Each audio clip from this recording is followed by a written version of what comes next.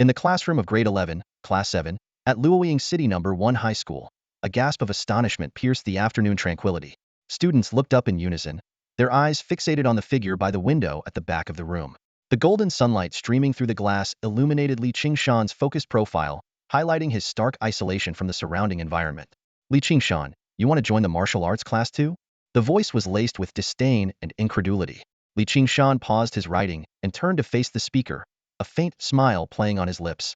There's no barrier to entry for the martial arts class. Why shouldn't I join? His words left the questioner speechless.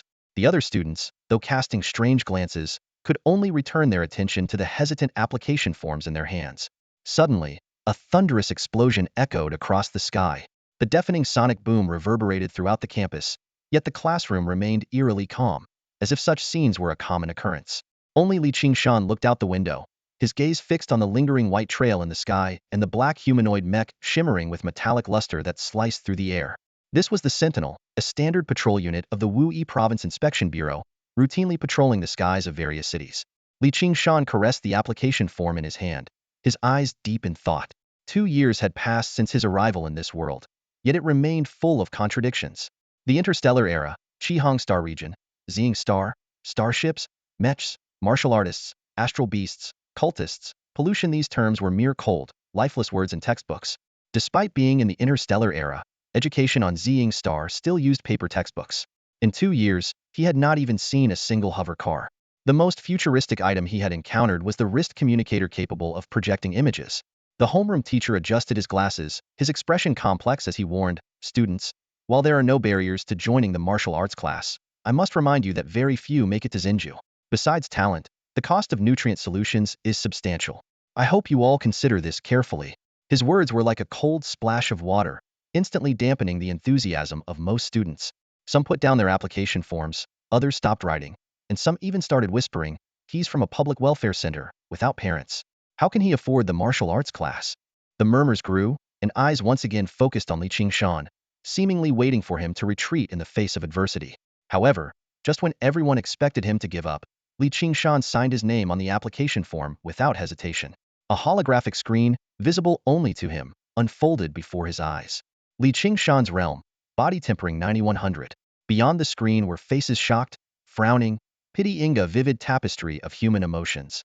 Nighttime on Linjiang Road, at the Xinghe Bar. Deafening music filled the entire space, and dazzling spotlights danced wildly in the dark.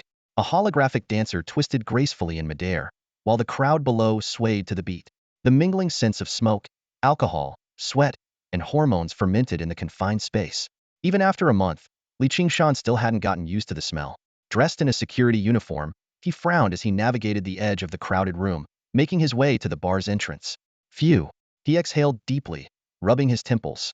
The thought of finding a new job crossed his mind, but with martial arts classes starting tomorrow, he decided to wait and see the course schedule first. 60,000 star coins seemed like a lot, especially since his monthly rent was only 1,000. But for martial arts training, it was just a drop in the bucket. The lowest grade of nutritional liquid alone cost 3,000 per bottle. Good thing I have a hack. Qingshan's lips curled into a smile as his gaze fell on the system panel displayed on the virtual screen. Qingshan's realm, body tempering 9100. Technique, the 36th set of radio gymnastics the stars are calling 71000 mastery. Function, martial arts space locked. The martial arts space was still grayed out, but just the proficiency in his technique had already brought him significant benefits.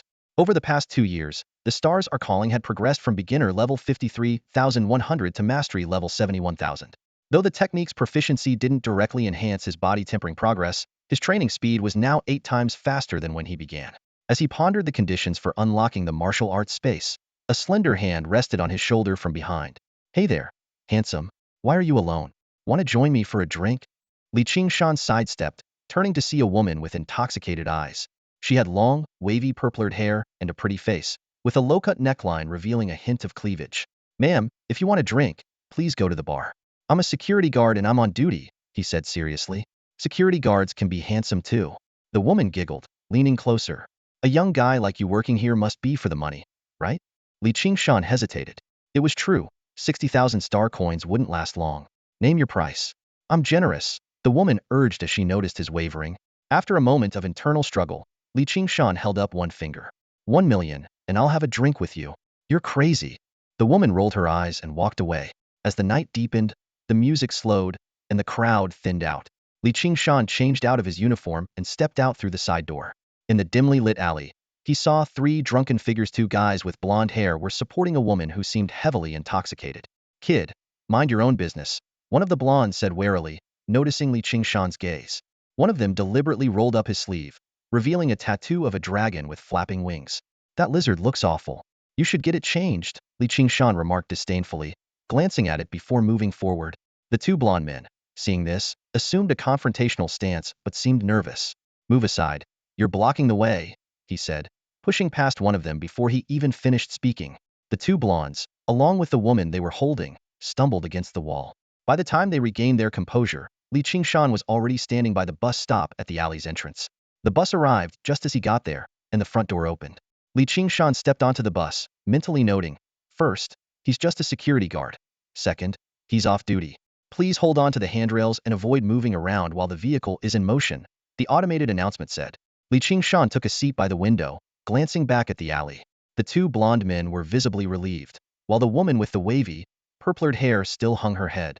He couldn't help but wonder, who's the hunter and who's the prey? The bus started moving, swaying gently as it left the stop.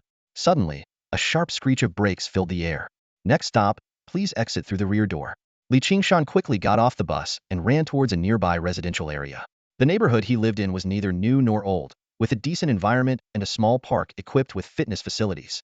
As he ran, he couldn't help but marvel. Is this really the Interstellar era?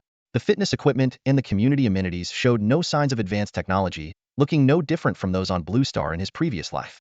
The disparity between the old continent and the new continent was indeed vast. Entering his one-bedroom rental apartment, the empty living room had nothing but the essentials. Qingshan headed straight to the kitchen and took out two 1-kilogram pieces of beef from the fridge. The meat, stored for a week, was still fresh and firm, which gave him some comfort. At least preservation technology had improved. After cooking the beef simply, Qingshan began to eat voraciously. The taste was plain, but he didn't mind. Finishing the first piece, he started practicing the 108 moves of Starry Sky Calling. This set of exercises seemed simple but was profound.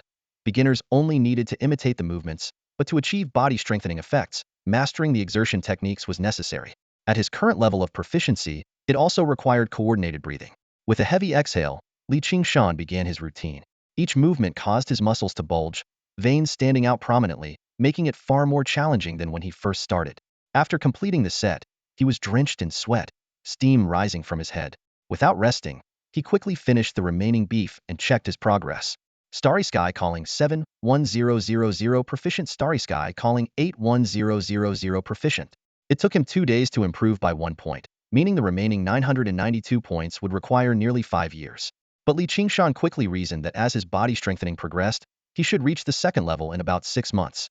By then, his stamina and recovery speed would improve, allowing for more practice sessions. Perhaps 2 to 3 years would suffice. Looking at the fridge, he pondered whether he should try nutrient solutions. But seeing the 60,000 star coins in his account, he could only sigh. It wasn't the nutrient solutions that limited him, but poverty. Thinking of that woman with the wavy, purplered hair, he smirked, pretending to be generous while mooching off me. In an abandoned construction site on the outskirts, on the second floor, dark red bloodstains formed eerie patterns on the cement floor. Next to them knelt two emaciated corpses, their yellow hair scattered by the breeze. The next morning, the dojo at First High School was bustling with activity. In the spacious gymnasium, over 100 students in white training uniforms were milling about. Rows of brand new training equipment along the walls gleamed with a metallic sheen, catching Zhao Hongzhou's eye. He tugged at Qingshan's sleeve and pointed, "Brother Shan, this equipment is way better than what we had at the gym where we worked." Qingshan glanced around and responded nonchalantly, "If the martial arts class can't even beat a gym, what's the point of having it?" There were quite a few familiar faces from First High, but even more strangers from the other 4 high schools. Suddenly, a hearty laugh cut through the noise. A burly middle-aged man in a black martial arts uniform strode in. Standing nearly 2 meters tall, his muscles bulged like those of a primal beast, instantly silencing the entire gym. "Excellent," the burly man said with a satisfied smile. "My name is Qingshan. If the opportunity arises, I'll be your martial arts instructor for the next year." Opportunity? Qingshan looked around but saw no other teachers. The other students also seemed puzzled. Without explanation, Qingshan raised his left hand, and a holographic screen was projected from his communicator. "Let's start with a baseline assessment." As he spoke, Two light walls appeared 20 meters apart in the center of the gym. The criteria for body conditioning levels are speed and punch force. Guan began to explain in detail. For the first level, you need a speed of 11 meters per second and a punch force of 250 kilograms. For the second level, 13 meters per second and 350 kilograms. For the third level, 15 meters per second and 500 kilograms. The third level is the threshold for entering the second year. He pointed to the light walls. This is a speed measurement device. You need to do 10 round trips between the two walls, touching each wall every time. The system will calculate your average speed. Then he pointed to the leather-covered test wall opposite. That's the punch force tester. After testing your speed, immediately test the average force of 10 punches without any extra momentum. Qingshan was secretly impressed. This comprehensive testing method far exceeded his expectations, assessing not only speed and strength but also agility, reaction, and stamina. First up, Yulei, Guan announced. A lean girl stepped out from the group, taking a deep breath as she positioned herself in front of the light walls. She shot forward like an arrow, gracefully turning at each wall. The light wall displayed speed 11.8 meters per second. Without giving her a moment to catch her breath, Guan urged her to test her punch force. Yulei quickly moved to the test wall and threw 10 rapid punches. The screen displayed 243 kilograms. Everyone's physique is different, so their strengths will naturally vary, Guan said, looking at Yulei as she rejoined the group. The criteria for body conditioning levels are just the baseline. Yulei's punch force is insufficient, so she still doesn't qualify as the first level of body conditioning. After listening to Guan words, Qingshan immediately understood. Yulei being the first to go was clearly a carefully chosen tool by Guan Sumion who could set an example and also help explain key points. Next, Wu He. Guan voice echoed. A muscular boy walked towards the light wall with a nervous expression. The test results quickly showed. Speed 8.3 meters per second, punch force 173 kilograms. These results were merely average for a regular sports student. The performances of the next 20-odd students were similarly ordinary, some even worse than Wu He's. But Guan remained expressionless, simply waving them back to the line. Next, Jiajiang. Zhao Hongzhou perked up. Brother Shan, Jiajiang is up next. Qingshan nodded, watching their classmate. Soon, Jiajiang's results were revealed. Speed 9.0 meters per second, punch force 203 kilograms. Next, Fangju. Zhao Hongzhou let out a deep breath and wiped the sweat from his forehead. Qingshan looked at him puzzled. Why are you so nervous? This is just the first martial arts class's baseline test. Mr. Guan isn't even recording the scores. I've never heard of a baseline test for the martial arts class in previous years. Zhao Hongzhou whispered. What if our scores are bad? Could we get kicked out? Qingshan reassured him. Your strength is on par with Jiajiang's, so you're at least in the upper middle range. Besides, the senior martial arts class is an opportunity given by the Federation to all high school students in the old continent. As long as you sign up, you get in. They wouldn't start kicking people out on the first day. Just then, Qingshan noticed Guan looking at him with a faint smile. He immediately fell silent, inwardly marveling at the teacher's exceptional hearing. The test continued. Zhao Hongzhou was visibly pale with anxiety when it was his turn, but his results were solid. Speed 8.9 meters per second, punch force 210 kilograms, quite close to Jiajiang's. The tests went on one by one, but Qingshan's name was still not called. It wasn't until nearly half the students had finished testing that the first student with a first-level body refinement appeared. Liang Mingyu, speed 11.1 meters per second, punch force 252 kilograms. The crowd erupted in astonishment. Liang Mingyu walked proudly, deliberately slowing his steps, clearly savoring the attention. However, the praise he anticipated did not come. Guan merely frowned and waved him off. Hurry back to the line. Next, Lu Jingya. Brother Shan, is Liang Mingyu already at first-level body refinement? Zhao Hongzhou asked excitedly. I feel like your strength is comparable to his. You must be at first level too. Qingshan rubbed his forehead, not entirely confident. Maybe? Not quite yet? Qingshan carefully studied Liang Mingyu's testing process, silently evaluating his own abilities. He was confident that he was not inferior in any way. However, when his gaze fell on the panel, a detail made him frown. The progress showed 9100 for the body refinement stage, yet it indicated he had already reached the first level of body refinement. This value puzzled him greatly.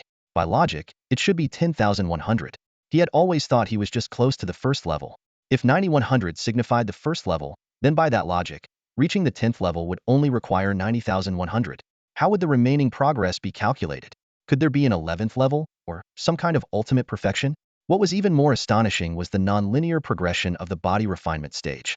The further one advanced, the greater the increase in strength. For instance, at the 10th level, Speed could reach an astounding 50 meters per second, and punching power could be as high as 10 tons. Such physical capabilities far exceeded human limits. If an 11th level truly existed, Qingshan dared not imagine what terrifying realm that would be. Brother Shan, look! Zhao Hongzhou's shout pulled him back to reality. Following the direction of Zhao's finger, he saw Lu Jingya finishing her test and returning. Her martial arts uniform was soaked with sweat, outlining her figure, and she walked with a slight unsteadiness. Brother Shan, with her physique, she might not be suited for martial arts, Zhao Hongzhou commented with a frown. She almost fell during the speed test. She's far behind you, Lei. He looked at Qingshan with a questioning gaze. Facing those wise eyes, Qingshan gathered his thoughts and replied seriously, "You're right. I think so too." The testing continued, with students stepping forward one by one for their assessments. Another student who had reached the first level of body refinement appeared, Hongqian, with a speed of 11.2 meters per second and a punching power of 255 kilograms. Having learned from Liang Mingyu's example, he remained particularly low-key, without any show-off behavior. As the number of waiting students dwindled, Qingshan's name was still not called. He knew this was likely arranged by Guan Keshin, intending to put him last. However, now he no longer cared about such petty tricks. His attention was entirely focused on the body refinement progress bar on the panel. Was the potential existence of the 11th level of body refinement real or not?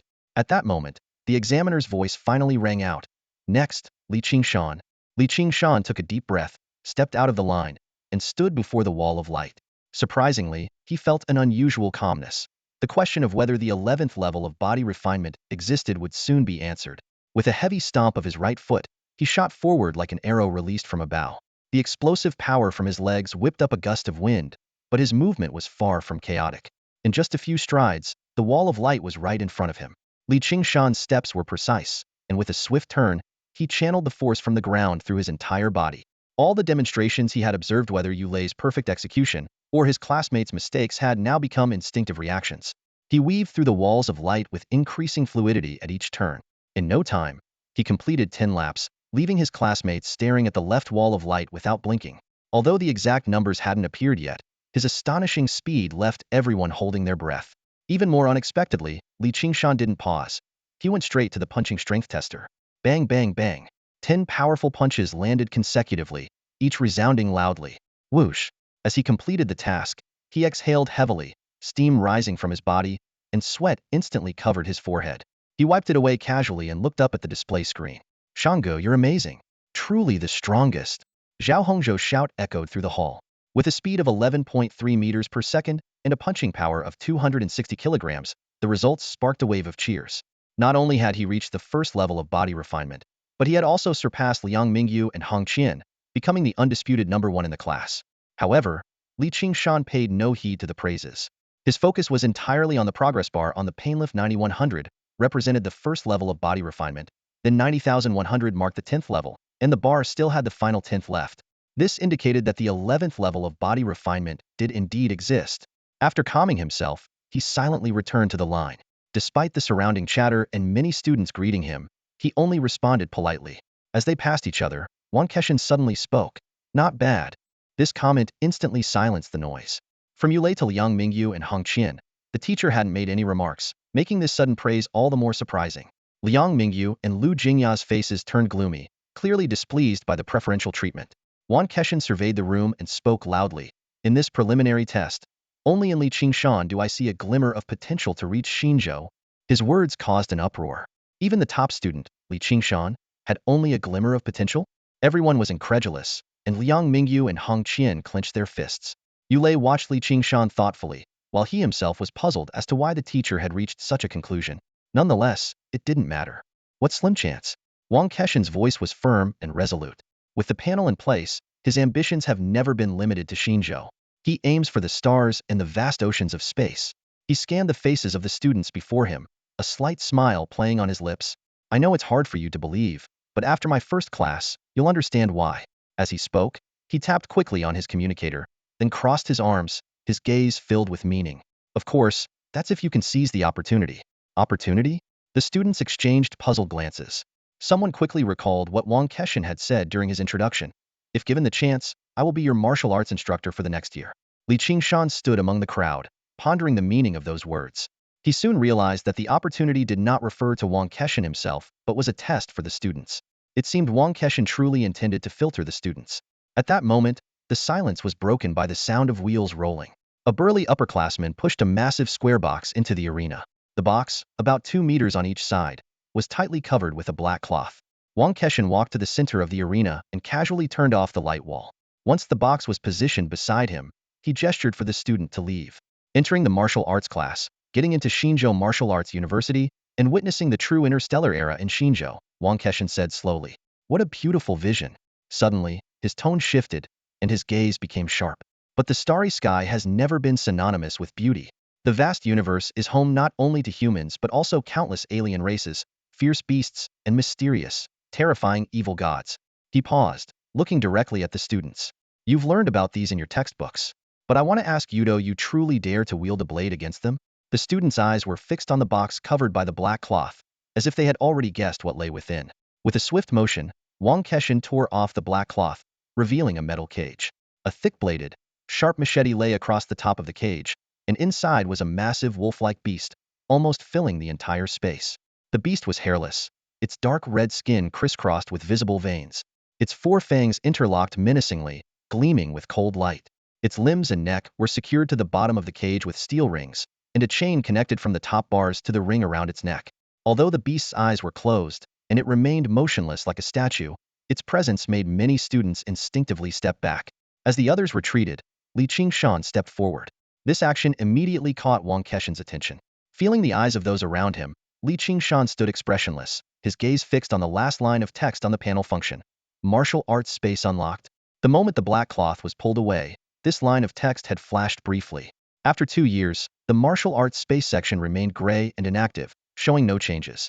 At this moment, a sudden flicker caught Qingshan's eye, drawing his attention to the virtual panel. Through the panel, he locked his gaze on a motionless, statue-like beast. A glimmer of hope surged within him. Could this be the key to unlocking the martial arts space? Star Realm Beast, Longdu, Wang Keshan said casually. Under the astonished gaze of the students, his hand effortlessly passed through the alloy bars and patted the beast's exposed head. Restrained by the steel collar around its neck, the beast did not react. Seeing this, many students' eyes lit up with eagerness. If that's the case, wouldn't it be easy to take a swing at it? Wang Keshan withdrew his hand, his expression suddenly turning serious. While beasts struggle to break through the star realm barrier to reach our planet, those who worship evil gods might be right beside you. Just last night, there was a sacrifice by an evil god worshipper in the outskirts of the city. Ask yourselves, if you encountered one, would you dare to strike them down? Evil god worshippers? Qingshan tore his gaze away from Longdu, suppressing his inner urge. This unexpected news made him wary. Evil god worshippers, transformed from humans, were highly elusive. Throughout the 107 provinces of the old continent, news about them was scarce, but history reminded them that the former 108th province was obliterated by an evil god's pollution after a citywide sacrifice by these worshippers. Mr. Guan, have they caught the perpetrator? A worried student asked. If they had, it wouldn't be Longdu in that cage, Wang Keshan replied coldly, cutting off further questions. The Inspection Bureau will release a report soon. For now, I'm here to teach you your first martial arts lesson, swinging a blade. He struck the alloy bars sharply, causing a machete to spring up and land steadily in his hand. Although the senior year martial arts class is a federal requirement, I, Wang Keshan, do not teach the weak. The opportunity is here. Take a swing at it to stay, or leave if you lack the courage. Top students Liang Mingyu, Hong Qian, and Yulei immediately stepped forward, standing before Wang Keshan. The rest quickly followed, forming a lively circle in the center of the hall. Qingshan, however, remained in place, hands behind his back, scrutinizing Longdu in the cage. He had a hunch that Wang Keshan's first lesson wouldn't be this straightforward. Top of the class, and this is all you've got? Lu Jingya scoffed, arms crossed, as she walked by. Though short, she projected an air of superiority. Thump. Without hesitation, Qingshan kicked her squarely on the rear. Lu Jingya stumbled, turning back in disbelief. Did you just kick me? It's just sparring, Qingshan said calmly. We're in the martial arts class together. If you're interested, we can spar regularly. Lu Tongxue, Brother Shan wasn't really trying.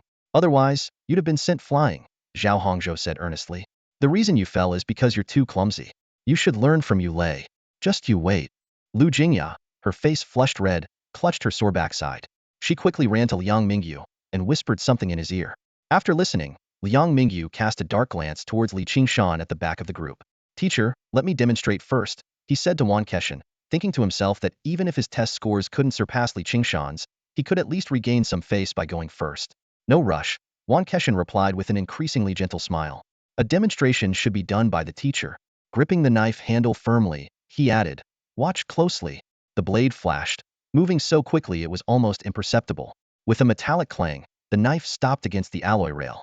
The students stared in confusion, not understanding why he had struck the cage. Suddenly, a cracking sound filled the air. From the point of contact, a web of fine cracks rapidly spread, covering the entire iron cage, including the top rail and the steel collar around the neck of the poisoned wolf. Boom! The cage shattered, sending fragments flying.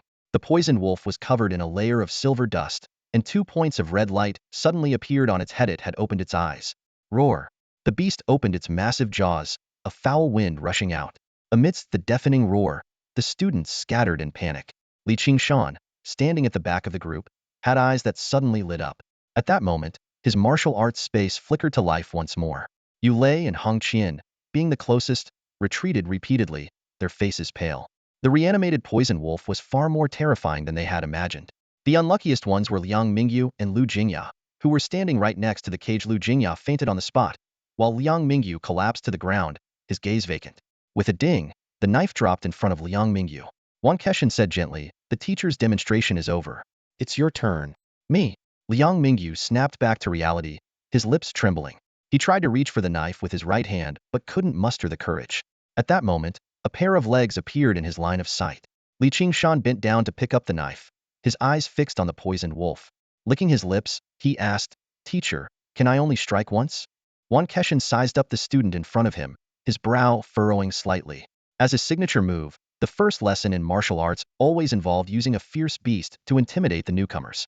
This wasn't about showing off, but to make the students truly understand martial arts are not just a form of exercise, but a genuine path of combat and killing. The reactions were just like every year. Most of the students scattered in panic. Liang Mingyu collapsed to the ground in fright. Yulei and Hongqian managed to take a few steps back while still facing the beast, which was already commendable. But Qingshan's response was unexpected. At the moment the beast awoke, this young man didn't retreat but instead advanced, raising his blade. Even more astonishing, Qingshan was staring at the beast with a burning gaze, licking his lips as if he was facing not a deadly threat, but a delicious meal. A natural-born fighter? Qingshan thought to himself, a smile tugging at the corner of his mouth. Go ahead and chop, cut it as many times as you want, even kill it if you can. Thank you, teacher. I understand. Qingshan stepped closer, gripping the hilt of his sword tightly, his hand trembling with excitement. The wolf-like beast, fixed to the steel plate, noticed the approaching human, its eyes gleaming with ferocity. It could only open its massive maw and let out a deafening roar. The rancid smell hit Qingshan, but instead of retreating, he took a deep breath, a strange joy appearing on his face. In his vision, the virtual panel overlapped with the beast's form, and the martial arts space section flickered more intensely. If I kill it, the martial arts space will definitely unlock. Qingshan thought firmly to himself.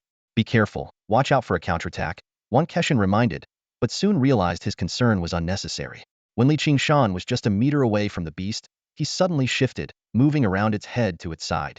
With a flash of his blade, he struck heavily. With a thud, the blade left only a shallow cut on the beast's abdomen, less than a centimeter deep. Not easy to kill, Qingshan thought, frowning. The neck was too dangerous, the abdomen should have been a weak spot, but the structure of this astral beast defied logic. Dense ribs covered its entire body, and even its muscles were unusually tough.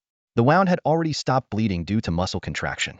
The beast turned its head and let out a mocking hiss, its blood-red eyes gleaming with derision. Is that all? Liang Mingyu, who had somehow gotten back on his feet, sneered contemptuously. Would you like to demonstrate, Liang? Qingshan asked nonchalantly, immediately silencing Liang Mingyu. Except for the still unconscious Lu Jingya, the other students had gathered around again, watching Qingshan's actions. Qingshan nodded to himself. At least these kids hadn't been scared out of their wits. Qingshan didn't strike again recklessly. Instead, he carefully examined the beast's body. Suddenly, he moved to the beast's back, holding his blade in reverse, and began measuring a specific spot. Damn! Qingshan slapped his forehead, both amused and exasperated. What natural-born fighter? He just wants to kill this beast. The onlooking students brightened up, their excited chatter rising. No wonder he's the top of the class, finding a weak spot so quickly. Haha, I almost feel sorry for the beast now. My legs are trembling. I can't watch this. Zhao Hongzhou smugly analyzed. Every living thing has a weak spot, especially since it's a male. The beast seemed to sense everyone's gaze and let out another thunderous roar. This time, the roar was not just full of ferocity, but carried the majesty of a king of the forest, its blood-red eyes looking down on everything around it. The feeble humans before it didn't even deserve to harm it. Longdu's gaze swept over the surroundings. Even the little guy who had cut it from behind dared not take another swing. But strangely, these humans who were fleeing in panic moments ago now stood their ground. Their eyes filled with an emotion it couldn't comprehend. Suddenly, a sharp pain struck. Though not deep, the wound sent tremors through Longdu's body. It let out a piercing howl that abruptly stopped. It frantically turned its head to find the attacker, only to be hit by another wave of pain in the next second.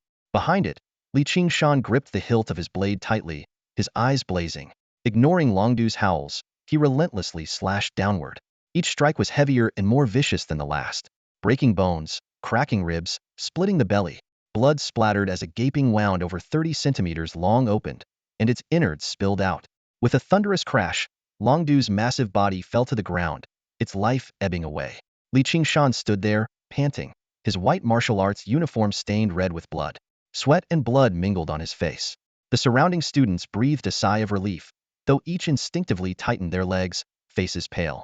Qingshan was about to call out to Qingshan when he saw him raise his blade again. With a thud, Qingshan plunged the 1.2-meter blade deep into the beast's abdomen. Longdu isn't dead yet, he calmly replied to Qingshan's unspoken question. Everyone fell silent. Even Qingshan looked bewildered. If not for knowing Longdu's origins and Qingshan's background, he might have thought this was a personal vendetta.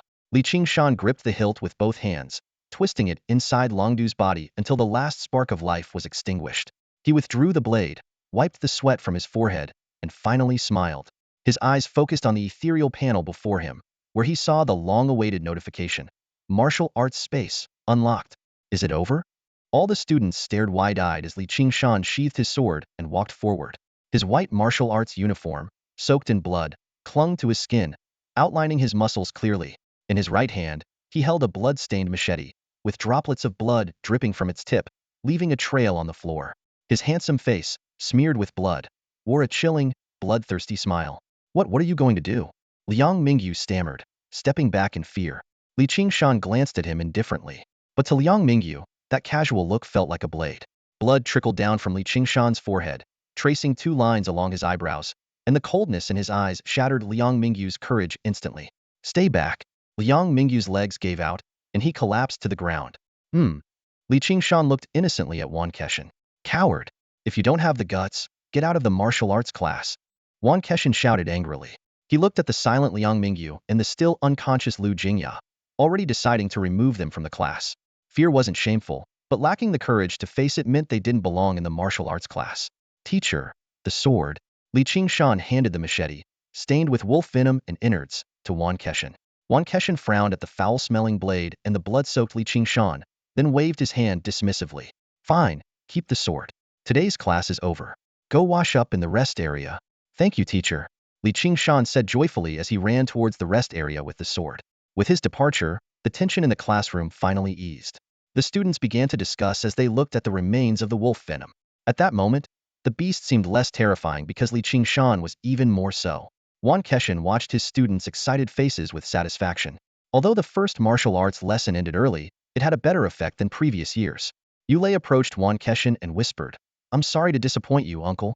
Hong Qian, standing nearby, was startled by her words, his gaze shifting between the two. Qingshan sternly corrected her, in school, you should call me teacher. Then he softened his tone, for your first encounter with a beast, staying calm is already impressive. Teacher, what about Qingshan? Hong Qian asked persistently. Qingshan pondered for a moment, then shook his head. He's hard to evaluate. In the single-person shower room of the rest area, Qingshan let the water wash over him, his attention focused on the panel. Qingshan. Realm, Body Refinement, 9100. Technique, 36 Set of Radio Calisthenics The Call of the Stars 81,000. Mastery Function, Martial Arts Space LV1 1100. Available Time, 1 year. Time Flow Rate, 110. As the martial arts space unlocked, related information surged into his mind. It was a mysterious space for training, capable of automatically recording the projections of monsters he had slain. In this space, his consciousness projection could engage in limitless combat and training, with slain monster projections reconstituting themselves. Although projection training wouldn't enhance his physical body refinement, it would improve his technique proficiency. Most importantly, there was no stamina limit here. Li Qingshan's eyes gleamed. Practicing the Call of the Stars required his full effort, taking an hour each time, limiting him to 2 sessions a day.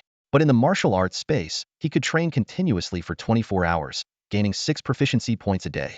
Coupled with the time flow difference between reality and the space. The time flow in the martial arts space is 110 compared to reality. 1 day in the real world is 10 days in the martial arts space. Li Qingshan's eyes lit up as he quickly did the math. If he spent all his time in the martial arts space, it would mean a daily increase of 60 proficiency points. This number made his breathing quicken involuntarily from gaining 1 point every 2 days to now 60 points in 1 day. A whopping 120-fold increase. He quickly calculated in his mind. In just over half a month, he could advance the Starry Sky Summoning technique from proficient to the next level. This meant his training efficiency would double again. Reflecting on his journey from an ordinary high school student to the top of his martial arts class, it was all thanks to gradually enhancing his technique levels.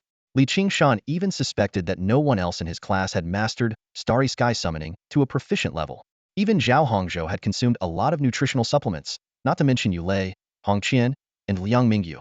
Yet, he had surpassed them all without drinking a single bottle of nutritional liquid. Did Teacher Wan see hope for new content in me because he noticed my technique level? Li Qingshan pondered. As a student with public support, all his information was in Wan Keshan's hands, and combined with his test scores, this speculation was not unfounded. But the cold, hard, available time. 1 year on the panel soon pulled him back to reality. Just 1 year was far from enough to advance another level. Each upgrade of Starry Sky Summoning exponentially increased the training efficiency and difficulty. It had taken him 2 years to go from beginner to proficient. Without the martial arts space, filling the proficiency bar to the current level would have taken at least 3 more years, let alone reaching a higher level. Hunting monsters can earn more training time in the martial arts space and increase experience points, Li Qingshan thought to himself. But I can't even handle a single wolf spider right now, so it's pointless to think too far ahead. He rubbed his throbbing temples and closed his eyes, letting the water flow quietly over his body, trying to calm his chaotic thoughts. The stench of the foul beast was overwhelming and hard to remove. Li Qingshan had no choice but to repeatedly apply body wash. In the shower stall, hot water continuously poured over his body while the sounds of other students returning to the locker room to change gradually filled the air outside. Brother Shan, I'll wait for you outside. Zhao Hongzhou's voice rang out as the noise outside began to die down. Li Qingshan acknowledged with a sound, carefully sniffing himself to ensure there was no lingering odor.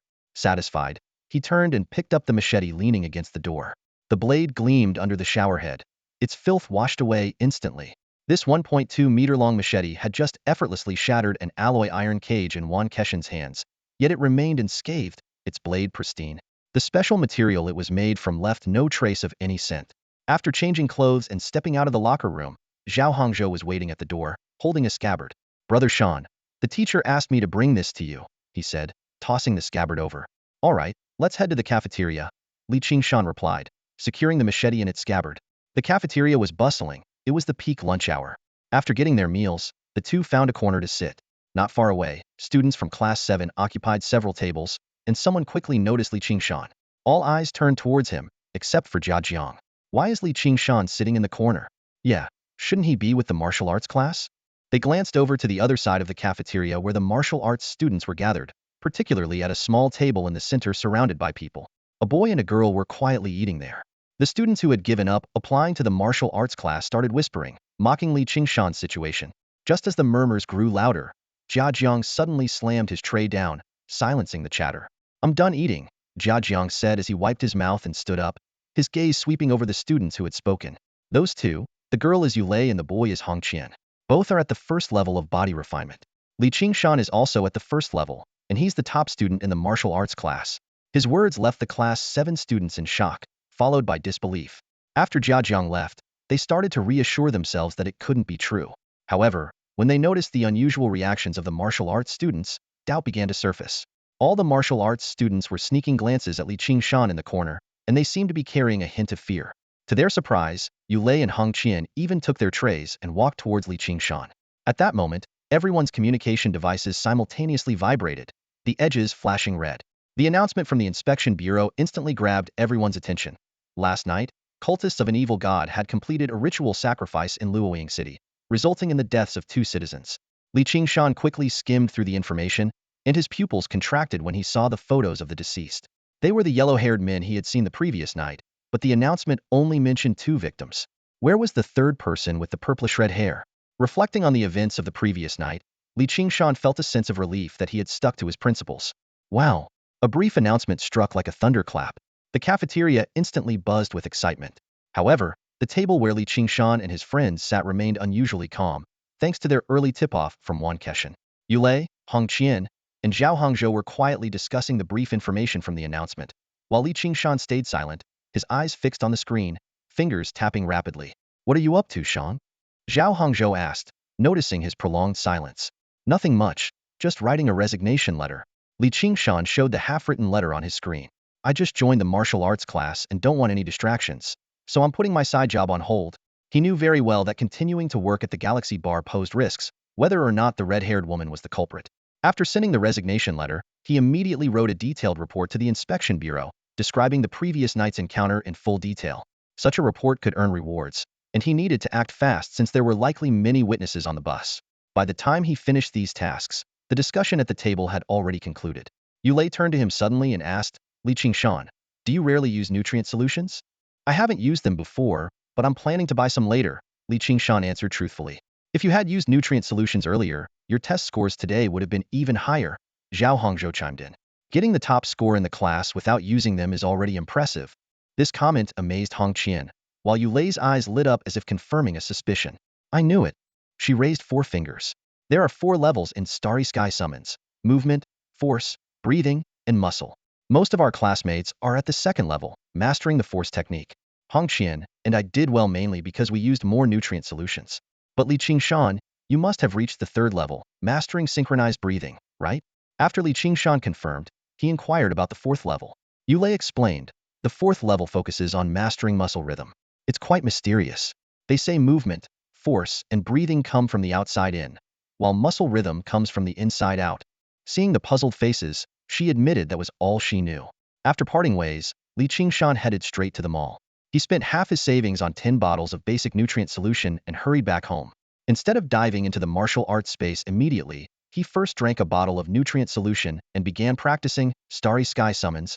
He spent the entire afternoon in repetitive training.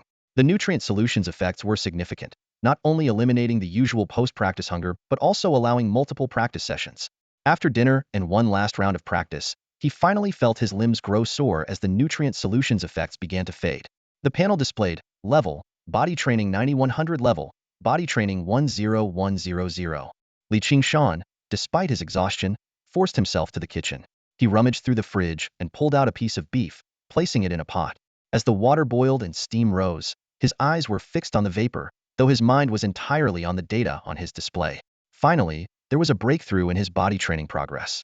After being stuck at 9100 for over 10 days, he had finally made some headway today. This progress wasn't solely due to the nutrient solution, but its effects were indeed surprising. Just 1 bottle could support 4 training sessions. During a conversation with Yulei and the others at noon, he learned that 1 bottle only sufficed for 2 sessions for them. The reason for the difference soon became clear.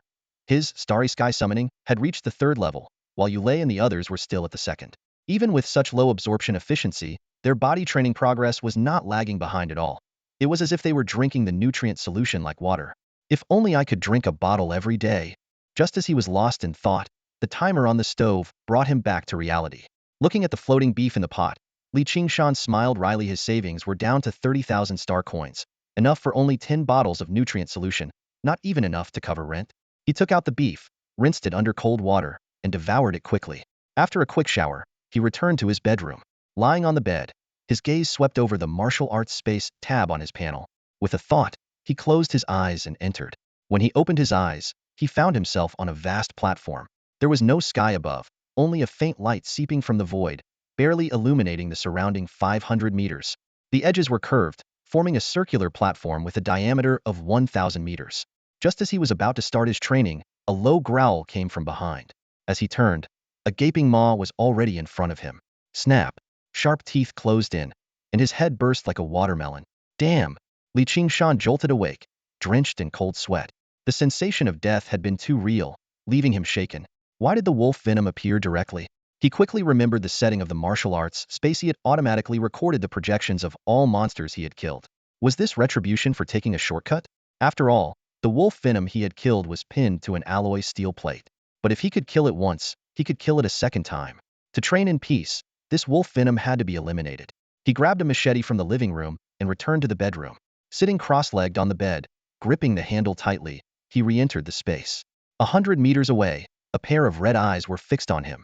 The wolf venom leaped into the air, closing the distance in an instant. Qingshan sidestepped, slashing down with the machete, but only managed to leave a shallow cut on its shoulder. In a flash, the wolf venom lunged again, this time crushing his chest with its claws. Attempt after attempt, death after death. But Qingshan's gaze grew increasingly resolute. Suddenly, a sonic boom startled him awake. Walking to the window, he saw the trajectory of a Sky Patrol mech pointing towards Linjiang Road, reminding him of the purple-haired woman he reported at noon. The communicator had no emergency notifications, indicating that the inspection bureau had likely controlled the situation. Rubbing his temples, Qingshan sat back down on his bed, ready to continue his challenge against the wolf venom. The next morning, the martial arts hall was bustling with activity. Zhao Hongzhou, dressed in a brand new martial arts uniform, had just stepped out of the changing room when he spotted a familiar figure ahead. His eyes lit up, and he strode forward, intending to pat the person on the shoulder. However, just as his hand was about to land, the figure suddenly turned around, eyes sharp as lightning. Qingshan's right hand formed a knife strike and slashed toward Zhao Hongzhou's neck with lightning speed, stopping abruptly an inch from his skin. The fierce wind brushed against Zhao Hongzhou's neck, making him involuntarily shiver. Shangu, it's me. Zhao Hongzhou raised his left hand, which was frozen in midair, and forced an awkward smile. Reflex, sorry. Qingshan withdrew his hand, his gaze sweeping toward the changing room behind Zhao Hongzhou, silently relieved that he hadn't brought a blade. He rubbed his temples and earnestly warned, "Don't sneak up on me from behind these days. I might not be able to stop myself." "It won't happen again. It won't happen again." Zhao Hongzhou instinctively rubbed his neck and then curiously asked, "Shangu, did you train all night yesterday?" "Just started the martial arts class." "What training?" "It was just some combat reflexes." Qingshan shook his head, his eyes falling on Yulei, who was walking up behind Zhao Hongzhou. Yulei's eyes sparkled. "Qingshan, could you tell us how you trained?" Although she had started martial arts earlier than the other students, she knew she couldn't match the reflexes he had just demonstrated. Faced with Yulei's expectant gaze, Qingshan thought for a moment before answering, "It's actually not difficult. The key is imagination." "Imagination?" Yulei and Zhao Hongzhou both showed puzzled expressions. Qingshan continued, "When practicing, don't limit yourself to the current environment. Use your imagination to its fullest, like imagining a scenario where you're facing a dire wolf." "I get it."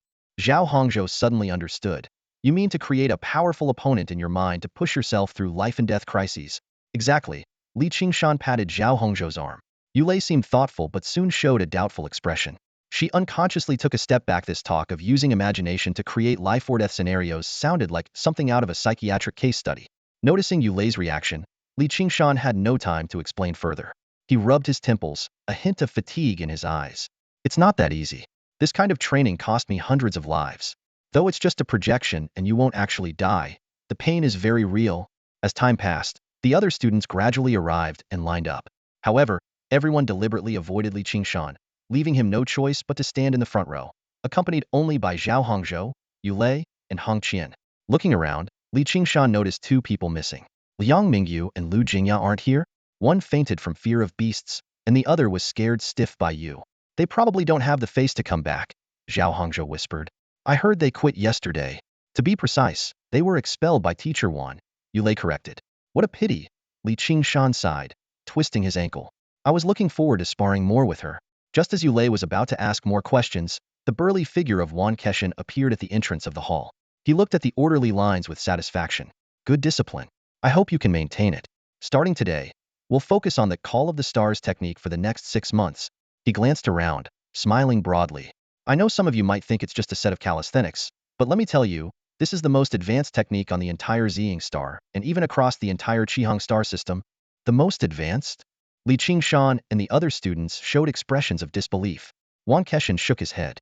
"Don't believe me? You should know that Ziying star is just an ordinary planet in the Qihang star system.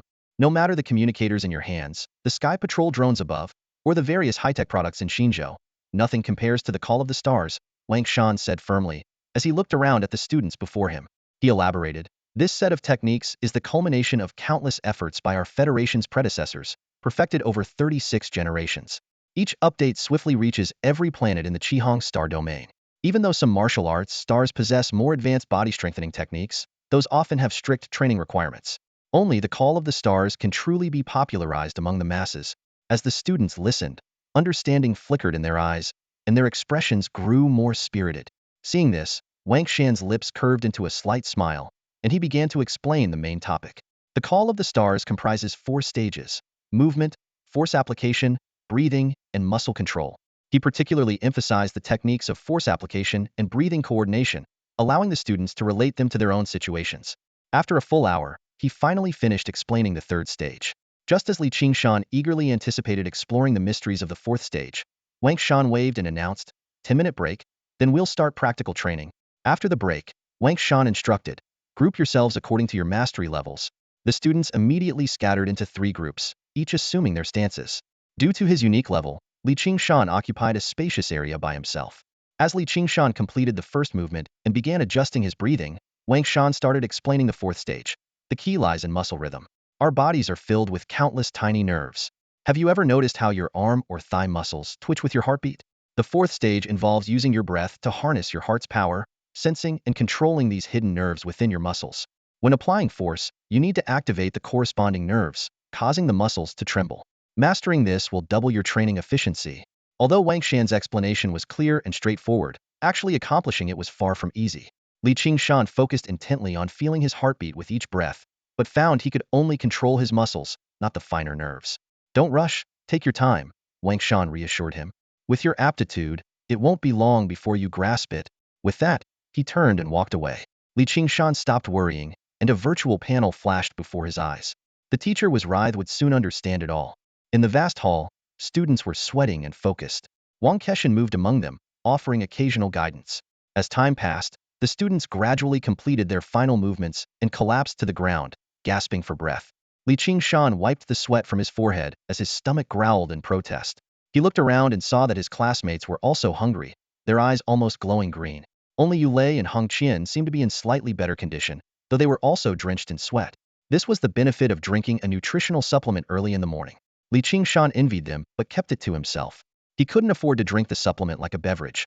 He had to ration it carefully, drinking just 1 bottle a day and making sure to maximize its effects. Wang Keshan surveyed the room and, seeing everyone's condition, reminded them, since you've joined the martial arts class, you can't skimp on the nutritional supplements. You all need to budget accordingly. However, no one seemed to care about his words. Their eyes were all fixed on the main door of the hall. Wang Keshan sighed and said, all right, go eat. Thank you, teacher. The students, like a pack of hungry wolves, rushed to the cafeteria. Since it wasn't the usual time for a break, the cafeteria was unusually empty. They quickly got their food and started devouring it. After finishing his meal, Qingshan left the cafeteria and headed towards the teacher's office building near the martial arts hall. He knocked lightly on the door and heard Wang Keshan's voice, it's open, come in. Wang Keshan was organizing some documents. Seeing Qingshan enter, he raised an eyebrow and smiled. What a coincidence. I was just about to look for you. Looking for me? Qingshan was puzzled. My matter isn't urgent, Wang Keshan said, waving his hand. What brings you here?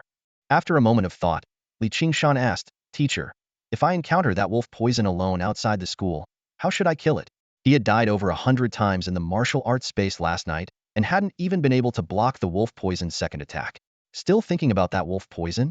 Wang Keshan gave him a surprised look, then chuckled and took a silver handgun from the drawer, placing it on the desk. This will do the trick. A laser gun? Qingshan was stunned, not expecting his martial arts teacher to give such an answer. It's the Interstellar era. Don't be so rigid in your thinking, Wang Keshan advised earnestly. Whether it's a machete or a laser gun, as long as it works, it's good. With permission, Qingshan picked up the gun and carefully examined it, feeling the grip with his eyes closed. Seeing this, Wang Keshan smiled and said, if you like it, I'll give it to you once you reach the 3rd level of body refinement first. However, Qingshan calmly thanked him and put the gun down without hesitation. He knew very well that the martial arts space didn't recognize such weapons. Going in barehanded would mean being torn apart by the wolf poison. After learning that he couldn't legally use a laser gun for now, Qingshan inquired about how to fight the wolf poison barehanded. Wang Keshan then sent him 2 compressed files, containing the martial techniques of Mizong Step and Wind Shadow Blade. He explained that to kill the wolf poison at the 1st level of body refinement, one would need to master the Mizong Step to a high degree. Qingshan realized what he needed to do. Although Wang Keshan said it would take 2 years to master, he could practice tirelessly in the martial arts space. Even if he died many times, focusing on Mizong Step 247 would undoubtedly accelerate his progress beyond what others could imagine. Guan Keshan observed Li Qingshan's thoughtful expression and offered some advice. 2 years should be enough for you to reach the 5th level of body refinement. By then, even if you lack combat skills, you can still take down Longdu by sheer force.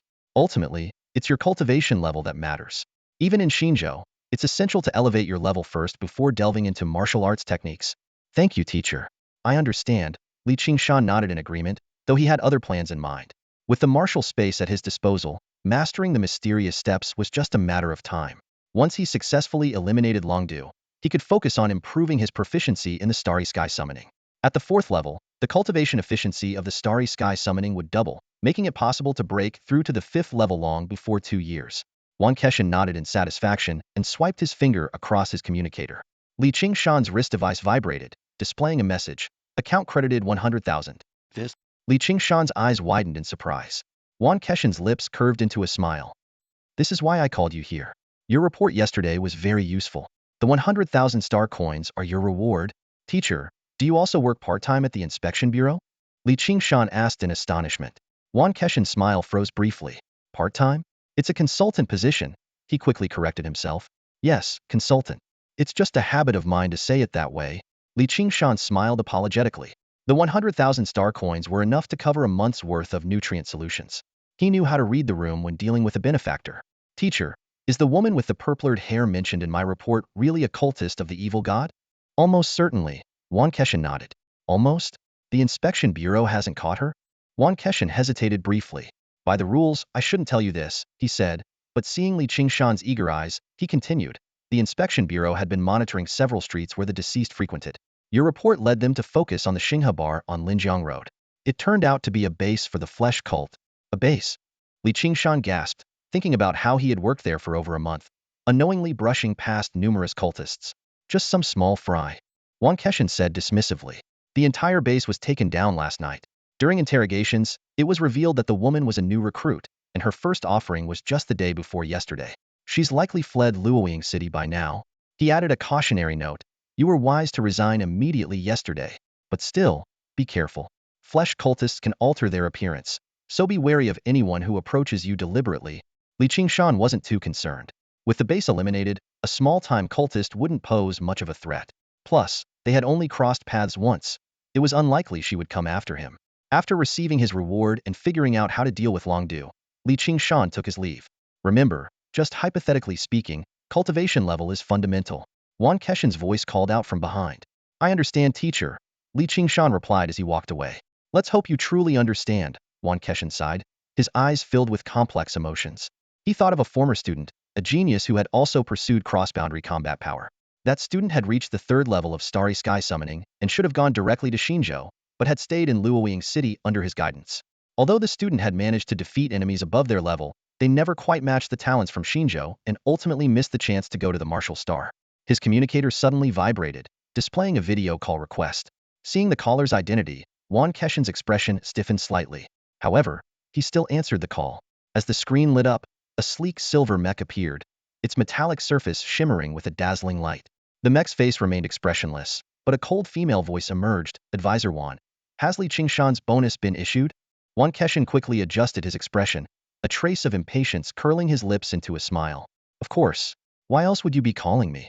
Advisor Guan, according to the Bureau's standards, the bonus for such intelligence should be 50,000 star coins. The voice from the mech remained calm. You man, you've got some nerve trying to pull rank on me as the deputy director. What advisor? Call me uncle. Guan Keshan's tone was tinged with obvious irritation. He stared directly at the screen and continued. Li Qingshan is a martial arts prodigy. He's from a public upbringing and can't even afford nutritional supplements. What's wrong with giving him a bit more of a bonus? There was a moment of silence from the other end. Then, the mech's faceplate lifted, revealing a delicate face that bore a striking resemblance to Yulei. A prodigy? Yuman asked calmly. Maybe. If he were truly a prodigy, he would have gone to New Continent already. Guan Keshan was at a loss for words and could only sigh. Li Qingshan was here earlier, asking a question much like the one you asked back then. His gaze grew distant. Yuman, he was just like that student from those days.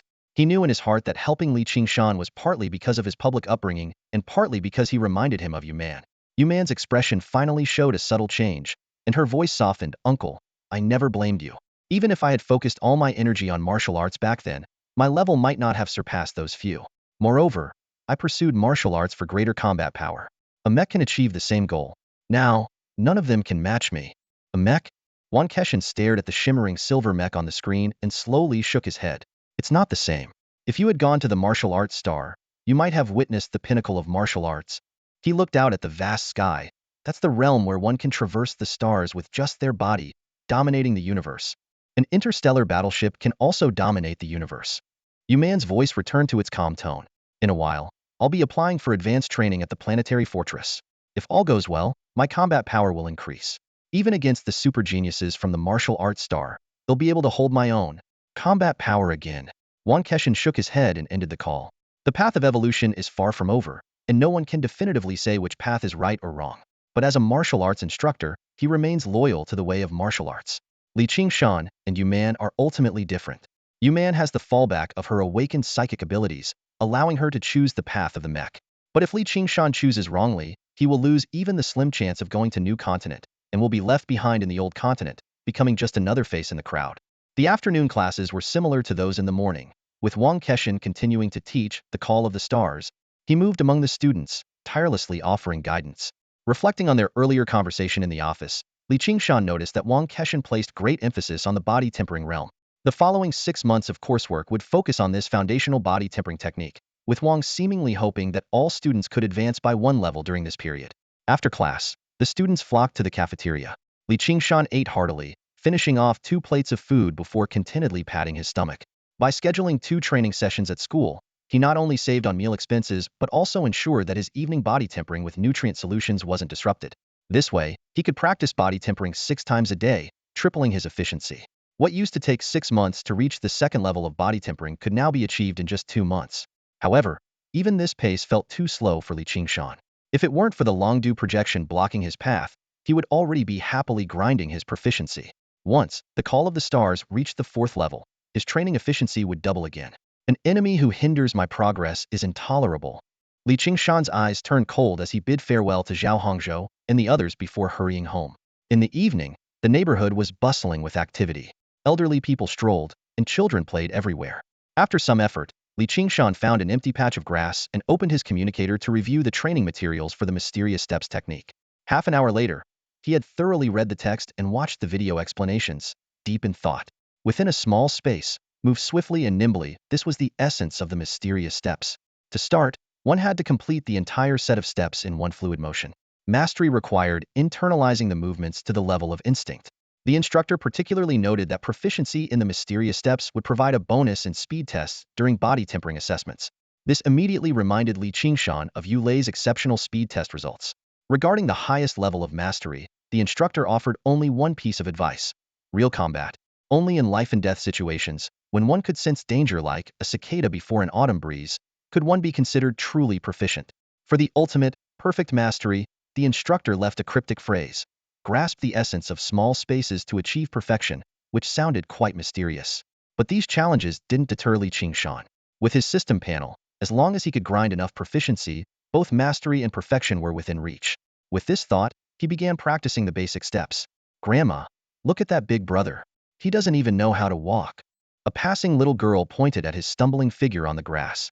The elderly woman quickly picked up her granddaughter and walked away, while Qingshan continued to practice the steps that defied his body's natural instincts.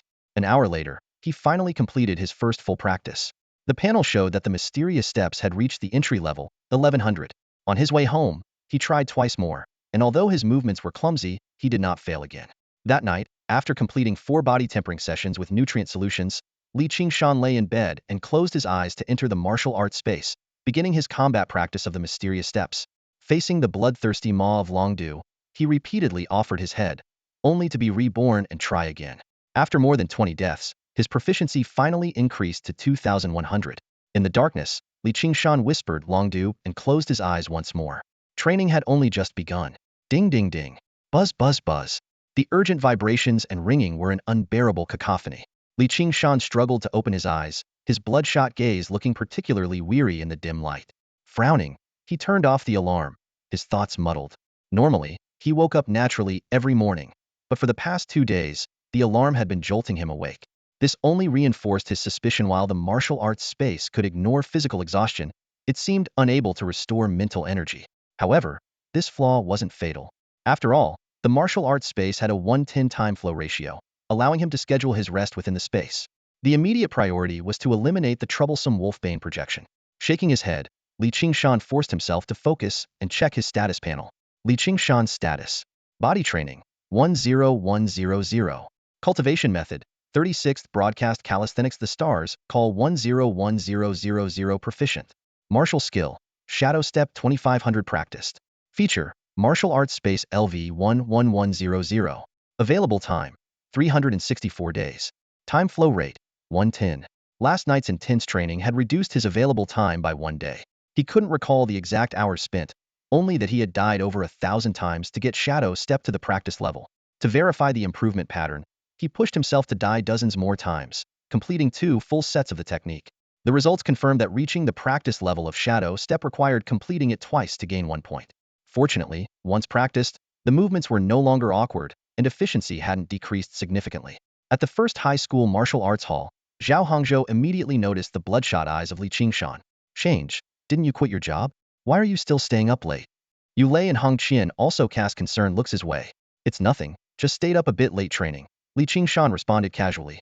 When Hong Qian inquired further, he offhandedly mentioned that he trained his body 4 times a day.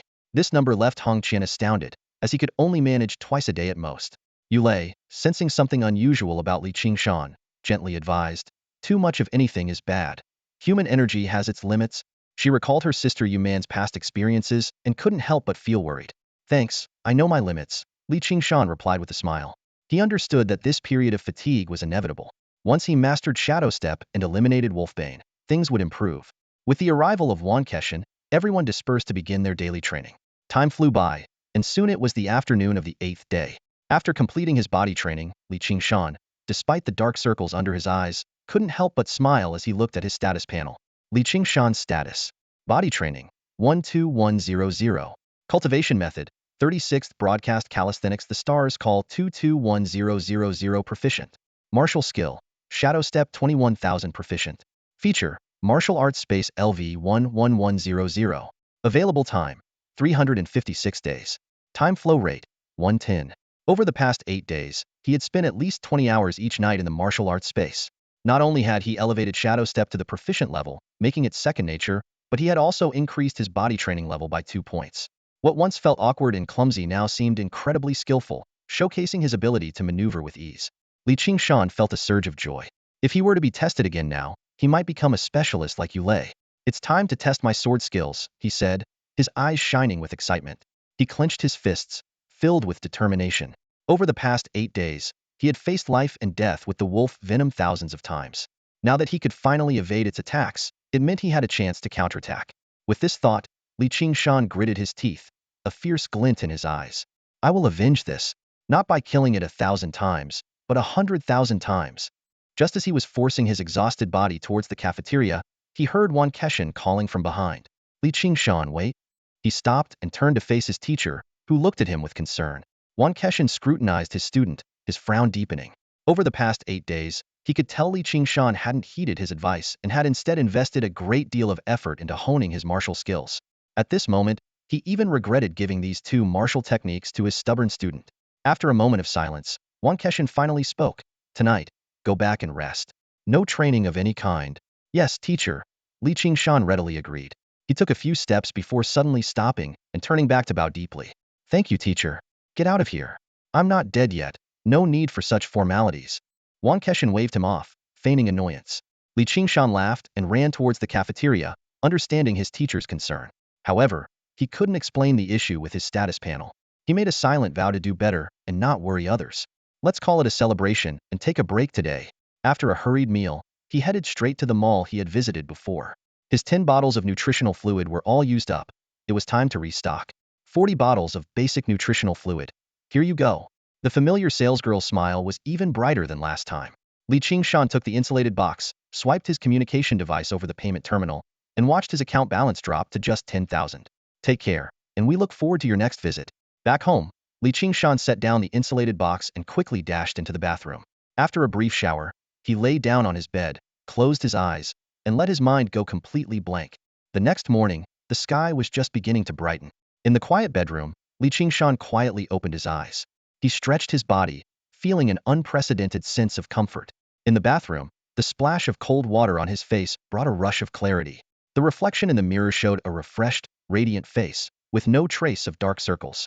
Water droplets slowly slid down his chiseled features. Last time, quoting a million was definitely too low. With this face, I should at least ask for 10 million. Qingshan smiled with satisfaction. As he walked into the living room, the empty space made him feel momentarily lost. It had been a long time since he had woken up so clear-headed at this hour. His gaze fell on the machete leaning against the left wall, reminding him of yesterday's plan. He opened his communication device and found the information on the Wind Shadow Blade. Similar to the mysterious steps, it included illustrated instructions and video tutorials. However, the entry level for the Wind Shadow Blade was significantly lower than the inhumanly difficult mysterious steps. In the video, a middle-aged instructor first demonstrated a seemingly simple set of blade techniques at a slow pace, then suddenly sped up. The blade moved like the wind, flashing with cold light, each move exuding sharpness. At the peak of mastery, the blade's light was so fast it was hard to capture, leaving afterimages. At the ultimate level, 3 real blade lights condensed in the whirlwind, making it hard to distinguish the real from the fake. Strike like the wind, long blade breaking the wind, blade light forming shadows, wind and shadow following. These are the 4 realms of the Wind Shadow Blade. Qingshan noted to himself, focusing on learning the basic movements. Half an hour later, he took the machete downstairs. The early morning neighborhood had only a few elderly people doing their morning exercises. Finding an empty grassy area, Qingshan began practicing. He deliberately slowed his movements, aiming for precision in each move. After 10 minutes, he completed the first round. In the second round, his speed suddenly increased, completing the sharp blade moves within a minute. The panel showed that all his stats had improved. Body conditioning, 12100. 36 set of broadcast gymnastics, 221000. Mysterious steps, 21,000 proficient. Wind Shadow Blade, 2,100 beginner. In the days that followed, Qingshan's life became regular and fulfilling. During the day, he practiced body conditioning at school and at home, and at night, he continuously challenged Langdu in the martial arts space. Although the gap in strength was enormous, he had managed to occasionally dodge 3 to 5 of Langdu's attacks, which was a significant improvement from being instantly defeated. 20 days flew by. Late at night, lying in bed, Qingshan suddenly opened his eyes. A strange light flickering in them. Mysterious steps had finally reached the master level. The phantom step is finally perfected, Qingshan murmured softly, his eyes scanning the various stats displayed on the panel. Realm, body refining 15100. Cultivation method, the 36 set of broadcast gymnastics. The stars are calling 521000 proficient. Martial skills, phantom step 13,000 perfected, Wind Shadow Blade 1121000 proficient. Martial space, LV11100. Available time, 335 days. Time flow, 110. His body refining progress had reached 15,100, just 3 points short of breaking through to the second level. The Wind Shadow Blade had also reached proficiency due to synchronous training in the martial space. As for the phantom step, mastering it from perfect to flawless required 3,000 proficiency points, a large number but understandable. The most striking change was the reduction in available time in the martial space by 30 days. This meant that within just 1 month, he had perfected the Phantom Steepa feat that, according to Qingshan, should have taken at least 2 years.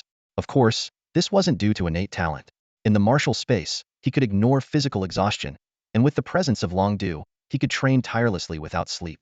This 1 month of intensive training was equivalent to 2 years of ordinary effort. With this thought, Qingshan gripped the knife handle tightly, closed his eyes, and then opened them again. The familiar circular platform came into view, and he dashed forward without hesitation. Roar! Langdu lunged at him with a fierce growl. Just as they were about to collide, Qingshan tapped his right foot lightly, his figure mysteriously shifting behind Langdu, delivering a backhand slash. Langdu's roar was abruptly cut off, its legs clamped together, and its blood-red eyes fixed on him. Have you forgotten how you got here? Let me help you remember, Qingshan sneered, twirling his knife. The ensuing battle was completely one-sided. No matter how ferociously Langdu attacked, it couldn't touch Qingshan at all. In contrast, Qingshan could accurately predict every move of his opponent, always appearing in the most lethal positions beforehand. This was the perfected state of phantom step, like the autumn wind moving before the cicada senses it. Even though Langdu possessed the strength and speed comparable to the 5th level of body refining, it was all futile against perfect anticipation. Finally, after being killed for the 10th time, Langdu's body dissipated into nothingness once more. Qingshan casually discarded the knife and began practicing the stars are calling, as if the previous fight had been nothing more than a warm-up. The martial space disregarded physical exhaustion, and Qingshan practiced tirelessly, repeating his routines over and over. It was only when his mind could no longer bear it that he collapsed onto the ground and fell into a deep sleep. Upon waking, he immediately dove back into another round of training. Ding ding ding. Buzz buzz buzz. The alarm jolted Qingshan out of his training state. He quickly checked the panel data. His proficiency in Call of the Starry Sky had increased from 52 to 72 overnight, a 20-point jump. This progress pleased him at this rate. He would reach the advanced stage in just over a month. Stretching, Qingshan felt refreshed. This was exactly how he had envisioned his training regimen. Afternoon, first high school cafeteria. The martial arts class students, having just finished a day of training, were devouring their meals. Qingshan had already polished off 2 trays. He took a sip of soup and turned to Zhao Hongzhou beside him. Hongzhou, where are you working part-time these days? Qingshan asked. He knew Zhao Hongzhou's family wasn't well off, and he'd always been supplementing his allowance with part-time jobs. Even after joining the martial arts class, Zhao Hongzhou hadn't stopped working. Zhao Hongzhou swallowed his last bite of food, surprised. Change, are you looking for a job? I'm thinking about it. Qingshan nodded. Just paid the rent, and I've only got a few thousand left in savings. I also only have 20 bottles of nutrient solution left. I need to plan ahead. Sitting across from them, Yulei looked up at this. You still have time for that? She had to practice twice every evening until 10 p.m., while Qingshan trained 4 times, often until midnight. Time can always be squeezed out, Qingshan said, quickly changing the subject when he saw Yulei's face darken. With the martial space allowing him to rest, he wasn't worried about training too late. Change, I'm back at Inai Gym. Want to join me? Zhao Hongzhou suggested. Inai. Qingshan frowned. Didn't you say the pay was too low? Last year, they both worked there but left quickly because of the low wages. It's different now. Zhao Hongzhou grinned proudly. I'm a personal trainer now. I get 500 per session, 2 sessions a day. That much? Qingshan skeptically examined Zhao Hongzhou's still young face, almost suspecting he was involved in something shady.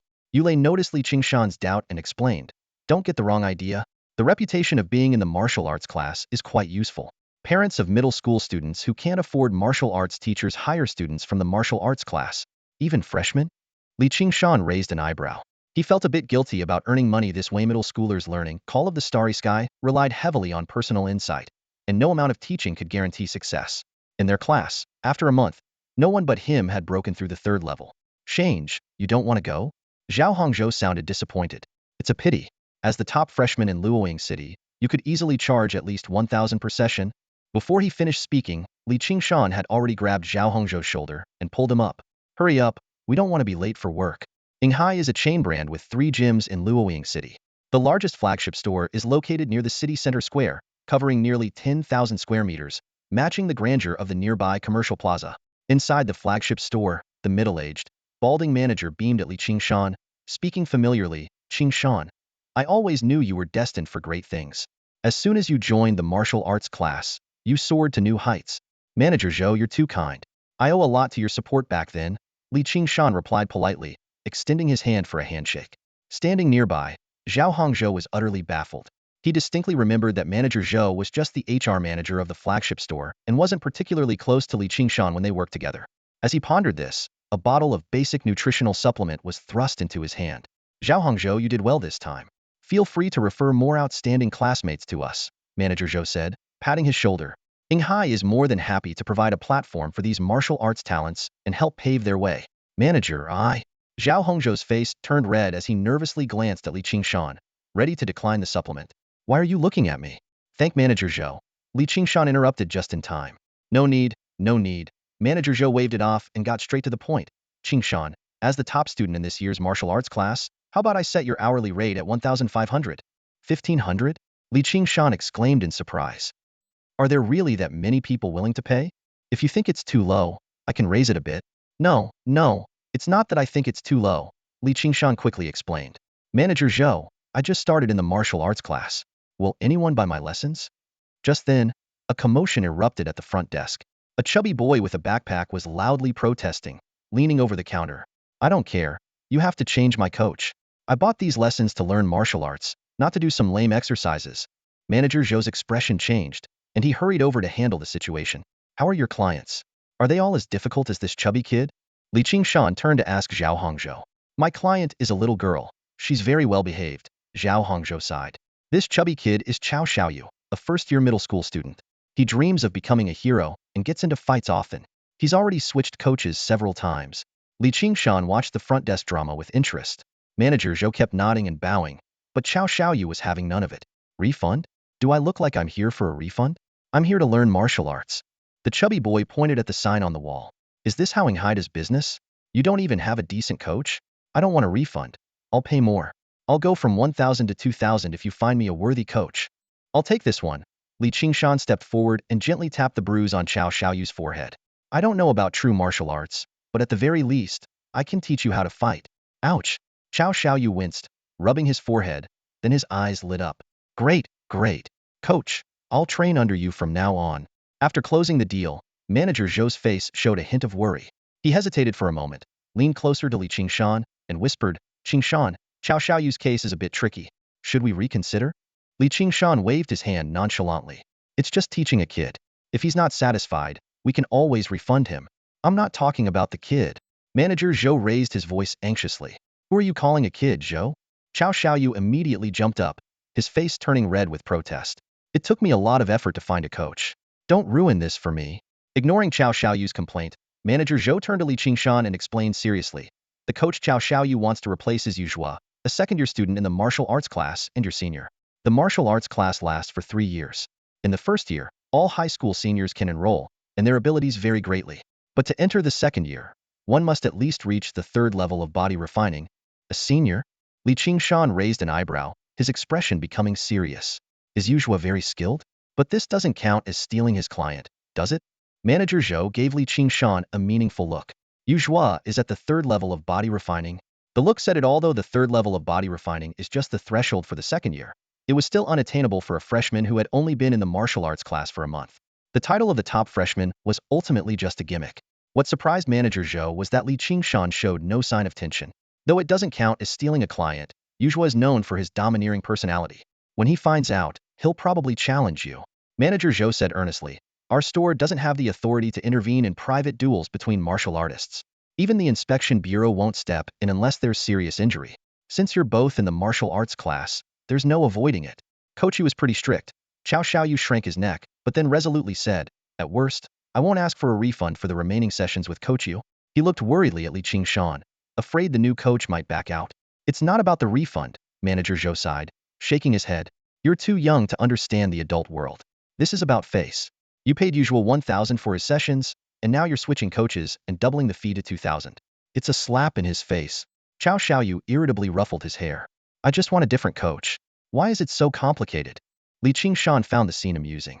He reached out to smooth Chao Xiaoyu's hair. It's really not complicated at all. Manager Zhou is overthinking it. I'm not Yuzhua's father. Why should I care about his face? He turned to Manager Zhou and casually asked, Is Yuzhua in the store right now? Yes. Manager Zhou nodded, still a bit stunned. Lead the way then. I actually enjoy a good spar. Qingshan spoke nonchalantly, leaving Manager Zhou momentarily stunned. Instinctively, he turned around to lead the way. Awesome, a sparring match. If you're not convinced, just fight. That's the spirit of martial arts. Chao Xiaoyu cheered excitedly, punching the air. Manager Zhou suddenly snapped back to reality, stopping abruptly. He turned and stared at Qingshan, his eyes widening slowly. You're at the 3rd level of body strengthening too? He couldn't think of any other reason why Qingshan would dare to challenge. No. Qingshan shook his head. Brother Shan, are you really going to spar with Yuzhua? Zhao Hongzhou asked with a frown. As someone who knew Qingshan's strength well, he was aware that Qingshan hadn't even reached the 2nd level of body strengthening. Don't worry, level doesn't equal combat power. Qingshan patted Zhao Hongzhou on the shoulder. Zhao Hongzhou nodded, choosing to trust Qingshan even though he didn't fully understand. Manager Zhou was almost hopping with anxiety. Qingshan, you can't even take one punch from him. The difference in speed and punch strength is too vast. How are you going to fight? Yuzhua is always domineering. You're just asking for trouble. If I don't go to him, will he stop bothering me? Qingshan retorted calmly, lifting his machete slightly. Manager Zhou, lead the way. Manager Zhou wiped the sweat from his forehead and turned around reluctantly. Although refunding Chao Xiaoyu would have been the best solution, Qingshan had clearly made up his mind. In the gym's 3rd-floor hall, equipment was everywhere, and city dwellers were sweating it out after work. In a glass-hidden area, a dozen women in yoga attire struck various poses, with Yuzhua moving among them, offering guidance and eliciting occasional giggles. As a 3rd-level body strengthening expert, he was the star here. Brother you. Someone ditched your session? A panting male trainer came to report. Yuzhua frowned. Who dares to skip my session? Someone named Qingshan, apparently the top freshman in this year's martial arts class. A flicker of surprise crossed Yuzhua's eyes. He had heard of Qingshan but never paid him any mind. Several trainers gathered around. That kid even dares to charge 2,000 for a session, while you only charge 1,000. It's a slap in the face. Interesting. Yuzhua cracked his knuckles and sneered. Looks like the title of top freshman has gone to his head. Time for a senior to teach him a lesson. Seems like the rumors were wrong, and the senior's reputation has been unjustly tarnished. A light laugh came from the entrance as Qingshan walked in with 3 others. He stared directly at Yuzhua. I heard Senior Yuzhua is domineering, but I didn't expect you to be so enthusiastic in person. Everyone present was shocked. Manager Zhou started sweating, desperately signaling to Qingshan. You dare to walk into the lion's den? Yuzhua laughed in anger, signaling the yoga students to clear the area. With just your first level body strengthening, you dare to challenge me? Wrong. Qingshan interrupted. You've got the power dynamics mixed up. Between you and me, you're the weak one. Everyone's expressions turned strange. The gap between first and third levels of body strengthening in terms of speed and punch strength was enormous. Qingshan's words seemed absurd. So, he's a lunatic. Yuzhua sneered, cracking his knuckles. Let's take it to the ring and see where your strength lies. Just one strike. No need for all that trouble. Qingshan drew his machete. Senior, are you ready? You're courting death. Yuzhua roared, charging like a tiger. Qingshan stood still, seemingly frozen in fear. Yuzhua sneered as he swung his punch, but hit nothing but air. Where did he go? Yuzhua looked around in confusion, only to see everyone staring behind him in shock. Just as he was about to turn, slash, a sharp wind sliced through, splitting Yuzhua's pants at the crotch. His legs buckled, and he fell to his knees. The cold that shot through him made him shiver all over. He was just a hair's breadth away from becoming a eunuch. Phew, that was close. Qingshan sheathed his machete, apologizing. Sorry, senior. I almost didn't hold back. The room fell silent all at once. Everyone stared at the center of the stage, forgetting even to blink. Qingshan won? The fight ended in just one move? This outcome completely overturned everyone's expectations. Qingshan appeared to casually take a step forward, instantly reappearing behind Yuzhua, his long blade gently flicking upwards. In the next moment, Yuzhua, who had reached the 3rd level of body refinement, dropped to his knees. Coach is awesome. Cao Xiaoyu was the first to react, hopping and cheering like a joyful little bunny. This was the martial prowess he had always dreamed of. The others finally snapped back to reality, their eyes filled with shock and complex emotions. They finally understood that when Qingshan had said, "You are weak, I am strong," it wasn't a boast but a stark reality. If he had wanted to, that upward slash could have split Yuzhua in half. Martial technique? Zhao Hongzhou pointed out the key to the victory in a deep voice. He remembered that Qingshan had indeed practiced martial techniques, but he hadn't expected him to reach such a level. Martial technique? Yuzhua repeated the words, looking up at Qingshan with a face even paler than before. Have you mastered the mysterious step? He asked incredulously. As someone also practicing the mysterious step, he knew that achieving the instantaneous movement just demonstrated required mastery of the technique. But how could a freshman who had only been enrolled for a month possibly achieve that? Facing Yuzhua's questioning look, Qingshan merely smiled faintly and walked past him towards Manager Zhou. The problem is resolved. Please arrange a classroom for my lessons. All right, no problem. Manager Zhou nodded repeatedly, wiping the cold sweat from his forehead. Once everything settled down, Cao Xiaoyu enthusiastically booked a 30-day course, with 2 sessions every evening, directly transferring 120,000 star coins to Qingshan's account. In the spacious classroom on the 4th floor of the gym, Qingshan picked up a wooden sword and tossed it to Cao Xiaoyu. Today, I'll teach you sword techniques. Once you master them, you can defeat opponents even with a wooden sword. Basic martial techniques are open and can be freely shared. Seeing the troubled look on the chubby boy's face, Qingshan raised an eyebrow and asked, "What, you don't want to learn?" "Coach, I don't want to learn the groin slash." Cao Xiaoyu mustered the courage to speak up. "What groin slash?" Qingshan's face darkened as he immediately demonstrated, the sound of the blade cutting through the air filling the room. "Watch closely. This is the wind shadow blade." Still, Cao Xiaoyu remained adamant. "I don't care, I just don't want to learn it." In his mind, that upward slash was equivalent to the groin kick, and he feared being mocked when he returned to school. Suppressing his anger, Qingshan forced a smile and asked, "Then what do you want to learn?" "Coach, please don't smile like that, it's scary." Cao Xiaoyu took 2 steps back and quickly added, "I want to learn movement techniques. Just like you did earlier, swoosh swoosh swoosh." As he spoke, the chubby boy bounced up and down, his fat jiggling with each movement. In the end, Qingshan decided to go along with his students' wishes. He projected the mysterious step materials onto the wall, spending half an hour explaining the key points and demonstrating, then letting Xiaoyu practice on his own. Watching the chubby boy repeatedly fall and get back up to continue practicing, Qingshan leaned against the wall and nodded slightly. At least he has determination. Teaching the mysterious step was just a way to keep Xiaoyu's enthusiasm alive. Qingshan watched as the chubby kid stumbled every few steps, gently shaking his head before closing his eyes. He had taught everything he could. It was time to use this period for his own cultivation. In the martial arts space, he was merely a consciousness projection, able to wake up instantly if there was any disturbance in reality without any adverse effects. Standing on the circular platform, he glanced at the Longdu statue and thought to himself, "I'll let you off for now." He then spread his limbs and began practicing. The stars are calling. Only half an hour had passed in Xiaoyu's lesson, leaving an hour and a half remaining. In this space, that equated to 15 hours. Qingshan focused on his cultivation, stopping only when his proficiency had increased by 4 points. Strange, is Xiaoyu still practicing? Qingshan wondered as he opened his eyes, surprised that he hadn't been awakened.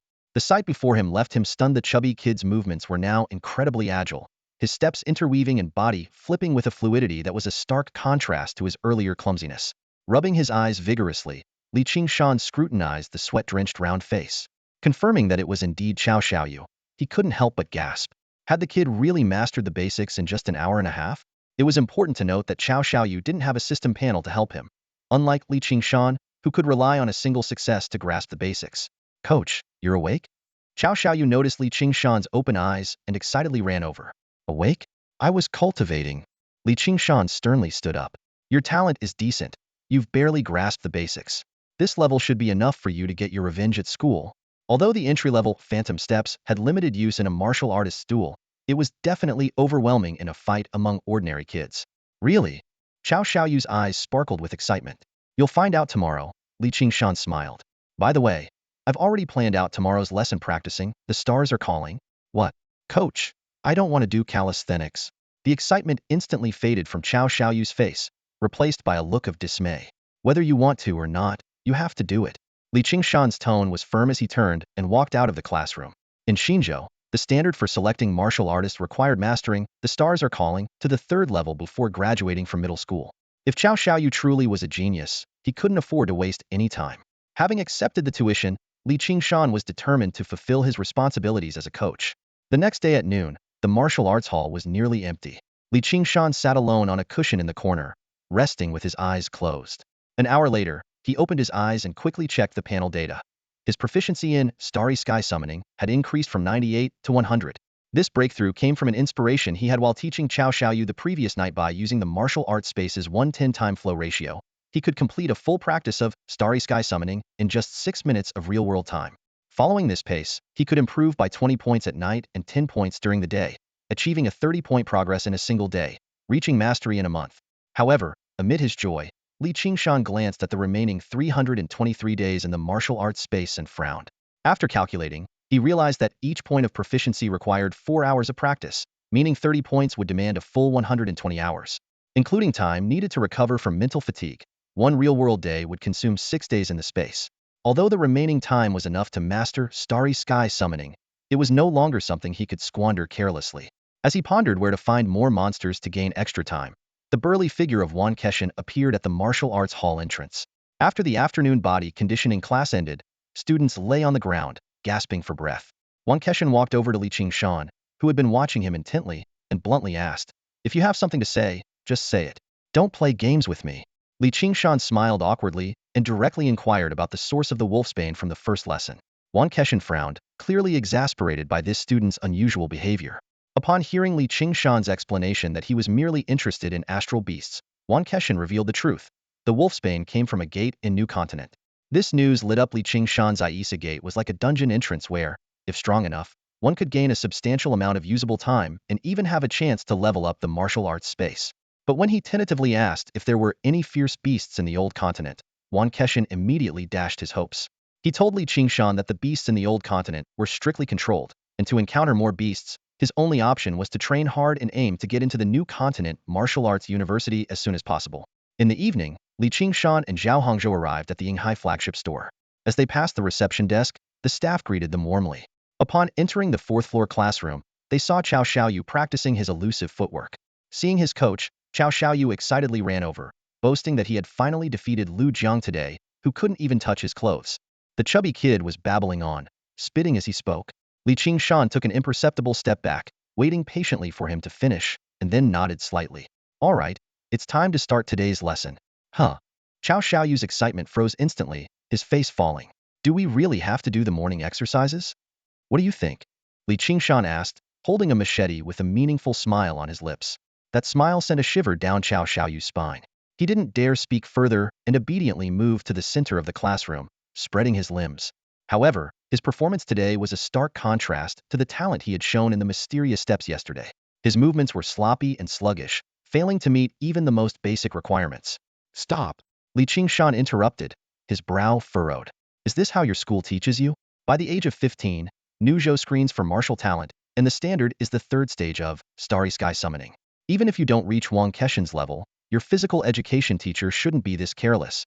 The teacher makes it too hard, saying it can strengthen the body, but it doesn't work at all. Qiao Xiaoyu mumbled softly, sneaking a glance at the coach. Practicing like this, it's no wonder there's no effect. Qingshan shook his head but didn't delve into it. He remembered that before time traveling, he had only treated Starry Sky Summoning as a regular exercise routine, barely getting the basics down. This was indeed common. Starry Sky Summoning was easy to learn but hard to master, and without reaching the second stage to grasp the power application techniques, one wouldn't feel the strengthening effects. No wonder the students lacked interest. All right, start from the beginning. I'll correct you, Qingshan said, stepping forward with his machete and occasionally using the sheath to adjust the chubby kid's limb positions. 2 hours later, they finally completed all 108 moves. Qiao Xiaoyu collapsed on the ground, grimacing in pain. Qingshan nodded inwardly. The kid indeed had talent but needed motivation. The slow results of Starry Sky Summoning had made him slack off. Coach, what are we practicing tomorrow? Can we switch to the mysterious steps? Qiao Xiaoyu wiped the sweat from his forehead, asking expectantly. Of course, Qingshan replied with a faint smile. Complete the body strengthening exercises tomorrow, and I'll reward you with an hour of footwork practice. No extra charges. I take it back. Forget I said anything. Qiao Xiaoyu hurriedly got up and ran out, only to trip and fall. Qingshan shook his head and helped him up. Do you stay at school? My parents work in the provincial capital and only come back on weekends, so I stay at school during the week, Qiao Xiaoyu said nonchalantly, showing no signs of feeling like a left-behind child. But Qingshan didn't pity him. After all, this left-behind child had bought a 120,000 yuan course in one go yesterday. With this money, Qingshan no longer worried about nutrition supplements, and his life gradually fell into a routine. He commuted between school, the gym, and home, steadily increasing his proficiency in Starry Sky Summoning by 30 points a day, while his body strengthening progress climbed slowly but surely. A month later, in the martial arts space. Roar! The wolf poison snarled, its fangs gleaming. 100 meters away, Qingshan planted his long knife into the ground, smiling. I'm in a good mood today. Let's celebrate by killing you. Man and beast charged at each other, crossing the distance in an instant. Claws clashed with the machete, producing a dull thud. The wolf poison quickly turned and pounced again, but this time, Qingshan didn't use the mysterious steps to dodge. Instead, he swung his arm directly. The blade cut through the air, the whistling growing more intense. In a flash, the physical machete vanished into the wind, transforming into a series of continuous blade shadows. The wind shadow blade was perfected, and the blade lights became shadows. The web of blade shadows enveloped the wolf poison, repelling its attacks and covering its forelimbs with wounds. The wolf poison howled in defiance, launching another attack. But the impenetrable blade shadows prevented any breakthrough, leaving it with more injuries. Within a minute, the massive beast collapsed, blood pooling beneath it. Qingshan sheathed his blade, satisfied with the lifeless wolf poison. After a month of training, his body strengthening progress had surpassed 18100, reaching the second stage. Though his speed and punching power still lagged behind the wolf poisons, the perfected wind shadow blade allowed him to defeat it Hedon. However, that wasn't the reason for today's celebration. As the wolf poison's body reverted to a statue, he focused his mind and exited the martial arts space. In the classroom, Qiao Xiaoyu was drenched in sweat, diligently practicing his body strengthening exercises. His movements were precise and powerful, and it was evident that he had shed a noticeable amount of fat compared to a month ago. Watching this officially admitted student, Qingshan's lips curled into a satisfied smile before he turned his attention to the virtual panel in front of him. The data on the panel was clear. Qingshan's level, body strengthening 20100. Technique, The 36th set of broadcast gymnastics, the Call of the Stars 13,000 Mastery. Martial skills, Phantom Step 276300 Mastery, Wind Shadow Blade 53,000 Mastery. Feature, Martial Arts Space LV 11100. Available time, 150 days. Time flow rate, 110. The Call of the Stars, 4th level, muscle rhythm. Qingshan gently rubbed his temples, carefully recalling the information he had obtained when upgrading the technique. Using breath to mobilize heart strength, sensing the nerves hidden in the muscles, and controlling muscle contractions. Each movement required simultaneously activating the corresponding nerves to make the muscles quiver. This content matched exactly with what Qingshan had previously explained, but the difference was, with the upgrade of the Call of the Stars, Qingshan had fully grasped its intricacies, and his body instinctively mastered these techniques. With the panel and the accelerated time in the martial arts space, I guess I'm a low-budget genius, Qingshan thought smugly, but his attention was quickly drawn to an anomaly in the technique section. Logically, the Call of the Stars should only have 4 levels, so why did the progress bar show 13,000 mastery? The common stages of mastery, beginner, proficient, expert, mastery, and perfection were universally recognized both in the panel and in reality. Qingshan had specifically emphasized that the Call of the Stars had only 4 levels. Yet now, it appeared that reaching mastery in the Call of the Stars required 3,000 points, just like Phantom Step and Wind Shadow Blade. Could it be that the Call of the Stars has a 5th level, reaching perfection? This thought made Qingshan's eyes gradually light up. Each upgrade in the technique doubled his body-strengthening efficiency. In just 2 months of the martial arts class, his body-strengthening progress had increased by 11 points. Now that the Call of the Stars had reached mastery, his efficiency would double again. Even if the difficulty increased afterward, he was confident he could reach the 3rd level of body strengthening within a month. If the Call of the Stars could indeed be elevated to a perfection level, doubling his efficiency once more, his progress would be nothing short of astonishing. Qingshan shook his head, his gaze resolute. Since the panel shows a progress bar, it means it can be completed. The stars are calling. There must be a 5th level of mastery. He maintained unwavering faith in the panel. However, when his eyes fell on the martial arts space section, the cold numbers brought him back to reality. With only 150 days of available time and needing 3,000 proficiency points, it was like a drop in the bucket. The only way to increase the time in the martial arts space was by killing monsters, but no ferocious beast could be found in the current old continent. Coach, are you awake? Cao Xiaoyu, drenched in sweat, plopped down on the ground, panting heavily after finishing his last exercise. Qingshan glanced at the chubby boy with a slight lift of his eyelids. What, still not enough training for today? No, no. Cao Xiaoyu quickly waved his hands and scooted closer to Qingshan, looking hesitant to speak. Say what you want to say. Coach, I won't be coming to class tomorrow. Got it? Spend the weekend with your parents, Qingshan replied casually, already used to such requests for leave. It's not a leave. My parents are taking me to the provincial capital to learn from a martial arts teacher in Wui City. The chubby boy's voice trailed off, getting quieter. Qingshan turned to study Cao Xiaoyu seriously. Want a refund for the tuition? No. Cao Xiaoyu's face turned red. I'm leaving tomorrow, don't you? Just kidding. Qingshan laughed, ruffling his hair.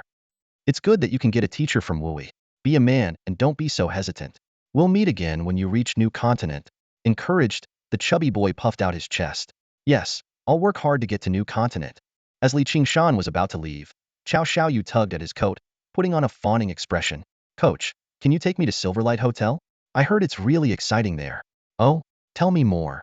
Qingshan smiled dangerously. I heard there's a fight club in the basement. Not interested. Qingshan turned to leave. Wait, I want to see the beasts. Cao Xiaoyu hurriedly added. There's a beast fight tonight. Qingshan stopped in his tracks, his eyes serious. Are you sure? After receiving the boy's confirmation, he nodded in agreement. Although unsure of the veracity, it was worth investigating. Soon, they arrived at the Silverlight Hotel on the outskirts of the city. When Cao Xiaoyu eagerly inquired about the fight club from the doorman, he was politely refused. As the boy fumed and stomped his feet, Qingshan slowly drew out a half-length machete. The doorman's professional smile froze instantly, and he respectfully said, Right this way, sir. How could he do that? Cao Xiaoyu grumbled indignantly. Enough. Qingshan patted his head. If any middle schooler could just walk in, this hotel would have been shut down long ago. The doorman led the way but didn't enter the hotel lobby. Instead, he took a sharp turn and headed directly to the back of the building. Sir, the fighting match is on the 3rd basement level, but not under the hotel. It's beneath the parking lot at the back. Qingshan nodded silently and followed with Cao Xiaoyu. Behind the hotel was an open ground-level parking lot, with a few streetlights casting a dim yellow glow in the darkness. As the three approached, A thin, middle-aged man with a sharp face lit up and quickly walked over. Boss, what do you usually enjoy? Let me guide you, the thin man said obsequiously, nodding and bowing. The doorman clearly knew him and introduced him to Qingshan. Sir, this is Chang'an. He can take you there. Qingshan waved the doorman away and turned to scrutinize Chang'an. The man's eager demeanor reminded him of professional gambling intermediaries he had heard about in his past life. Is there a casino down there too? Boss, you didn't know? Chang'an asked in surprise. We're here for the fighting match. Get moving. Cao Xiaoyu urged impatiently. Understood, understood. Chang'an nodded repeatedly as he led the way and explained. Boss, there are 3 levels below the parking lot. The first 2 are casinos, and the fighting match is on the 3rd level. If you want to place a bet, I have the best information and can help you pick a winner. Got plenty of information? Qingshan raised an eyebrow. Then tell me, how many people on the 3rd level are above the 5th stage of body refinement? Chang'an grinned exaggeratedly. Boss, Luoying is not a provincial capital like Wui. Other than the 3rd-year martial arts class, where would you find so many experts at the 5th stage of body refinement? Those who make it to the 3rd year in martial arts class are already highly sought after and get signed by big companies before they even graduate. Really? I thought the fighting matches here would be more thrilling. Turns out it's just a bunch of amateurs. Cao Xiaoyu said, disappointed, rubbing his hair. Chang'an quickly explained, young man, that's not right. Even if their body refinement stage isn't high, they're still far beyond ordinary people. This kind of hand-to-hand combat is the most exciting. If you had real experts, they'd strike faster than your eyes could follow. What's the fun in that? Qingshan chuckled at this. You seem to know quite a bit. Chang'an smiled ingratiatingly. Boss, the Silver Light Arena has a trump card. Officially, he's at the 4th stage of body refinement, but he's never lost a match. He always seems to barely win, but I suspect he's actually at the 5th stage. If you place a big bet, tell me about the security measures down there, Qingshan interrupted. A place this big must have quite a few laser guns, right? Chang'an's expression froze, his eyes darting to the machete in Qingshan's hand. He cautiously asked, Boss, why do you want to know that? Just curious, Qingshan replied nonchalantly. As a law-abiding citizen stepping into this lawless area, everyone became a potential enemy, so he naturally wanted to know the lay of the land in advance. Chang'an became noticeably more guarded and fell silent. Qingshan took the initiative. Don't overthink it. We're mainly here to watch the beast fights. Beast fights? Chang'an was stunned. Boss, are you talking about ferocious beasts? How could the Silver Light Hotel have ferocious beasts? Chang'an looked incredulous. Where did you hear that? No. He began pacing back and forth anxiously. What's wrong? Cao Xiaoyu said impatiently. I went to great lengths to get this information. There will definitely be beast fights tonight. You know nothing. Chang'an cursed, no longer caring about customer etiquette. Silver Light is just a small venue. They can't get ferocious beasts, and that would attract the inspection bureau. He looked at Qingshan with concern. Boss, I'm out. Take my advice. Whether the information is true or not, don't get involved tonight. If there really are ferocious beasts and the inspection bureau gets wind of it, none of us will get out unscathed. As soon as the words left his mouth, Chang'an turned to run. With a metallic clang, a cold blade pressed against his shoulder, freezing him in place, unable to move. Quite the quick thinker. A soft chuckle came from behind. Chang'an felt his legs start to tremble uncontrollably, and the cold sweat on his back had already soaked through his clothes. Boss, what does this mean? He asked, his voice shaking. Just trying to calm you down, Qingshan said slowly, sheathing his knife with a meaningful look. You know the beast will attract the inspection bureau, but have you ever wondered why I am here? Hearing this, Chang'an's eyes suddenly lit up, and his legs stopped shaking. He turned around, staring intently at the machete in Qingshan's hand, and asked in a trembling voice, could it be that you are? Don't ask what you shouldn't. Qingshan interrupted him directly. Although his question was cut off, Chang'an's eyes grew even brighter. It all adds up, he thought to himself. No wonder this man had been asking if there were experts in Silverglow and about its security measures. It turns out this young man wasn't here to gamble, but was an investigator sent by the inspection bureau. Don't worry, boss. I'll do everything I can to cooperate with the investigation. Chang'an straightened his back and pounded his chest in assurance. In Old Continent, the inspection bureau held a lofty status, and even the lowest-ranking investigator was not someone the Silver Glow Hotel could afford to offend. All right, cut the chatter and lead the way, Qingshan said, his voice tinged with impatience as he nodded his chin. Chang'an didn't dare delay and quickly ran to a small guardhouse ahead, pushing open the door. Inside, the room was empty except for a staircase that occupied the entire floor space, leading downward, brightly lit. Boss, this is the entrance, Chang'an said as he led the way down the stairs. Coach, what were you talking about earlier? Why does he have to cooperate with the investigation? Asked Cao Xiaoyu. rubbing his head in confusion.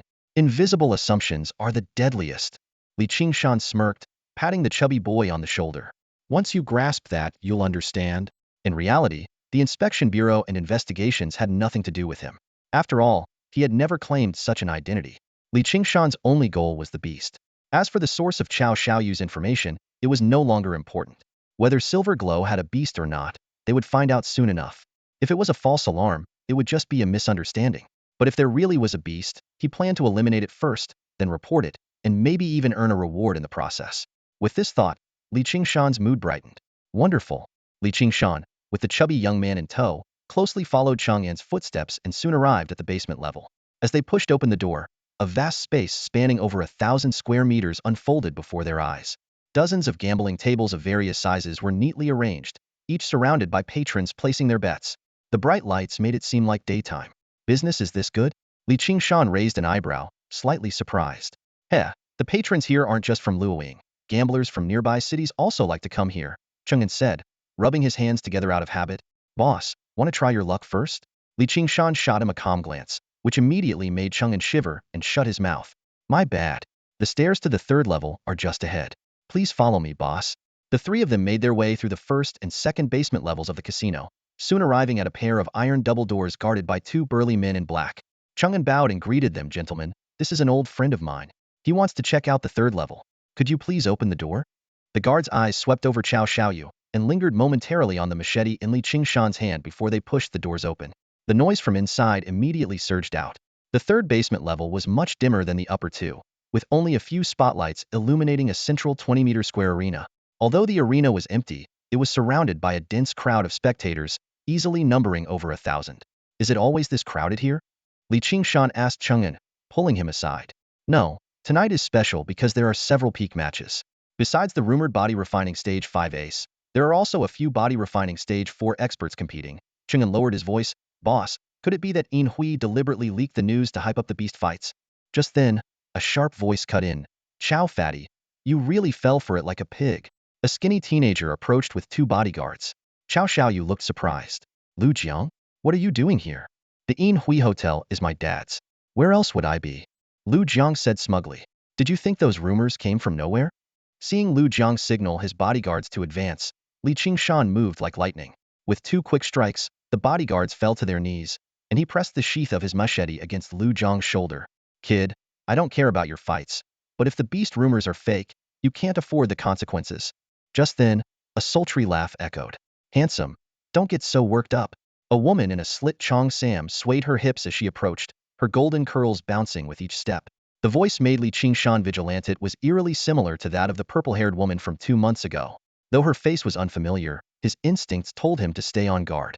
Handsome, put the knife away first, don't scare my son, the blonde woman said, extending a finger to gently push the blade's handle. Qingshan smoothly withdrew his machete, his sharp gaze darting between Lu Jiang and the blonde woman. Is he your son? Stepson, but still my son. The blonde woman covered her mouth and laughed lightly, her slender fingers tapping Lu Jiang's head gently. Good boy. Remember to be polite to our guests. Mommy can't always be here on time. Understood, Aunt you, Lu Jiang replied, shrinking his neck and taking a few steps to the side. His eyes filled with a clear fear of his stepmother. Kids, they're just shy. The blonde woman didn't mind at all and stepped forward, her pale hand resting lightly on Qingshan's shoulder. Don't worry, the beast fight is about to start. Enjoy the show. Her fingers brushed lightly across Qingshan's chest before she turned and left, her graceful figure gradually disappearing into the crowd under everyone's gaze. Qingshan slapped Chang'an's shoulder and asked in a deep voice, who was that woman? Chang'an reluctantly tore his gaze away and clicked his tongue. Yu Qingya, the mistress of Lu Cheng, owner of the Silver Radiance Hotel. Well, she's not just a mistress anymore. This woman has skills. In just over a month, she not only climbed up the ranks but also took over the management of the underground casino from Lu Cheng. Who knows what kind of spell she cast on him to make him hand over this gold mine. Qingshan wasn't interested in Yu Qingya's methods. He was more concerned about her timing. You mean, Yu Qingya only appeared just over a month ago? Seeing Chang'an nod in confirmation, Qingshan fell into deep thought. 2 months ago, the cultist base at the Xinghe bar was eradicated, but the purple-haired woman had escaped. And now, this Yu Qingya, who seemed strangely familiar, had suddenly appeared just over a month ago. It was too much of a coincidence. Moreover, Wang Shan had specifically warned that cultists of the blood-flesh demon could change their appearance easily. Even if it's just my suspicion with no solid evidence, we can't take chances when it comes to cultists. Qingshan quickly made a decision and discreetly activated his communicator with his left hand. He initially intended to message the inspection bureau, but one-handed operation was too difficult, and the bureau might not act immediately.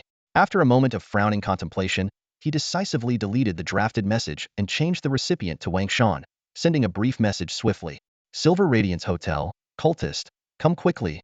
Bang, bang, bang. Spotlights lit up one by one, converging on the arena and capturing the crowd's attention. The noisy hall instantly fell silent. Under the gaze of everyone, a host in a pink suit, holding a microphone, steadily walked onto the stage. Ladies and gentlemen, welcome to the Silver Glimmer Fight Club. The host flashed a professional smile. I know you're all here for the championship match tonight, but let me clarify, there won't be a championship match this evening. As soon as he finished speaking, the crowd erupted. Angry shouts echoed around the hall. Are you guys at Silver Glimmer crazy? Bring out Jiangxian and Hu Yu. I put down 1,000,000 chips. Do you still want to do business? The host maintained his smile and clapped his hands lightly. Please, everyone, calm down. The fighters you're looking forward to are already here. Following his gesture, for fighters, each wielding a different cold weapon, leaped to the four corners of the ring. The commotion in the audience slightly subsided. Although puzzled, they assumed the match would proceed since the fighters were present. Ladies and gentlemen, tonight we have something even more thrilling than the championship match, a beast battle. Before the host could finish his sentence, he quickly pressed a concealed button on the microphone. Click, click, click. For 2-meter square sections of the ring floor suddenly opened, and 4 alloy cages slowly rose from the dark holes. Each cage was nearly bursting with ferocious beasts. The beasts let out deafening roars, violently crashing against the iron bars. The arena fell into a sudden silence, and the spectators near the ring stepped back. The host's legs went weak, and he wiped the cold sweat from his forehead, barely containing his fear. These are astral beasts brought in through special channels by the boss lady. Tonight, the 4 fighters will face these beasts in a life-and-death battle. You have 1 minute to place your bets, after which all the cages will open simultaneously. With that, he practically scrambled off the stage. The audience's fear was instantly replaced by excitement as the crowd surged toward the betting booths. At that moment, Qingshan grabbed Cao Xiaoyu's shoulder tightly and started moving toward the exit. Coach, the beast battle is about to start. Cao Xiaoyu struggled excitedly. If you don't want to die, follow me, Qingshan said coldly. The aura of these 4 beasts was no less than that of a poison wolf, and the fighters on the stage, though at the 4th or 5th level of body training, had faces filled with dread. If they couldn't hold the beasts back, the unprotected arena wouldn't stop the beasts from charging at the audience. Ordinary security and laser guns would be useless. Chang'an noticed Qingshan's concern. Boss, there are some pretty important people here. Silver Glimmer wouldn't be lax with security, right? Even if tonight goes without incident, do you think the news about the beasts can be kept from the inspection bureau? Qingshan shook his head. At this moment, he was almost certain that Yu Qingya was a cultist, and tonight was not about making money but a sacrificial ritual. As they pushed against the crowd toward the exit, the surrounding uproar grew even louder. What's going on? The cages are opening before the minute is up. Get out of the way. I still need to place my bet. The crowd became even more chaotic. Qingshan didn't look back. With his left hand holding onto Cao Xiaoyu and his right hand gripping the knife's hilt, he pushed through the crowd like an icebreaker. When they finally emerged from the throng, they were met with a startling sight: a tightly shut iron gate and 5 men in black standing in a line. In front of them, a blonde woman sat leisurely, sipping red wine. Hey there, handsome. Weren't you here to watch the beast fight? Why are you leaving so soon? She asked, swirling her wine glass. No choice. This little guy got scared the moment he saw the beasts, Qingshan replied with a smile, giving Cao Xiaoyu a light pinch on the back of his neck. The chubby boy winced in pain, tears welling up in his eyes. Already crying? Qingshan scolded, smacking the back of Cao Xiaoyu's head. Seeing this, Chang'an quickly stepped forward to mediate. Boss, my client here has no other option. Could you make an exception? Qingshan remained silent, watching the situation unfold. He knew that once Wan Keshan got the message, the inspection bureau could arrive at any moment. The best option now was to get out safely. Exception? I run a business here. Why would I stop customers from leaving? Yu Qingya smiled, taking another sip of wine. But the 5 men behind her simultaneously drew their guns. Boss, this? Chang'an's voice trembled as he instinctively took 2 steps back. Don't worry, Yu Qingya said, pointing to the distant arena. Handsome, the show has just begun. Wouldn't it be a pity to miss it? In the arena, 4 warriors were struggling against the beast's attacks. One of them, clearly lacking strength, could barely defend himself with a gun before a beast tore open his chest. The audience went wild at the bloody spectacle. Suddenly, the enraged beasts leaped off the stage into the unprotected crowd. Chaos erupted instantly, with screams filling the air. The remaining 3 warriors also fled into the crowd, followed closely by the other 3 beasts. The spotlights abruptly went out, plunging the area into darkness filled with the beasts' roars and the crowd's cries. Some people rushed to the exit for help, only to be met with merciless gunfire, leaving them lifeless at the door. Blood pooled at Qingshan's feet, and Cao Xiaoyu clung to his clothes in terror, while Chang'an trembled uncontrollably. Handsome, don't be afraid. I'd hate to see anything happen to that face of yours, Yu Qingya said, still swirling her wine. Why not join me for a drink and wait for this grand show to end? Qingshan looked at the blood at his feet, then slowly raised his head, flashing a bright smile. Sure. Facing the seductive eyes of Yu Qingya, Qingshan took a step forward. Instantly, the 5 men in black tensed up, their guns subtly aimed at him. Qingshan seemed oblivious as he stopped before Yu Qingya, his smile growing brighter. Miss, having a drink with you is no problem at all. Yu Qingya, sitting with her legs crossed, looked down at him despite her height only reaching his waist. She swirled the remaining liquid in her glass and extended it to him. Handsome, this drink is pretty good. Give it a try. Qingshan raised his hand with a smile, but suddenly paused midway. Miss, we agreed on 1,000,000 per drink. You wouldn't be trying to get away with it, would you? What? Yu Qingya was stunned. She had changed her body, height, hair color, and appearance entirely. How did he recognize her? In her moment of distraction, Qingshan had already gripped the handle of his knife. With a swift motion, the blade flashed, creating a storm of steel. He stepped sideways, and the blade sliced through the air behind Yu Qingya. Blood spurted from the wrists of the 5 bodyguards, their hands dropping to the floor. The blade didn't stop, pressing towards Yu Qingya. With a series of thuds, her limbs fell, the wooden chair shattered, leaving only a stump of a torso on the ground. Dead? Qingshan frowned. The fight had been too easy. For a follower of an evil god, Yu Qingya was unexpectedly weak. Suddenly, a piercing scream echoed, and the severed limbs began to glow with a crimson light. You forced me. In an eerie voice, neither male nor female, the blood light converged into the torso, sprouting numerous slimy, menacing blood-red tentacles. Now this is more like it. Qingshan's eyes lit up as he stepped forward, his blade descending. Amidst the flying flesh, the tentacles kept regenerating but could not withstand the sharp blade. In less than a minute, the ground was covered in ash, leaving only a twisted torso in the center. It lay there, its scalp exposed and its bloodshot eyes filled with madness. You're all going to die, every single one of you, it screeched. You're a monster now, aren't you? Qingshan asked seriously. Ha ha ha, a monster? Are you scared now? No, you've got it wrong. Qingshan shook his head. I think you're even cuter this way. Time seemed to freeze until the blade's light reflected in those stunned blood-red eyes. Madman! With a final roar, the blade descended, scattering ash. The panel displayed, Monster killed, Martial Space XP 5. Available time increased by 5 years. So, followers of evil gods are monsters too. Qingshan sheathed his blade and stood tall. Coach, you're amazing. Cao Xiaoyu shouted, his voice cracking as he snapped out of his shock. Qingshan patted his head and then roused the trembling Chang'an. Boss, we should get out of here. Chang'an's voice quivered as he surveyed the devastation around them. Qingshan glanced at the rampaging beasts and the fleeing crowd in the hall, quickly making a decision. You take this kid and go. I'll stay a bit longer. Coach, I want to stay and help you. Cao Xiaoyu's blood boiled with excitement. You'd just be a burden. Get out of here. Qingshan waved impatiently, his gaze fixed on the beasts in the hall. The mastermind was dead, but he couldn't let these beasts go. Boss, you're a hero. Chang'an bowed before dragging Cao Xiaoyu towards the stairs. The iron door swung open, the incoming light guiding the fleeing crowd. Qingshan frowned, swatting aside a few obstacles, and raised his blade, exuding a murderous aura. Investigators at work, anyone in the way dies. Inspection Bureau? The bustling crowd suddenly froze. Some eyes flickered with hope, but upon seeing Qingshan's stern expression and the fresh blood on his blade, they quickly backed away. The crowd parted like water, creating a clear path. Qingshan moved swiftly, reaching the menacing beast within a few breaths. The area had been cleared, leaving only shattered corpses within a 3-meter radius. The beast was pinning down a corpse, tearing at the dead person's arm. Compared to the wolves he had encountered before, this beast was leaner but had more defined muscles, with claws that gleamed menacingly under the light. Qingshan stomped his right foot on the ground and lunged forward with his blade. The beast suddenly lifted its head, its blood-red eyes fixing on him as it leaped. In one bound, it covered 7 or 8 meters, its claws about to clash with the blade. Faster than the wolves. Qingshan's eyes narrowed as he executed the perfected mysterious step with his left foot.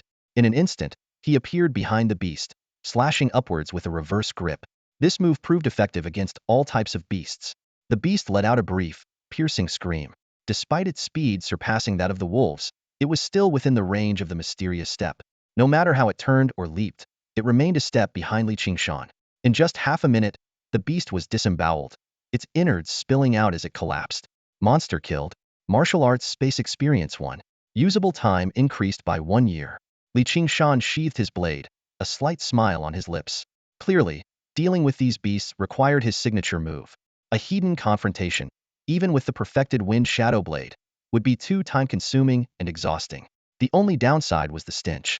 He frowned at the grime on his blade, but knew now was not the time to clean it. 5 minutes later, the third beast fell. The hall became desolate, littered with mutilated bodies. Near the iron door at the exit, 200 to 300 people were still frantically pushing and screaming. Originally, 5 minutes would have been enough to evacuate everyone, but driven by panic, the crowd had lost all reason, shoving and cursing each other, with some even trampled to death.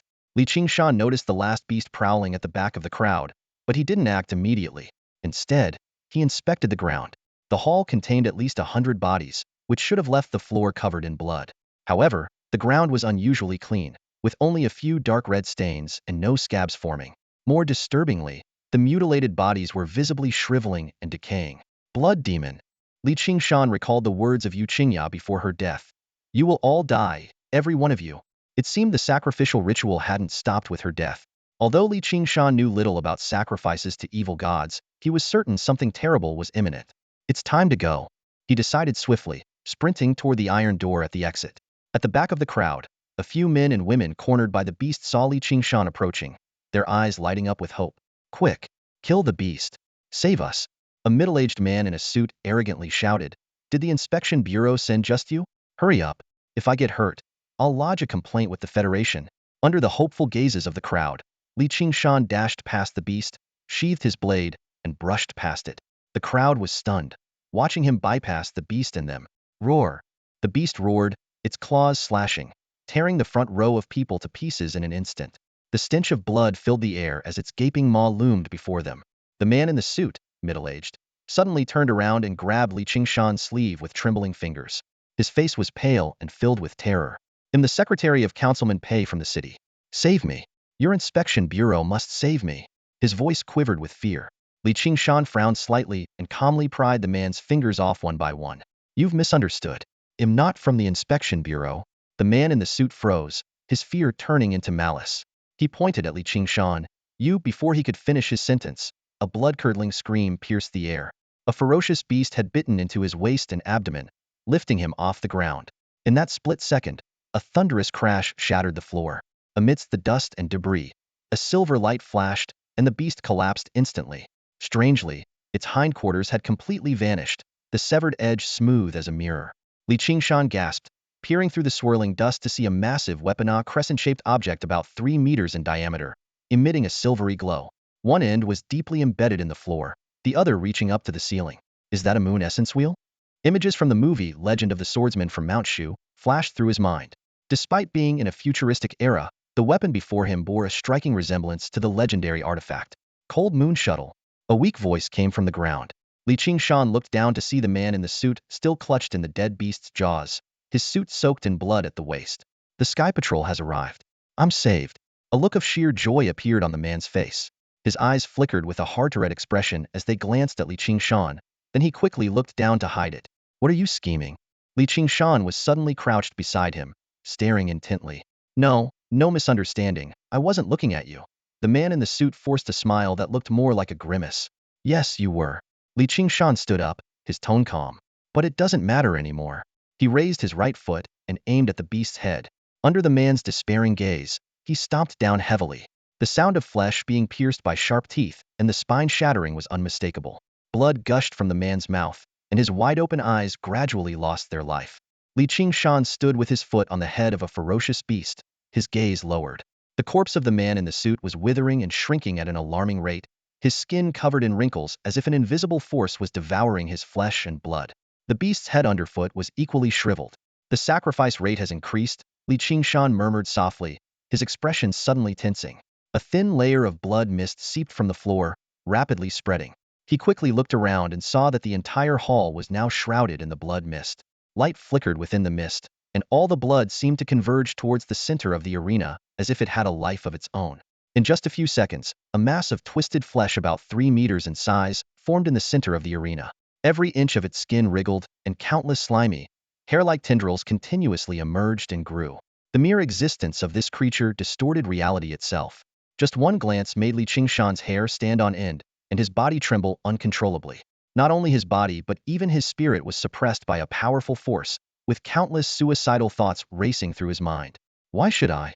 Qingshan roared, veins bulging on his forehead as he stared intently at the arena. Some blood demon? You're just a monster. How dare you? With those words, his will cut through all distractions like a knife. His mind instantly cleared, and his body regained strength, gradually suppressing his primal fear. Qingshan watched the cold moon shuttle hovering motionlessly and began to step back. The surrounding crowd was already paralyzed with fear, trembling on the ground. As he retreated, he occasionally stepped on these people, but no one cried out in pain or pleaded for help. They all lay there like lambs waiting for slaughter. The blood mist grew thinner, and the flesh monster had turned into a massive red furball, its thousands of tendrils thrashing wildly. At that moment, the cold moon shuttle finally moved. It began to spin rapidly around the hall, like a precise meat grinder, severing tendrils wherever it passed. Simultaneously, numerous fine lasers shot out, burning the severed tendrils to ashes. A sci-fi weapon, indeed, Qingshan remarked softly, turning away in relief. The battle was decided. The flesh monster stood no chance against the cold moon shuttle's onslaught. In a matter of seconds, all the tendrils were reduced to ash. The shuttle hovered above the monster's head, emitting a crescent-shaped red laser that instantly melted the monster and the arena beneath it into molten lava. A 2.8-meter-tall silver mech descended silently, its entire body gleaming with metallic light. The cold moon shuttle elegantly orbited the mech, like a moon revolving around its master. So similar. Qingshan couldn't help but exclaim, the scene reminding him of a classic moment from the legend of Shushan. Similar to what? A cool female voice asked. Only then did Qingshan realize that the silver mech's metal mask was facing him. The mech pilot is a woman? Qingshan said in slight surprise, managing an awkward smile. Qingshan was at a loss for words, unsure how to respond to the mecha pilot's question. Fortunately, the pilot didn't seem to care about the answer and instead began to scrutinize the entire hall. Her gaze paused briefly on the remains of the man in the suit, before shifting to a lighter-colored mark near the iron door left behind by Qingshan after her transformation. It seems she's discovered something through the mecha's detection system, Qingshan thought, frowning slightly. Although the man in the suit had been killed by a beast, the fatal blow had indeed been delivered by him in front of Long Yu's flying shuttle. Recalling the intense battle scene earlier, he abandoned any hope of luck and appeared calm. He didn't regret his decision alive. The man in the suit was far more dangerous than dead. Qingshan, well done. A cold female voice suddenly rang out. You know me? Qingshan asked in surprise. My name is Man. The mecha raised its right hand, and a laser instantly turned the remains of the man in the suit and the beast to ashes. Are you Yulei's sister? Qingshan realized, breathing a sigh of relief. The man's death was clearly settled, but it served as a reminder there were too many unknown monitoring methods in this interstellar age, and he needed to be more cautious in the future. Inside the mecha, Man silently watched Qingshan. For holographic screens unfolded before her, 3 showing scenes of battles between humans and beasts, and the 4th replaying the fight against a tentacled monster. These were battle replays analyzed by the mecha scanning system. Mystic Step mastered? Wind Shadowblade mastered? Only at the 2nd level of body refinement. Yet he can continuously hunt 3 fierce beasts and kill a cultist? As the analysis results appeared one by one, Yuman's expression gradually changed. When she first heard about Qingshan from her uncle, she didn't take it seriously. In her view, real geniuses were already sent to New Continent, and martial arts classes were merely a glimmer of hope for high school students in the Old Continent. Even the few who managed to get into New Continent's martial arts universities would ultimately play minor roles. The advantages of New Continent's martial arts students in talent, resources, and training intensity couldn't be matched by just 3 years in a martial arts class. Learning that Qingshan was only at the 1st level of body refinement initially made her lose interest even more. But now, in just 2 months, he had mastered both Mystic Step and Wind Shadowblade. Such astonishing comprehension would take even the fastest practitioners in New Continent at least 6 months. The 4 holographic screens gradually merged into one, displaying a clear image of Qingshan standing atop the beast's head. Gazing through the screen at the figure outside the door, Yu Man fell into deep thought. Perhaps he is the genius my uncle has been searching for, the one who can rival the prodigies of the martial arts stars. One by one, the uniformed inspectors filed out from the stairway, quickly taking over the entire lobby. Qingshan looked up at the mech hovering in midair, which remained as still as a statue, ignoring his questions. So aloof? Qingshan shook his head, giving up the idea of striking up a conversation. He obediently followed the staff back to the ground level. During the detailed debriefing, he deliberately left out the part about the man in the suit. The staff maintained a professional demeanor throughout, silently recording every detail, and finally assured him that a reward would be issued after verification and that they might contact him again if necessary. Just as he stepped out of the parking garage stairwell, a round figure came rushing towards him. "Coach, are you okay?" The chubby boy, Chao Xiaoyu, spread his arms wide, ready to hug him. Qingshan extended his index finger to hold him back by the forehead, feigning disdain. "Always talking about being a man, yet here you are, ready to hug like this?" I was just worried," Chao Xiaoyu said awkwardly, rubbing his hands. Not far away, Chang'an was dealing with an investigator, looking troubled. Upon seeing Qingshan, he quickly ran over to complain. "Boss, your colleague is being unreasonable. I've explained everything, but they're still digging into my past." Qingshan coughed lightly, glanced at the staff nearby, and said seriously, "Cooperate fully, and I promise you'll be fine." "Thank you, boss." Chang'an beamed with relief and went back to cooperating with the investigation. Seeing the staff's puzzled expressions, Qingshan calmly explained, "Desperate times call for desperate measures. Thanks to his help, we were able to uncover the cultist's plot and stop the sacrifice." "Understood, understood," the staff member replied with a constipated expression, quickly turning away to handle Chang'an's issue. Compared to the credit Qingshan mentioned, impersonating an inspector and letting a gambler go seemed trivial. At that moment, Chao Xiaoyu leaned in and said, "Coach, my dad's on his way. He wants to meet you." "Your dad?" Qingshan raised an eyebrow. "Wasn't he supposed to come tomorrow?" Chao Xiaoyu explained with a pained expression that his father had somehow gotten wind of the situation and had called just a moment ago. Qingshan quickly deduced the source of the information. The inspection bureau. The news had spread too fast. Only someone within the bureau could have learned about it so swiftly and tracked down Chao Xiaoyu. "Huh?" Qingshan gasped, ruffling the chubby boy's hair. This usually bullied kid at school had such an impressive background. However, a new question surfaced in his mind. How could someone travel over 500 kilometers from Wui City to Luoying in just 20 minutes? As he pondered, a deafening sonic boom interrupted his thoughts. Looking up, he saw a black shadow streaking through the sky, arriving above the hotel in an instant, then coming to an abrupt halt, seemingly defying the laws of inertia. As the sleek flying vehicle slowly descended, Chao Xiaoyu waved excitedly. "My dad's here." "Small," Qingshan said, expressionless. "This car is small?" Chao Xiaoyu asked, puzzled. "Coach, the inside is quite spacious."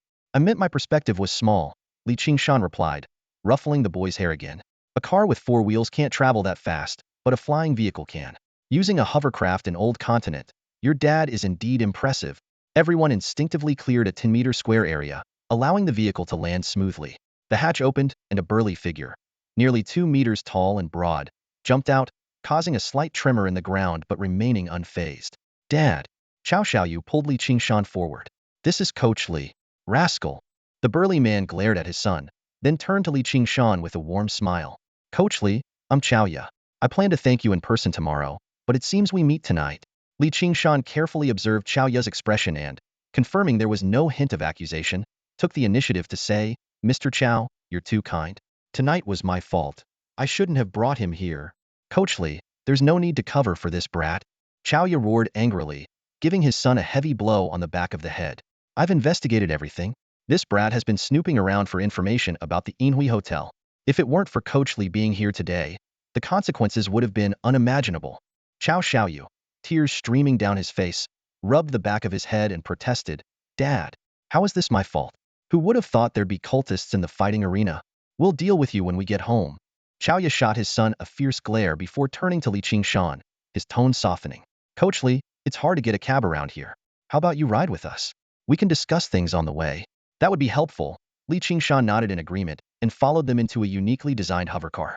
The interior of the car fascinated Qingshan. There was no driver's seat, as the vehicle was entirely controlled by an intelligent system. The spacious cabin was surrounded by a ring of sofas, with panoramic windows behind the seats. After boarding, Xiaoya quickly set the destination, and the car smoothly lifted off. Looking down through the windows, The people on the ground became tiny dots. Suddenly, a blinding red light caught Qingshan's attention, heading straight for the Inai Hotel. Though it hadn't broken the sound barrier, its speed was incredible. Strangely, the light wasn't glaring, yet it caused Qingshan's eyes intense pain, as if he were staring directly at the sun.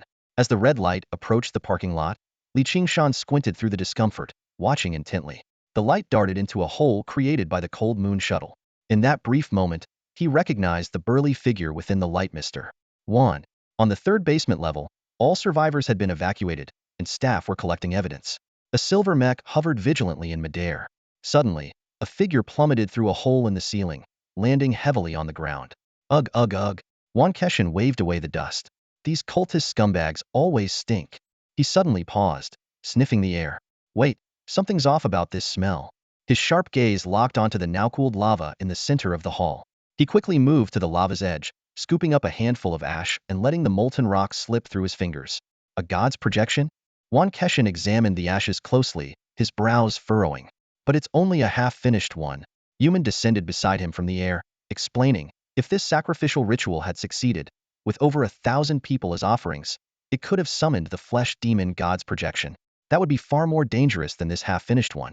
Even if we joined forces, we might not be able to defeat it, and the battle could level several city blocks. Heh, good thing your uncle was smart enough to get here early and disrupt the ritual, Qingshan said smugly, stroking his chin as he looked around. Where's Qingshan? He's already left. Actually, Human began, but was cut off by Qingshan's hearty laughter. Ha ha ha, I knew it. That kid is too clever to stick around. Though he appeared carefree, Qingshan felt a wave of relief. He had been worried about Qingshan's safety and hadn't dared to contact him. Seeing that Qingshan wasn't among the survivors had made him anxious. Now, he could finally relax. Uncle, Qingshan was the last to leave. Despite the mech's stern appearance, Human's tone carried a hint of exasperation. What do you mean? Qingshan was taken aback. Yes, I did kill this half-finished projection, but it was Qingshan who actually disrupted the sacrificial ritual. What? Qingshan? Qingshan suddenly awoke and turned his head to look at his niece, who was clad in a mech suit. For a moment, he doubted his own ears. As someone who saw Qingshan every day, he was well aware of Qingshan's abilities. The cultists capable of orchestrating sacrifices must have already been corrupted and had the ability to transform. How could Qingshan possibly handle that? Qingshan is only at the second level of body refinement. He began to question, but was impatiently interrupted by Human. Second level of body refinement, and he can kill cultists? Not to mention he's continuously hunted 3 fierce beasts. Qingshan is indeed a genius. Human's cold voice came from within the mech. A genius? Qingshan was stunned. The words he had said back then were just an excuse to issue more bonuses. In his mind, Qingshan had at best a slim chance of making it to New Continent. But now, killing cultists at the second level of body refinement? And continuously hunting 3 fierce beasts?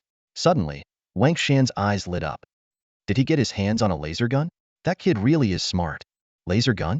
Aren't Misty Step and Wind Shadow Blade the 2nd-level martial arts techniques you taught him? Human's frown deepened, her tone carrying a hint of displeasure, as if her uncle was boasting. Taking a deep breath, Human waved her hand to bring up 4 holographic screens.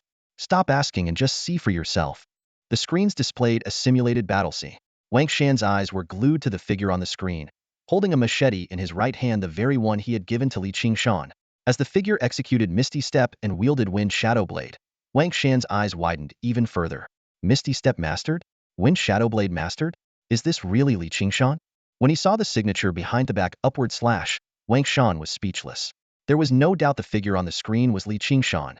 Noticing her uncle's reaction, Human lifted her faceplate and asked, Uncle, you really didn't know? I didn't know a damn thing. Qingshan cursed. I gave him those techniques 2 months ago just to prepare him for the possibility of facing beasts alone. Who could have thought? He burst into laughter. This kid is full of surprises. He then turned and cautioned, don't let this information leak out. Qingshan's level is still too low. It's best not to attract attention from those hyenas prematurely. Human nodded in agreement, but still had concerns. There were too many eyewitnesses on site. His achievements might be hard to conceal. Don't worry, the kid is sharp. Qingshan waved it off.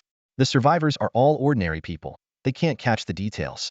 As long as his talent isn't exposed, those big corporations and consortia won't act prematurely. Under the night sky, the bustling city of Luoying shimmered with neon lights. A hovercar silently glided through the night. Qingshan looked down at the cityscape through the porthole.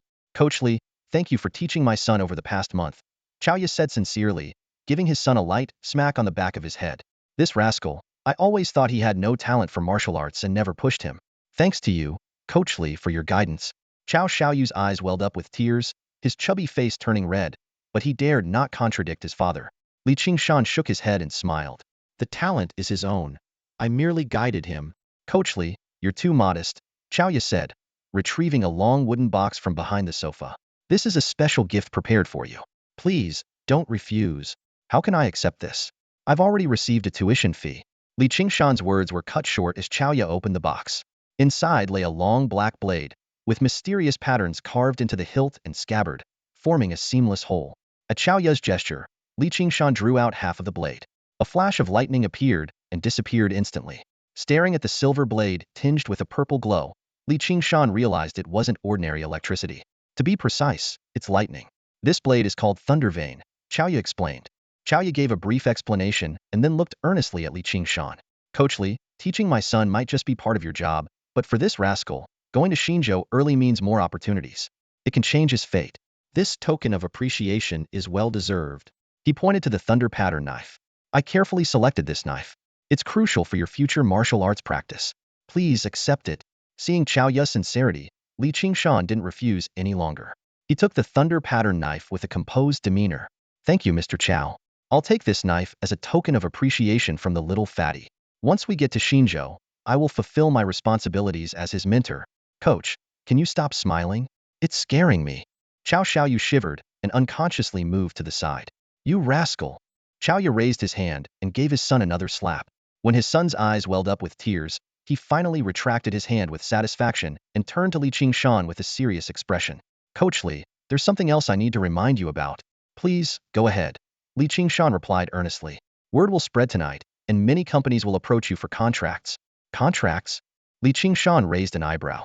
Isn't it usually in the third year that companies come to the martial arts class for contracts? Chaoya shook his head. It's different. Those are just regular employment contracts. What I'm talking about are investment contracts.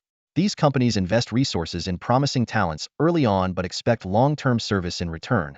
A lifetime contract, Li Qingshan bluntly pointed out. Chaoya looked a bit embarrassed.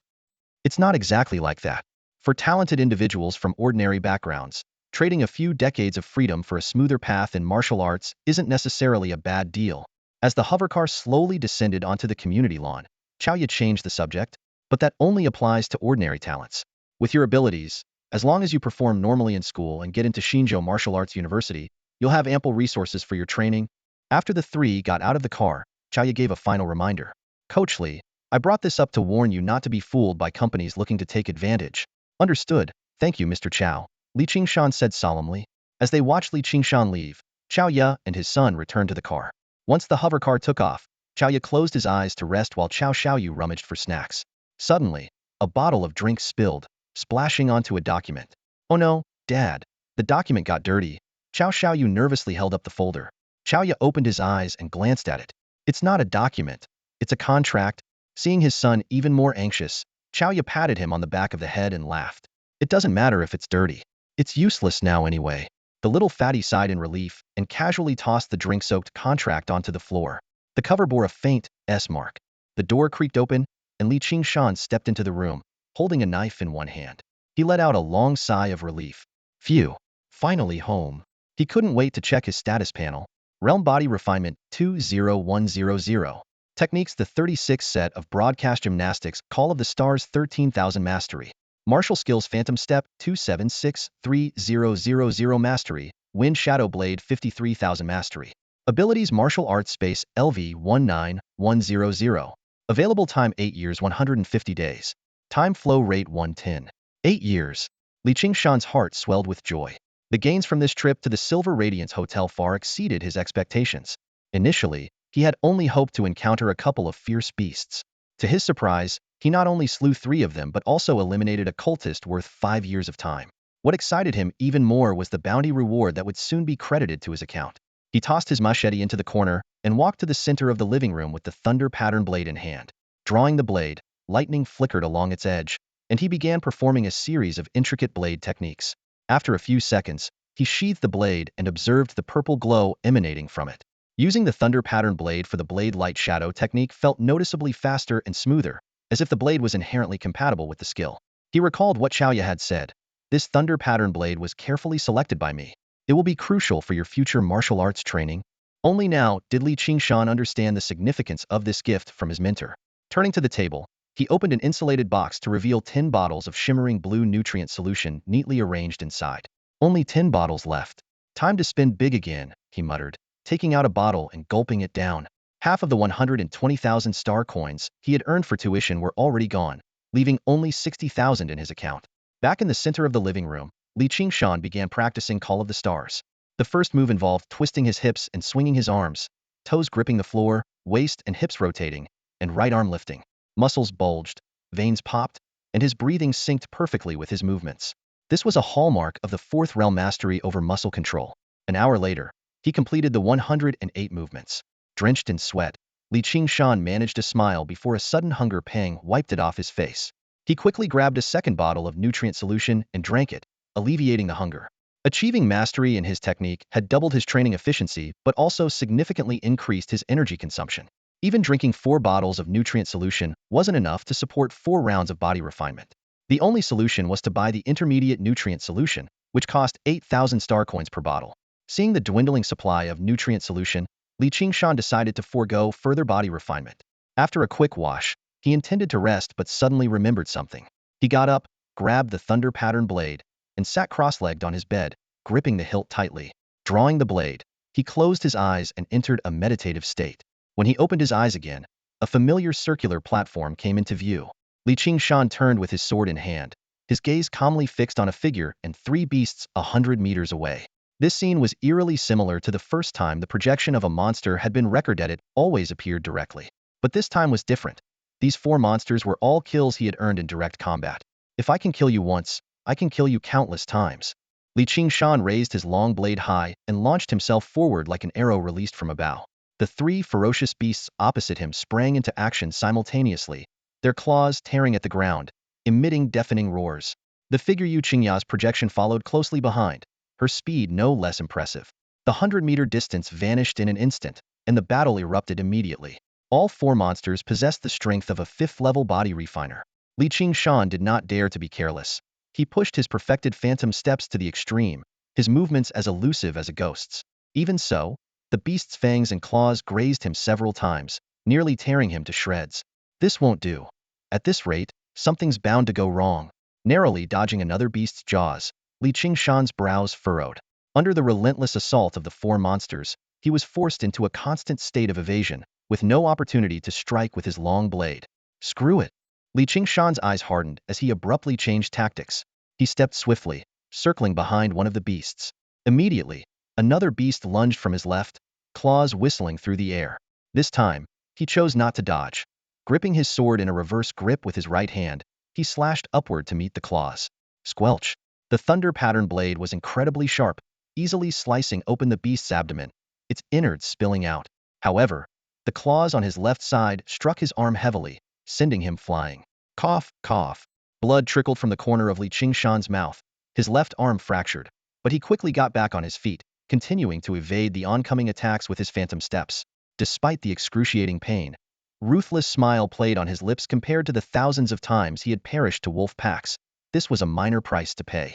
With 1 beast down, the remaining 3's offensive began to show flaws. Seizing the opportunity, Li Qingshan's blade flashed, dispatching 2 more beasts in quick succession. Only Yu Qingya's projection remained.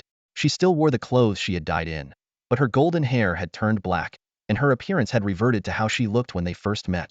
As Li Qingshan dodged her attacks, he studied her expression, trying to determine if the martial space's recorded monsters retained any intelligence. The answer was disappointing. Yu Qingya's face was expressionless, her eyes empty, like a puppet driven solely by the urge to kill. Paradoxically, the loss of reason made her attacks even more ferocious, fully unleashing her 5th-level body refining strength.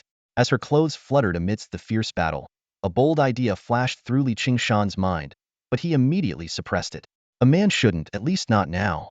His face turned cold, and he stopped holding back, his blade flashing like frost. In an instant, dismembered body parts flew, and blood splattered everywhere. Li Qingshan stood silently in front of the dismembered corpses, his blood-stained long knife in hand. The bodies of the three fierce beasts had transformed into sculptures at the edge of the platform, but Yu Qingya's remains showed no unusual change. He stared sharply at the ground, expecting the familiar red glow, but saw the pieces and blood gradually fade and disappear, eventually forming an ordinary human-shaped sculpture at the platform's edge. No transformation? Li Qingshan frowned and quickly considered two possibilities. Either the transformation involved an evil god's power that the martial arts space couldn't record, or the transformation had a limit, and the severed head prevented it from triggering. After a moment of thought, he leaned towards the second possibility after all, to the martial arts space. An evil god was just another type of monster, with no reason not to be recorded. The verification was simple. With a thought, Yu Qingya's figure reappeared. Sorry, but I have to kill you again. Li Qingshan grinned, swinging his long knife. Limbs quickly fell to the ground.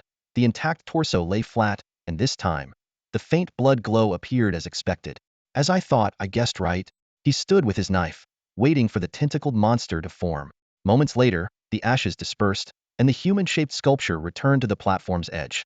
Discarding the thunder pattern knife, Li Qingshan spread his limbs, preparing to test the proficiency growth pattern of the starry summon after mastering it.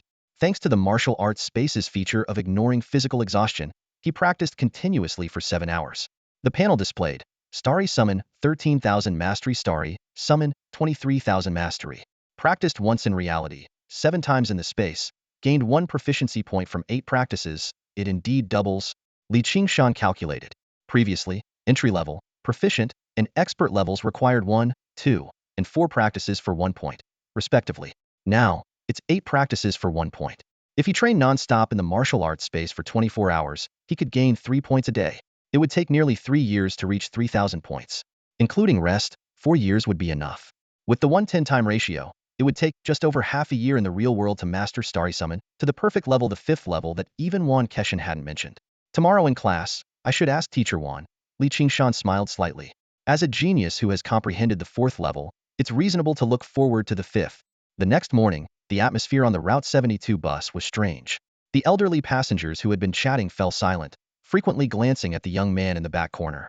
In just 10 minutes, the young man with a knife had answered and hung up over 20 calls. The seniors whispered, guessing he might be a third-year martial arts student being pursued by various companies. Manager Lin, thank you for your company's offer, but I really have no intention of signing a contract. Li Qingshan forced a smile and decisively ended the call. Since morning, he had received over 30 contract invitations, with companies from local and surrounding cities flocking to him. Rubbing his temples, he turned on Do Not Disturb mode. He quickly browsed through dozens of similar emails, monthly support of 50,000 during school, doubling each year until graduation, and up to 500,000 if he won his Inzu. A drop in the bucket, Li Qingshan sneered. The daily necessity of intermediate nutrient solutions alone cost 240,000 a month. Moreover, these so-called sincere contracts essentially demanded at least 20 years of post-graduation service. His face darkened, and he deleted all the emails without hesitation. Leaning back in his seat, he closed his eyes to rest. A moment later, a buzzing sound filled the air. Li Qingshan's wrist began to tremble, and he opened his eyes in confusion, glancing at his communicator. The screen displayed the name Manager Zhou, and as he opened the call, the smiling face of a bald, middle-aged man appeared. It was none other than the HR manager of Inai's flagship store. Manager Zhou, don't tell me Inai wants to sign me too? Li Qingshan's tone was tinged with helplessness. Manager Zhou's expression changed, and he asked nervously, you haven't signed with anyone else already, have you? No, I have no intention of signing any contracts, Li Qingshan replied, shaking his head. That's a relief. Manager Zhou visibly relaxed and quickly regained his professional smile. Inai is always committed to discovering talent and supporting their martial arts journey. We can't afford to miss out on a genius like you. Manager Zhou, Li Qingshan started to refuse again. Don't rush to decline. I've sent you the contract. Take a look first, Manager Zhou interrupted confidently. Inai is a major brand with numerous branches. Our terms are far superior to those offered by smaller companies. The call abruptly ended, and a new email popped up on the screen. Li Qingshan opened it and quickly scanned through. The terms of this level investment contract were indeed much more generous than those offered by previous companies, with funding for nearly all projects doubled. However, when he saw the 30-year commitment, his finger instinctively moved toward the close button in the top right corner. He understood that investment required returns, but he couldn't accept such a blatant servitude contract. Li Qingshan hesitated for a moment, deciding not to respond immediately. Considering Manager Zhou's earlier confident demeanor, he thought it unwise to refuse outright and planned to visit the store in person that evening to explain. Meanwhile, In the general manager's office of Inai's flagship store, a young man with long hair, dressed casually, lounged in the boss's chair, tapping his fingers rhythmically on the desk. This was Fu Wan, the newly appointed general manager of Luoying City, and more importantly, the regional head of Inai for Wui Province. Did you send the contract? Fu Wan's sharp gaze fixed on the bald, middle-aged man in front of him.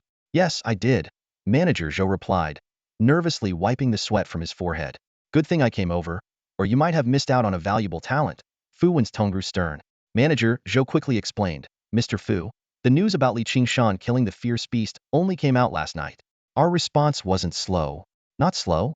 Fu Wan sneered, pressing a button on the desk. A projection immediately played footage of a battle between Qing-Shan and Yu Zhua from a month ago. Last night? Look closely. You were there. Are you blind? Well, Mr. Fu, Yu Zhua was only at the 3rd level of body forging. Although Qing-Shan won against the odds, isn't a level contract too high for him? You're not just blind, you're deaf. Fu Wan slammed his hand on the desk, pointing at Yu Zhua in the footage. Yu Zhua clearly said Qing-Shan had mastered the mysterious step. Do you know what that means? In the entire first-year martial arts class of Wui Province, you won't find another who can do that. Manager Zhou's eyes lit up with excitement. Mr. Fu, does that mean Qing-Shan has a chance to go to Xinzhou? Fu Wan pondered. It's not certain how long it took him to master the mysterious step, but based on current information, if his body forging level keeps up, he might have a slim chance in 3 years. A slim chance is enough. Manager Zhou clenched his fist. Only 2 or 3 martial arts students from Wui Province make it to Xinzhou each year. Who can claim absolute certainty? But soon, he grew worried again. Mr. Fu, geniuses with a chance to go to Xinzhou usually sign A-level contracts, don't they? A level? Fu Wan scoffed. A-level contracts are given right before the annual final battles to those who have already shown outstanding potential. If we offer an A-level contract now, how can I demonstrate my prowess? He crossed his hands, looking self-satisfied. The earlier the investment, the greater the return. This return is rightfully mine. Mr. Fu, that's true, Manager Zhou said cautiously, but isn't a level contract too low? Fu Wan chuckled, shaking his head. Don't worry. Qing-Shan is just a poor student on public assistance, working odd jobs to buy nutritional supplements. How much money has he seen?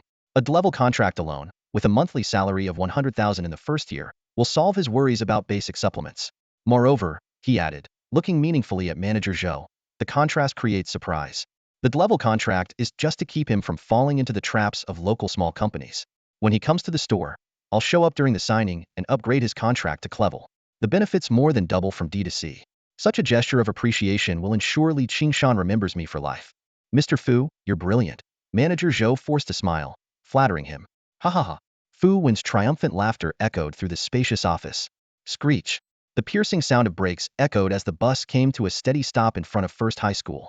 As Qing-Shan jumped off, he immediately noticed a burly figure standing at the school gate with arms crossed and an annoyed expression. It was Qingshan. Mr. Wan, you're here early? Early? I haven't slept at all. Qingshan snapped. Last night, you took off so fast I couldn't even catch a glimpse of you. Qing-Shan glanced guiltily at Qingshan. He had indeed seen Qingshan last night, from the comfort of a hovercar's couch. But seeing the exhausted face of the inspection bureau consultant who had clearly pulled an all-nighter, he didn't dare provoke him further. A parent's car picked me up last night, so I got a ride with them, he said evasively. A ride? More like a hovercar. Qingshan's eyes suddenly fixed on the black long blade in Qing-Shan's right hand, his expression changing drastically. Is that the thunder pattern blade? Did Fatty Chow give it to you?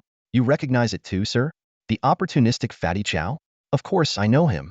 Qingshan's eyes burned with intensity as he urgently questioned, did he try to sign you up? What level contract did he offer? He deeply regretted not warning Qing-Shan in advance last night. He had assumed that with Qing-Shan's intelligence, he wouldn't easily fall for any tricks.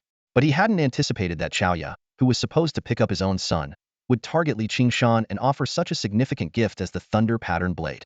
Sir, don't worry, I didn't sign anything. Qing-Shan quickly explained. If you didn't sign, why would Fatty Chow give you the thunder pattern blade? That man is notorious for never giving anything away. Sir, Mr. Chow gave it to me as a token of gratitude. He just gave it to you? Qingshan's expression froze for a moment. Taking a deep breath, he clasped his hands behind his back, his tone suddenly calm. Chaoya isn't so bad. He's quite a generous person. Qing-Shan was speechless at the sudden change in Qingshan's demeanor. He then raised the thunder pattern blade and asked, Sir, is this blade really valuable? The hover car you rode last night is worth 50 million, and this blade can buy 2 of those. What do you think? 100 million? Qing-Shan gasped, his gaze towards the thunder pattern blade becoming fervent. What? Thinking of selling it for cash? Qingshan nodded without hesitation.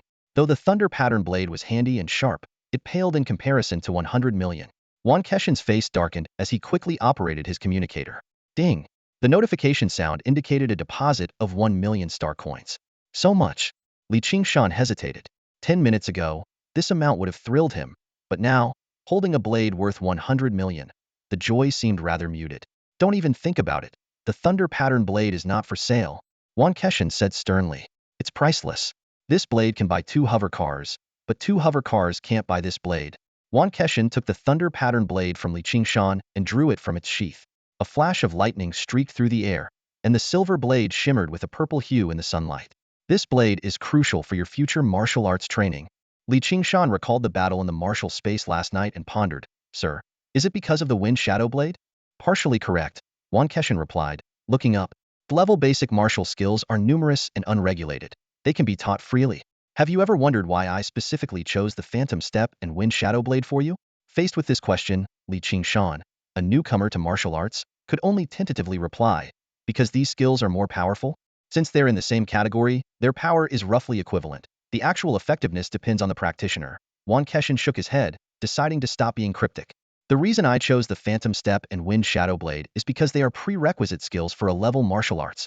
Guan Keshin's eyes gleamed as he looked at Qingshan. This is your only chance to gain access to a level martial arts in Wui province. He paused for a moment, then turned to gaze at his student, a hint of amazement in his eyes. Originally, this was just my usual procedure. I never expected you to actually master a level martial arts. But now, things are different. In just 2 months, you've mastered the Phantom Step and Wind Shadow Blade. Your talent in martial arts is truly astonishing. Qingshan recalled the events with the mech last night and understood why Guan Keshin knew about his progress. However, he knew his teacher's information was incomplete. Teacher, it's not just the martial arts. Qingshan lowered his voice and added, my cultivation method, the Starry Sky Summoning, has reached the 4th level as well? What? Guan Keshin's pupils contracted sharply. Qingshan merely smiled without saying more. With the help of the panel in the martial arts space, his progress would inevitably accelerate. Although he never considered himself a genius, believing his achievements were the result of hard work, to outsiders, it certainly appeared that way. So he decided to embrace the genius persona. Good. Guan Keshin excitedly patted Qingshan on the shoulder. With this progress, by the end of the year, you'll have the opportunity to learn the Thunder Blade. Teacher, is the Thunder Blade the A-level martial art that corresponds to the Wind Shadow Blade? A look of anticipation flashed in Qingshan's eyes. It's not that simple, Guan Keshin explained. Just like the Wind Shadow Blade, the Thunder Blade is also a prerequisite skill, but it's a clever technique. What? Just clever? Qingshan's tone carried a hint of disappointment. What? Do you look down on clever techniques? Guan Keshin gave him a sidelong glance. Clever techniques have a licensing fee of 5 million, level techniques cost 50 million. And as for a level martial arts, you can only access them in New Continent. However, he shifted his tone. A level martial arts with prerequisite skills are an exception. Once you master the prerequisite skills, you can naturally combine them to comprehend the corresponding A-level martial art. Qingshan's spirit lifted, finally getting to the main point. Guan Keshin didn't hold back any longer and revealed. The Nine Heavens Thunder Blade is the A-level martial art that corresponds to the Wind Shadow Blade and the Thunder Blade. As he spoke, Guan Keshin picked up the Thunder Pattern Blade and flicked it lightly with his finger. Buzz. The blade emitted a continuous vibrating sound. The Nine Heavens Thunder Blade involves the power of thunder and requires a weapon made from special materials to fully unleash its power. The Thunder Pattern Blade, made from Thunder Pattern Steel, is perfect for it. Fatty Chow went to great lengths to get you the Thunder Pattern Blade. Guan Keshin sheathed the knife, handed it to Qingshan, and strode into the school gate. Follow me, Guan Keshin said. Teacher, you haven't told me which A-level martial art corresponds to the Phantom Step, Qingshan said, jogging to catch up, his eyes gleaming with anticipation. Guan Keshin instinctively slowed his pace, about to offer a warning. But when he saw the determination in Qingshan's eyes, he stopped mid-sentence. Considering Qingshan's extraordinary talent, he decided to be direct.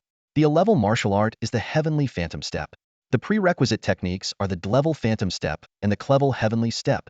Qingshan silently committed these names to memory. For most people, mastering the 2 prerequisite techniques would be an insurmountable challenge. But for him, with his progress bar system, anything recorded by the system could be perfected. They walked through the campus and arrived at the martial arts hall.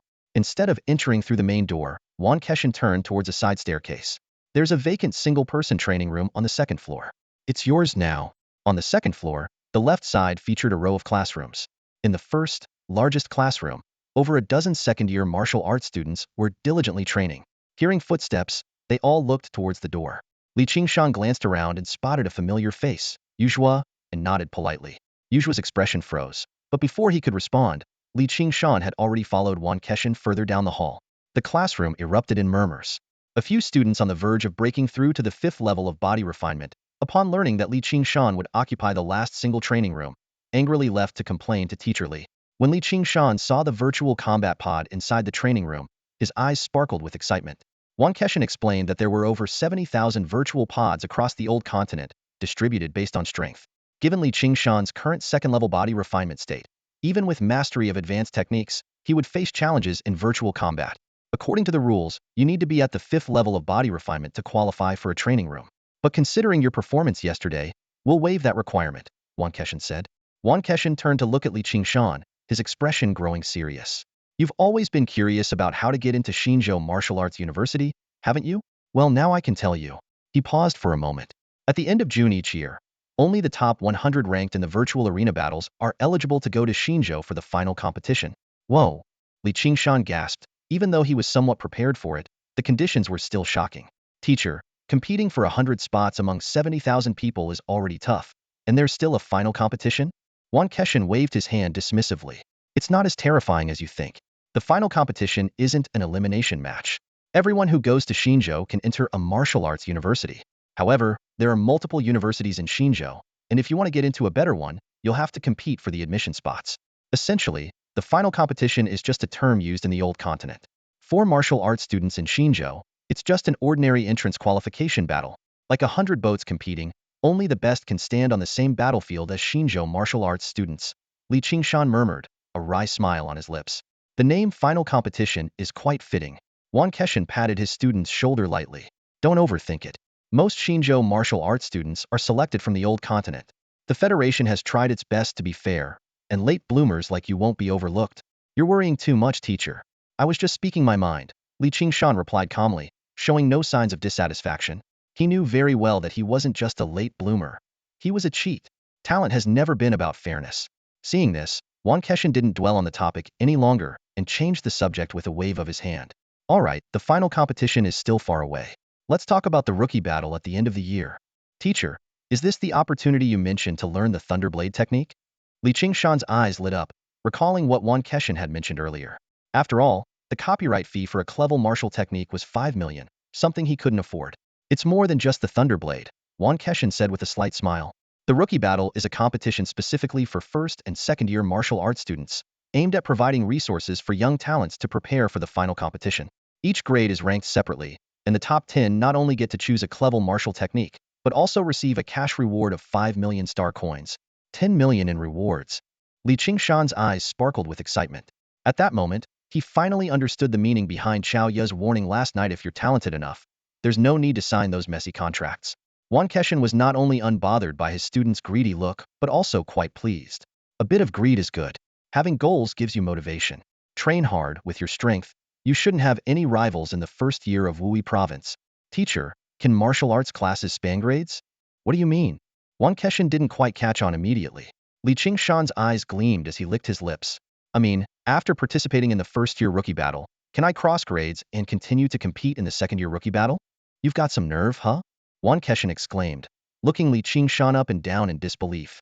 The first-year ranking rewards only allow you to choose one clever martial skill. You must pick between the Nine Heavens Thunderblade and the Tian Luo Phantom Step, Guan explained seriously. There are only 3 months left until the end of the year. Even if you manage to cultivate Starry Sky Calling to the 4th level, you will at most reach the 5th stage of body refining. The top second-year elites are generally at the 6th stage or higher, with some even reaching the 7th stage. Moreover, their martial skills are at least at the mastery level. Qingshan took a step back to avoid the spittle flying from his excited teacher. When Guan finished speaking, Qingshan quietly asked, "What if I can't perfect both the Phantom Step and the Wind Shadow Blade?" Guan let out a cold laugh. If you can actually do that, it might be worth a try. But achieving perfection in martial skills is a whole different concept from mere proficiency. It's not that easy. Great.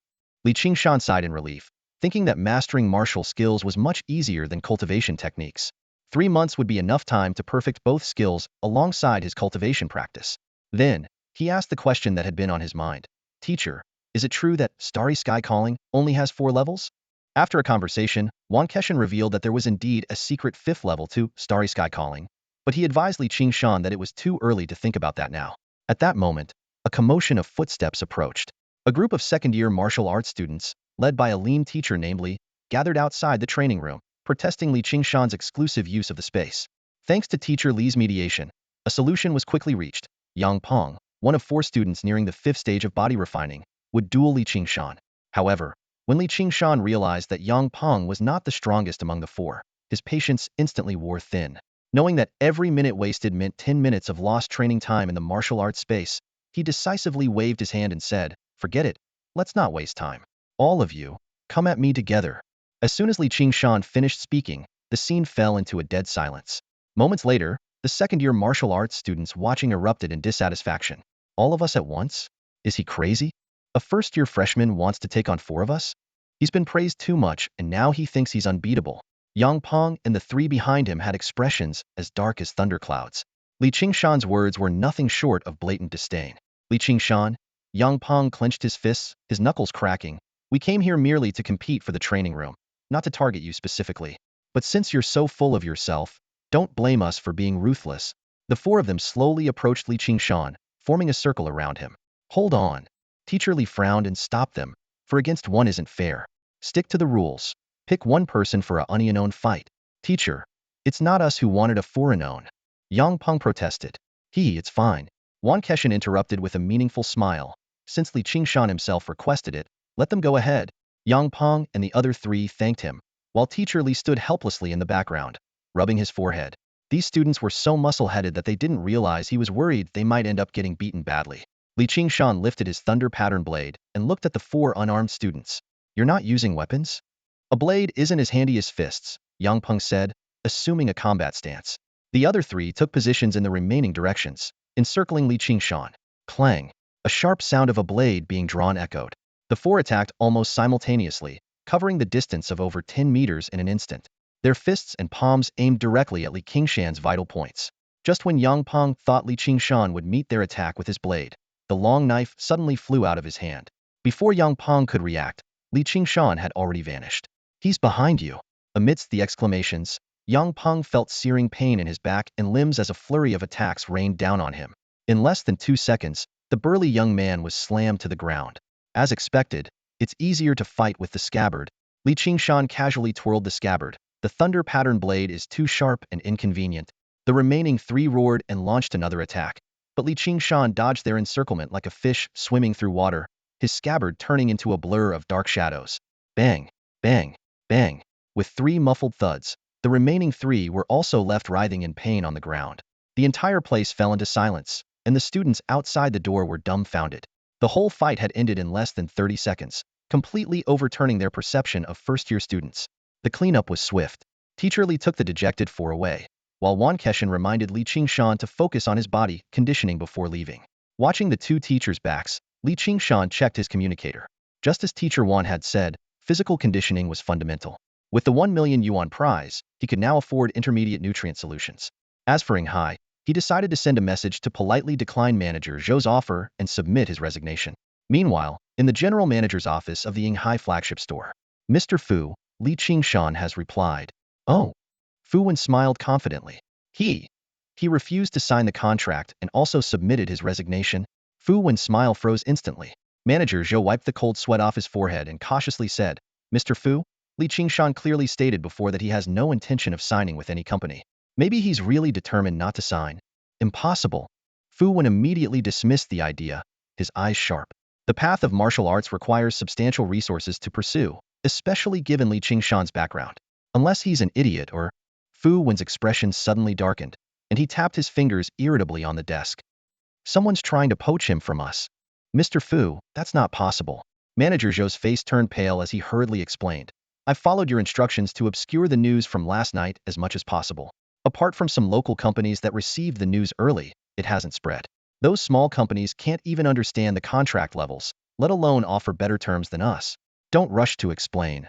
I haven't thought about replacing you yet." Fu Wen sneered. lifting his eyelids slightly. Do you want to test if someone's really poaching him? How do we test that? Manager Zhou asked, bewildered. Fu Wen waved his hand decisively. Send Li Qingshan a Class C contract directly. Even if someone is poaching him, they can't offer better than Class C. Manager Zhou immediately complied. After sending the contract, he flattered, Mr. Fu, you're brilliant. A Class C contract will definitely make Li Qingshan reconsider. Once he's with Inai, we can then offer him a Class B upgrade. Class B? Fu Wen interrupted with a cold laugh. Who said I would offer him a Class B? But, according to the previous plan, Manager Zhou stammered. Signing Li Qingshan with a Class B contract would make me no different from those mediocre fools outside. Fu Wen slammed the table. Signing a contract isn't just about sincerity. It's about showing strength. Contact Li Qingshan immediately. I want to speak with him personally. The screen soon lit up, and Li Qingshan's figure appeared. He frowned, his tone noticeably impatient. Manager Zhou, there's no need to discuss the contract further. I really have no intention of signing. As he spoke, he walked to the wall and picked up a long sword. With a sharp clang, the sword was sheathed. Manager Zhou awkwardly smiled. Ching-Shan, don't rush. The previous contract was our mistake. I just sent you a Class C contract, with benefits more than doubled. Li Qingshan's frown deepened, but before he could respond, there was a commotion on the other side of the screen. The bald Manager Zhou was pushed aside, and a long-haired young man took up half the screen, looking down. Li Qingshan, is it? I'm Fu Wen, General Manager of Inai. A Class C contract isn't something just anyone can get. To get it from me, Fu Wen, is no easy task. Crazy. Li Qingshan threw down this word and directly cut off the communication. Fu Wen's confident expression froze instantly. Mr. Fu? Manager Zhou cautiously reminded him. How dare he? Fu Wen roared, slamming his desk repeatedly until it cracked in the middle. Taking a deep breath, Fu Wen calmed down. No, this isn't right. Li Qingshan is just a poor student. Where does he get the nerve to be so arrogant? Pull up the video call recording. Manager Zhou quickly brought up the recording. Fu Wen scrutinized Li Qingshan's expression, his brow gradually furrowing. He had to admit, Li Qingshan genuinely seemed to have no intention of signing. Just then, a sharp clang resounded in the video. The sight of the black long sword being sheathed made Fu Wen tremble. Stop! Fu Wen almost pressed his face against the screen, staring intently at the sword. Is that really the Thunder Pattern sword? How does Li Qingshan have the Thunder Pattern sword? Mr. Fu, is that sword expensive? Manager Zhou asked curiously.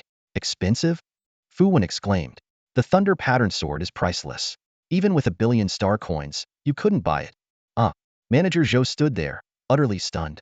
In just a month, the poor student who was working part-time in Inai is now wielding a battle sword worth 1 billion star coins? Manager Zhou exclaimed, his eyes filled with confusion. Mr. Fu, could it be that some major corporation has already signed Li Qingshan? Fu Wen stood by the office's floor-to-ceiling window, chewing over the words, major corporation. His rational mind told him it was likely true, given that the Thunder Pattern sword wasn't something an ordinary person could acquire. Yet deep down, he instinctively resisted the idea. The allocation of a Thunder Pattern sword requires at least an S-level contract. Fu Wen analyzed, furrowing his brow. Even my father, as the head of Inai Wui province, can only apply for an inspection from headquarters. His voice carried a trace of unwillingness. An S-level contract holder is someone even my father has to show respect to. The thought of Li Qingshan, once a minor figure he could easily manipulate, suddenly becoming someone even his father had to defer to, filled Fu Wen with a complex mix of emotions. Mr. Fu? Mr. Fu? What should we do now? Manager Zhou's voice snapped Fu Wen back to reality. Fu Wen took a deep breath, forcing himself to stay calm. Get in touch with Li Qingshan again. What? Manager Zhou trembled, hesitation evident on his face. Although his experience was limited, he understood that Li Qingshan was no longer someone they could afford to offend. Don't worry, Fu Wen noticed Manager Zhou's concern and softened his tone. This time, we're going to apologize. I admit our previous attitude was a bit rash. Manager Zhou was stunned. Fu Wen, who had been in his position for just 3 days and had always been high-handed and authoritative, was now willing to apologize? Despite his surprise, he immediately took out the communicator and dialed Li Qingshan's number. Both men stared intently at the communicator screen. After a few short rings, the screen suddenly went black. They had been blocked. With this kind of quality, he can become the general manager of Inai? Li Qingshan snorted and decisively ended the call. Since there was already bad blood with Inai, cutting ties from now on seemed like the best option. Just as he was thinking this, there was a knock on the door. Li Qingshan's eyes lit up as he quickly walked to the door. Standing outside was the familiar salesgirl, holding a brand new insulated box with a professional and sweet smile on her face. Mr. Li, Here are the 20 bottles of intermediate-grade nutrient solution you ordered. Please sign for them." Her attitude was warmer than usual, and understandably so. Qingshan had gone from initially purchasing 10 bottles of basic nutrient solution to now ordering 20 bottles of the intermediate grade in one go, making him one of her important clients.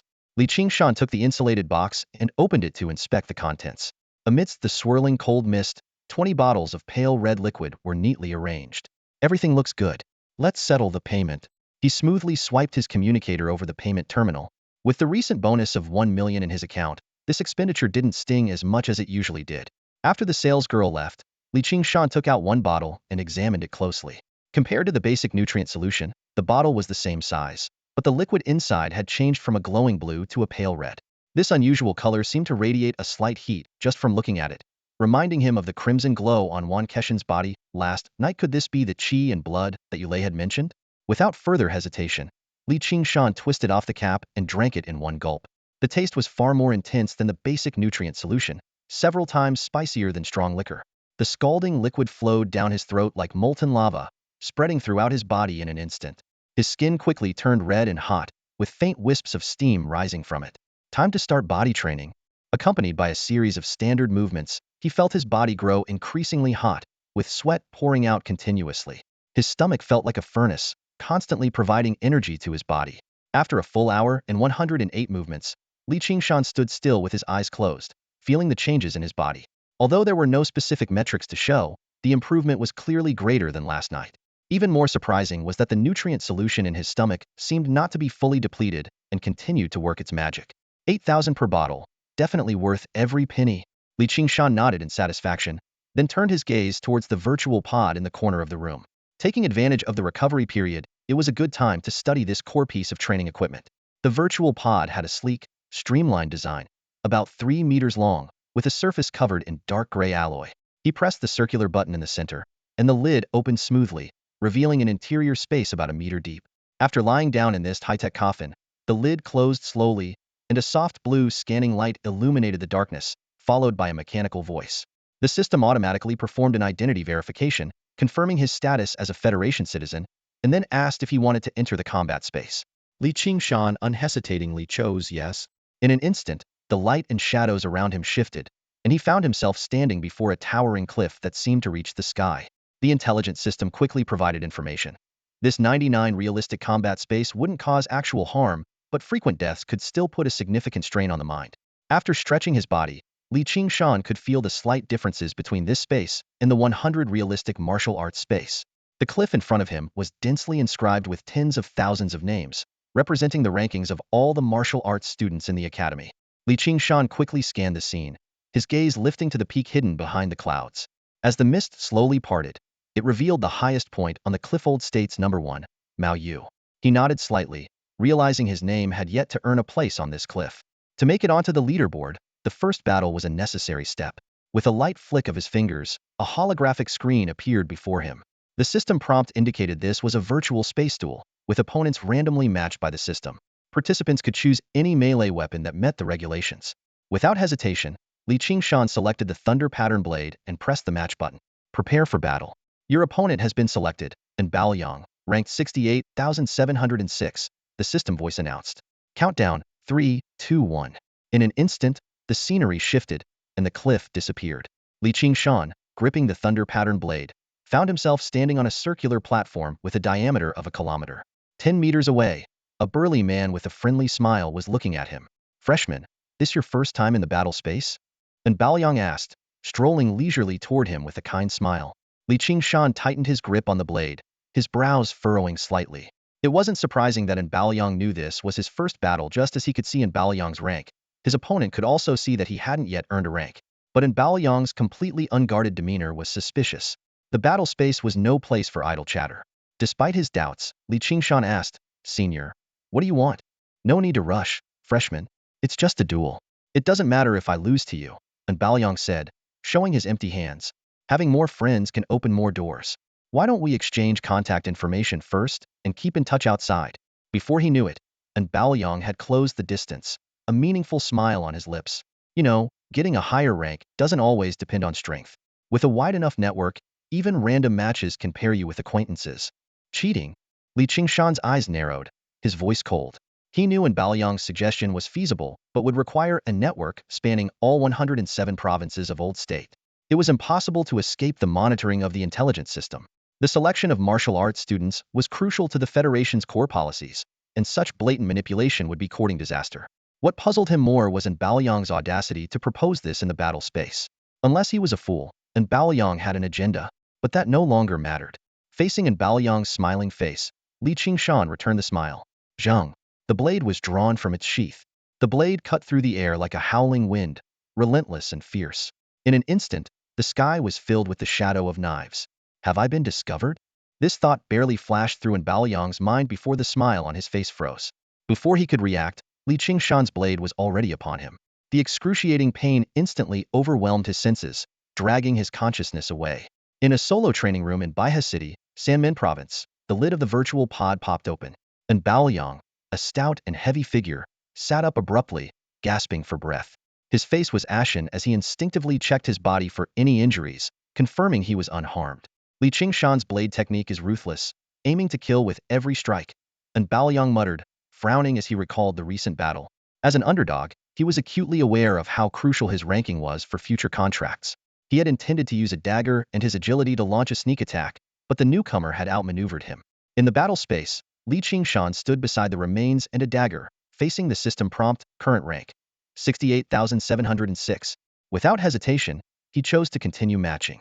His new opponent, Ji Ting, a girl wielding a long spear, charged at him without a word. An hour later, after dozens of battles, Qingshan's progress halted at rank 60,325. He realized that his advanced level Phantom Step and Wind Shadow Blade were no longer sufficient to bridge the gap against opponents with mastery-level techniques. Exiting the virtual pod, Qingshan immediately threw himself into physical training. Only after exhausting a bottle of intermediate nutrient solution and completing 5 rounds of body conditioning did he leave the school. The next day, he sold his remaining basic nutrient solutions at half price to Zhao Hongzhou and continued his training. Time flew by, and Qingshan's life became a routine of 2 points and 1 line. With the aid of a daily bottle of intermediate nutrient solution, he persisted in 5 rounds of physical conditioning each day in reality, while spending the rest of his time in the martial arts space, honing his skills and techniques at a 1:10 time ratio. 3 months later, on a chilly morning, as Qingshan was about to ascend the steps of the martial arts hall, a familiar voice called out behind him. Hey Shan, wait up. Turning around, he saw Zhao Hongzhou, who had grown even more muscular than he remembered. How long has it been? You've bulked up again. Qingshan exclaimed in surprise. How long? Exactly 59 days. Zhao Hongzhou counted on his fingers. The last time we met was because of Mr. Wan's extra training session. Has it really been that long? Immersed in his training, Qingshan felt a bit disoriented. Skipping lunch and leaving early in the morning and late at night, he rarely saw his classmates. With the accelerated time effect in the martial arts space, his sense of time had become increasingly blurred. Zhao Hongzhou scrutinized Qingshan, a hint of confusion in his expression. Brother Shan? The rookie competition is imminent. We're leaving for Wui tomorrow. You didn't know? Qingshan was taken aback, his eyes filled with bewilderment. No one told me. Maybe Teacher Wan plans to inform you today? Zhao Hongzhou responded cautiously. Having been reprimanded frequently lately, he dared not make any rash comments behind anyone's back. Qingshan just rubbed his temples, not overly concerned. As a main player, he knew he wouldn't be left out. What mattered now was to quickly adjust from his intense training state. Suddenly, sensing something unusual in Zhao Hongzhou's tone, he turned and asked, Wait a minute. You're waiting for me here and mentioning the rookie competition specifically. Does that mean? Hee, that's right. I'm going too. Zhao Hongzhou puffed out his chest with pride. Teacher Wan said that apart from you, 3 first-year students can go. Although I haven't reached the second stage of body refining, my test scores ranked 3rd. Qingshan smiled and patted his shoulder.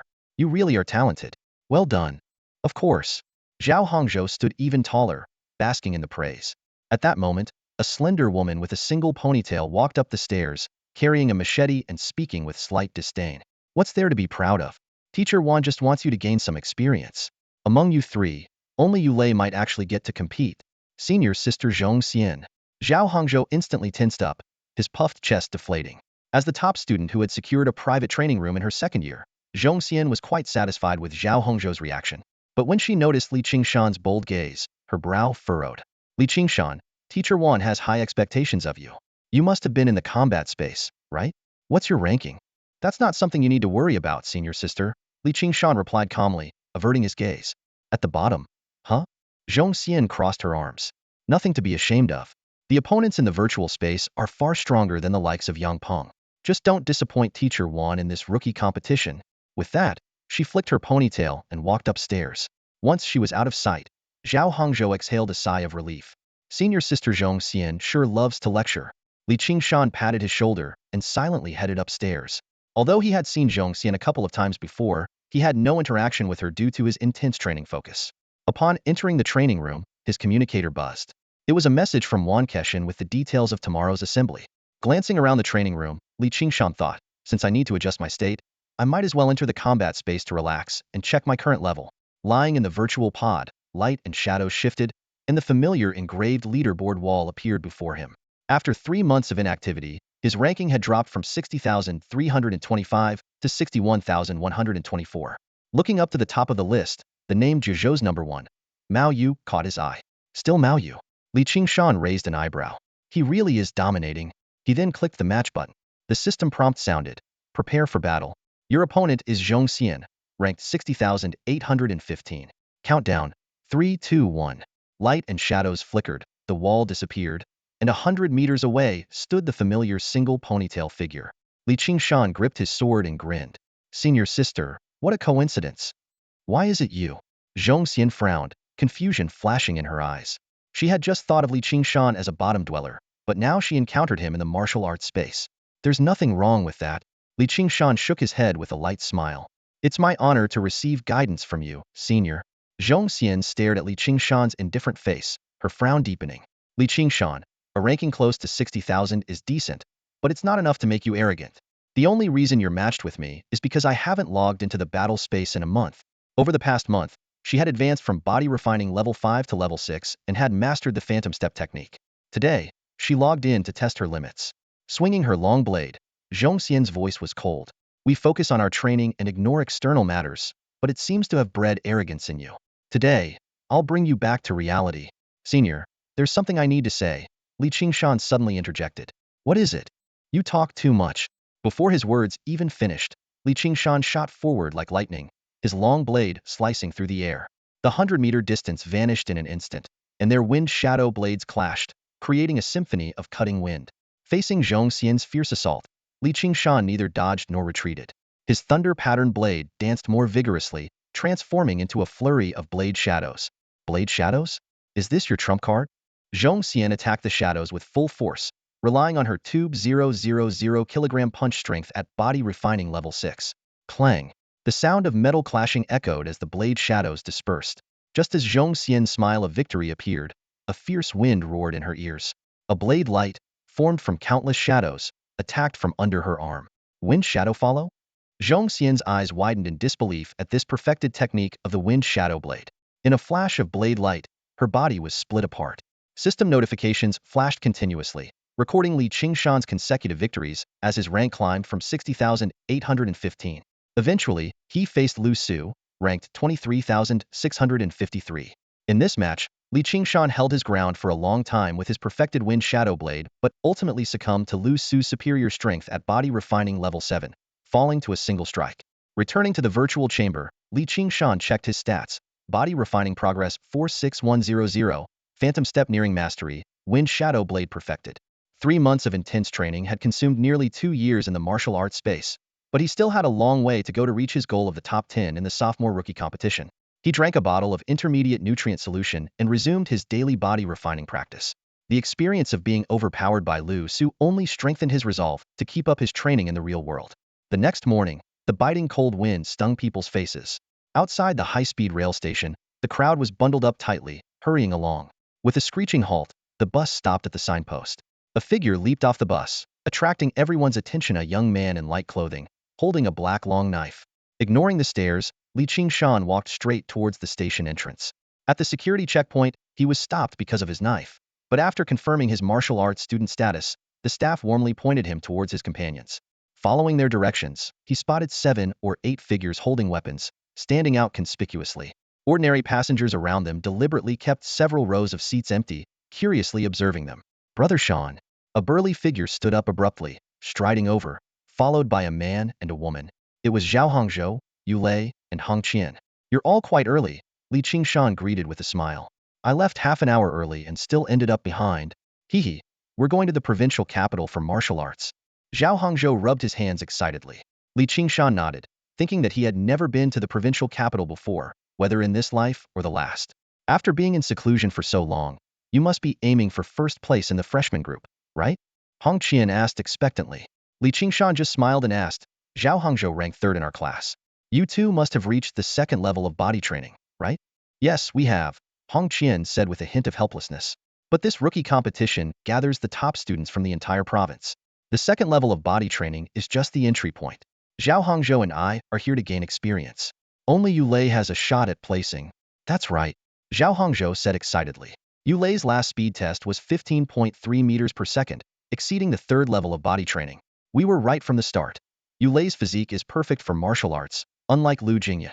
Li Qingshan quickly covered his mouth, glancing at the increasingly dark-faced Yulei, and hastily changed the subject. Do you think you can make the top 10?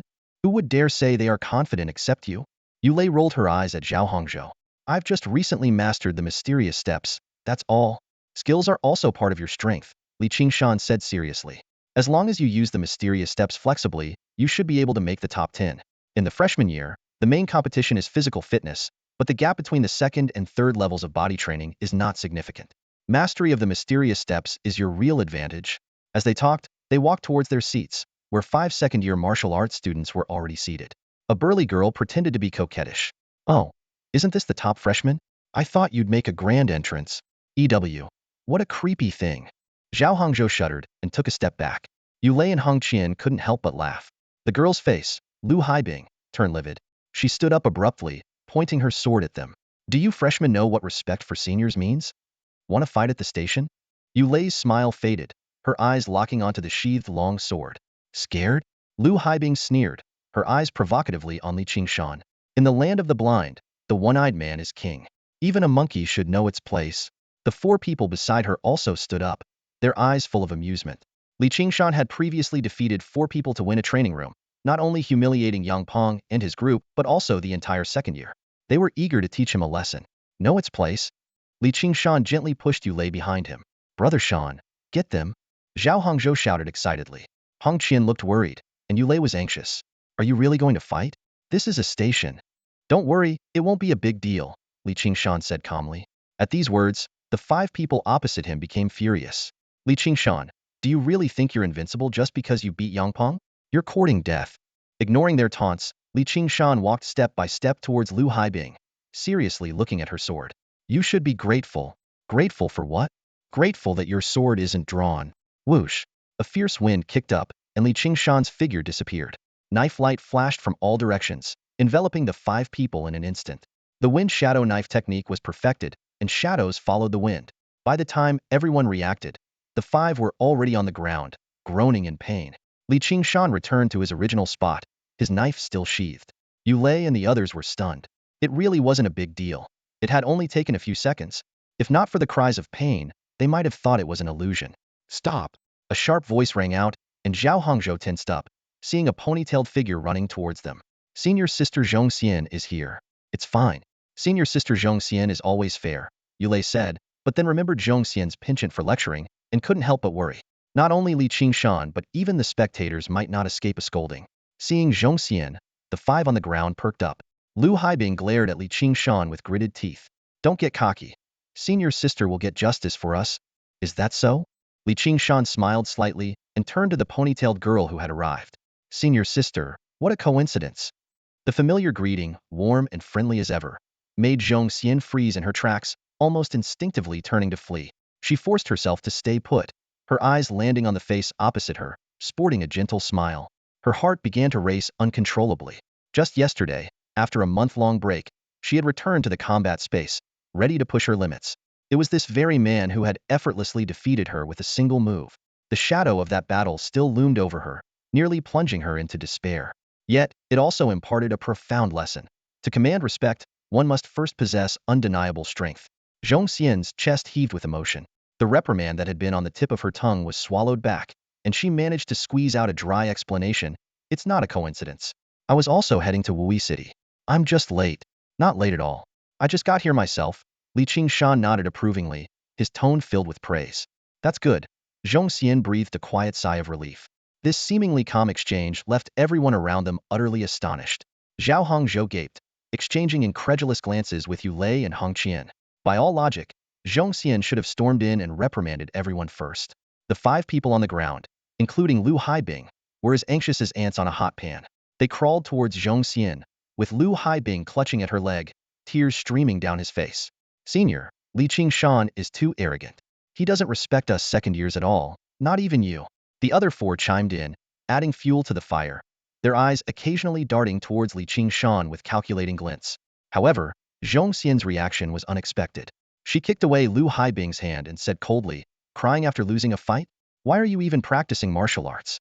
At that moment, a hearty laugh broke the tense atmosphere. Qingshan approached, rubbing his chin, followed by a resigned-looking teacher. Qingshan noticed the subtle change in Qingshan's expression, almost certain that the teacher had been secretly watching the whole time. Under Qingshan's lead, the group smoothly boarded the train to Wui City. Once everyone was seated, Qingshan took Qingshan to an adjacent empty carriage. "You've sparred with Zhongxian, haven't you?" Qingshan asked directly. "Yes, we fought in the combat space yesterday," Qingshan replied calmly. "I knew it. That little girl could never hold back with her temperament," Qingshan said with a playful smile, curiosity gleaming in his eyes. "You definitely won. But what's your current rank?" 23,874. Over 20,000? Qingshan's voice trailed off as he suddenly realized something. His smile froze, and he stared wide-eyed at Qingshan. "Wait, are you saying you're ranked over 20,000 now?" Qingshan nodded calmly. "Hiss." Qingshan drew in a sharp breath and instinctively rubbed his temples. "No way, this can't be right. How could you, ranked over 20,000, possibly match against Zhongxian?" "Teacher, when I matched with senior Zhongxian yesterday, I was still ranked around 60,000, Qingshan replied honestly. Qingshan was momentarily speechless, then he reorganized his thoughts. "Are you saying you climbed from 60,000 to 23,874 in one go yesterday in the battle space?" "Teacher, there's no need to be so surprised," Qingshan said, his tone still calm. "I just wanted to see my true standing among the second-year students. A rank of 23,874 shouldn't be enough to secure a spot in the top 10, right? You really consider yourself a second year?" Qingshan was both amused and exasperated. A first-year martial arts student ranking among the top of the second years wouldn't be surprised? Thinking back to a casual remark he made 3 months ago, Qingshan's expression grew serious, realizing that Qingshan was actually trying to achieve it. Ranked 23,874. You must be at the 5th level of body refining, have perfected the Wind Shadow Blade, and are at the advanced stage of the Phantom Step, right? "Teacher, your insight is truly remarkable," Qingshan complimented, not at all surprised by his teacher's assessment. Qingshan waved his hand and analyzed seriously, "Your previous thoughts were correct. A rank of 23,874 isn't enough. To secure a top 10 spot, your Phantom Step must reach perfection, and your rank needs to be at least within 21,000. But heading to Wui City now, with the competition starting tomorrow, there's no time for you to break through." He shook his head. "Forget about crossing levels. There will be other opportunities to obtain clever martial skills. How can I just let it go?" Qingshan interrupted urgently. "Teacher, trust me, I've had a breakthrough. I can do it by tomorrow morning." "Huh, you think you're that capable, predicting breakthroughs so precisely?" Qingshan sneered, clearly skeptical. "The final subtleties of the Phantom Step are incredibly profound. You either get it, or you don't. Even I was stuck at this step back in the day, and had to give up on the Tianluo Phantom Step." "Teacher." Qingshan's expression turned serious, his gaze unwavering as he looked at Qingshan. "I really have confidence." Whistle blowing. The train slowly moved forward. The scenery on the platform zipped past the windows, and the teacher and students stood facing each other in a moment of silence. Qingshan wanted to say something but hesitated, recalling Qingshan's resolute demeanor since his admission. After a brief pause, he said seriously, "All right, I believe you can do it. But are you really sure about skipping a grade?" Qingshan noticed the serious expression on his teacher's face and, recalling their earlier conversation, couldn't help but ask, "Teacher, is it troublesome to skip a grade?" "It's not troublesome. You just need to fill out some paperwork." Qingshan shook his head, then asked, "But have you considered that the martial arts class is only 3 years long, with no option to repeat a year? Skipping a grade means you'll have 1 less year in the martial arts class." Qingshan finally understood his teacher's concern and replied without hesitation, "Teacher, it's not a problem. The remaining time is enough for me to break into the top 100 in Old Continent and head to New Continent." "Not a problem, my foot." Qingshan sighed. "I know you can go to New Continent, but that's just the beginning." Qingshan remembered their conversation from 3 months ago and whispered, "Teacher, Are you worried about the final battle? Exactly. The gap between different martial arts universities in New Continent is enormous. Wang Keshin glanced at Li Qingshan. You know who the current #1 in Old Continent is, right? Muyu. Li Qingshan blurted out. This super genius from Tianfu province had the strength to break into the top 50 as a sophomore, but had always kept her rank just outside the top 100, delaying her move to New Continent. If I'm not mistaken, Wang Keshin said gravely, her target is the Ziying Academy, an academy named after a star. Its prestige required no further explanation. I initially thought you might become the next Muyu, but with a year less after skipping a grade, Wang Keshin glanced at his student and finally smiled. Well, I've said all I can. The path is yours to choose. Li Qingshan bowed slightly in gratitude. He understood that no one knew about his secret advantage, and his teacher's concerns were normal. But for him, with the panel in hand, his progress would only accelerate. Forget about graduating in 3 years. He might even have a chance in next June's final battle. As for being the next Muyu? No, he was Li Qingshan. Regardless of any changes, everyone needs to agree first. Wang Yu forced a laugh, then motioned for a student to come over. Renming, these students from Luoying City are in your care. Make sure they're well taken care of. Don't worry, teacher. Renming, a sturdy and resolute-looking student, responded immediately. Wang Keshin and teacher Li gave Renming a quick once-over before following Wang Yu away. Once the teachers left, Li Qingshan naturally took the lead. Renming, with a warm smile, quickly approached him. Are you the leader? Li Qingshan glanced at Zhongxian, who stood expressionless beside him, and seeing she had no intention of speaking, he nodded slightly. Renming immediately pulled out his communicator. Let's exchange contact information. If you need anything in the next few days, feel free to reach out. Thanks, Run. Li Qingshan said as they exchanged numbers. The group followed Renming to the station exit, where a line of blue vans, each emblazoned with the emblem of Wuyi City's #1 high school, awaited them. Each van could seat a dozen people, and other groups were already boarding their designated vehicles. However, as they approached their assigned van, Renming's expression darkened. Li Qingshan quickly noticed the problem: their van was already full. Standing outside the van was a young man wearing a gold watch and flashy clothes, looking at Renming with a challenging smirk. Is there a problem, Ren? Li Qingshan asked. No big deal, just a small issue. I'll handle it, Renming replied, forcing a smile as he stepped forward. Yu Yuanjuan, this van was assigned to me. What gives you the right to take it? Come on, we're all classmates. What's mine is yours, Yu Yuanjuan said nonchalantly, arms crossed. My van broke down, so I'm borrowing yours. Just as tensions were about to boil over, the van door swung open, and a buzzcut youth leaned out. Why aren't we leaving yet? Just a moment, Lin Fan. We'll be on our way, Yu Yuanjuan replied ingratiatingly before turning back to Renming with a sneer. You guys should just take a cab. Oh, and don't forget, you're on a budget. Make sure to get a receipt, so you can claim it back from me later. We can't just leave. Renming was about to step forward when he felt a hand on his shoulder. Let me handle this, Ron. Li Qingshan's voice came from behind. Zhongxian frowned and cautioned. Li Qingshan, Lin Fan is very strong. There's no need to provoke him over this. Relax, I'm not that reckless. Li Qingshan chuckled, stepping up to Yu Yuanjuan. Before Yu Yuanjuan could even get out a classmate, Li Qingshan slapped him hard across the face. Yu Yuanjuan fell to the ground, clutching his swollen cheek in disbelief. You hit me? You're standing up for Renming? Do you know each other? Before he could finish, he received a few more kicks, followed by the crack of his arm breaking. Li Qingshan shook his head in mock pity. Your body isn't tough enough for martial training. You're insane. A madman. Yu Yuanjuan cried out, turning to the van for help. Lin Fan, help me, please. Idiot. Lin Fan muttered coldly, choosing to do nothing. With 2 more light kicks, Li Qingshan left Yu Yuanjuan curled up on the ground, blood trickling from his mouth. Everyone around was stunned by Li Qingshan's actions. He was really going all out. Renming was the first to react, quickly stepping forward to grab Li Qingshan's arm tightly. Enough, enough. My grudge with him isn't that deep. If you keep this up, the patrol bureau will show up, Renming said urgently. Run, don't get me wrong. Li Qingshan shook his head, his expression serious. I'm not beating him up to stand up for you. I felt discriminated against. Discriminated? The word left Renming frozen in place, completely unprepared for Li Qingshan's reasoning. On the ground, Yu Yuanjuan felt a sharp pain in his chest and spat out a mouthful of blood. He was utterly miserable. He had been discriminating against Renming, but now this lunatic was turning it on himself. I also come from a public welfare background.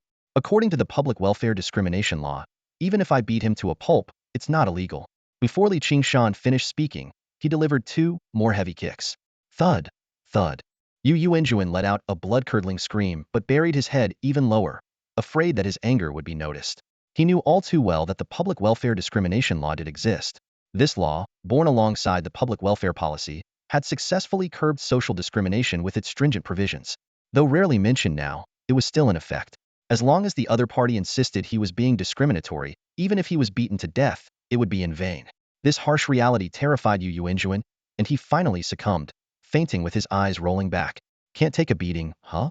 Li Qingshan regretfully withdrew his foot, turned around, and patted Ren Ming on the shoulder. Ron, in the future, when you encounter discrimination, you need to learn to use the law to protect yourself. Protect?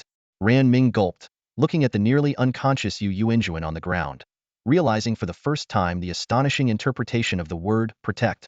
At this moment, Lin Fan jumped down from a car and walked toward Li Qingshan, extending his right hand. I originally thought there was only one Zhongxian in Luoying City who could barely match me, but I didn't expect there to be someone like you. Wu Yuan, Lin Fan, Luoying, Li Qingshan. Li Qingshan smiled and shook his hand. Do you still need this car? Lin Fan pointed to the car door behind him, his eyes gleaming with a fighting spirit. Don't worry, there will be plenty of chances to hand it over tomorrow. Li Qingshan's smile didn't waver as he pointed to the sky. We don't need this car. Ours has arrived. As soon as he finished speaking, a black hovercar silently descended, casting a massive shadow over everyone. Above the city skyline, silent flying cars glide through the air. Inside the cabin, there is a heavy silence, the recent violent scene still lingering in everyone's minds. Zhao Hongzhou and his two companions wear grim expressions, while Zhongxian and the other second-year martial arts students remain silent. Lu Haibing and his group of 5 tremble with fear. At this moment, they finally realize how restrained Li Qingshan had been at the Luoying station. The chubby boy, Chao Xiaoyu, couldn't sit still. After glancing around, he sidled up to Li Qingshan. Coach, how about we grab something to eat first? I recently found a hidden gem of a restaurant. His face lit up with excitement at the mention of food. Li Qingshan chuckled and ruffled his hair. You've only been in Wui for 3 months, and all you do is look for food? This chubby kid had somehow caught wind of the newcomer battle and had driven a flying car over while Ran Ming and Yu Yuanjun were negotiating. Fortunately, the intelligent control system was reliable, so Li Qingshan sent him the location directly. Coach, I'm not just about eating. Chao Xiaoyu puffed up his chest. I've already reached the 2nd level in Starry Sky Summoning and have mastered the power techniques. I'm even getting the hang of the breathing techniques for the 3rd level. At these words, everyone in the car was taken aback, their eyes focusing on this seemingly ordinary rich kid. Reaching the 3rd level before the age of 15 meant he could go directly to New Continent. The goal they had been striving for was merely a starting point for a genius. Their hearts couldn't help but feel a bit downcast. Li Qingshan, knowing Chao Xiaoyu's extraordinary talent, ruffled his hair again. Then work hard and aim to get to New Continent soon. We agreed to meet there. Don't let me get there and not find you. Coach, stop bragging, Chao Xiaoyu said with a pout. You're only a 1st year in the martial arts class. It'll be at least 2 years before you can go to New Continent. By then, I'll be the one waiting for you. All right, let's just say I'm bragging, Li Qingshan replied with a smile. Seeing that the two had finished catching up, Renming spoke up. Li, we should head back to school. We need to arrange accommodations, and there's a meeting this afternoon to announce the details of the newcomer battle. What? Not even a meal? The chubby boy grumbled in disappointment. It's just 1 meal. We can go after the newcomer battle, Li Qingshan reassured him. Chao Xiaoyu reluctantly reset the destination, and the flying car turned toward Wui High School. In the conference room, over 100 figures were scattered around. Guan Keshan slumped on a sofa, holding a teacup and looking at the short, stout figure in the center. Lu Jing, everyone's here. Time to get down to business, don't you think? Lu Jing, a martial arts teacher at First High School and the strongest in Wui City, smiled and said, Old Guan, it's been a while, and you're still as impatient as ever? After glancing around the room, he cleared his throat. Since everyone's here, I'll get straight to the point. We're looking to change the rules for this year's newcomer battle in Wui Province. At this, the martial arts teachers from various cities frowned. In previous years, the newcomer battle involved random draws and multiple rounds to determine the winner, with each participant having 3 chances to ensure fairness. The sudden change was perplexing. The room buzzed with murmurs as everyone speculated about Lu Jing's intentions. Lu Jing, changing the rules is fine, but you need to give us a reason.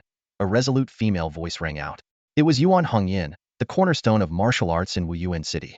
Since her appointment 10 years ago, Wuyuan's martial arts class had transformed from ordinary to exceptional, producing multiple talents who ranked among the top 100 in the old continent. The city now rivaled the 10 high schools in the provincial capital, even attracting promising students who chose to study there over Wui City. Ahem. Lu Jing drew everyone's attention back. The old rules aren't bad, but they're just too ordinary. The purpose of the rookie battle is to identify promising first and second-year students early on and provide them with some resources. In the martial arts teachers' conference room, Lu Jing was eloquently addressing the circle of teachers. But resources aren't their only shortfall, Lu Jing said, glancing around. In the best years, only 3 or 4 students from our province make it to Xinzhou. In bad years, not even one. Even those who do get to Xinzhou, except for you, man, tend to blend into the crowd. Before he could finish, Lu Jing realized his slip and quickly looked apologetically at Guan Keshan. The other martial arts teachers also turned their eyes towards Guan Keshan, filled with envy. After all, Yu Man not only entered Xinzhou with the top score from Oldzhou but also ranked high in the final battle, eventually getting into Ziying Academy. However, instead of feeling proud under their envious gazes, Guan Keshan's face darkened. Yu Man's situation was like a thorn in his heart. To him, with Yu Man's talent, she was destined for Ziying Academy, and his teaching had little to do with it. On the contrary, he believed that his teaching methods had derailed her, causing her to miss the chance to train on the martial arts star. Let's stick to the topic and cut the unnecessary chatter. Guan Keshan interrupted their daydreaming irritably. The other teachers were baffled by his sudden anger, except for Lu Jing, who quickly changed the subject. Yu Man's case is an exception, Lu Jing said seriously. What I want to stress is that our students lack not just resources but also a martial spirit. Our goal shouldn't be limited to sending students to Xinzhou but ensuring they continue to excel there. I plan to emulate the rookie battle model that Tianfu Province reformed 5 years ago. Tianfu Province? The mention of it made all the martial arts teachers widen their eyes. As the alma mater of Muyu, the top student from Oldzhou, Tianfu Province's actions were always closely watched. They were well aware that Tianfu Province's rookie battle adopted a unique melee format, hundreds of students entering the battle platform simultaneously, fighting until only one remained standing. This model had no scoring system and no top 10 rankings. The winner takes all, the sole champion. In the vast conference room, the noise gradually escalated. Martial arts instructors from various cities couldn't control their volume, engaging in urgent discussions. Finally, one instructor stood up, eyes fixed on the short, stout figure in the center of the room. Lu Jing, how will the rewards be calculated after the rule changes? As soon as this question was posed, the room fell silent. All eyes were on Lu Jing, waiting for his response. The top 10 in the rookie battle will receive the same reward. 5 million star coins and a clever martial arts skill. Lu Jing said confidently, a self-assured smile spreading across his face. Whether they are in the first or second year, the reward is valued at 100 million star coins. This statement caused an uproar in the room. Instructors stood up, protesting loudly. No way, we don't agree. All the promising students are in Wui. This is clearly an attempt to monopolize the rewards. Lu Jing, we're all equals here. You don't get to decide the rookie battle rules. Everyone, please. Lu Jing raised his hand to signal for silence, his smile fading into a serious expression. Ask yourselves honestly, even if the rules don't change, can your students really make it into the top 10? His words hit like a hammer, causing many instructors' faces to darken. Someone couldn't help but retort, even if Wui has more geniuses, the good students from other cities should at least have a chance. Lu Jing sighed and shook his head. Ladies and gentlemen, have you ever considered why the Federation established martial arts classes in the first place?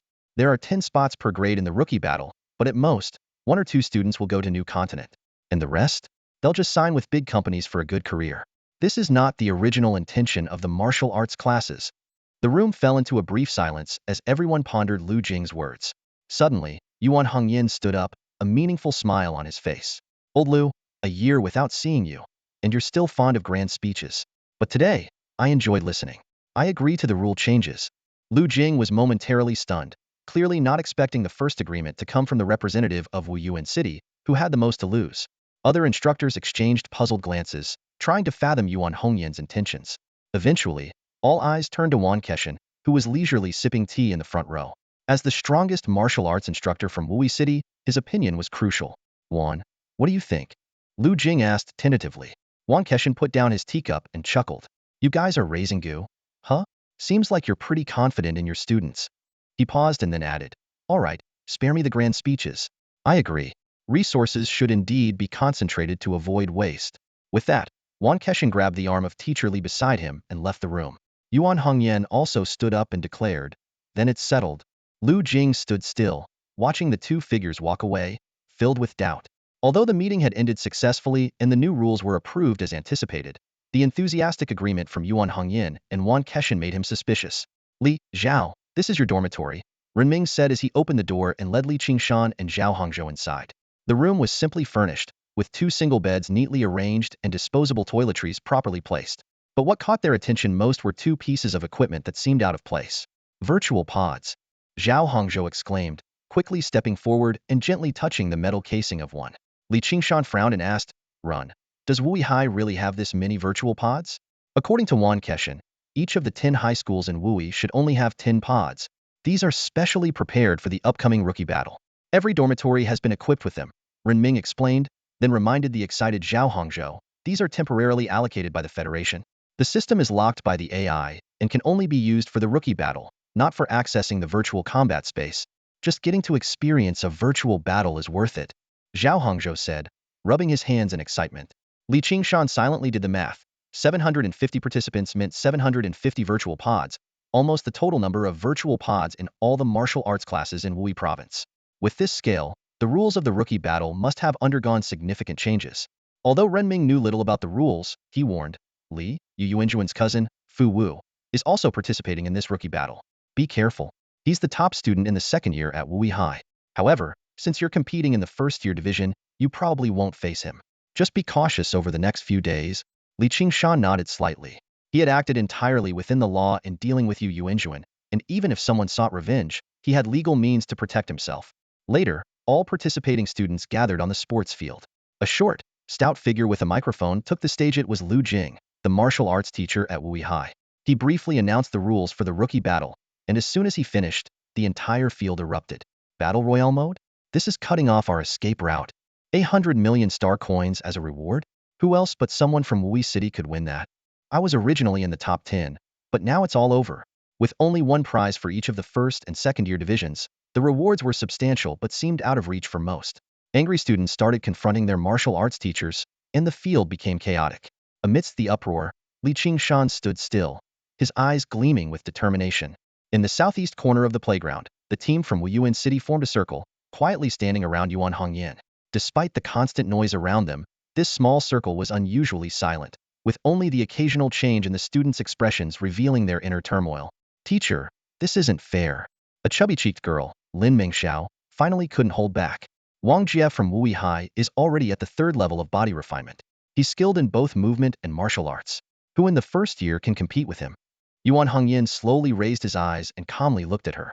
Your strength is something you cultivate yourself. Wang Jie's level and skills are also the result of his own efforts. How is that unfair? Martial arts value strength. When you face fierce beasts and followers of evil gods in the future, can you talk to them about fairness? Lin Mingxiao was at a loss for words, but her brows still showed defiance. Just as she was about to say something else, her brother, Lin Fan, intervened in time. Mingxiao, that's enough. You can take first place in the second year, so of course, you don't care about the rule changes, Lin Mingxiao muttered softly. Lin Fan was about to scold his sister when Yuan Hongyan raised his hand to stop him and turned to ask, have you ever faced Fu Wu in the combat space? How did it go? We've fought a few times, Lin Fan said, gripping his spear confidently. He's also at the 7th level of body refinement, and his movement and martial arts skills are well developed. We've had victories and losses on both sides. Plus, my spear skills have improved over the past couple of days, so I should be able to beat him.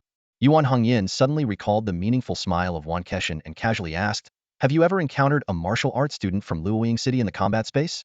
The strongest in Luoying should be Zhong Xian, but her ranking isn't high enough to match me, Lin Fan recalled. This morning, I did meet someone named Qing-Shan. His movement skills are decent, but his body refinement level should be below the 6th, so he's not a match for me. Meanwhile, in the center of the playground, Lu Jing was talking to a slender young man. Wang Jie, are you ready? Don't worry, teacher. I've already discussed it with students from several other high schools, and they've agreed to help, Wang Jie said with a beaming smile. A burly young man, Fu Wu, frowned. Teacher, what's the point of a melee if we form alliances in advance? Fu Wu, you've got guts. Wang Jie mocked. Do you plan to take on 100 by yourself? Fu Wu glared back. Don't forget, you're just the top of the first year. Don't push my limits. Enough. Lu Jing intervened, stopping the argument. Have you thought about what the key to winning in a melee is? Seeing Fu Wu hesitate, Lu Jing continued directly, it's survival. The victor of the melee must be the last one standing. Forming alliances is for self-preservation. Students from other cities will also band together, and because you're from Wuyi High, you might even become their primary target. Only then did Wang Jie and Fu Wu realize the severity of the situation. Teacher, I'll go contact more students right away, Wang Jie said, turning to leave. Wait, Fu Wu called out, his voice cold. Tomorrow morning, during the first-year rookie battle, Help me teach a lesson to a martial arts student from Luoying, namely Qingshan? Wang Jie paused, a mocking smile playing at the corners of his mouth. Heh, is this how you ask for help? Can't you handle this Li Qingshan yourself? Fu Wu frowned deeply, enunciating each word. I want you to teach him a lesson in the virtual combat space. Though he was reluctant to get involved in Yu Yuanjuan's affairs, given the anti-discrimination laws, taking action in reality was clearly unwise. Lu Jing originally didn't care much about disputes among students. Conflict was inevitable in the martial path. But when Fu Wu mentioned Luoying, his attitude changed immediately. He asked, what grade is this Li Qingshan in? How strong is he? Li Qingshan is a first year, Fu Wu replied, somewhat hesitantly. He seems very strong. After all, Yu Yuanjun, who is only at the second stage of body refining, was defeated by him in an instant. His exact strength is hard to gauge. Lu Jing nodded slightly, turning to Wang Jie with a serious warning. Be careful with this Li Qingshan. Don't underestimate him. The memory of Wan Keshan's performance in the meeting room stirred a sense of unease in him. He stood on tiptoe, his gaze sweeping past the crowd toward the northwest corner of the field, where the Luoying students were gathered. Among them, a young man's figure stood out. Just as Lu Jing was about to take a closer look, a burly figure stepped into view, blocking his line of sight. The coarse face bore a knowing smile. Lu Jing had to look away, cursing inwardly, crazy Wan. Short Lu. Wan Keshan smirked triumphantly, turning to face the students. The announcement of the new rules had a significant impact on the Luoying students, especially Yulei and Zhongxian, who had aimed for the top 10. However, at this moment, all eyes were on the biggest beneficiary. Li Qingshan's strength made the first-year title almost certain. Under everyone's gaze, Li Qingshan stood still, his eyes sparkling as if he could already see the huge prize. Wan Keshan's face darkened, and he raised his hand for a sharp slap. Snap. Snap out of it, boy. If you keep drooling over money, don't tell anyone you're my student. Rubbing his sore shoulder, Li Qingshan chuckled, teacher, that's 1 billion star coins. Although the thunder pattern blade was also invaluable, the allure of cash was undeniably greater. Just 1 billion? Wan Keshan shook his head and walked toward a secluded corner. Follow me. Once they were alone, Wan Keshan looked at Li Qingshan with a meaningful gaze. What? Not interested in advancing grades now? Teacher, becoming the top second-year student seems pretty tough. Li Qingshan hesitated. Whether he advanced grades or not didn't matter much to him since he wouldn't stay in the martial arts class for 3 years anyway. But competing for the second-year top spot, even with perfect mastery of the phantom step, seemed daunting. Whether it's tough or not depends on whether you can grasp the essence of precision and master the phantom step. Wan Keshan's intense gaze made Li Qingshan uneasy. Teacher, is the phantom step really that strong? It's not the phantom step that's strong, but the essence of precision. Wan Keshan sighed. It's one of the cores of the A-level martial art, the phantom step. The essence of precision maximizes maneuverability, making it ideal for chaotic battles. Li Qingshan instantly understood his teacher's hint, a smile spreading across his face. Thank you, teacher. I get it now. Please help me prepare the materials for the grade advancement application. As the event concluded, the silhouettes of hundreds of students and teachers gradually dispersed across the campus.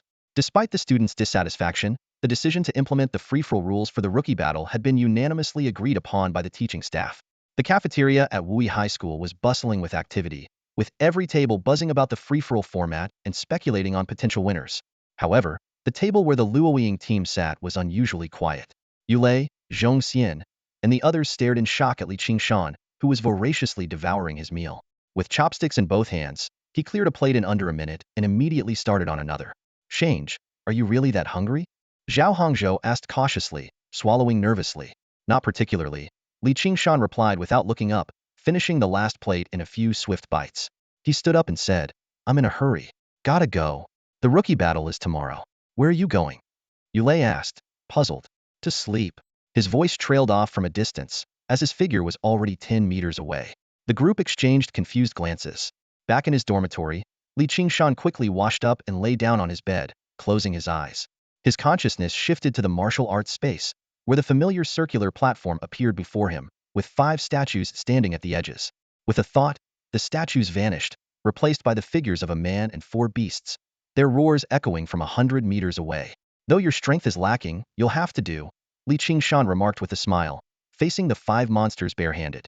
He deliberately suppressed his speed, relying solely on his instincts to execute the misdirection step to evade attacks. As time passed, his body accumulated numerous wounds, but his proficiency with the misdirection step steadily improved. Through continuous combat, Li Qingshan finally grasped the essence of precision. Even with his speed restricted to the second level of body refinement, He maneuvered effortlessly amidst the 5 monsters' onslaught, dodging every attack by a hair's breadth. In the dead of night, Qingshan opened his eyes to check the data changes on his virtual panel. He could hear Zhao Hongzhou's snores beside him. Closing his eyes again, he drifted back to sleep. At dawn, Zhao Hongzhou's voice woke him up. "Change, time to get up. Renming brought us breakfast." After a quick breakfast, the two stood by the virtual chamber. Zhao Hongzhou, brimming with excitement, asked, "Change, what weapon should I choose?" Qingshan glanced at the machete in the corner, the one he had given to Zhao Hongzhou. "Just stick with your machete," Qingshan suggested. "Switching to a new weapon last minute will only backfire." Although the martial arts space allows you to choose any cold weapon, most students still prefer the ones they're accustomed to in real life. After all, reality is the foundation. Over-relying on mythical weapons in a virtual space won't help improve your real combat skills. Zhao Hongzhou gladly accepted the advice, quickly lifting the lid of the virtual pod and lying down inside. Qingshan watched his eager demeanor, shook his head with a smile, and then got into his own virtual pod. Meanwhile, in the conference room of Wuyi High School, over 100 teachers were seated around a large meeting table. In the center of the room, 100 projection screens were neatly arranged, each corresponding to a square platform with a side length of 100 meters. Lu Jing stood below the screens, introducing the setup of the competition arena to everyone. The entire battle platform has a side length of 10 kilometers. 100 screens are enough to let us see all the combat details. Lu Jing's words were met with nods of agreement from the martial arts teachers. Although there could only be one winner, understanding the students' specific strengths was crucial for future targeted guidance. With only 256 first-year participants, a 10-kilometer platform does seem a bit large for them, one teacher joked, eliciting laughter from the room. "Don't worry," Lu Jing explained. "The large platform is mainly to accommodate the skill level of the second-year students." As he spoke, he tapped his finger, and the images on the 100 screens immediately zoomed in, reducing the originally 100-meter area to 10 meters. The first-year students will be concentrated within a 1-kilometer range in the center of the platform. As his voice faded, the participants' figures began to appear on the screens. The teachers quickly sought out their own students, paying particular attention to the distribution of the Wuyi City teams. The 10 teams from Wuyi City were easy to identify, mostly grouped in 3s and 4s, all concentrated in the central area of the platform. However, once they saw the exact distribution, all the martial arts teachers frowned. There were 11 teams in the platform center, and the extra team of 3 boys and 1 girl was surrounded by the other 10 teams. Lu Jing has rigged this. The thought flashed through all the teachers' minds, and they instinctively looked towards Yuan Hongyan. But Yuan Hongyan merely furrowed his brows slightly and remained silent. "Ha ha ha," surrounding our Luoying team in the center, nicely arranged. Wang Keshan suddenly laughed, his teacup shaking in his hand. The unexpected laughter left everyone in the room stunned. The teachers instinctively prepared to intervene, fearing a conflict. Lu Jing also took 2 steps back unconsciously, awkwardly explaining, "The system is random. I really didn't target your Luoying City team on purpose. Don't worry, I genuinely mean to compliment you," Wang Keshan said with a beaming smile as he unexpectedly put his arm around Lu Jing's shoulders. Under everyone's tense gaze, Wang Keshan looked up at the screen and burst into hearty laughter. "You arranged it perfectly, just perfectly." In the cafeteria of Wuyi High School, 4 large projection screens hovered above the center. Although the images weren't as clear as those in a conference room, they were clear enough for all the gathered second-year students to see the entire scene. At this moment, everyone's eyes were drawn to the group surrounded in the middle of the platform. "I knew Wuyi would pull something like this," whispered someone in the crowd. "Yesterday, they were all high and mighty, and today, they go straight for the dirty tricks." Which team is surrounded? Is it Wu Yuan's? No, that's not Lin Mengxiao from Wu Yuan. It's the Luoying team. Luoying? Zhong Xian's team? The crowd looked at the surrounded team with confusion. Although they recognized Zhong Xian, who participated in last year's rookie competition, no one understood why Wuyi was targeting an ordinary first-year team from Luoying so harshly. However, under the numerous gazes of confusion and sympathy, Zhong Xian and his team remained calm, as if they had everything under control. In one corner of the cafeteria, Wuyi's second-year students were silent. Yu Yuanjuan, with a bruised face and an arm in a sling, approached Fu Wu. "Cousin, is everything set up? Don't let Qingshan get off easy." "Shut up, I've already notified Wang Jia," Fu Wu replied impatiently, waving him off. "You're hurt so badly. Why aren't you at the hospital?" "No way. I want to see him scream with my own eyes." "You might be disappointed," a young man with a buzz cut passing by said with a chuckle. Fu Wu frowned at the man's back. "Lin Fan? What do you mean?" Meanwhile, in the virtual space, 256 students using virtual pods for the first time were still immersed in the novelty of it all. As the initial excitement wore off, caution took its place, and everyone began assessing their surroundings. Making a move now would easily make one a target. But on the central platform, the situation was already clear. Over 30 people had surrounded Qingshan and his 3 teammates, with Wang Jie at the forefront, idly playing with a long sword. Qingshan, I didn't want to get involved, but you're from Luoying. Brother Shan, who is this guy? Did we offend him? Zhao Hongzhou asked, bewildered. Qingshan remained unfazed and instead instructed his teammates, find your own opponents. Time's running out. Only then did he look directly at Wang Jie for the first time, his hand on his sword hilt and a slight smile on his lips. Think you can stop us? It's not up to you. In a flash of blade light, before Wang Jie could react, he was already in pieces. Blood rained down, splattering on the 3 stunned people behind him. In the next instant, the blade moved like the wind, and the 3 followed Wang Jie in demise. No way. How can he be this strong? Run. Mom, I don't want to do this anymore. I want to quit. Students from the other 9 high schools were petrified.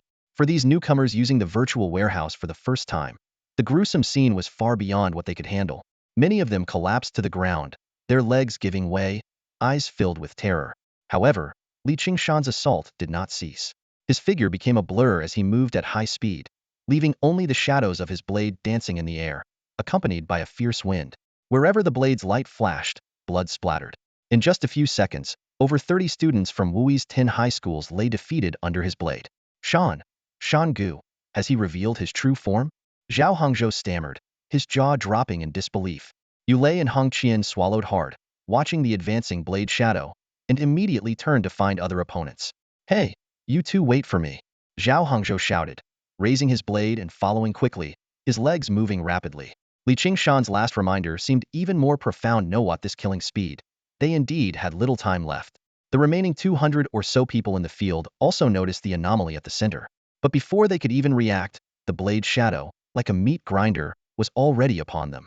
Though most were paralyzed with fear, some attempted to fight back. What's there to be afraid of? We won't really die anyway. I refuse to believe we can't block a single strike. Lin Mengxiao, along with 2 companions, gripped their weapons and charged forward. Despite the fear on their faces, they mustered the courage to confront him. Unfortunately, their resistance was futile. The 3 of them didn't last even a second before being overwhelmed. In the midst of the blade shadows, Qingshan's expression remained indifferent, with no trace of excitement in his eyes. To him, this freshman showcase battle was nothing but a one-sided massacre. The strongest opponents were only at the 3rd level of body training, not even requiring him to use his phantom step. Simple blade swings were enough to dominate the entire field. The defeat of Lin Mengxiao and her companions was the final straw that broke the crowd's spirit. The scene descended into chaos as everyone dropped their weapons and fled in all directions. Although this was a virtual space where death caused no real harm, the issue had transcended mere life and death. Amidst the swirling blade shadows, Qingshan's form had long vanished, leaving only a rain of blood and shattered corpses. The horrifying spectacle was akin to the rebirth of an evil god. What started as a chaotic melee had instantly transformed into a terrifying slaughter. In the meeting room of Wuyi High School, you could hear a pin drop. Over 100 screens continued to display scenes from the Battle Royale, but none of the teachers were paying attention. They all knew that the outcome was sealed the moment Qingshan made his move. The guidance they had prepared would now likely need to be replaced with psychological counseling. Man Keshin. Lu Jing suddenly slammed the table, his gaze piercing as he stared at his colleague across from him. 5th level of body refinement. Mastery of the Wind Shadow Blade. Are you sure Qingshan is just a first-year student? Hey, he's getting worked up. Man Keshin exaggeratedly pointed at Lu Jing, trying to lighten the mood. But the other teachers only looked at him skeptically. No one joined in. Man Keshin slumped back into his seat and muttered, "What? Do you think I'd mess around in the rookie battle?" This seemed to have an effect. The teachers retracted their doubtful gazes. Even Lu Jing, who had started the questioning, remained silent. After all, the old continent rookie battle was a rule set by the Federation, and no one would challenge its authority for a mere reward. Besides, given Man Keshin's character, cheating was beneath him. Could it be that Qingshan is your second man? Lu Jing said after a moment of silence. By age 15, truly talented students would have been selected to go to the new continent. Someone with Qingshan's combat ability shouldn't be in the first year. The only exception in Wuyi province over the years has been Yuman. Talk about the issue at hand. Don't bring Yuman into this. Man Keshin's face darkened as he retorted, Qingshan's records aren't hidden. You can check them yourselves. The teachers immediately began to review Qingshan's academic records on their communicators. Soon, they confirmed his background was raised in a public welfare center and had enrolled directly into Luoying High School, with a clear and traceable trajectory. From what we can see, Qingshan has likely awakened, Yuan Hongyan said, putting down her communicator. The term awakened was not used lightly. It referred to those rare geniuses who made rapid progress, outpacing their peers from the new continent, much like old continent's top student, Mu Yu. As the discussion continued, Mankeshan's communicator suddenly buzzed, and a message popped up. At the same time, the central screen showed the battle royale nearing its end. Let's wrap this up. Lu Jing clapped his hands. Even though Qingshan stood out, we can't ignore the second-year rookie battle this afternoon. There are 494 participants. Wait, Mankeshan interrupted. You missed one. Qingshan will also be participating in the afternoon's rookie battle. His cross-grade approval just came through. This news exploded like a bomb in the meeting room. Lu Jing and the other teachers immediately questioned the decision, arguing that it could ruin Qingshan's chances of getting into Ziying Academy. Lu, speak if you must, but don't spit. Mankeshan wiped the spit off his face and explained. I didn't want Qingshan to cross grades either. I said everything I could, but this was the kid's own decision. He made the decision, and you just agreed? Lu Jing's face was filled with anguish, his voice trembling with agitation. As a teacher, shouldn't you stop him? It's your responsibility to guide his martial arts path. Mankeshan was taken aback, his expression gradually turning serious. He glanced around and saw that most of the teachers were nodding in agreement with Lu Jing. Is that what you all think? Mankeshan let out a bitter smile. Heh, I used to think the same way. His gaze grew distant, as if recalling the past. You man is my niece. I instilled my martial arts beliefs in her, and crafted a training plan down to the minute. But I failed. The other teachers looked puzzled. In their eyes, Yuman getting into Ziying Academy was far from a failure. Only Yuan Hongyan and Lu Jing's faces changed, evidently understanding the true meaning of this failure. Without further explanation, Mankeshan said solemnly, since then, I've learned something. Our ideas may be right, but they don't necessarily suit every student. Each person's martial arts path is unique. All we can do is guide them. The real choices must be made by themselves. With that, he turned and left, leaving a room full of contemplative teachers. In the center of the hall, the screen continued to silently play the battle scenes. On the screen, the last figure fell at Qingshan's feet. Damn, I didn't hold back. Qingshan's face stiffened. Looking down, he saw only a torso on the ground, the head nowhere to be found. Although the corpse was unrecognizable, the overly neat body shape made him instantly realize it was Yulei. Thinking of that hovering silver mech, Qingshan's expression grew grave. Next time I face Yulei, I must be gentler. Next time, for sure. In the cafeteria of Wui First High School, as Qingshan exited the battle space, the screen gradually dimmed. The entire cafeteria was silent. Everyone seemed stunned by the brutal battle scene. In a corner, Fu Wu withdrew his gaze and looked at his trembling cousin, Yu Yuanjun. The latter had long lost his previous ambition, his eyes filled only with terror. Quit the martial arts class, Fu Wu said coldly.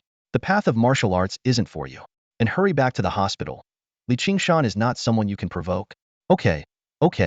Yu Yuanjun nodded repeatedly, staggering towards the cafeteria door while supporting himself against the wall. Outside, a group of first-year martial arts students who had just finished their battles had gathered, their faces filled with fear, clearly still shaken from the combat. Suddenly, a panicked shout came from behind. Qingshan is coming. At these words, everyone scrambled to flee once more.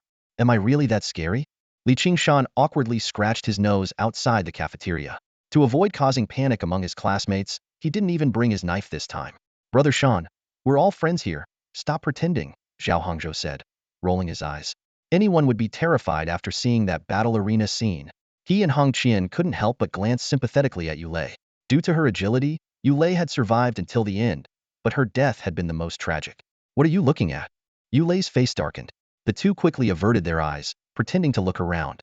Qingshan noticed Yulei's expression and hastily explained.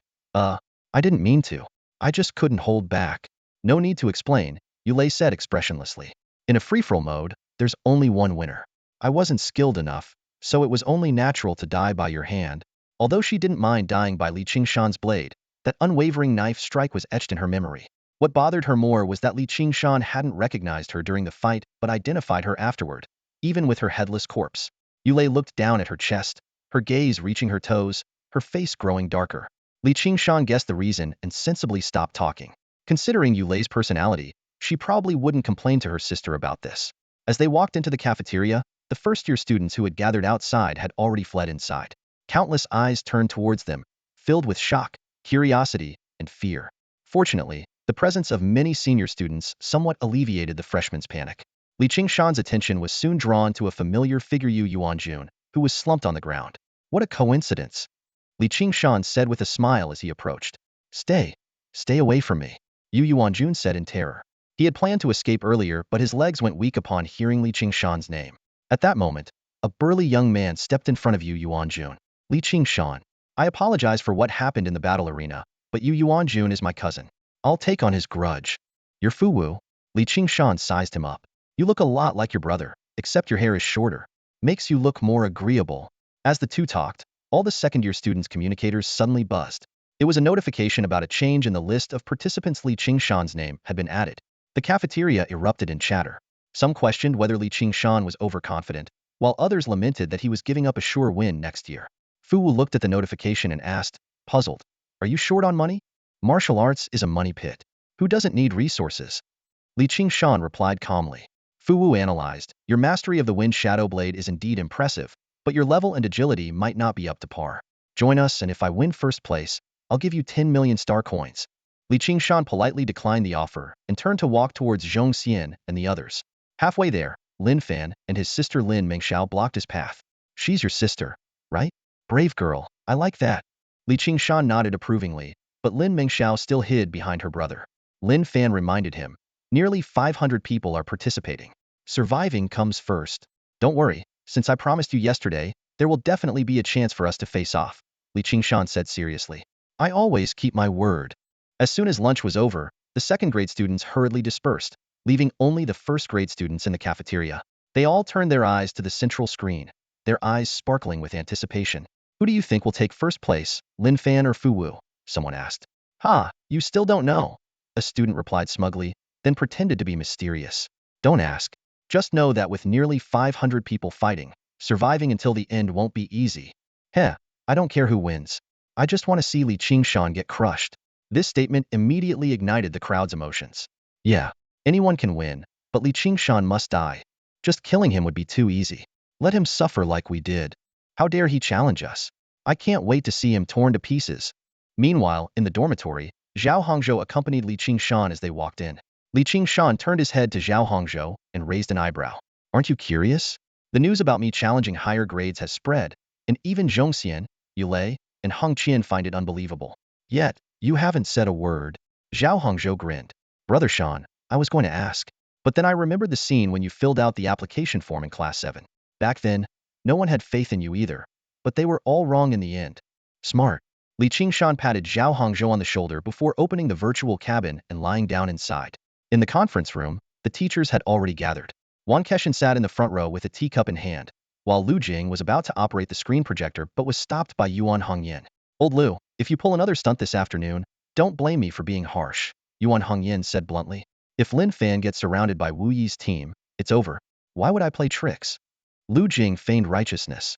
This morning was just a random allocation. Even Wan has no objections. This statement caused the teachers to burst into laughter. Come on, old Lu. If it weren't for Qingshan being the ace, Guan Keshan would have skinned you alive. I really have no objections, Guan Keshan said, sipping his tea and spitting out 2 tea leaves leisurely. Why don't you try putting Qingshan in the center? Don't worry, I promise not to intervene. Under Yuan Hongyan's intense gaze, Lu Jing could only chuckle awkwardly and start the operation. Soon, 100 projection screens lit up simultaneously, each showing a 100-meter radius area, forming a 10-kilometer square battlefield. 495 participating students appeared on the platform, divided into school teams, each separated by at least 100 meters.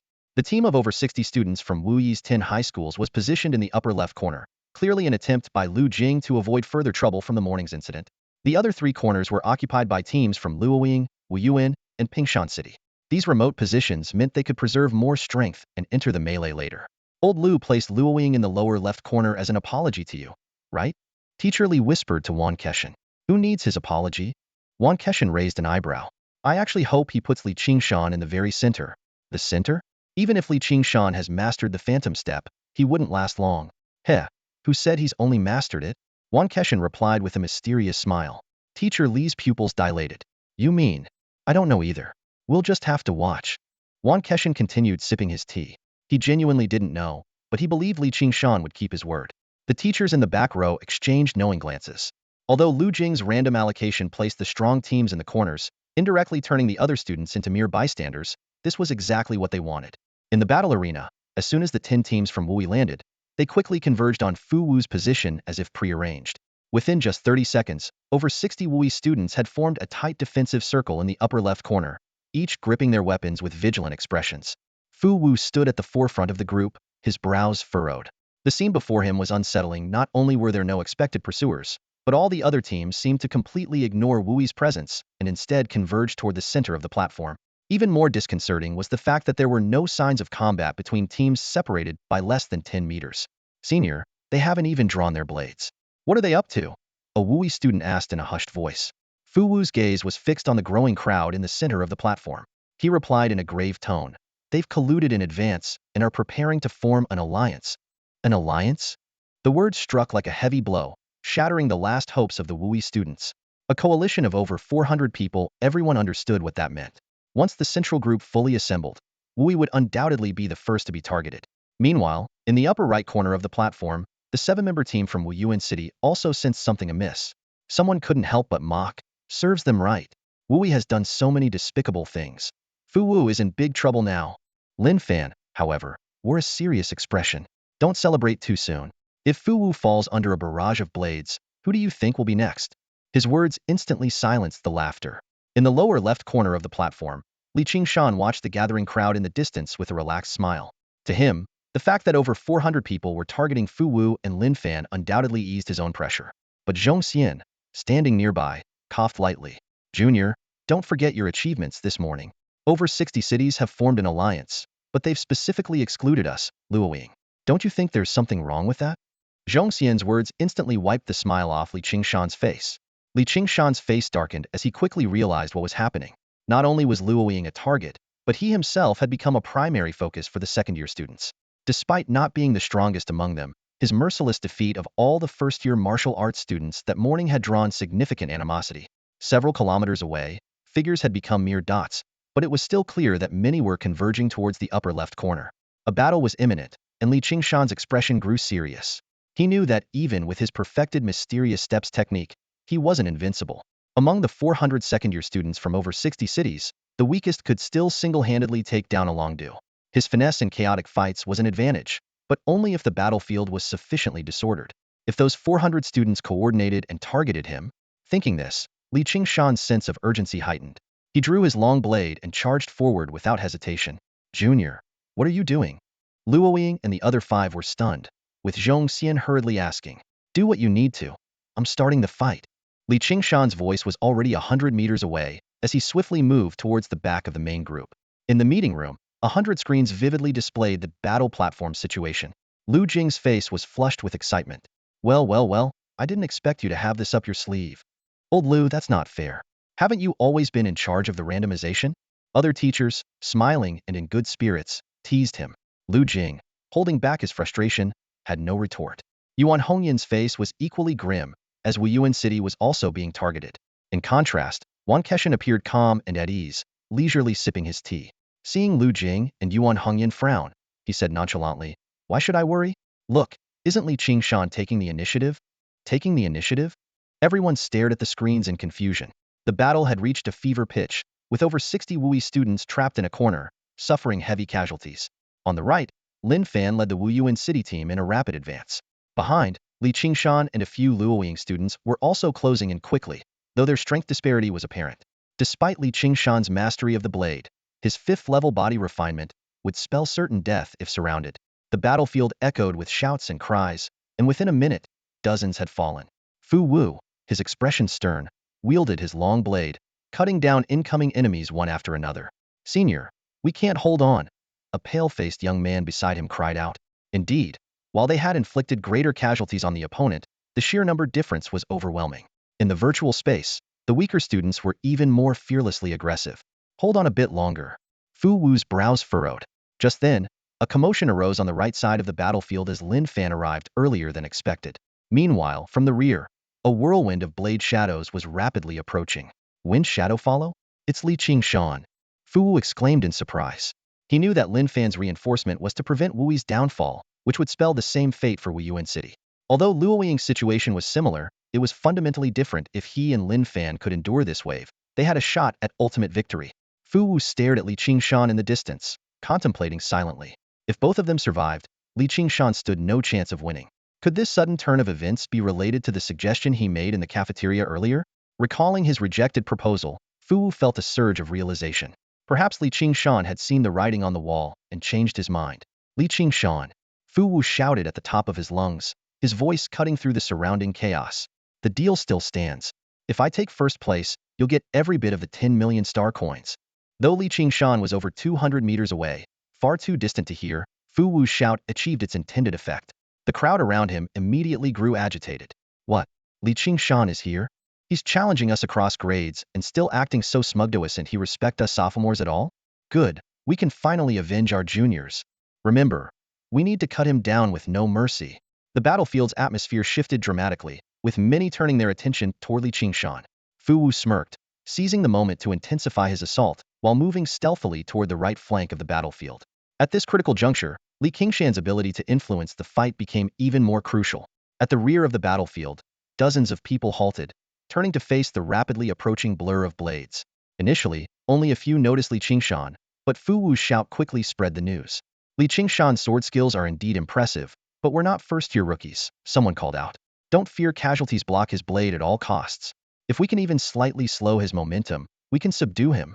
Before the words had fully left his mouth, the blade had already arrived.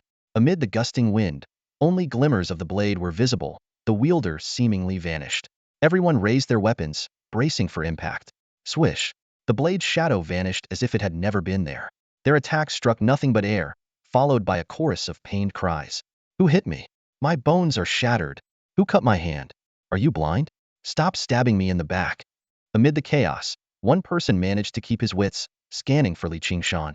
Suddenly, a hand landed on his shoulder from behind, accompanied by a soft chuckle in his ear. Are you looking for me? What the heck? The man's face turned deathly pale, but his hands moved swiftly. With a quick flick of his wrist, he swung his blade backward. The sound of steel cutting flesh brought a fleeting smile to his face. But in the next moment, a furious voice erupted from behind him. Gong, you dare to ambush me? The young man named Gong froze. He knew that voice all too well. Wang Liao. He quickly turned around, only to be met with a flurry of sharp sword strikes. Wang Liao, it's a misunderstanding. I was aiming for Li Qingshan. Gong frantically tried to explain while clumsily parrying the attacks. Li Qingshan? I haven't seen a shadow of him, and you expect me to believe you? Wang Liao's left arm was bleeding profusely, the pain turning his eyes bloodshot as his sword attacks grew more vicious. I think you're just bitter about losing to me last year. Wang Liao, don't push your luck. Gong's face flushed with anger as he stopped holding back. Sparks flew as their blades clashed, and the fight grew fiercer by the second. Not far away, the group that had intended to gang up on Li Qingshan watched in stunned silence. To them, besides the two combatants, there was another figure. Li Qingshan was calmly moving around them, as if taking a leisurely stroll. Strangely, neither Gong nor Wang Liao seemed to notice his presence. What kind of ghostly movement is that? Someone gulped. As the fight between Gong and Wang Liao grew more intense, reaching a life-or-death climax, one of them couldn't hold back any longer. He slammed his spear into the ground and shouted, "Forget about his movements. Let's surround him and give him no room to maneuver." Room to maneuver? Li Qingshan chuckled softly, turning to face the 30-plus people closing in on him. Be careful, don't rush in, they cautioned each other, tightening their formation to trap Li Qingshan in the center. Li Qingshan glanced at their feet, frowning slightly. Among them, only 5 were at the 6th level of body refinement. The rest were at the 5th level, with martial skills merely at the proficient level. Although he could win based on his strength, his stamina was limited in this virtual space. If the others caught on, he'd be in for a tough battle. His gaze sharpened, and he suddenly dashed towards one of them. If there's no opening, create one. The targeted man panicked at the sudden assault, fumbling to raise his spear. Seeing this, his companions hurriedly swung their weapons to assist. Now's the time. Li Qingshan's eyes gleamed as he deftly maneuvered, his footsteps seemingly lighting up with each step. He slid towards the spearhead, and just before impact, he sidestepped and lightly pushed the man's waist. Thud, thud, thud.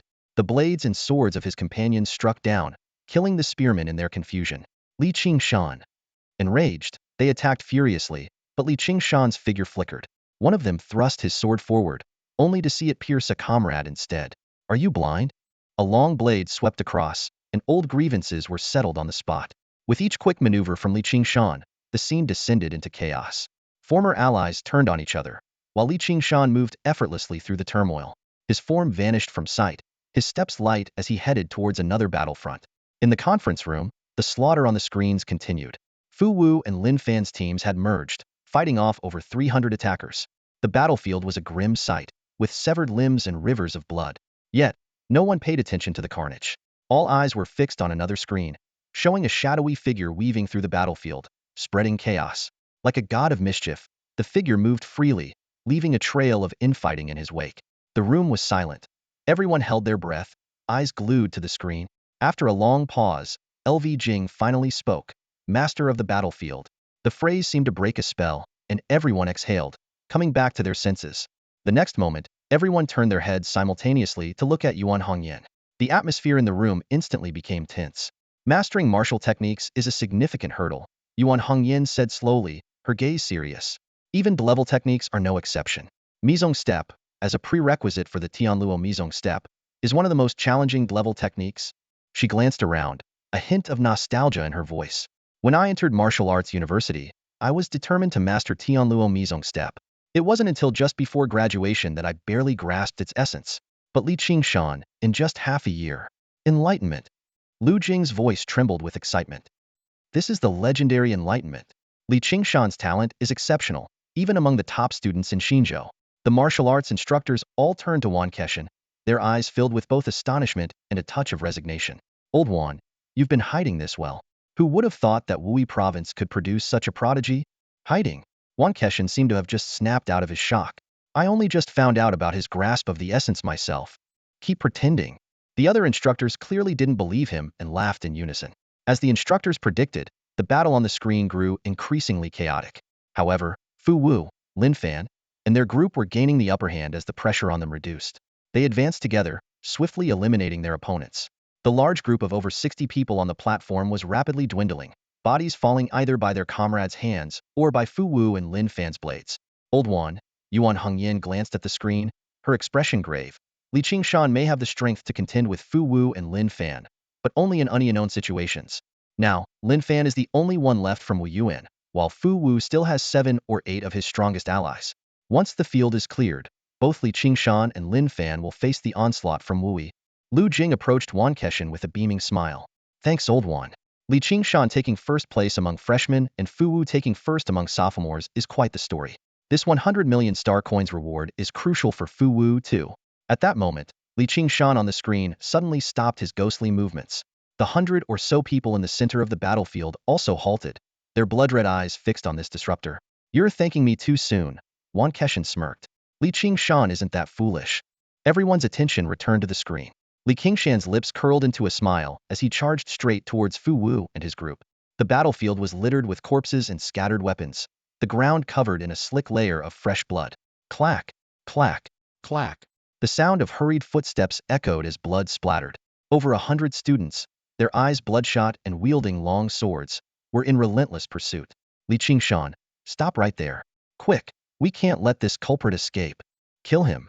Even if we lose first place, Li Qingshan must die under our blades. 100 meters ahead, Li Qingshan's steps were steady, his expression calm. His gaze was fixed on the battlefield in front of him, where about 30 people were besieging Fu Wu and his group. Though Fu Wu had only 7 team members left, they were the top fighters from other high schools in Wui, and even the fiercest attacks hardly fazed them. Lin Fan was also fighting, but he kept a deliberate distance from Fu Wu and the others, clearly wary of a potential ambush. A cold smile played on Li Qingshan's lips. How could he let these people benefit so easily? I've gone through all this trouble to disrupt the battlefield. I'm not going to let you take advantage of it. Before he finished speaking, Li Qingshan suddenly accelerated, heading straight into the fray. The pursuers surged in like a tide, but he had already vanished. All their attacks converged on the most conspicuous target, Fu Wu. Li Qingshan. Fu Wu shouted angrily, swinging his blade to fend off attacks, his eyes desperately scanning for his opponent. He noticed Lin Fan at the periphery, casually wielding a spear, which only added to his frustration. Li Qingshan, aren't you short of money? I'll double it. 30 million. Win or lose, just lead them away, and I'll give you 30 million when we get out. Fu Wu screamed at the top of his lungs. The surrounding attacks momentarily paused. Suddenly, a cold voice spoke from behind a young man holding a sword. Is that so? The man leapt forward in terror, straight into the path of Fu Wu's blade. With a sickening thud, his head fell to the ground. Li Qingshan's figure finally emerged. Of course it's a lie. Fu Wu swung his blade viciously, aiming to cripple Li Qingshan's movements. I knew it. Li Qingshan chuckled as he evaded, moving closer to a student from Wuyi.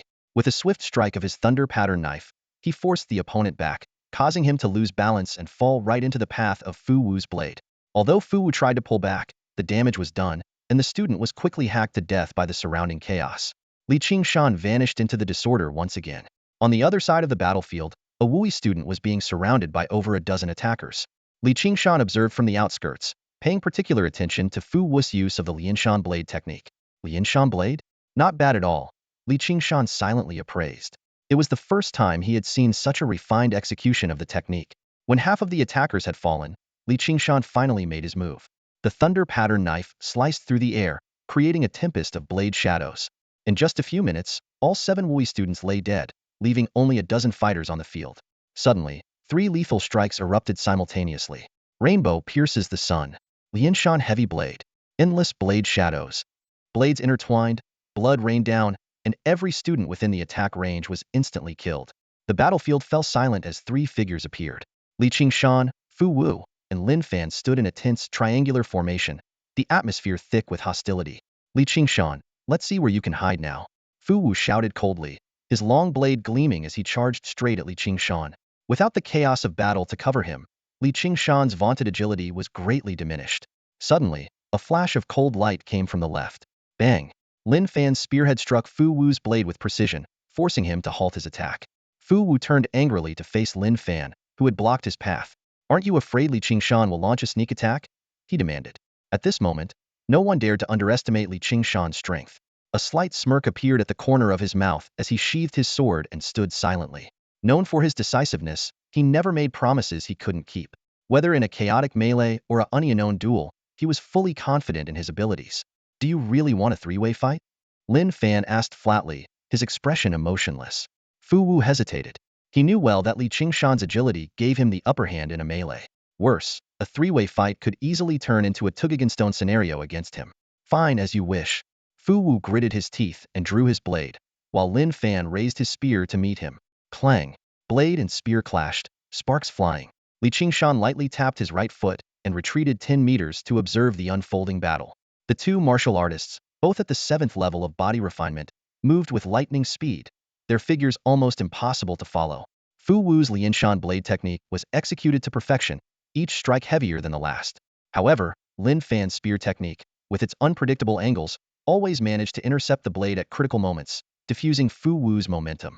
The longer Li Qingshan watched, the more puzzled he became. Although Lin Fan's spear technique was known as rainbow piercing the sun, it was vastly different from the breaking rainbow spear he knew.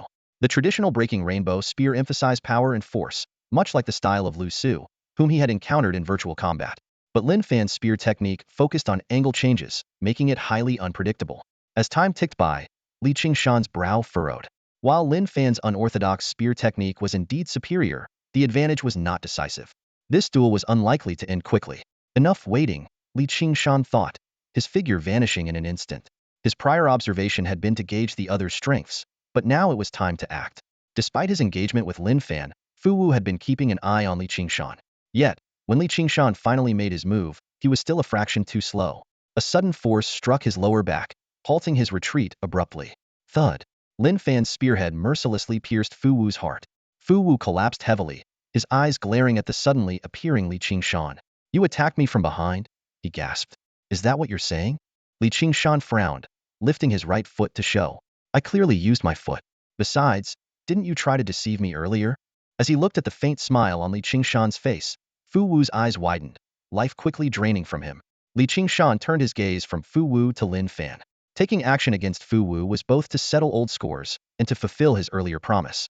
Li Qingshan slowly drew his long sword, a smile playing on his lips. Now, it's your turn, he said. In the cafeteria of Wuyi High School, all the first-year students stared intently at the projection screen. Previously, most of them, except for Zhao Hongzhou and his 2 companions, had eagerly anticipated seeing Li Qingshan torn to pieces. However, as the battle unfolded, their emotions fluctuated wildly, and now, their anticipation turned into a dead silence, all because of the image of Fu Wu collapsing on the screen. Despicable. A Wuyi student slammed the table. Senior Fu was clearly stronger than Lin Fan, yet he died because of Li Qingshan's sneak attack. This is totally unfair. Oh? So you Wui people actually care about fairness now? Laughter erupted, and countless mocking eyes turned their way. Everyone present knew that at this stage of the newcomers' battle, fairness had lost all meaning. In the chaos of battle, only one truth remained. The victor lives, the loser dies. You think Fu Wu is stronger than my brother? Lin Mengxiao stood up abruptly, confronting them. My brother doesn't just know the Rainbow Breaker Spear. He started practicing the Crade martial art, Thousand Mechanism Spear, a month ago. How could Fu Wu possibly win? This revelation hit like a bombshell, causing everyone to gasp. Crade martial arts were beyond their reach, and more than half of them might never have the chance to practice it in their lifetime. But soon, their eyes filled with anticipation again. So, Senior Lin Fan will definitely take care of Li Qingshan. Yeah, let's see how Li Qingshan dies. For most first-year students, who won or lost was no longer important. What mattered was that Li Qingshan had to die. On the screen, Li Qingshan and Lin Fan had already clashed. After 2 weapon collisions, Li Qingshan suddenly changed his tactics. He stopped attacking with his blade, and instead used his agility to dodge and circle around Lin Fan. Ha ha ha, a 5th level body refinement against a 7th level? No matter how high his martial skills are, he can't overcome the 3-fold difference in strength. Exactly, Li Qingshan's palms must be numb now, and he doesn't dare to strike again. In a corner of the cafeteria, Luo Ying and her 2 companions looked grim. Hong Qian clenched his fists, full of reluctance. Just one step away. If he loses now, all the effort to fight above his level will be wasted. Although Yulei frowned, she still tried to comfort him. It's still a stalemate, and besides, Lin Fan has only scratched the surface of the Thousand Mechanism Spear. Stop worrying, Zhao Hongzhou interrupted them. Since Brother Shan chose to fight above his level, he'll definitely win. In the conference room, the teachers were also focused on the screen. Li Qingshan and Lin Fan were locked in a stalemate. One wielding his spear like a dense net, the other moving with the agility of a startled swan. The precision of his movements is indeed remarkable. Someone sighed. But this should be Li Qingshan's limit. The physical gap will show eventually. Wang Shan frowned, but could only shake his head. In his view, Li Qingshan's choice to confront Lin Fan first was a mistake. His agility shouldn't just be used for dodging.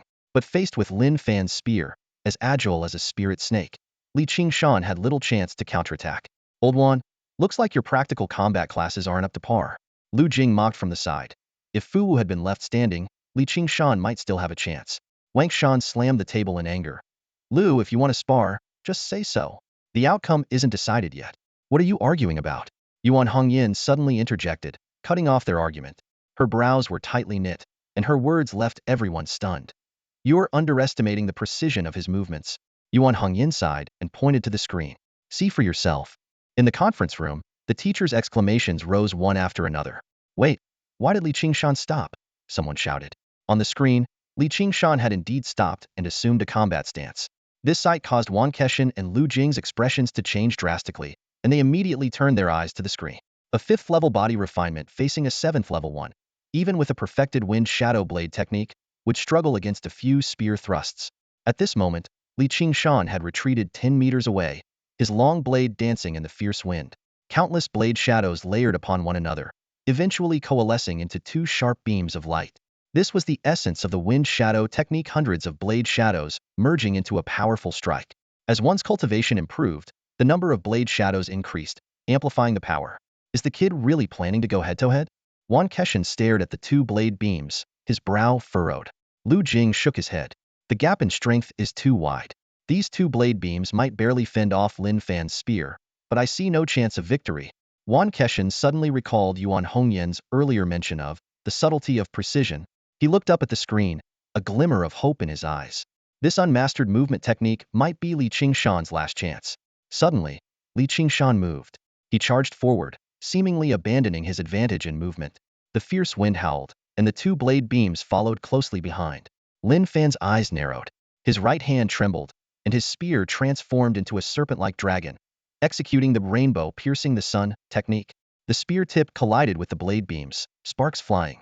The first blade beam dissipated instantly, but neutralized the spear's force. Taking advantage of the moment, Li Qingshan pressed forward, his blade sliding along the spear shaft. Trying to get close? Lin Fan sneered. His spear vibrated suddenly, deflecting the blade and sweeping out horizontally. Within this 3-meter range, no movement technique could be executed. The second blade beam blocked the spear shaft, but only slightly hindered its sweeping motion. In that instant, Lin Fan's pupils contracted. Li Qingshan had vanished. The next moment, a line of blood appeared from Lin Fan's lower body to his head, splitting his body in half and sending it crashing to the ground. Sorry, couldn't hold back, Qingshan said apologetically, standing behind Lin Fan's corpse. In a critical moment, an upward slash from the reverse grip is the most effective. The conference room fell silent. Wang Kexin and Lu Jing stared blankly at the screen, while Yuan Hongyin, standing behind them, looked at Lin Fan's body and sighed softly. The subtlety of precision overcomes the peril of short range. She had anticipated this outcome from the beginning. The subtlety of precision. This is the true essence of mastery. In the hall, every teacher's face was filled with astonishment and confusion. Even with Yuan Hongyan's explanation, they still couldn't fully comprehend how Qingshan managed to appear behind Lin Fan in the blink of an eye. Lu Jing quickly operated the communicator, and the central screen in the hall instantly magnified the scene of Qingshan and Lin Fan's exchange 100 times. Other images were pushed to the edges, and everyone's attention was focused on this critical moment. The footage began to play in reverse, repeatedly showing the final exchange. Wang Kexin widened his eyes, carefully observing every subtle change. In just a few minutes, this segment had been replayed dozens of times. Did that kid really seize that fleeting moment? Wang Kexin muttered to himself, his brows furrowed. From a technical standpoint, Qingshan's final move was actually quite simply sidestep, a turn, and he was precisely behind Lin Fan. But under the threat of a sweeping spear, the timing was crucial. What was even more astonishing was that Qingshan, in the heat of battle, managed to seize this fleeting opportunity. Incredible! Lu Jing couldn't help but exclaim. Yuan Hongyin glanced around and shook his head. There's nothing incredible about it. You've got it wrong. It's not that Qingshan seized the moment. It's that the opportunity was always at his feet. That's the true essence of precision. Faced with the curious gazes of the crowd, Yuan Hongyin didn't elaborate further. Don't overthink it. If you understand, you understand. If you don't, no amount of explanation will help. The teachers looked at each other, particularly Wang Kexin, whose expression darkened. This remark brought back memories of his youth, when his martial arts teacher dismissed his obsession with the Tianluo mysterious step with similar words. The discussion soon shifted to Qingshan's future. Lu Jing reminded Wang Kexin that a genius like Qingshan, capable of defeating the top student from 2 grades above, would undoubtedly attract the attention of major companies. Especially when it comes to acquiring secret techniques of the highest level, company support would be crucial. Wang Kexin understood the underlying message but simply replied, "Don't worry, I'll find a way to help the kid." With that, he got up and left. Before leaving the meeting room, Wang Kexin paused as if he remembered something and quickly sent a message through his communicator. Meanwhile, in his dormitory, Qingshan put down his water cup and felt his communicator vibrate. Opening it, he saw a brief message from Wang Kexin, warning him that he would receive numerous contacts after the rookie battle. You can review the contract, but absolutely do not sign it or agree to any conditions. Qingshan pinched the bridge of his nose, his mind involuntarily recalling unpleasant memories of being bombarded by major companies. With this new talent competition involving the entire province, even more people would be approaching him. As he was contemplating, his phone suddenly vibrated. Seeing an unfamiliar number, Qingshan's face darkened. He immediately hung up and switched to Do Not Disturb mode. No matter how enticing the offers from those companies were, he would never sign any binding contract. His wrist vibrated again, and when he looked down, this call made his frown disappear. Meanwhile, the atmosphere in the cafeteria of Wui No. 1 High School was tense. Everyone was silent, as if they had been frozen in place. Zhao Hongzhou, who was bursting with excitement, was about to jump onto a table but was firmly held down by Yu Lei and Hong Qian on either side. They knew very well that without Qingshan's level of skill, provoking the other side now could mean none of them would leave safely. He lost? My brother actually lost. Lin Mingxiao muttered in a daze. Although the surrounding freshmen couldn't fully empathize, they were shocked by another fact. Qingshan actually won. A stifling tension filled the cafeteria. At this moment, the previously defeated second-year students began to trickle into the cafeteria. As their gazes met, there was a sense of shared misfortune. Brother! Lin Mingxiao's shout broke the silence, drawing everyone's eyes to the entrance. Seeing the buzz-cut young man, the students instinctively squeezed their legs together, recalling Qingshan's final, fearsome move. What was that blade technique Qingshan used at the end? It was brutal. How could you not recognize such a simple groin slash? Is that even a real technique? Who cares if it is or isn't? It was definitely a groin slash. Compared to Lin Fan, suddenly being dismembered doesn't seem that bad. Whispers filled the room, with some people sneaking glances at Luo Ying's spot. Yu Lei and the other two felt like they were on pins and needles. Just then, Zhao Hongzhou's bracelet vibrated. After reading the message, he beamed. Brother Shan invited us out to eat. Let's go. The three of them quickly stood up and, under the gazes of everyone else, hurriedly left the cafeteria. At the same time, in a villa on the outskirts of Wui City, Fu Wu had just stepped through the door when his bracelet signaled an incoming call. Seeing the caller ID, he frowned and answered. The holographic screen displayed the smiling face of a long-haired young man. My dear brother, I must be the first to congratulate you. Fu Wu's face darkened suddenly, and he questioned coldly, Fu Wen, did you come here just to mock me? Fu Wen was taken aback, his brows furrowed. You didn't get first place? Is Lin Fan from Wuyuan City really that strong? Lin Fan? Fu Wu scrutinized Fu Wen's expression, confirming he wasn't pretending, then sneered. Fu Wen, father was right to send you to Luoying City. With your level of competence, you're not even fit to be a general manager. Don't forget, I'm your older brother. Fu Wen's face turned grim, his tone unfriendly. If you have something to say, just say it. Don't beat around the bush with me. Ha ha ha. Me, beating around the bush?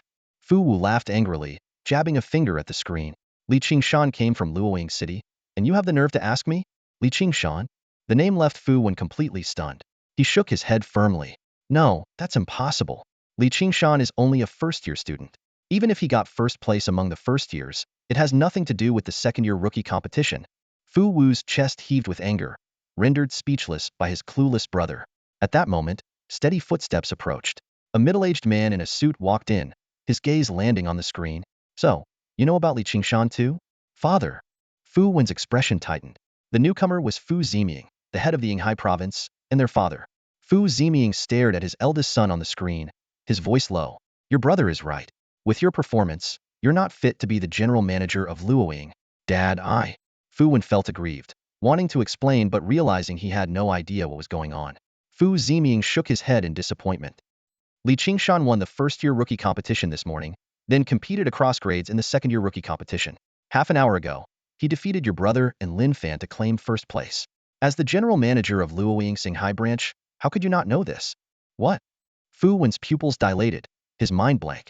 This news completely overturned his understanding of first-year student winning a second-year competition was unprecedented in the nearly century-long history of the rookie battles in Inai province. Fu Wen opened his mouth, wanting to question it, but he lacked the courage to challenge his father, Fu Ziming. He could only stammer, Father, it's indeed my fault. Earlier, I'm not here to listen to your excuses. Fu Ziming interrupted. Since you know Qingshan's name, you must have his information. Tell me, why didn't you sign him earlier? Recalling the unpleasant events from 3 months ago, Fu Wen cautiously explained, Father, 3 months ago, there was a commotion in Luoying caused by a cultist.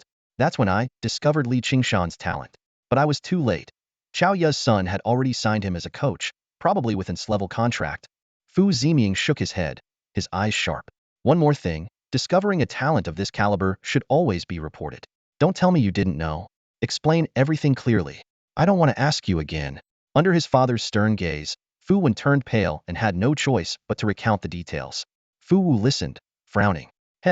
After all these years with father, all you learned was how to lowball? Fu Wen was furious, but didn't dare to lash out in front of his father, so he suppressed his anger. 3 months ago, Qingshan seemed at most an A-level talent in his eyes. Who could have predicted his meteoric rise? Enough. Fu Ziming interjected, stopping their argument, and turning to Fu Wen. It's good you didn't escalate the conflict further. These verbal offenses can still be mended. He recited a string of numbers. This is Qingshan's contact number.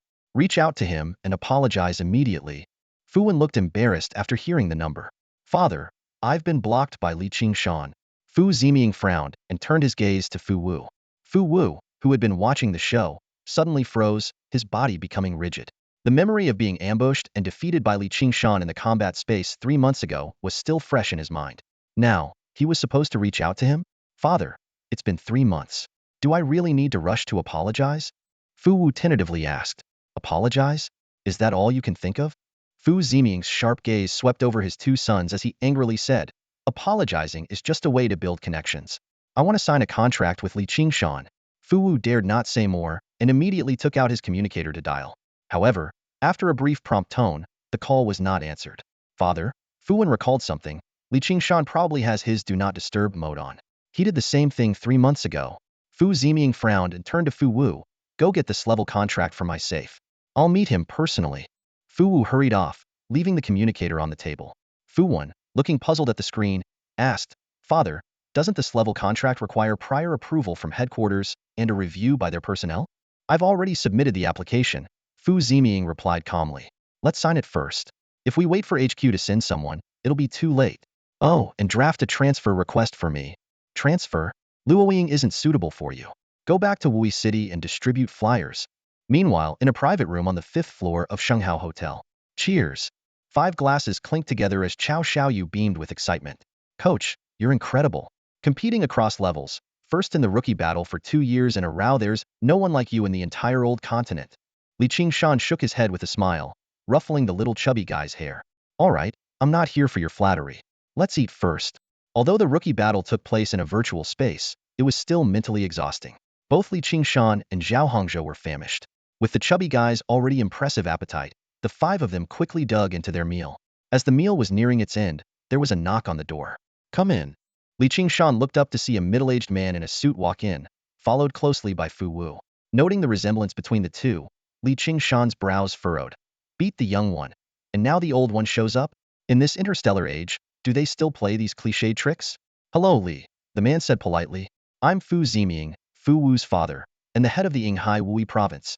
As he spoke, he pulled out a folder from behind him. Qingshan's partially relaxed brows tightened again. The good news was that the situation wasn't as cliched as he feared. The bad news was that the person wanting to sign the contract had come knocking directly. As he pondered how to politely decline, a hearty laugh echoed from the doorway. A giant man, standing 2 meters tall with an equally impressive waistline, was squeezing through the doorframe into the room. Xiaoya, what are you doing here? Fu Ziming frowned, unable to hide his displeasure. He had planned to apologize to Qingshan about the matter concerning Fu Wan and clear up any misunderstandings, but Xiaoya's sudden appearance disrupted his plans. Xiaoya grinned and strode over to Fu Ziming, giving him a hearty pat on the shoulder. Come on, learn from me. Smile more, and you'll have more good luck. Fu Ziming shook off his shoulder and replied sternly, I underestimated your intelligence network. What intelligence? My son invited his coach to dinner. How could I, as a parent, not show up? Xiaoya laughed, walking over to the chubby boy and giving him a playful smack on the back of his head. Chao Xiaoyu clutched his head, looking aggrieved. Fu Ziming glanced at the father and son's similarly round faces and silently cursed his subordinates' incompetence. They had only discovered that Qingshan was dining at Shenghao but failed to find out who he was with. Realizing the unfavorable situation, Fu Ziming knew he had no room to retreat. If he showed any weakness, Qingshan would undoubtedly fall into Xiaoya's hands. Taking a deep breath, he handed a contract to Qingshan. Li, this is an S-level contract from Inai.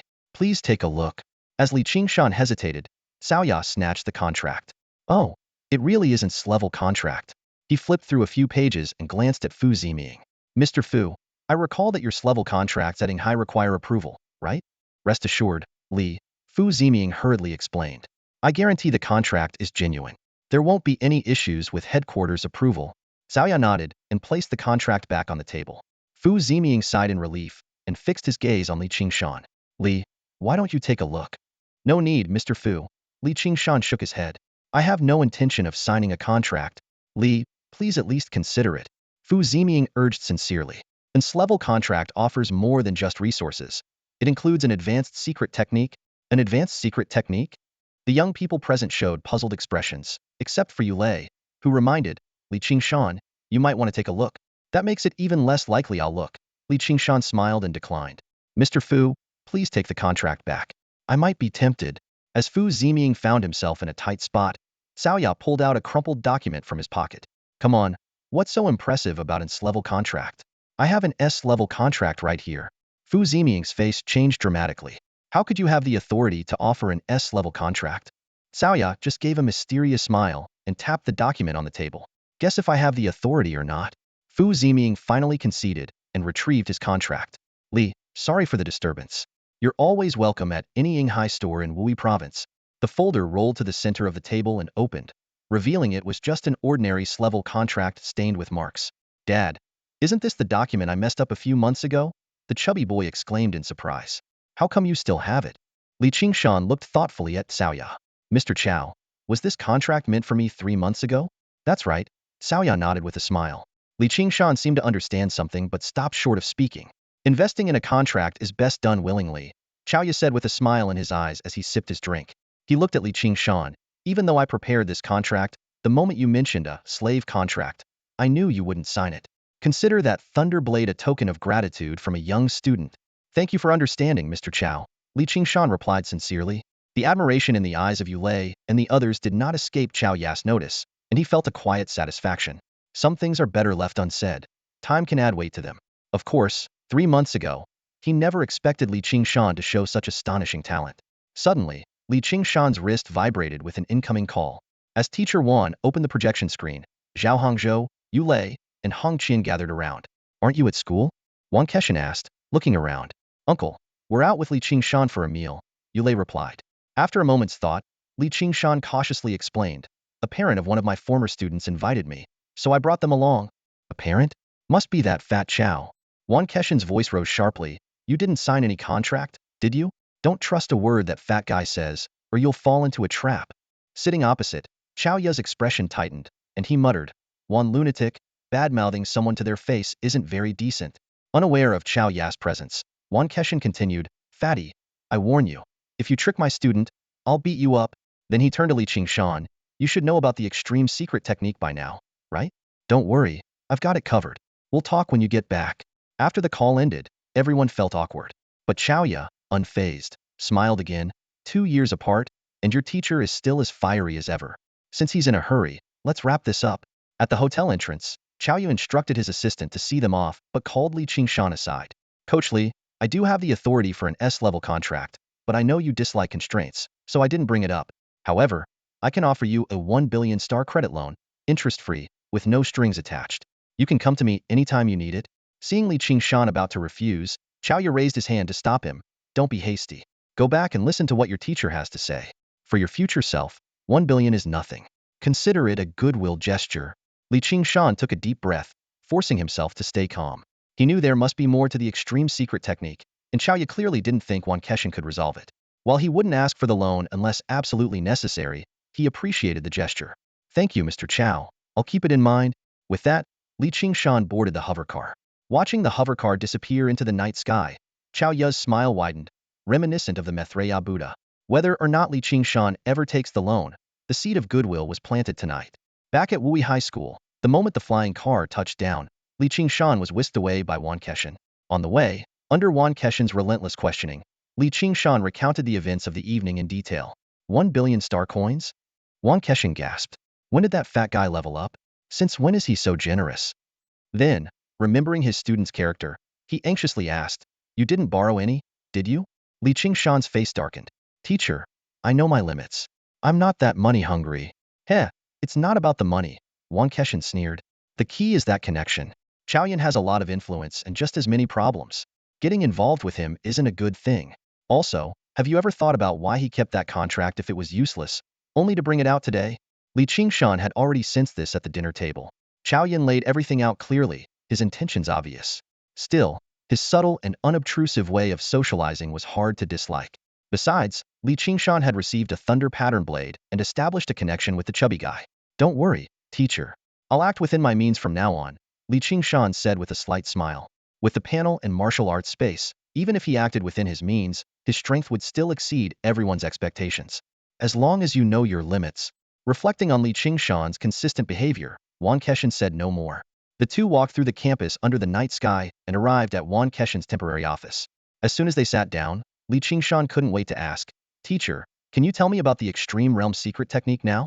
To understand the Extreme Realm Secret Technique, you first need to know about the different levels in martial arts, Wan Keshan said, brewing a cup of tea leisurely. Body refinement, chi and blood, and aperture opening. Aperture opening is too far off for you. We'll talk about that when you get to Nuzhou Martial Arts University. For now, let's discuss the chi and blood stage. With that, Wan Keshan put down his teacup and extended his hand in front of Qingshan. His fingers spread open, and a crimson glow emanated from between them, gradually spreading out. Teacher, is this chi and blood? Qingshan instinctively leaned back, wanting to distance himself from the aura. 3 months ago, on the flying car, he had seen Wan Keshan surrounded by the same crimson glow from afar. Even from 1,000 meters away, just looking at it had made his eyes sting. Now, Qingshan forced himself to stare directly at the hand enveloped in the crimson glow. The stinging in his eyes intensified, but oddly enough, his eyes weren't hurt, nor did he experience any basic physiological reactions like tearing up. It felt as if the pain was an illusion or a primal fear from deep within, trying to force him to look away. Even stranger, although the surrounding temperature hadn't changed, the red glow gave off a searing heat, like the flames of a star. Not bad. Suppressing your body's instincts is the first step to facing the evil gods. Guan nodded in satisfaction, dispersing the crimson glow. To be precise, this is called Qi and blood radiance. The Qi and blood stage is essentially the process of refining one's Qi and blood, divided into 3 phases. As he spoke, a faint red mist rose from his palm. Mist gathering, liquid condensation, and radiance transformation. As he spoke, the red mist rapidly condensed into a red liquid, like essence blood, forming a ball that collapsed inward to a single point with a flash of radiance. Teacher, are you sure this isn't nuclear fusion? Qingshan swallowed hard, unable to help but make the comparison. It's not that exaggerated, just a similar principle. Guan chuckled, waving it off. In fact, many of the top students in Oldzhou have already broken through the Qi and blood stage, and even more so in Nuzhou. But whether it's Oldzhou's top student Mao Yu or the best students in Nuzhou, they are all still in the body refinement stage. Is it because of the extreme realm? Qingshan's eyes lit up. Exactly. Body refinement has 10 levels, with a speed of 50 meters per second and a punch force of 10 tons, enough to gather Qi and blood mist. But the limits of body refinement go beyond that. The extreme realm's secret technique can further elevate speed and punch force, doubling physical attributes at the very least. Teacher, can doubling physical attributes suppress a Qi and blood warrior? Qingshan frowned. Refining Qi and blood through its 3 stages is extremely challenging. To harness the power of Qi and blood, one must at least reach the liquid condensation stage. Guan explained briefly, glancing at Qingshan. Don't forget, doubling is just the minimum for the extreme realm. Moreover, their goal in reaching the extreme realm is not just for combat power. The body is the source of Qi and blood blood can nourish the body. The two complement each other. The extreme realm first strengthens the body to its peak, then unleashes even stronger Qi and blood. Among the best, some can even skip the mist gathering stage and directly condense Qi and blood into liquid, saving at least several years. I see. Qingshan nodded in understanding, his eyes unconsciously drifting toward the panel. Level, body refinement, 46100. Qingshan calculated in his mind. According to his previous estimates, the 10th level of body refinement should be around 90100, with the last 10 points representing the so-called ultimate level. However, based on Guan words, it seemed that there were varying degrees of mastery within the ultimate level. While he was pondering, Guan picked up a sheet of paper filled with text from his desk and handed it to him. Take a look and choose one that suits you. Choose. Qingshan was taken aback for a moment, then lowered his head to examine the paper carefully. It was densely packed with various secret techniques. Xian Snake technique focused on speed, moderate difficulty. Wild Bull technique focused on strength, moderate difficulty. Spirit Ape technique balanced speed and strength, slightly difficult. A quick glance revealed at least 30 different techniques, all with surprisingly plain names. These ordinary names instantly shattered Qingshan's mysterious expectations of the ultimate level techniques. Teacher, are these all ultimate level techniques? Aren't the names a bit too? Guan snorted. What did you think ultimate level techniques were? They're merely body refinement methods consolidated by the Federation when summoning from the starry sky. They can reach the ultimate level only because these methods have complete inheritances in ancient martial arts schools, especially with detailed records of the 5th level's guiding techniques. The real key lies in the guiding techniques. He smacked his lips, showing a slightly pained expression.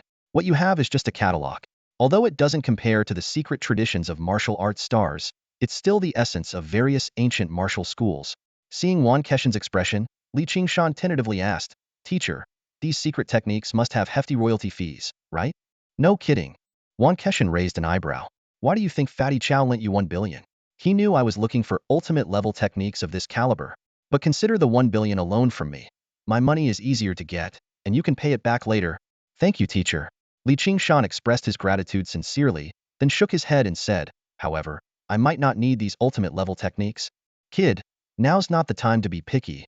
Guan frowned. Teacher, you've misunderstood. Qingshan quickly explained. I remember you mentioned 3 months ago that the 5th level of summoning the starry sky also involves the ultimate level. You remember that? Guan was a bit surprised. After thinking carefully, he said slowly, summoning the starry sky is indeed a masterpiece. Reaching the 5th level allows one to comprehend the guiding techniques, and it's recognized as the strongest. However, he shook his head and changed his tone.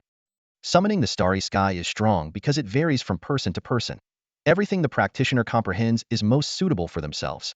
But precisely because of this, the guiding techniques cannot be passed down. No one on our Ziying star has mastered it in nearly 1,000 years. Except for those peerless geniuses from martial arts stars who pursue the ultimate, ordinary planets. Wang Keshan's voice trailed off as he noticed the increasingly bright look in Qingshan's eyes. This familiar look made him abruptly stop and swallow. Kid, you don't mean. Qingshan glanced at the panel that flashed before his eyes. Summoning the starry sky 12373000, mastery. After a moment of contemplation, he slowly spoke. Teacher, I have some insights into the 5th level of summoning the starry sky. You've had another breakthrough? Wang Keshan suddenly stood up, his face full of astonishment. This scene reminded him of yesterday on the train, when Qingshan had talked about his insight into the subtleties of Fansuan with the same expression and tone. Back then, Wang Keshan had been skeptical, but now, just one night later, Qingshan had indeed made progress. Thinking of this, Wang Keshan's eyes lit up, and he eagerly asked, when can you make the breakthrough? Tomorrow? The day after? Qingshan was taken aback, not expecting his teacher to place such importance on him. He could only wave his hand helplessly. Teacher, it won't be that fast. It's just a slight insight, just a slight one. Is that so? Wang Keshan sat back down in his chair, disappointed. He took a couple of sips of tea to calm himself before asking seriously, Kid, are you confident you can break through to the 5th level of starry sky summoning? Absolutely. Qingshan nodded firmly. With the panel in hand, as long as he accumulated enough experience, he could break through without any bottlenecks. Good, good, good. Wang Keshan repeated good 3 times, his voice getting softer each time. His gaze became distant, as if he was lost in some memory. Qingshan sat quietly, waiting. After a moment, Wang Keshan snapped out of it, put down his teacup, and asked with a smile, the rookie battle is over, and there's a reward of 2 billion star coins. Aren't you excited? Qingshan's eyes lit up. He was indeed eager, but after the competition, he had been dragged away by a chubby friend and then approached by Fu Ziming and Chaoya to discuss level contracts, extreme secret techniques, and a 10 billion loan. Although all of these were valuable, the 2 billion star coins reward held the most significance for him. It was something he had earned with his own efforts. Seeing the almost gleaming look in Qingshan's eyes, Wang Keshan smirked, Ha, and you say you aren't money-driven. Competing across levels and winning first place in 2 grades, you've done something remarkable. Lu Jing wanted to make a big deal out of it, hold an awards ceremony, and show off in front of other provinces. No need. Qingshan quickly waved his hand. He didn't want his classmates, who he had defeated, to congratulate him. Just thinking about it made him feel awkward. Wang Keshan had anticipated his response. I figured you wouldn't want to go, so I declined on your behalf. He swiped his communicator. The reward has been sent to you. Check it out yourself. Qingshan's communicator buzzed, but there was no notification of the expected deposit. Looking down, he saw only a web link. When he clicked on it, a notification popped up, showing that 20,000 points had been credited to his account. Federal Points Mall account? Qingshan looked up, puzzled. Wasn't it supposed to be 2 billion star coins? Wang Keshan took a sip of tea and explained, the truly valuable things can't be bought with money. The Federal Points Mall manages high-end resources across the entire Ziying star. 1 point is worth 10,000 star coins. In the old continent, points can only be issued by the Federation, and even with a premium, few people are willing to exchange points for money. These 20,000 points are the true value of the rookie battle reward. Qingshan breathed a sigh of relief and quickly browsed the account level description. The mall categorized levels based on total points, from level 1 to higher levels, with each level granting access to a higher tier of goods. A level 2 account is enough for you to exchange for Tianluo Step and Thunderblade, Wang Keshan reminded. Qingshan immediately entered the mall page. An array of items appeared before him. Advanced nutrient solutions, laser guns, virtual pods, hover cars, Thunderblades, and many other peculiar items he couldn't name, even mech components. He rubbed his forehead and clicked on the martial arts category. The page refreshed, showing all level martial arts techniques, each priced around 5,000 points. He flipped through several pages, but still couldn't find his target. How long are you going to keep flipping through pages? Didn't you see the search bar in the top right corner? Wang Keshan reminded him, exasperated. I got a bit overwhelmed. Qingshan laughed awkwardly as he clicked on the search bar. 2 martial arts manuals quickly caught Qingshan's eye. He carefully browsed through the detailed information on the mall interface. The first one was Heavenly Silk Step, a crank movement technique priced at 500 points. The description indicated that this technique excels at long-distance sprints, significantly boosting linear burst speed, with a moderate learning difficulty.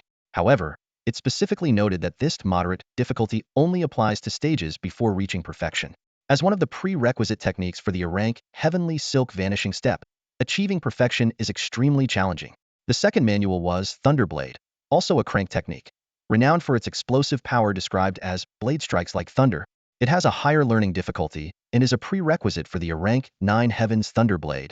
Due to its association with the thunder attribute, Specialized weapons are necessary to fully unleash its power, making perfection equally difficult to attain. Heavenly Silk Vanishing Step, 9 Heavens Thunder Blade. Qingshan took a deep breath and clicked the exchange button without hesitation. In his view, as long as the techniques were listed on the panel, no matter how difficult, he could master them to perfection. Rank techniques require at least a level 3 account view, not to mention the expensive licensing fees. This haul was indeed a big win. A vibration on his wrist indicated that the 2 martial arts manuals had been sent to his inbox. Qingshan saw this and sternly reminded him, remember, the Federation is meticulous about copyright protection. Don't even think about taking any chances. Teacher, I understand. Qingshan nodded, continuing to browse them all. Now that he had acquired the 2 highly anticipated techniques, he was left with 19,000 points, leaving him somewhat at a loss. Search for Star Origin Liquid, Qingshan suggested with a smile. Although it's expensive, its boost to body refinement speed far surpasses regular nutrient solutions. Since you aim to walk the path of the extreme, you need to speed up. Qingshan immediately searched for it and quickly found a bottle of blood red liquid. Super nutrient solution? He was surprised. It looked identical to the super nutrient solution in the store that had to be pre-ordered and was priced at 120,000 star coins. But here, the Star Origin liquid was only 10 points per bottle. Qingshan explained, super nutrient solution is just what it's called outside. Star Origin liquid has long surpassed the category of regular nutrient solutions and isn't something an average person can consume. The description read, Star Origin liquid is a body refinement potion that can significantly enhance body refinement speed. However, it must be consumed only after reaching the 5th level of body refinement, and those who haven't grasped muscle resonance will waste its effects greatly. Purchase is not recommended. Perfect. Qingshan decisively ordered 30 bottles, opting for delivery to Luoying High School. The 300 points spent were equivalent to 3 million star coins, enough for only a month's supply. 6 months ago, he couldn't have imagined that one day he would be spending so lavishly. With 18,700 points remaining in his account, Qingshan turned to Qingshan. Teacher, do you have any other suggestions? This time, Qingshan didn't answer immediately but fell into deep thought. Several times he seemed on the verge of speaking, but held back, his expression complex, as if recalling something. Qingshan remembered that Qingshan had a similar reaction when mentioning the 5th level of starry summoning earlier. He waited quietly, not rushing to ask. After a long while, Qingshan chuckled self-deprecatingly. I never thought I'd be so hesitant. Seeing Qingshan's silence, he spoke earnestly. You're my student, and if there's a better path, I have no reason to keep it from you. The path of extreme body refinement has always been the pursuit of top talents on Purple Ink Star, and is a shortcut to condensing chi and blood liquid, but few know. He paused, sighing. This shortcut can actually go even further. There's a path beyond the extreme? Qingshan exclaimed in surprise. Although he had a premonition about the 11th level of body refinement, due to the panel during the entrance test, the idea of going further beyond the extreme realm was unexpected. That's right, Qingshan confirmed, his eyes gleaming with longing. On the Martial Dao Great Star, this path is known as breaking the limit, aiming to surpass the ultimate limits. The path of breaking limits? Qingshan repeated these 4 words softly, savoring their profound meaning. Opposite him, Qingshan appeared somewhat dazed. This scene in the office reminded him of a conversation years ago with Yuman at Luoying High School. The path of breaking limits was precisely what had halted Yuman's progress, causing him to miss out on becoming a martial arts star. This was the real reason for Qingshan's momentary distraction, was hesitating whether to guide Qingshan down this same path. But the Qingshan of today was no longer the person he once was. Taking a deep breath, he said solemnly, I can't tell you how to walk this path, but the choice is yours to make. Please teach me, master. Qingshan nodded earnestly. First, go to the Points Mall and search for Yin-Yang 9 transformations. Qingshan pointed to the communicator. Qingshan immediately complied and quickly found the relevant information. Yin-Yang 9 transformations, a level technique, 5,000 points. A prominent warning on the page caught his attention, 9 transformations to reach the heavens, but nothing more than an illusion. This technique is extremely difficult and resource-intensive. Do not practice without a mentor, or it will be futile. Ha, an illusion. Qingshan scoffed at the warning. As martial artists, if we can't even strive for strength, how can we ever hope to challenge the evil gods? Even if it's just an illusion, what does it matter if there's a chance of reaching the heavens? Before he finished speaking, Qingshan had already clicked the purchase button without hesitation. Wait, Qingshan exclaimed. I haven't explained how to walk this path yet. You're right, master, Qingshan said with determination. If there's a stronger path, why not take it? As for the difficulty of cultivation, with the panel, it's just a matter of grinding more proficiency. Qingshan was left speechless and could only begin his detailed explanation. The ultimate state involves refining the physical body to its peak and then stimulating the vital energy. But this energy has always been within the body, only disappearing when the body decays. The guiding technique mobilizes this internal energy to strengthen the body, while the yin-yang 9 transformations takes it further, burning the vital energy to reinforce the physical body. Burning? Qingshan frowned. Isn't the vital energy supposed to complement the body? Won't simply burning it cause issues? Guan took a sip of tea and explained, Yin-Yang 9 transformations mimics the process of vital energy transforming into a rainbow, requiring the energy to be instantly burned at the peak state, extracting its essence to reinforce the body. This is the only way to break the limits and further strengthen the body. Each transformation requires massive resources to replenish the depletion. Hearing this, Qingshan seemed to grasp the concept. Guan continued, the difficulty of each transformation increases exponentially. You must completely control your vital energy to simulate the transformation. Otherwise, instant depletion will be fatal. This is the perilous nature of the path of breaking limits. I understand, Master. Don't worry, Qingshan nodded seriously. Good to know. Guan smiled, then shifted the conversation. Many people have to give up after just completing the first turn. Qingshan heard this and frowned slightly. Even the prodigies of great martial stars often stop at the 5th turn. Guan continued. Is it even possible to give up on the path to surpassing limits? Qingshan couldn't help but ask, a hint of confusion in his voice. Earlier, you made it sound so serious, like there was no turning back and we had to go all the way. Guan noticed his student's thoughts and sighed softly. Giving up may sound easy, but anyone who embarks on the path to surpassing limits is a genius striving for the utmost. Only when you reach that point will you understand how difficult it is to give up. He paused briefly, seeing that Qingshan seemed to understand, before continuing. The 9 turns of the fiery sun are meant to purify one's vital energy and strengthen the body. As long as you don't activate your technique while stimulating your vital energy, you can naturally break through to the blood vitality realm. Even just 1 turn yields remarkable results. The path to surpassing limits is little known on Purple Star, but it has been attempted. Although the ancient martial arts guiding techniques are not as effective as the star summoning technique, very few can achieve the perfect extreme. Without reaching the perfect extreme, condensing vital energy into liquid is just a pipe dream. Guan eyes flashed. But completing even the first turn of the 9 turns of the fiery sun ensures that, after breaking through to the blood vitality realm, you can condense vital energy into liquid. The prodigies of great martial stars usually reach at least the 5th turn. Once they break through, their vital energy transforms into a rainbow, and their bodies are far stronger than those of normal blood vitality warriors. 1 turn condenses liquid, 5 turns transform into a rainbow. Qingshan's eyes lit up with excitement. The road may be winding, but the future is indeed bright. Teacher, what about the 9th turn? Guan eyes showed a longing. The 9th turn is only found in legends. With very few records, the 9 turns of the fiery sun can forge the strongest foundation below the enlightenment realm. The saying, 9 turns to the heavens, comes from this. 9 turns to the heavens, the strongest foundation. Qingshan's eyes shone with unprecedented brilliance. Guan sighed softly. Each turn of the 9 turns of the fiery sun is harder than the last. You must proceed according to your capabilities. Man missed his chance to go to a great martial star because he was fixated on the 3rd turn and refused to give up. Your talent is greater, but if you stubbornly pursue the 9 turns of the fiery sun, you might follow in man's footsteps. Teacher. Qingshan's eyes were resolute, showing no sign of retreat. Even if it turns out to be an illusion, I will still break the mirror to pluck the flower and fish the moon from the water. Guan was stunned for a moment, then burst into hearty laughter. Good, good, good. All discouragement swept away, filled with heroic spirit. This is how the martial path should be. As night deepened, Zhao Hongzhou's thunderous snores filled the dormitory. Qingshan entered, quickly washed up, and lay back on his bed, opening his communicator. The screen lit up, displaying 3 compressed files at the top of his inbox: Yin Yang Zhuozuan, Tian Luobu, and Lei Ming Dao. Qingshan's eyes narrowed as he opened Yin Yang Zhuozuan first. A wealth of text and images unfurled, and the projection screen expanded to a meter square. He read intently, and after a full hour, he rubbed his tired eyes. Controlling qi and blood. Is that the key? Qingshan muttered to himself.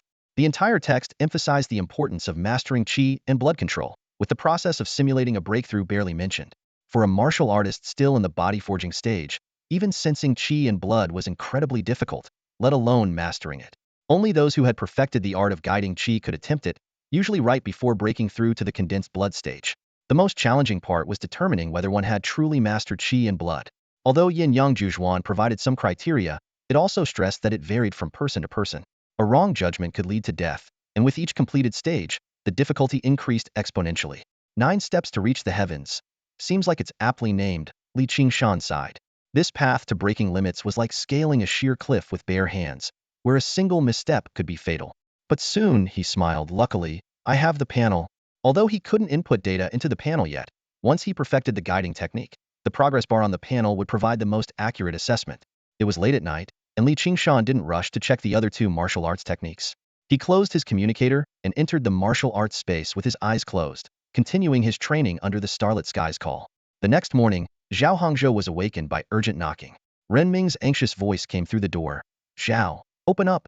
There's no time. Qingshan quickly dressed and opened the door to find Ren Ming holding breakfast. Ren Ming was momentarily stunned, still not used to the presence of the younger student who had defeated the top student from 2 grades ahead. He hurriedly handed over the buns and said nervously, the school gate is blocked by cars from various companies, all here for you. Teacher Liu asked me to remind you to be prepared. They're already coming upstairs. Qingshan frowned, quickly confirmed the 10 a.m. train ticket with Zhao Hongzhou, grabbed his thunder pattern saber, and leaped off the 5th floor balcony, leaving Zhao Hongzhou and Ren Ming in stunned silence. At 9:50 a.m., passengers were taking their seats on the train to Luoying. 11 people from the Luoying group were in the same carriage, with an empty seat beside Zhao Hongzhou. The train is about to leave. Why isn't Qingshan here yet? Yulei anxiously checked her watch as people bustled around the platform. Through the glass walls of the station, a row of luxury cars parked outside caught everyone's attention. No worries, even if he's stuck in traffic, we can just reschedule for the next train, Hong Qian said casually, then added, those corporations are really desperate, but Qingshan has no intention of signing with them. Zhong Xian, who had been quietly sitting the whole time, couldn't help but frown and ask, Qingshan isn't planning to sign? Thanks for your concern, senior. A familiar voice came from behind. Qingshan walked over with a smile and sat down next to Zhao Hongzhou. Zhong Xian immediately fell silent. Zhao Hongzhou couldn't hold back a laugh and quickly covered his mouth. Leaning closer to Qingshan, he whispered, Brother Shan, guess who I saw on the platform? It's Liang Mingyu. Yulei interjected before Qingshan could respond. He came with people from Luoping City. He must have transferred schools. Who would have thought he'd get back into a martial arts class after being expelled? And now he's here for the rookie competition, Hong Qian remarked. That's not right, Qingshan said firmly. Liang Mingyu isn't participating in the first-year rookie competition. I haven't seen him in the battle space. Maybe he's just here to observe, Yulei speculated idly, and the conversation soon shifted to other topics. The train whistle blew loudly as it slowly made its way to Luoying City. At noon, Qingshan stood outside the gatehouse of Luoying High School, receiving a special insulated box from a middle-aged man in black. Inside, 30 bottles of star essence were neatly arranged. Thanks. Sorry for being late today. I hope you weren't waiting too long. Not at all. Mr. Li, we look forward to your future orders in our store, the middle-aged man replied politely before leaving. The campus was exceptionally quiet during the winter break.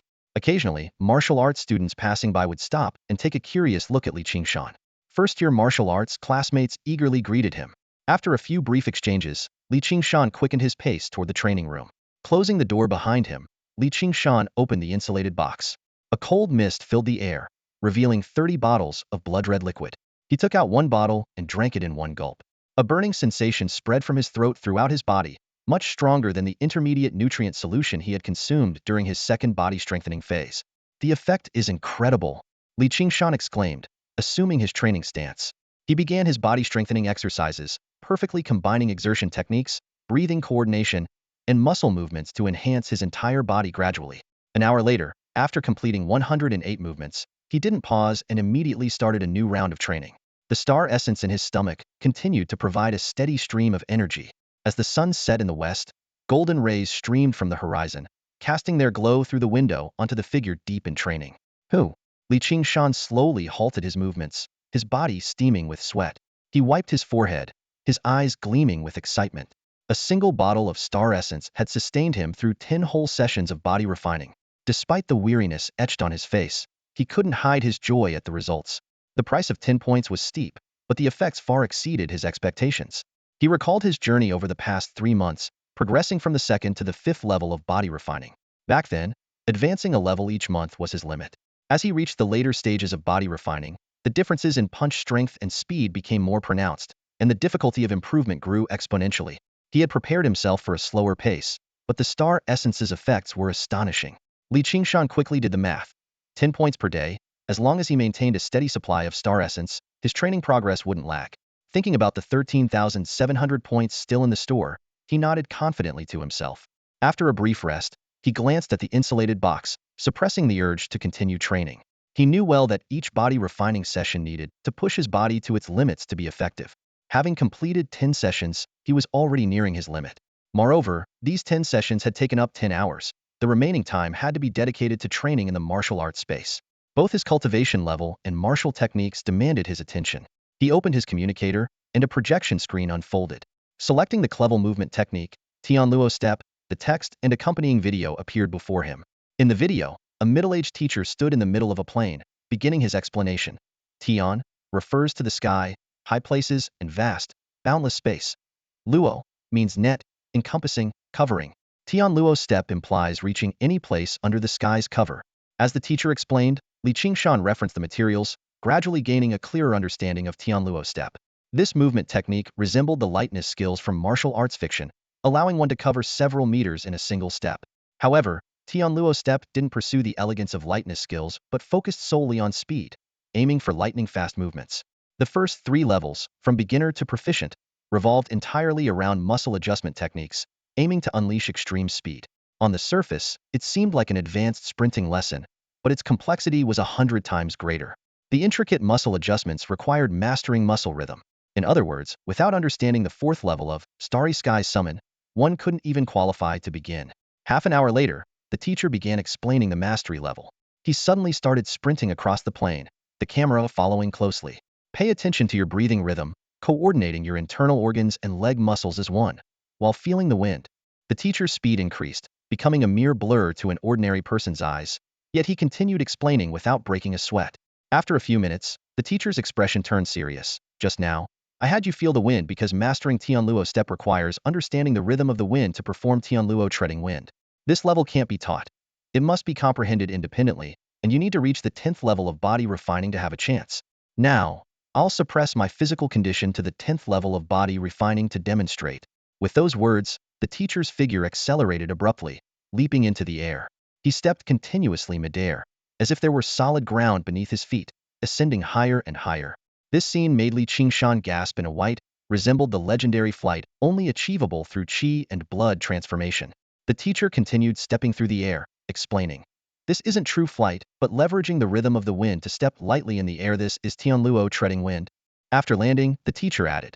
At the 10th level of body refining, you're limited by your physical condition and can only tread the wind briefly. But as you enter the qi and blood stage, with the enhancement of your physical body, the duration of treading the wind will extend, and your speed will increase.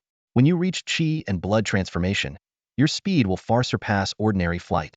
As the video neared its end, the teacher paused, his expression solemn, and said, Since you've chosen to train in Tianluo step, I believe your goal is surely the A-level martial art, Tianluo maze step. Within a square inch, every point is a landing spot. The magic of precision lies in every step. Qingshan murmured, his eyes lighting up with understanding as he watched the instructional video on his communicator. The combination of the Tianluo steps and the Mistray steps revealed boundless possibilities to him. Unfortunately, the middle-aged instructor in the video merely sighed and said, Good luck, before abruptly ending the session without any practical demonstration.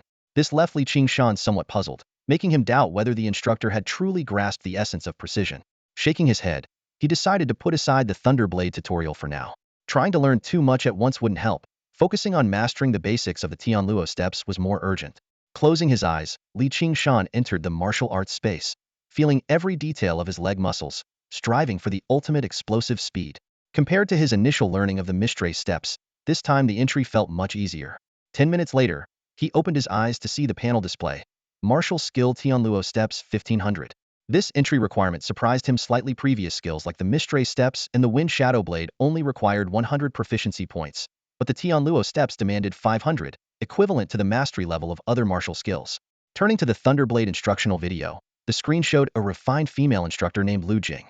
Smiling, she held a long blade and introduced discount information for weapon purchases, even repeating her contact number 823 3 times. This mix of business and teaching made Qingshan chuckle.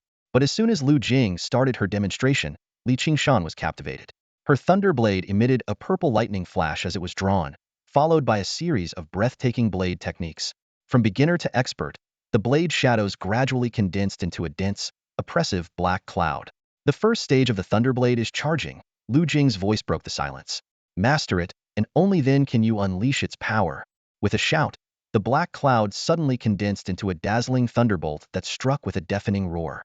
This transcended mere blade techniques, requiring the support of vital energy. The ultimate mastery level demanded achieving the rainbow transformation state. Lu Jing then demonstrated Thundercloud over the city, where lightning filled the black cloud, striking continuously with undiminished power. Finally, she showcased the nine heavens Thunderblade in the sky 1,000 meters high. She transformed into a rainbow light, stirring up a 100-meter-wide tornado entwined with countless thunder snakes, resembling a human-shaped calamity. This stunning display left Qingshan in awe. He finally understood the true meaning of an A-level martial art, and why Lu Jing was so eager to promote weapon sales. Students, did you see the power of the Nine Heavens Thunderblade? If you haven't bought a weapon yet, make sure to save up. Lu Jing's words echoed in his ears. In the scene, the natural disasters have vanished without a trace. Lu Jing sheathes her sword, returning to her scholarly demeanor, her eyes curved in a smile as she faces the camera. Qingshan, expressionless, clicks in the top right corner to close the video.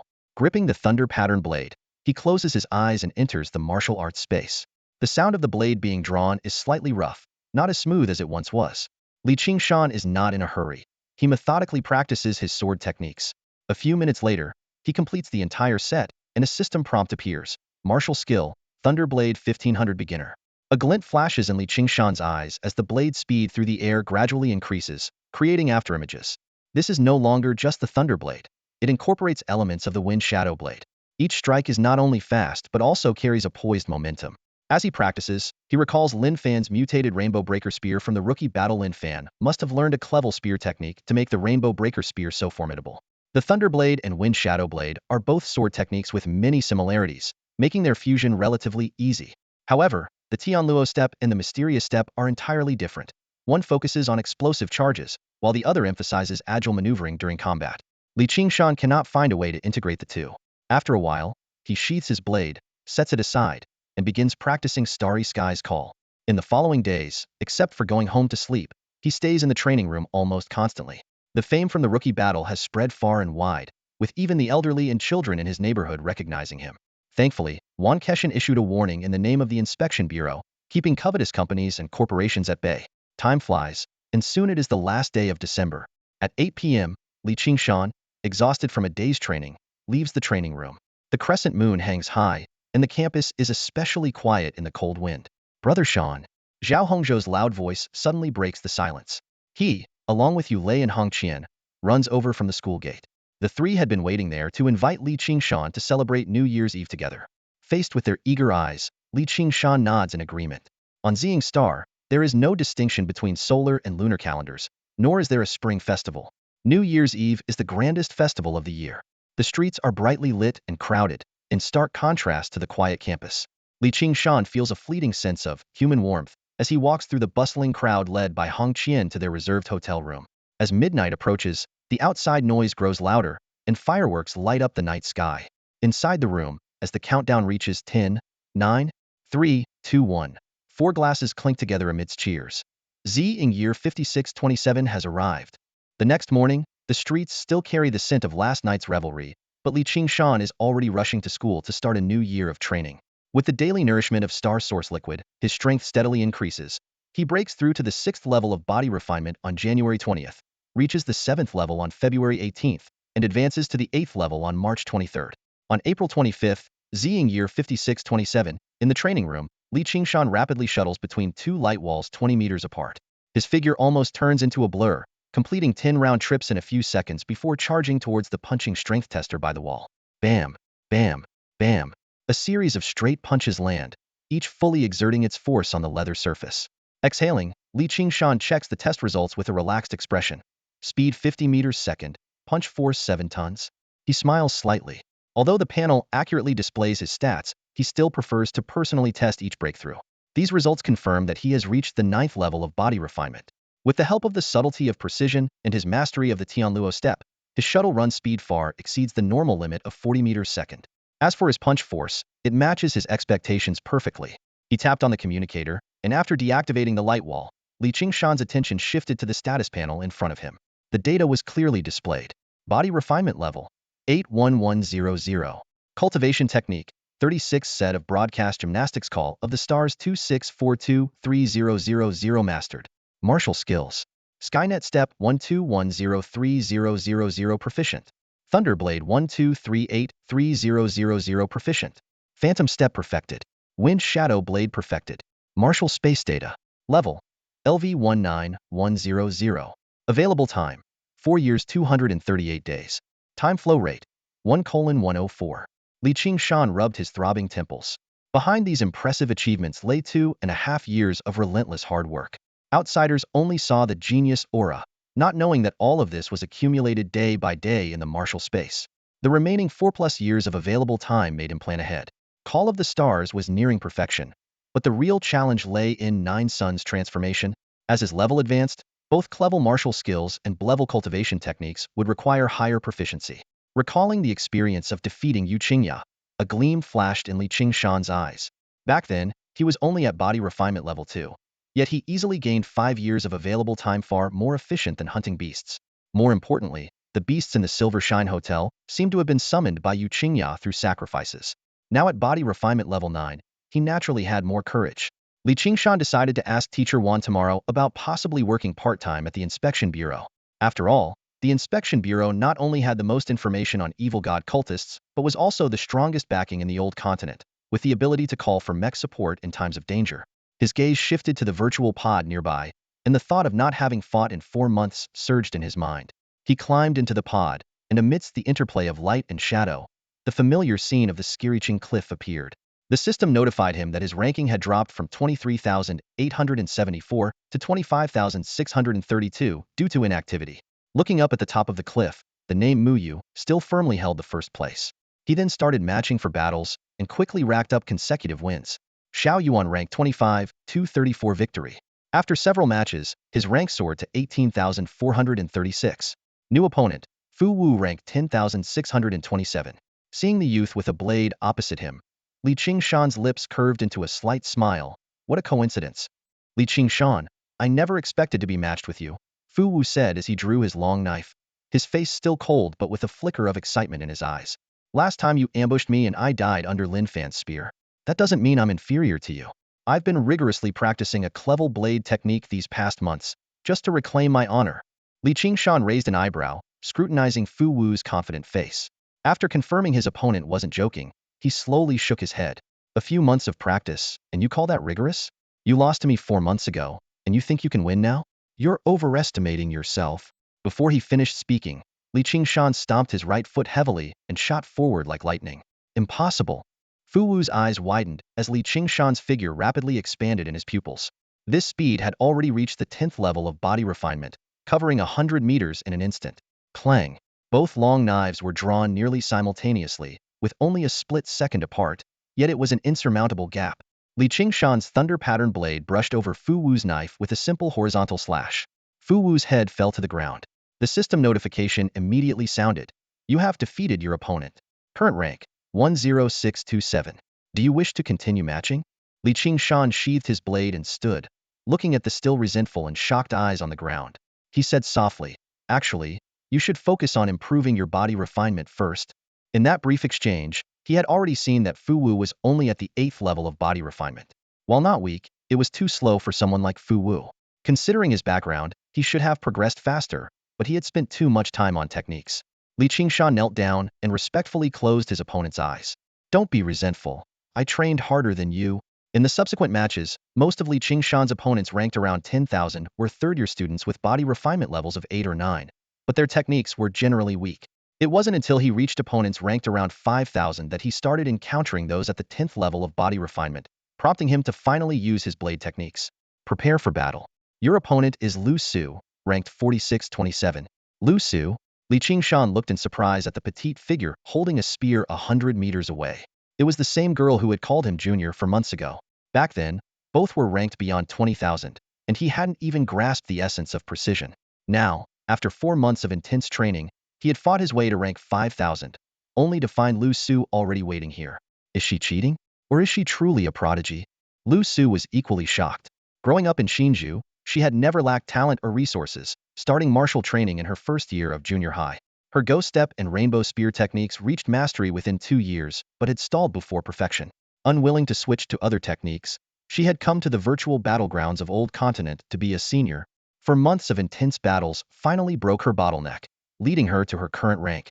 The two stared at each other, both wondering if the other was a true prodigy. Clang. Qingshan broke the silence by drawing his blade first. Lu Su, long time no see. The memory of being defeated by her was still fresh in his mind. Not even calling me senior after all this time? Lu Su laughed, raising her spear. Today, I'll teach you some manners.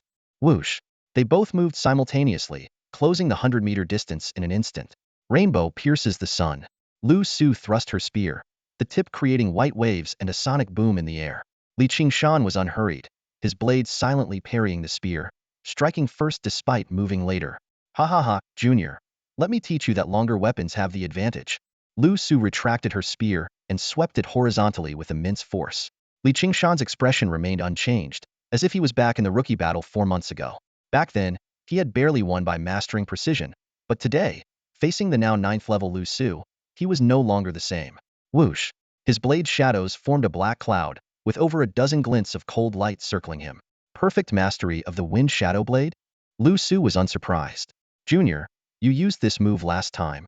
Her spear, powerful and heavy, swept towards the black cloud. Is that so? Qingshan leaped into the air, the black cloud rising with him. Look again. With a shout, the black cloud dispersed, and over a dozen blade lights merged into one, descending like thunder. The spear flew out of Lu Su's hands, and a line of blood extended from her head downwards, her body splitting in two. You have defeated your opponent. Current rank, 46-27. Do you wish to continue matching? In a villa in Zinzu, the virtual pod slid open, and Lu Su sat up abruptly, still shaken. Thunderstrike. She muttered to herself. Qingshan's final move was definitely Thunderstrike. Though there was no flash of lightning, the thunderous blade intent in that move was unmistakable to her. Lost again, little girl? A woman in a small suit and white shirt walked over gracefully, holding a plate of glistening grapes. This scholarly-looking woman was Lu Su's Aunt Lu Jing. The martial arts class in Old Zoo is no pushover, Lu Jing said, placing the grapes on the bedside table. Just look at Mao Yu, the current top student in Old Zoo. He's already making the senior students nervous, she explained. Although the martial arts class is limited to Old Zoo, students in Zinzu have been practicing martial arts from the start. Every year, the admission battles see students from both regions competing against each other. Lu Su frowned and thought, Auntie, can someone at the body refinement stage really master the Thunderstrike move? From what I know, only those with strong vitality can unleash the power of thunder, and the body refinement stage shouldn't be enough to reach the mastery level of the Thunder Blade. Lu Jing raised an eyebrow, picking up a grape. Was it the opponent who just beat you? Lu Su nodded and detailed the final battle scene. Qingshan? Lu Jing's mouth dropped open in surprise, causing the grape to fall back onto the plate. Another prodigy with awakened abilities? It seems the Federation's strategy to promote martial arts classes in Old Zoo is working well. First Mao Yu, and now Qingshan. She analyzed. His Thunder Blade likely isn't at full mastery yet. He must have cleverly integrated the momentum into the Wind Shadow Blade, using the concentrated blade light to simulate Thunderstrike. It's quite a creative approach. As she spoke, Lu Jing quickly scrolled through her contact list, her brows furrowing gradually. He hasn't added me? Could it be that he already has a Thunder Pattern Blade? No. You said his previous rank was beyond 20,000. He should only be in his second year of the martial arts class, not able to afford a Thunder Pattern Blade. Meanwhile, in the Oldzu battle space, defeated opponent, current rank 35-89. Do you wish to continue matching? The system prompt sounded. Qingshan clicked confirm without hesitation. After dozens of consecutive battles, he had encountered many formidable opponents, but he had defeated them all. Most of these opponents were at the 10th level of body refinement, at least mastering level movement techniques and martial skills. Prepare for battle, opponent. Mao Kai, rank 1843. As Qingshan drew his blade, a surprised voice came from across the arena. Qingshan? A lean young man holding a long sword stared at him in shock. I can't believe it's really you. When I heard you were leaving the public foster center, they all said you were going to fight for a spot in the martial arts class because of Guan Xiao. I didn't believe it. Now not only have you joined the martial arts class, but you're also matched against me? Hearing the name, Guan Xiao, Qingshan finally remembered Mao Kai's identity was the guy who had a crush on Guan Xiao back at the foster center. However, those past memories meant nothing to him now. When he transmigrated, his predecessor had already left the foster center, and that was just a fleeting youthful infatuation that never began. Qingshan, have you awakened your abilities? Maokai exaggeratedly took a step back, then revealed a mocking smile. 2 years ago, you might have had a chance to go to Xinzu and be with Guan Shao. But too bad, she has already awakened her mental power talent and got admitted to Ziying Academy. By the time you get to Xinzu, she might already be a mecha pilot, training at a planetary fortress. Maokai had a smug look on his face as he stared intently at Qingshan, waiting to see his opponent's expression crumble upon learning the truth. Inwardly, he thought, 3 years of effort about to go down the drain. This blow will surely devastate Qingshan. Are you done talking? Qingshan asked, a frown forming on his brow, his tone filled with impatience. You? Maokai stammered, frozen in disbelief. Why aren't you upset? Upset over what? Enough with the nonsense. Qingshan shouted angrily. He stomped his right foot heavily and swung his long blade with a whoosh. A fierce wind, carrying the sharp glint of the blade, swept towards Maokai in an instant. The sound of clashing blades echoed repeatedly. In just a few seconds, Qingshan had already moved behind Maokai, delivering an upward slash with his backhand. With a sickening splurt, blood sprayed, and Maokai's body was split into two. A system prompt popped up. Opponent defeated. Current rank, 1843. Continue matching? Qingshan looked down at the dismembered body on the ground, his frown deepening. This guy had only spouted irrelevant nonsense and hadn't revealed any useful information. He had hoped to learn about the situation in Xinzhou, especially how they were able to enter the old continent battle space from Xinzhou. Unfortunately, Maokai had kept circling back to trivial topics, causing him to lose patience. Serves him right for being a sycophant. Qingshan snorted coldly and initiated a new match. After several intense battles, the system continuously updated his rank. 1684, 1472, 1053. Standing next to the last corpse, Qingshan now had a bleeding wound in his chest and abdomen, and he had to use his long blade to support himself. That's enough. Breaking into the top 1000 isn't easy, Qingshan said, panting, as he clicked the exit button. The main goal of this ranking challenge was to test his own strength, and now he had the answer. His current skill level was close to the top 10 of the third-year students in Wui province. Considering there were 107 provinces, with fewer than 10 people per province reaching this level, it was quite an achievement. In the afternoon, after his class, Wan Keshin returned to his office. Just as he sat down, he heard a knock at the door. He smiled slightly and said softly, "Come in, teacher." Qingshan pushed the door open and entered. Wan Keshin casually grabbed a handful of tea leaves and put them into a cup, glancing over his student. "You wouldn't come here without a reason. You've been in seclusion for months. What's up?" "Teacher, you know me too well," Qingshan said as he eagerly picked up the water bottle to brew tea for his teacher. "All right, cut the flattery. What's the matter?" Wan Keshin joked with a smile. Qingshan put down the water bottle and got straight to the point. "Teacher, I wanted to ask if it's possible to work part-time for the inspection bureau? Even a temporary position would do." "Is this about part-time or temporary positions?" Wan Keshin couldn't help but laugh. "Your goal is Xinzu and the Ziying Academy. You were doing well in your training. You're not short on points, so why the sudden interest in the inspection bureau?" Qingshan thought for a moment and came up with an excuse. "Teacher, although I have plenty of points left, the resources consumed by Yin Yang 9 turns are terrifying. I need to prepare for the future." "Preparing for the future doesn't mean you have to join the inspection bureau." Wan Keshin waved his hand dismissively. "Focus on your training. Once June is over this year, you'll be the undisputed #1 in Old Zhou. The top 100 in Old Zhou get points rewards every month, increasing by 10 points for each rank starting from the 100th place." Seeing the light in Qingshan's eyes, Wan Keshin continued, "And at the end of June, after the top 100 in Old Zhou are determined, a one-time reward of 100 times the points is given. The first place in Old Zhou gets 100,000 points, which is enough for you to complete the first 3 turns. When you get to Xinzu, there will be even more ways to earn points." 100,000 points. Qingshan swallowed hard, a thought flashing through his mind. Mu Yu is really loaded. He almost considered competing for the top spot in Old Zhou this year, but quickly calmed down. Only 2 months left, no chance. Suppressing his excitement, Qingshan changed his excuse. "Teacher, it's not just about the points. I've been in seclusion for too long and need actual combat practice.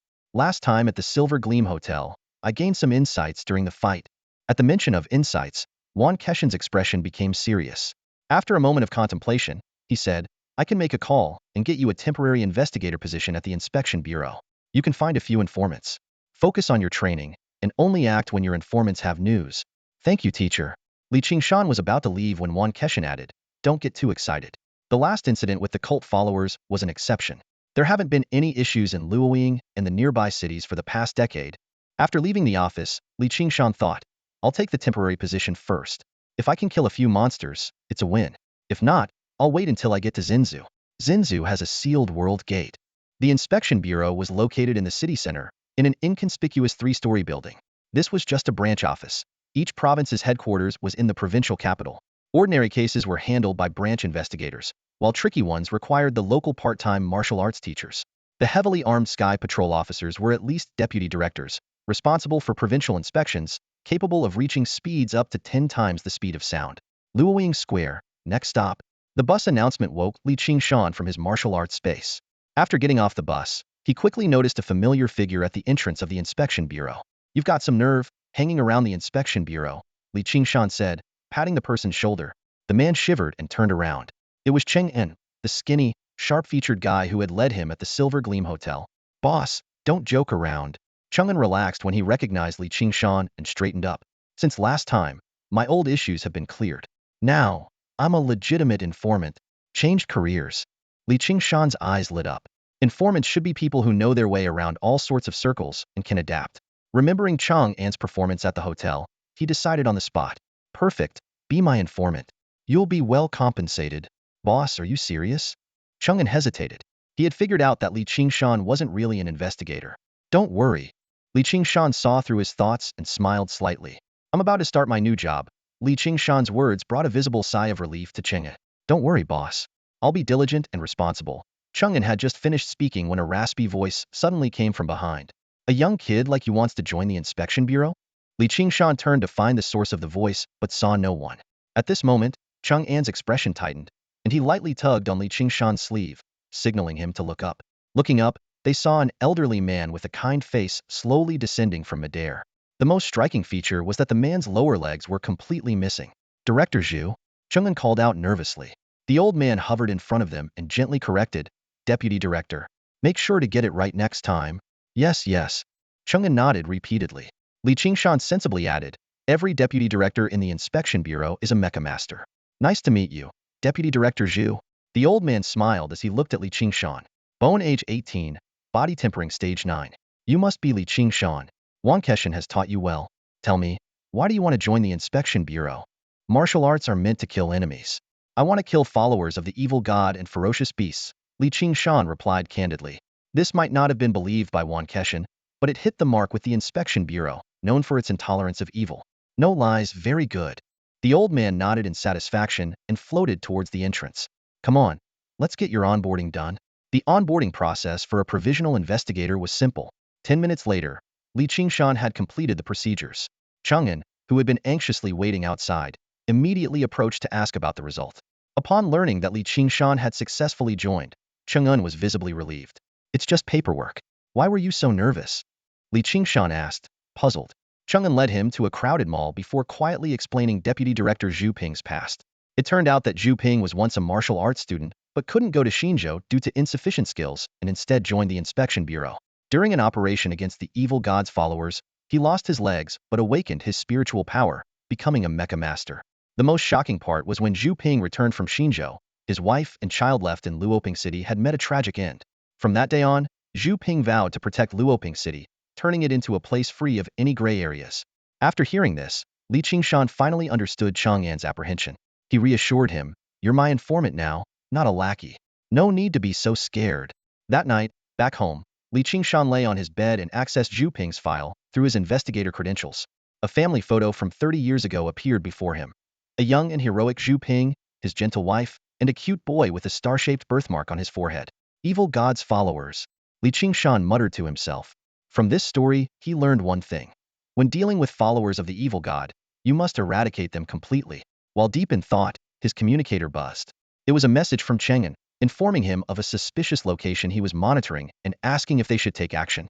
Qingshan picked up his Thunderblade, hesitated for a moment, and then opened his contact list. A sleepy face appeared in the projection. Teacher, are you still awake? Qingshan asked with a smile, trying to look ingratiating. In the dead of night, outside a small motel, a dozen investigators formed a circle as they put up a police line. Disheveled men and women slowly emerged from inside, heads down, trying to hide their faces and avoid the stares of onlookers. Outside the police line, a crowd of hundreds of spectators buzzed with chatter. Shameless. They deserve to be caught. Great job by the inspection bureau. How dare they open such a place in our neighborhood? a middle-aged woman suddenly exclaimed. I need to go home and interrogate that scoundrel. He said he was buying soy sauce a few days ago and took 2 hours. 2 hours. This comment caused a stir, and the surrounding women exchanged envious glances before hurrying off to question their own men. Only a few men remained at the scene, finally daring to grumble quietly, this place just opened and already got raided. I haven't even had a chance to check it out yet. The inspection bureau is too efficient. Not far away, Qingshan asked Qingshan with a sullen face. This is the cultist stronghold you mentioned? Master, this was just a precaution. Qingshan replied with an awkward smile. Besides, cracking down on vice also contributes to the community. All right, I'm going to bed. Qingshan waved dismissively and walked away. He had anticipated this outcome. It was unlikely that a rookie like Qingshan would find cultists so easily. Once Qingshan was out of sight, Qingshan turned to look at the disheveled men and women, musing to himself, they are rather fair-skinned. He then shook his head. While this free bust was nice, it wasn't what he was after.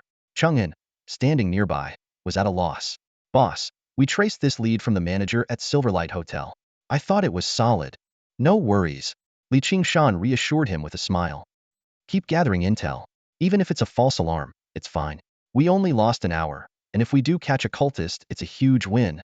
Over the next few days, Qingshan focused on his training, occasionally receiving updates from Chang'an. However, all the investigations turned out to be ordinary cases. Rather than reprimanding Chang'an, Qingshan offered compensation and encouragement to their informants. As Qingshan had mentioned, the Luoying area had been peaceful for a long time, especially after the thorough investigation following the Yuqingyao incident. Finding cultists was indeed a challenge. Time flew by, and soon it was May 31st. In his training room, Qingshan was fiercely punching a strength testing device. Speed, 65 meters per second. Punch force, 10 tons? Seeing the results, Qingshan exhaled deeply. From a frail student to his current state at the 10th level of body refinement, his progress over the past 3 years was gratifying. After consuming a bottle of star essence, Qingshan began practicing the guiding technique. As he completed the 108 body refinement movements, he could clearly feel the flow of qi and blood within him. An hour later, he noticed the burning sensation in his stomach had lessened, and his digestion had sped up. This is tough. Qingshan rubbed his temples. Guiding qi and blood with this technique was like using a hoe to redirect a river, extremely exhausting. But then he thought, if he could perfectly control his qi and blood, he might not need the guiding technique at all. After reviewing the materials on the 9 turns of the fiery sun, Qingshan entered the martial arts space. On the vast circular platform, he sat cross-legged, eyes closed, focusing his mind. If the guiding technique was like using a hoe to channel water, then the 9 turns of the fiery sun was about using sheer willpower to move the flow, until he could summon the wind and rain, altering the course of rivers. Qingshan focused his mind inward, quietly sensing the flow of his vital energy. He concentrated all his attention on the Tanzhong acupoint in his chest, one of the thousands of vital energy nodes within his body.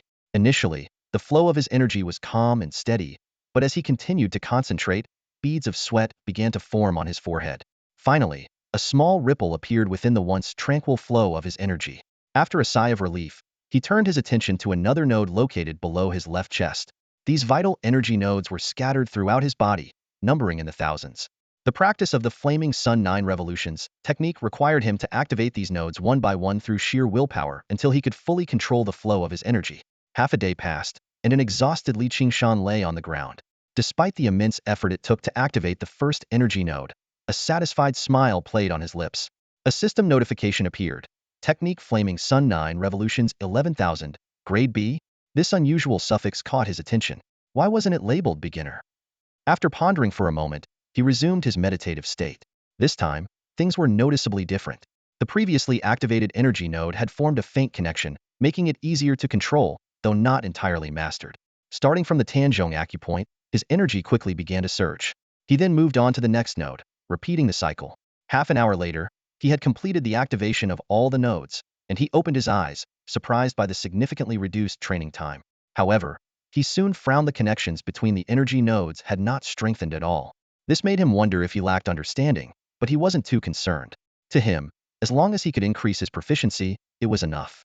He quickly calculated, half an hour for 1 proficiency point, 48 points in a day, and with a time flow rate of 110, thinking about the perfect control of his energy he could achieve after a breakthrough, and the ease with which he could guide the star source liquid, Qingshan immediately dove into another round of training. He lost track of time until his wrist suddenly vibrated. Exiting the martial space, He found it was his communicator ringing. Chang-An's projection appeared, his expression a mix of excitement and fear. Boss, this is too sensitive to discuss over video. Can we meet? Sure, same place as usual. Qingshan grabbed his thunder pattern blade and headed to the cafe near the school. By the time he arrived, Chang'an was already waiting in a corner. What's up? Qingshan asked, setting down his blade as he took a seat. Chang'an cautiously glanced around and lowered his voice, pushing a stack of documents toward Qingshan. Boss, I've discovered something huge. On top of the documents were several wholesale lists from slaughterhouses, all showing that pork was purchased by a company named Linha Supermarket. Chang'an explained that this supermarket bought dozens of pigs from various slaughterhouses each week, claiming they were for sale in Chiang City. However, investigations revealed that Linha Supermarket only had 2 small storefronts in Chiang, incapable of handling such a large amount of pork. He showed several photos taken during surveillance, delivery trucks, scenes of unloading at an abandoned house. They unload and leave, then a black, unlicensed car comes to pick up the goods at night. Finally, he revealed a crucial photo: a desolate courtyard with a sign that read Luoying City Pine and Cypress Funeral Home Crematorium. Qingshan's expression grew serious. A crematorium consuming dozens of pigs' worth of meat each week, and doing so mysteriously, was far from ordinary. Thinking about the nature of the crematorium, a sudden idea struck Qingshan: swap the bodies. This thought made him frown deeply. According to the records from the Inspection Bureau, cultists of the evil god always emphasized freshness. They never used stolen corpses for their sacrifices. The offerings had to be fresh kills.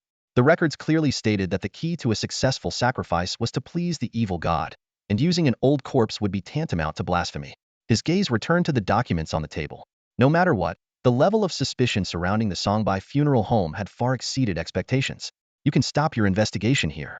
I'll take it from here, Qingshan said, just as he was about to gather up the documents.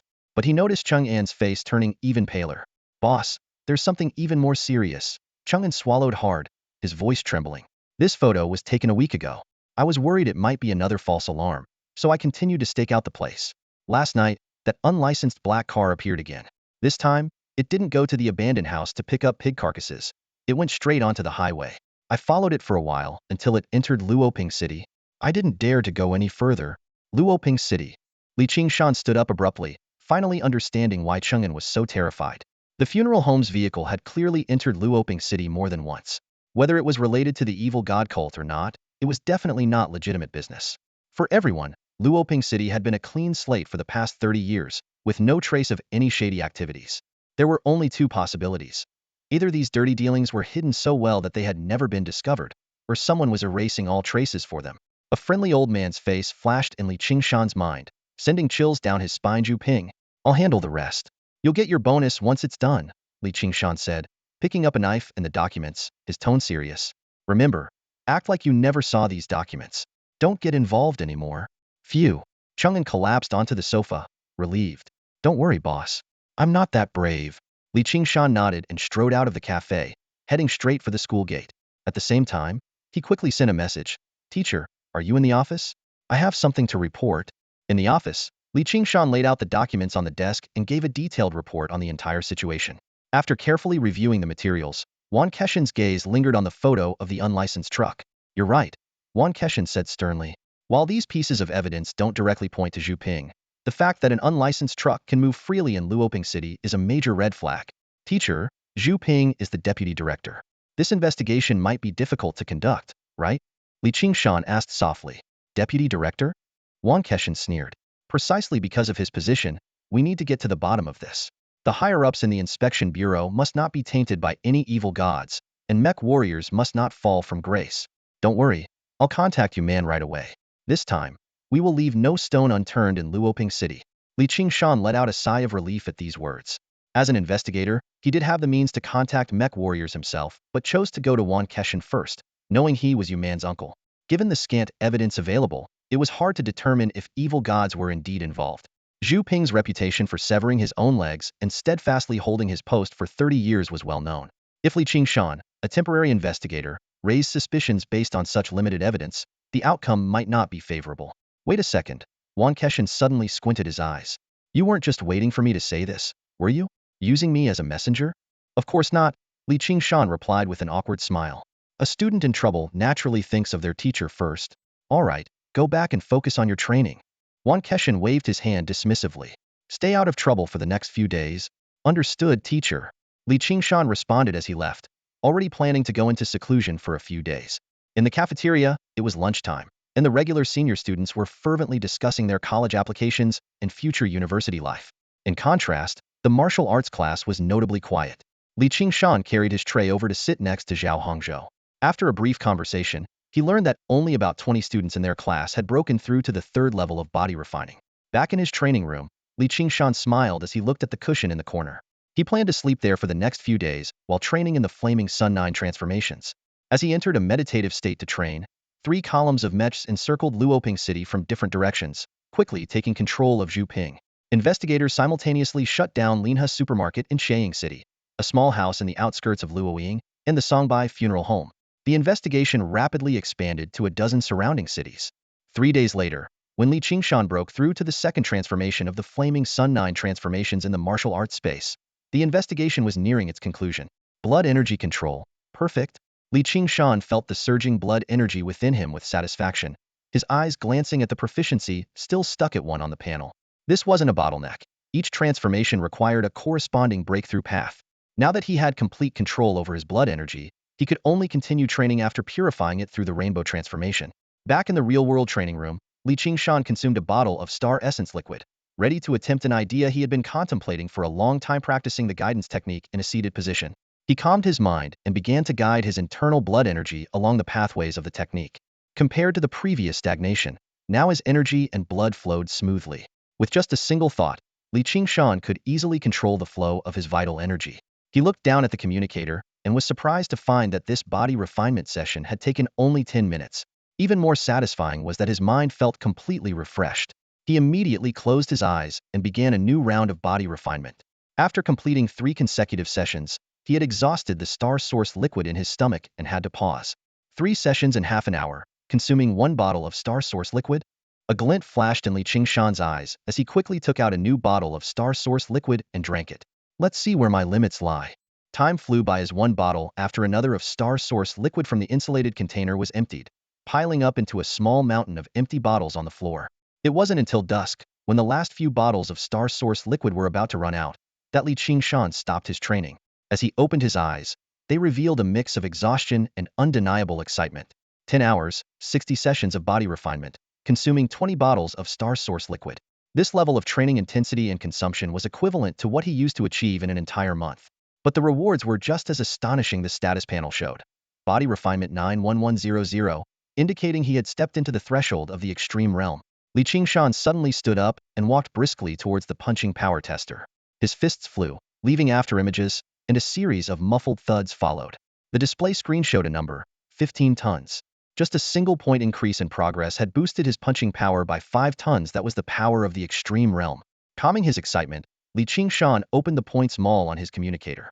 He first ordered 100 bottles of star source liquid, then checked his account balance, 11,000 points. Although enough to complete his first transformation, future consumption would only increase. At this moment, he remembered Wang Shan mentioning the ranking rewards: first place in Zhuzhou, 100,000 points. A month ago, competing for first place had seemed like an unattainable dream. But now, having stepped into the extreme realm and being able to maintain a daily progress increase of 1 point, he could reach the pinnacle of the extreme realm in 10 days. Moreover, he had perfectly mastered the control of his vital energy, making the simulation and purification process of transforming into a rainbow unobstructed. Li Qingshan's eyes grew even brighter as he murmured to himself, maybe I can actually compete with Muyu for the first place in Zhuzhou? After a moment, Li Qingshan calmed his inner turmoil, his gaze gradually becoming resolute.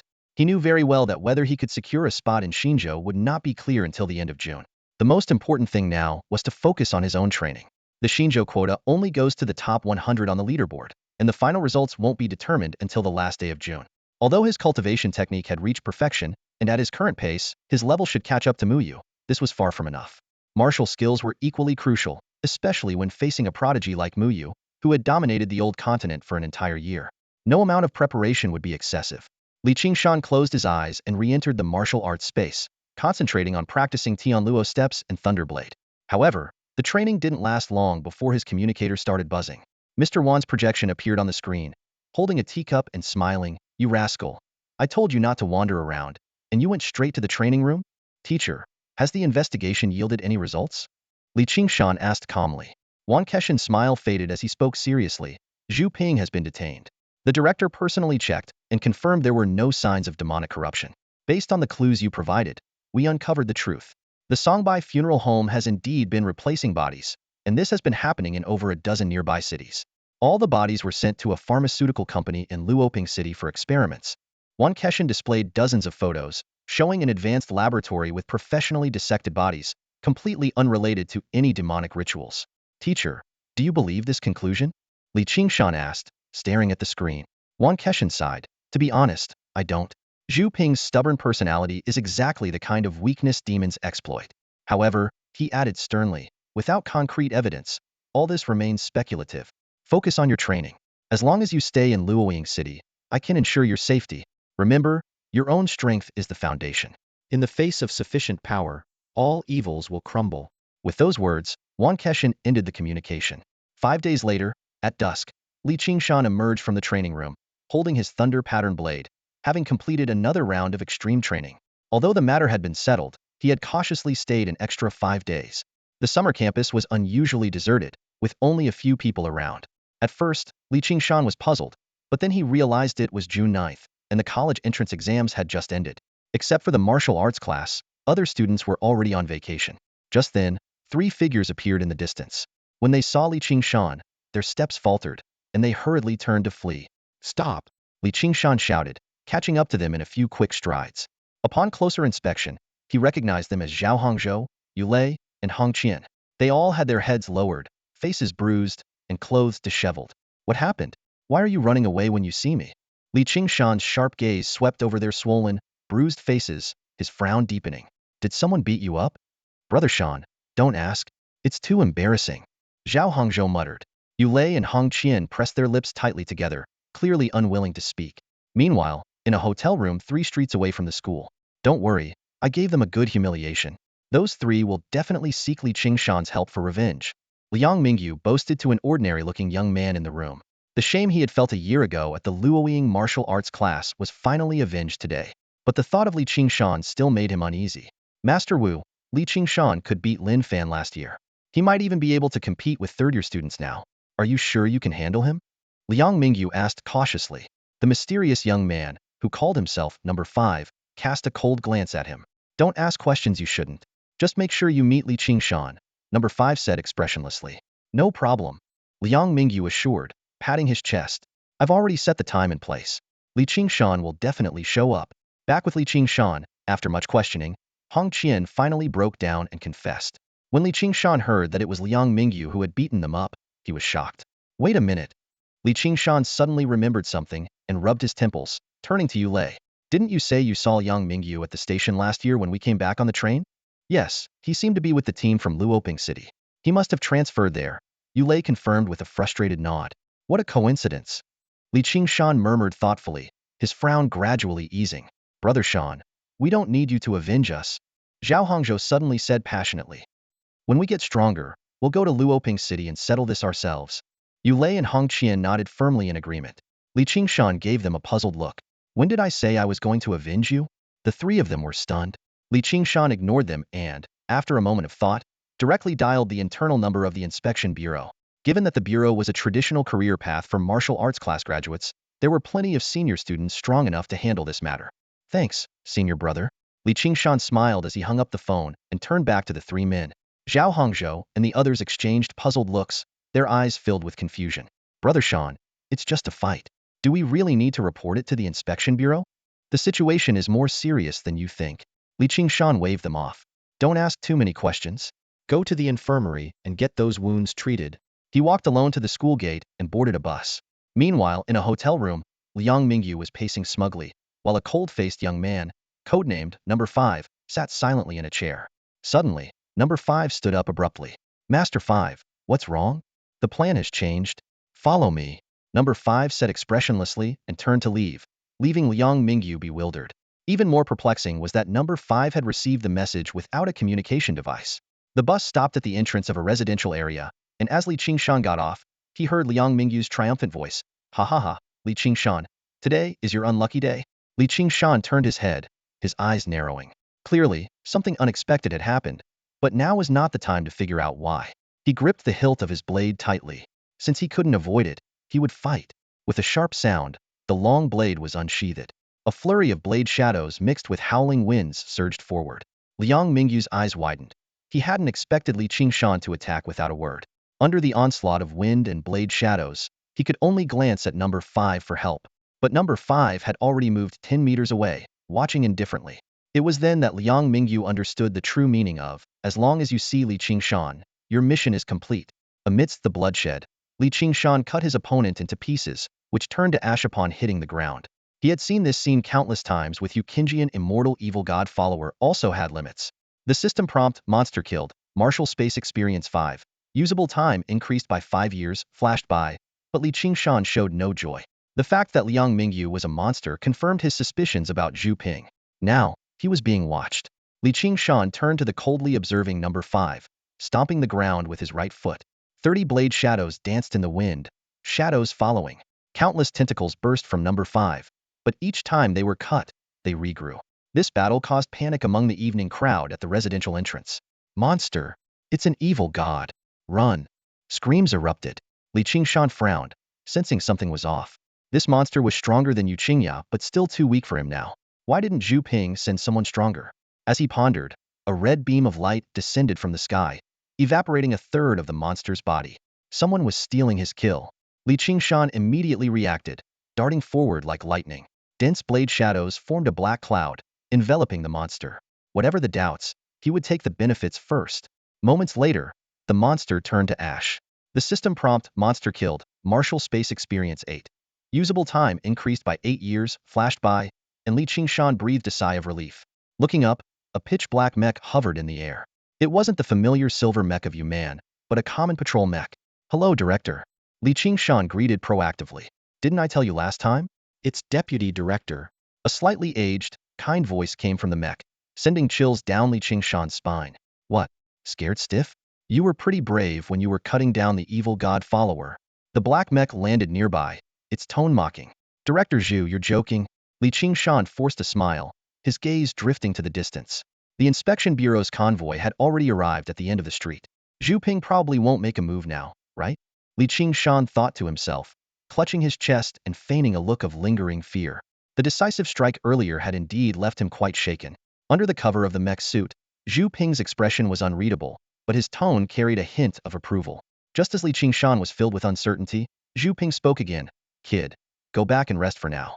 They can handle the cleanup here. 3 Bureau of Inspection vehicles had already arrived at the scene. After thanking Zhu Ping, Qingshan turned and walked towards the nearby bus stop. The bus pulled up in front of him, and Qingshan boarded with a blank expression, finding a random seat. Only after the bus swayed its way out of the neighborhood and turned a few streets did he finally exhale deeply, sweat beading on his forehead. He didn't understand why Zhu Ping had set an ambush, or why he hadn't acted. But one thing was clear: needed to get back to school immediately. After glancing around, Qingshan pulled out his communicator and sent a message. Soon. His wrist buzzed with a response. Don't worry. Staring at the 2 words for a moment, he looked up at the window. It was still a half-hour ride to the school. Rubbing his temples, Qingshan closed his eyes and entered the martial arts space. 100 meters from the circular platform, 2 figures stood side by side. This was the first monster projection recorded in the martial arts space. When he saw one of the figures' faces clearly, Qingshan's pupils contracted sharply. It was a young Zhu Ping. The plain-looking youth next to Liang Mingyu had now revealed the heroic features of a young Zhu Ping.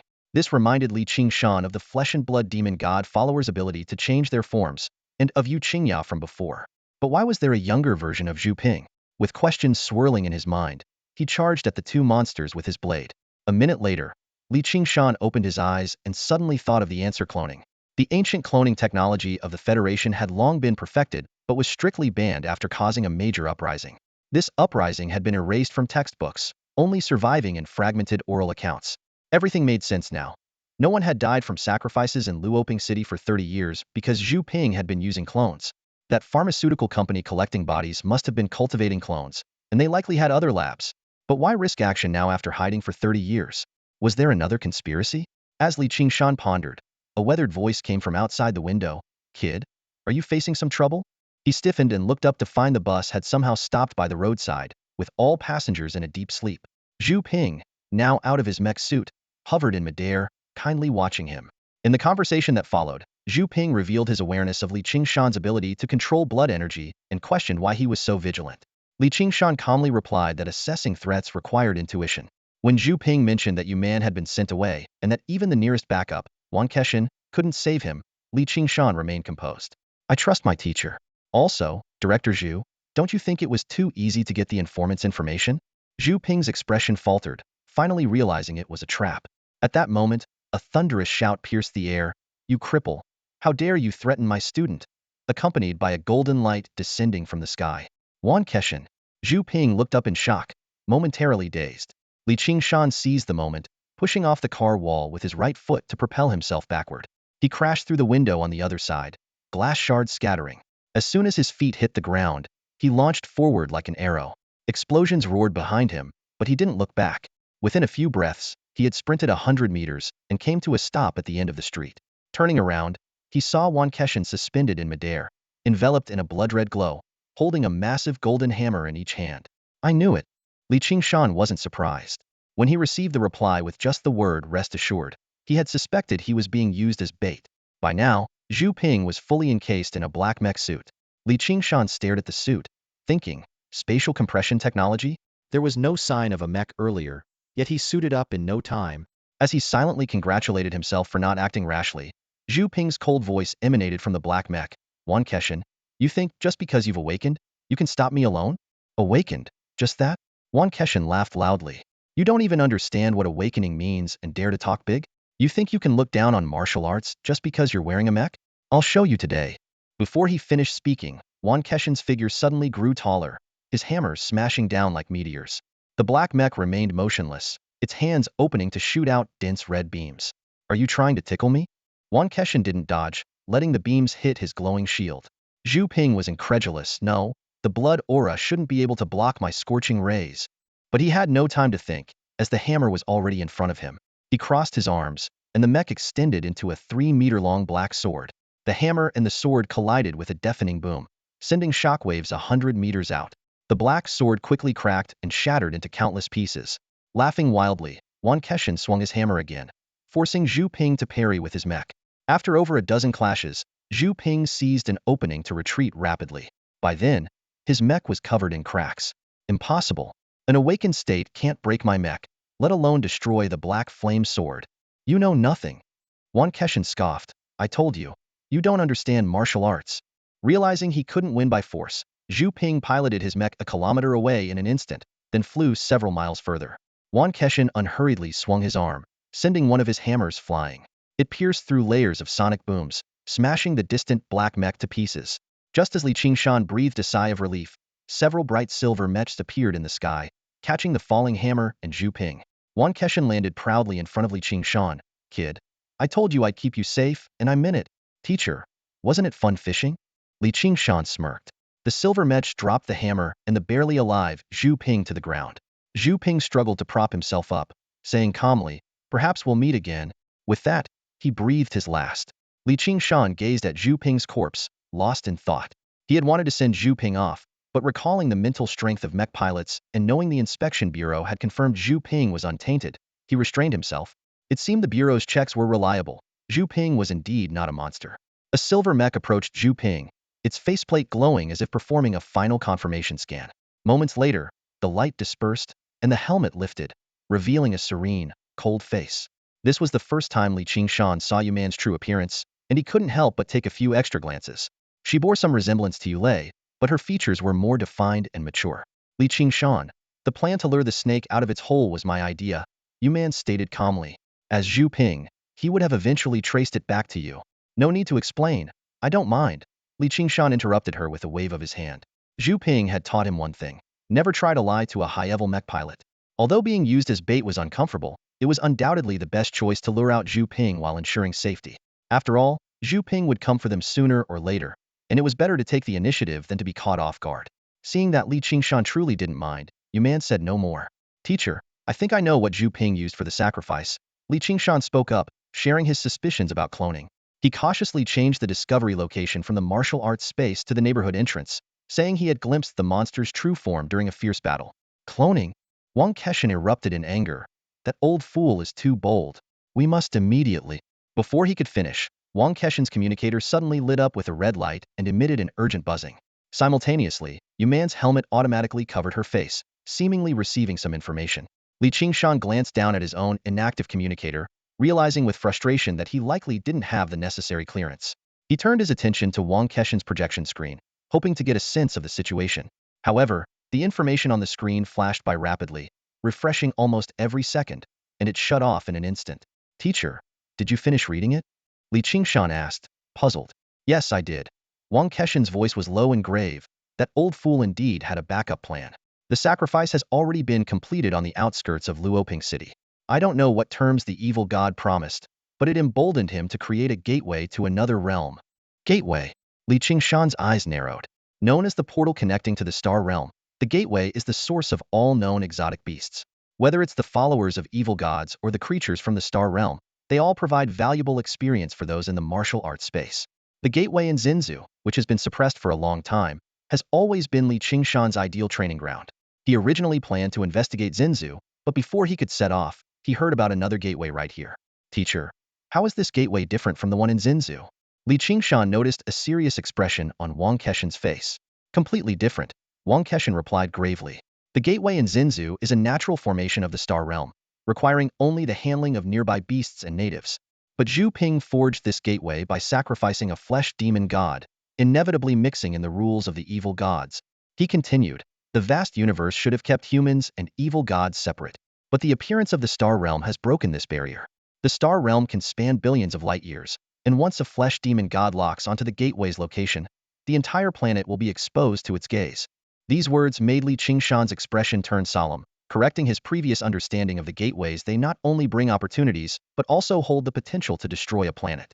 Uncle, the gateway hasn't fully formed yet. We need to act quickly, urged Yuman.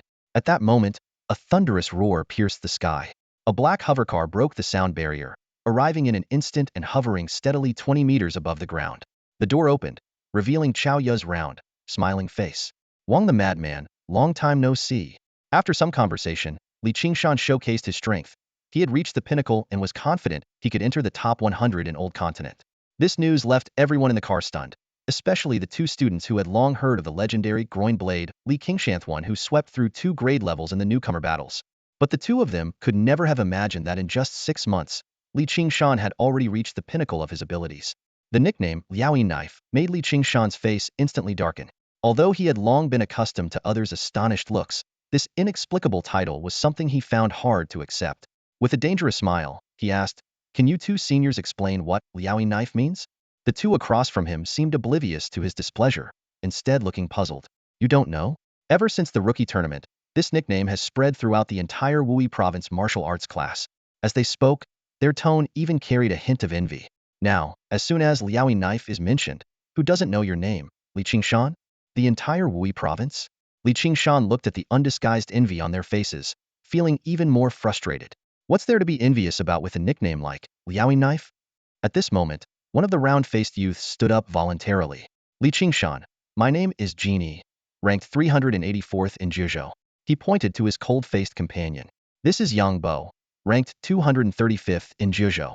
Despite Yang Bo's stern appearance, his eyes were filled with eagerness. I hope we get a chance to spar when you're climbing the rankings.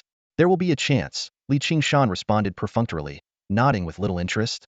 He hadn't expected that after 6 months of seclusion, his reputation would be so tarnished, and to make matters worse, he was the last to know about it. However, the appearance of these two confirmed Qingshan's earlier suspicions. This trip to Luoping City would definitely require the help of body-refining martial artists. Genie and Yang Bo were both at the 10th level of body refinement. Although there were stronger third-year students in Wui City, those individuals had already advanced to the bloodqi stage. The fact that Lu Jing only brought these two along further confirmed his thoughts. Amidst the roaring noise, the flying car sped towards Luoping City. As soon as everyone settled in their seats, Lu Jing turned to Yuman. To be honest, Zhu Ping's betrayal, the evil god's sacrifice in Luoping City, and the construction of the boundary gate all happened too quickly. From the time we received the news until now, it's only been 15 minutes. Your plan to lure the snake out of its hole was entirely your own decision. We only received the report after Zhu Ping made his move. And the sacrificial ceremony began just as we were focusing on Luoying. You're right, Yuman said calmly, unfazed by the questioning. I suspect Zhu Ping intentionally got caught to divert our attention, ensuring the sacrifice would proceed smoothly. With a wave of her right hand, she displayed a projection screen showing Zhu Ping's final moments and Li Qingshan's theories about cloning. As the discussion deepened, everyone gradually pieced together the sequence of events. Just then, the flying car began to descend. Luoping City, they had arrived. Outside the outskirts of Luoping City, the hover car descended slowly from the sky. Li Qingshan peered out the window and saw an extensive restricted area unfolding below. An area spanning a kilometer in radius was tightly cordoned off, with dozens of investigators standing guard, keeping the swarm of reporters and onlookers at bay. In the center of the restricted zone was a massive pit, about 100 meters across. The pit was littered with the remnants of buildings and countless shriveled corpses, their skin clinging to their bones, as if some force had drained them of all their flesh and blood. Most striking of all was the three-metal blood-red vortex at the center, its crimson light almost tangible as it slowly rotated. A realm gate? Li Qingshan squinted his eyes for a closer look. Numerous investigators had already gathered around the vortex, with people constantly entering and exiting it. Nearly every investigator emerging from the vortex was injured, indicating that the world beyond the gate was fraught with danger. At that moment, an investigator struggled to pull himself halfway out of the vortex, his right arm muscles straining as if dragging something. With his movements, a dark red tail emerged, followed by a menacing hind leg. Wolfbane. Despite the 100-meter distance, Li Qingshan instantly recognized the creature from just that small glimpse. As the hovercar landed, everyone disembarked one after another. The moment they set foot on the ground, they were hit by a nauseating smell. It was a dark, damp, slimy, and bloody odor, reminiscent of the basement of the Silver Glimmer Hotel, only much stronger. Still reeks of those damn demonic creatures, Qingshan muttered, frowning as he walked towards the pit. An investigator hurried over, gave a brief salute to Deputy Director Yu, Advisor Guan, and Advisor Liu, and immediately reported, Zhu Ping's remnants have escaped into the astral realm and seem to be preparing for a second ritual to communicate with the flesh demon and anchor the realm's location. Although our investigators at the body refinement realm have roughly pinpointed their position, there's a high-level wolfbane nest near the gate. It seems Zhu Ping's remnants used demonic means to attract these wolfbane, making it difficult for us to advance. Yuman surveyed the pit and gave a terse order. Understood. Evacuate our people first. I'll handle the follow-up. The investigator immediately turned to organize the evacuation. Qingshan then faced Li Qingshan, Jin Yi, and Yang Bo, pointing to the central vortex and said gravely, "This is the reason we brought you here. The opening of a realm gate disrupts the rules of the astral realm. Even a demonic ritual can only open a temporary gate. This limitation prevents the demonic gods from directly locking onto the Ziying star, but inside the astral realm, it's a different story. If they complete the second ritual, the flesh demon can immediately anchor this part of the astral realm, solidifying the gate and starting the invasion. Your task is to enter the gate and cleanse these demonic filths." Us? Jin Yi and Yang Bo swallowed nervously. Despite being mentally prepared, hearing the weight of this responsibility placed on them was still overwhelming. Li Qingshan observed the evacuating investigators and probed, "Teacher, can only those at the body refinement realm enter this gate?" "That's right. It's a rule of the astral realm," Qingshan explained. "To be precise, an unformed realm gate only allows first-tier life forms to enter, and all ordinary technological items become ineffective inside the astral realm." First tier? Li Qingshan's eyes lit up. So Zhu Ping's clones also won't exceed the first tier? Ever since learning Zhu Ping's last words, everyone had assumed that these so-called remnants must be Zhu Ping's clones.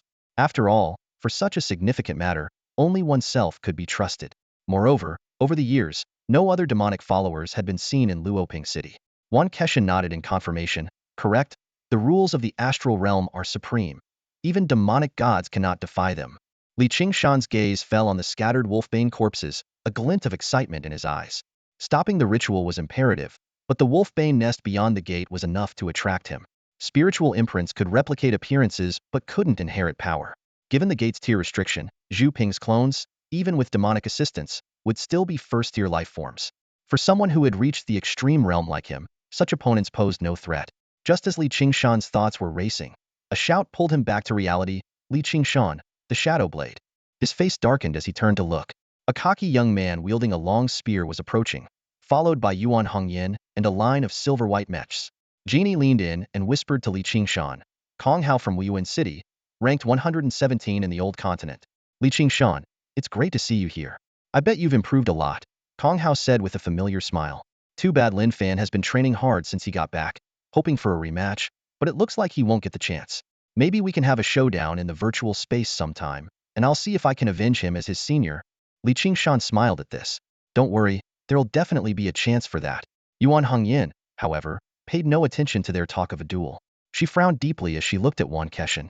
Are you sure you want Li Qingshan to enter the realm gate? He's a prodigy, but it's only been half a year. It's too risky. Wan Keshan's lips barely moved as he uttered two words. Extreme limit? Yuan Hongyin's pupils contracted, and she said no more. Hearing the words, extreme limit, Kong Hao's expression froze. He then awkwardly said, about that duel. I'm a man of my word. I won't back down.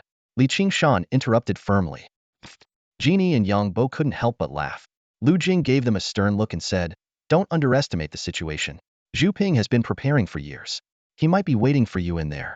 At these words, the two students immediately stopped laughing. Yuan Hongyin and the silver-white mech behind her were both taken aback. Zhu Ping isn't dead? Yu Man raised her hand and brought up a projection, information cascading down like a waterfall. Within seconds, everyone understood the situation. The silver-white mech nodded knowingly. It seems the director's decision was correct. Do you know where the director is? Yu Man asked with a frown. After the incident, she had only received orders to take full responsibility and knew nothing of the director's whereabouts. The director went to Tianfu province after confirming the appearance of the Stargate. He's gone to find Mao Yu. Everyone exclaimed in unison. The answer was clear. Mao Yu was in Tianfu province and, as the top warrior of the old continent capable of suppressing numerous Qi and Blood realm fighters, she was undoubtedly the best candidate for the battlefield beyond the realm gate. Everyone felt a bit relieved, except for Li Qingshan, whose face showed urgency. Only one thought remained in his mind. Someone's coming to steal my glory. Lu Jing reminded them. With the director's speed, he can bring Mao Yu back in half an hour at most. Once you enter the gate, act within your capabilities. The four followed the investigator to the realm gate. The blood-red gate, surrounded by ruins and corpses, slowly rotated like a giant, bloodthirsty maw. The investigator handed them a map and signal flares. This is a simple map of the area, marking possible hiding spots of the cultists. Communication devices won't work in the star realm, but these special signal flares can be used for contact. Kong Hao and the others were visibly tense and suggested, let's clear the area methodically first. Once the investigators join us, we can search together. After locating Zhu Ping, we can wait for Mao Yu to deal with him. I think your opinion doesn't matter.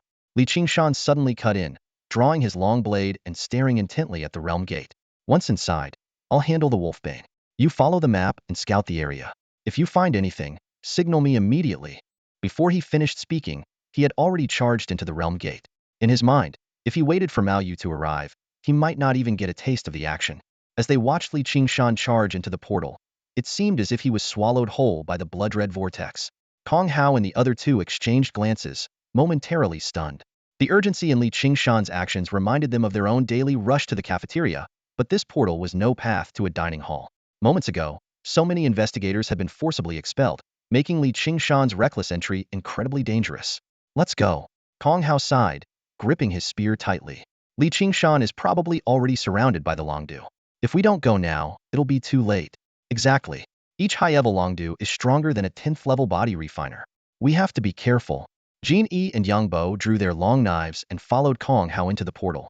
The blood-red vortex rippled as they passed through, and they were immediately hit by the deafening roars of beasts and the overwhelming stench of blood. They assumed fighting stances, only to find that the anticipated attack didn't come. Following the sound of the roars, they saw Li Qingshan about 100 meters away, dodging and weaving among 7 or 8 Longdu. Despite being surrounded, the high-level Longdu couldn't even touch the hem of his clothes. Is Li Qingshan really that fast? Genie swallowed hard, pointing at the ground littered with Longdu corpses. The bodies of more than a dozen ordinary Longdu were neatly split in half, and Li Qingshan had only been inside for a few seconds. What was even more astonishing was how composed he seemed, as if the Star Realm's environment had no effect on him. The wounds on the corpses clearly indicated they were all cut by the same person, with each strike coming from below a signature move of the Liaoyin blade. Remembering this name, the three men instinctively tightened their legs. Seconds ticked by, and not only had the high-level Longdu failed to harm Li Qingshan, but he had also inflicted numerous wounds on them. Ha ha ha, the precision of your technique is truly impressive. Kong Hao laughed as he charged forward with his spear. Li Qingshan, I'm here to help. Yang Bo was about to follow when Genie stopped him. Don't forget his final plan, Genie said, pointing at the battlefield with a smirk. He doesn't like anyone interfering, especially when he's fighting beasts just like he fights for food. Besides, he took down 2 high-level Longdu in half a minute. Does he really need our help? By this time, Kong Hao had already entered the fray, his spear piercing the heart of a Longdu. Suddenly, Qingshan appeared behind him like a phantom, his eyes coldly assessing him from below. Are you here to steal my kills? Qingshan's tone sent a shiver down Kong Hao's spine. No, I'm here to help. Just to help. Kong Hao hurriedly explained, terrified of facing that infamous upward slash. Qingshan didn't reply.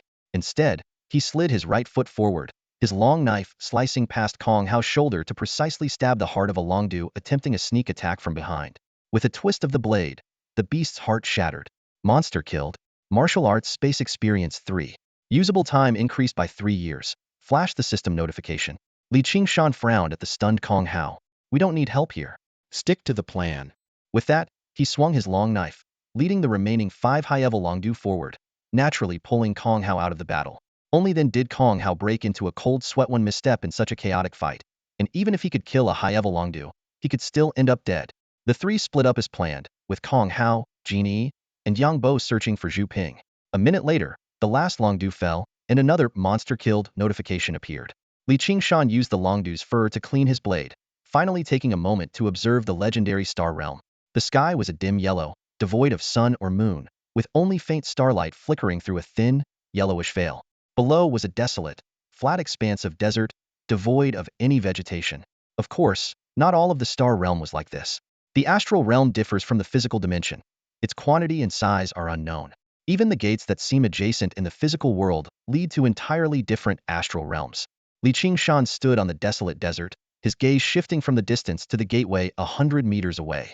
The blood-red vortex stood eerily among the piles of wolfbane corpses, like a wound tearing through reality. If not for the appearance of this gate, this barren land might never have been touched by human feet. The ground was soaked with blood, giving off a glaring red hue. Wolfbane corpses lay scattered chaotically, with severed limbs and dismembered bodies creating a gruesome sight. Despite the disarray, Qingshan remembered each kill clearly: 15 ordinary wolfbanes, 8 height-tier wolfbanes. He glanced at the densely packed kill notifications on his interface, a smile creeping onto his face. Although the experience points from these beasts couldn't compare to those from cultists of the same level, their sheer numbers made up for it. Each ordinary wolfbane provided 1 year of usable time, while each height-tier wolfbane offered 3 years. In just 5 minutes, he had gained 39 years of time. Adding the 13 years obtained from killing Liang Mingyu and his clones at the community gate, his available time in the martial space had surpassed the 50-year mark. He quickly checked his status. Realm: Body Tempering 9, 6100. Technique: 9 cycles of Fiery Sun 13,000. Second cycle: 36 set of Aerobics The Stars Call, perfected. Martial Skills: Heavenly Net Step 28313000 mastered. Thunderblade 27863000 mastered. Phantom Step, perfected. Wind Shadow Blade, perfected. Martial Space, LV161100. Usable time: 55 years 336 days. Time flow rate: 110. This haul made Qingshan reconsider the possibility of upgrading his martial space. He pulled out a crumpled map, focusing on the arrows indicating directions deduced by investigators based on ground traces. One arrow pointed to a conspicuous red dot labeled Wolfbane Nest. The Wolfbane pack must have some old, weak, and sick members. They wouldn't all come out, right? Qingshan mused to himself. He tucked the map back into his chest, confirmed his direction with a glance around, and then stomped his right foot down. His figure became a blur as he sped across the desolate desert. If it's on the way, might as well send this pack of Wolfbane to reunite underground. In the boundless expanse of the Gobi Desert, a lone figure sprinted with all his might, kicking up clouds of dust behind him. Kong Hao suddenly stopped, bent over with his hands on his knees, and gasped for air, wiping the dirt from his face. Those damn cultists, he muttered, shaking the dust off his clothes. As a martial artist at the peak of physical training, his sprinting speed was an impressive 50 meters per second, with bursts reaching up to 70 meters per second. With such speed, covering nearly 100 kilometers in 20 minutes of full-out running, he should have found his target by now. Pulling out a map to compare with his surroundings, Kong Hao's expression froze. The crude hand-drawn map only marked the terrain and scouting directions near the boundary gate, making it impossible to pinpoint his current location. As far as he could see, the desert was nothing but scattered mounds of earth. At least I left footprints, he thought, looking down at his tracks. Just as he was about to retrace his steps, a sudden gust of wind swept through. In the ensuing sandstorm, the footprints started to vanish before his eyes. Cursing his luck, a familiar scent wafted through the air. He had smelled it just outside the boundary gate. Perking up, Kong Hao cautiously followed the source of the scent. After a few kilometers, a 5 or 6 meter high mound blocked his way. The strong smell and a faint blood mist emanated from behind it. Carefully, Kong Hao climbed to the top of the mound and lay down to observe. 100 meters ahead, a 20-meter-wide blood pool came into view. Countless corpses floated in the crimson water, and a middle-aged man stood by the pool, his hands transformed into tendrils drawing bizarre symbols on the ground. A clone of Zhu Ping. Recognizing the man's face, Kong Hao quickly retreated down the mound. He took out a signal arrow and a small bow but hesitated and put them back. Although he could easily shoot the arrow thousands of meters into the sky, the noise would likely alert the enemy. Finding some faint footprints on the ground, Kong Hao immediately started running back. Behind the mound, the middle-aged Zhu Ping paused his actions, a knowing smile creeping onto his face. Meanwhile, on the outskirts of Luoping City, at the edge of a deep pit, 2 rows of mechs and several people, including Qingshan, stood ready. Suddenly, the sound barrier shattered, and a golden Taihao 7 spaceship descended in an instant. The director is here. The investigators excitedly watched as 2 figures leaped from the hatch.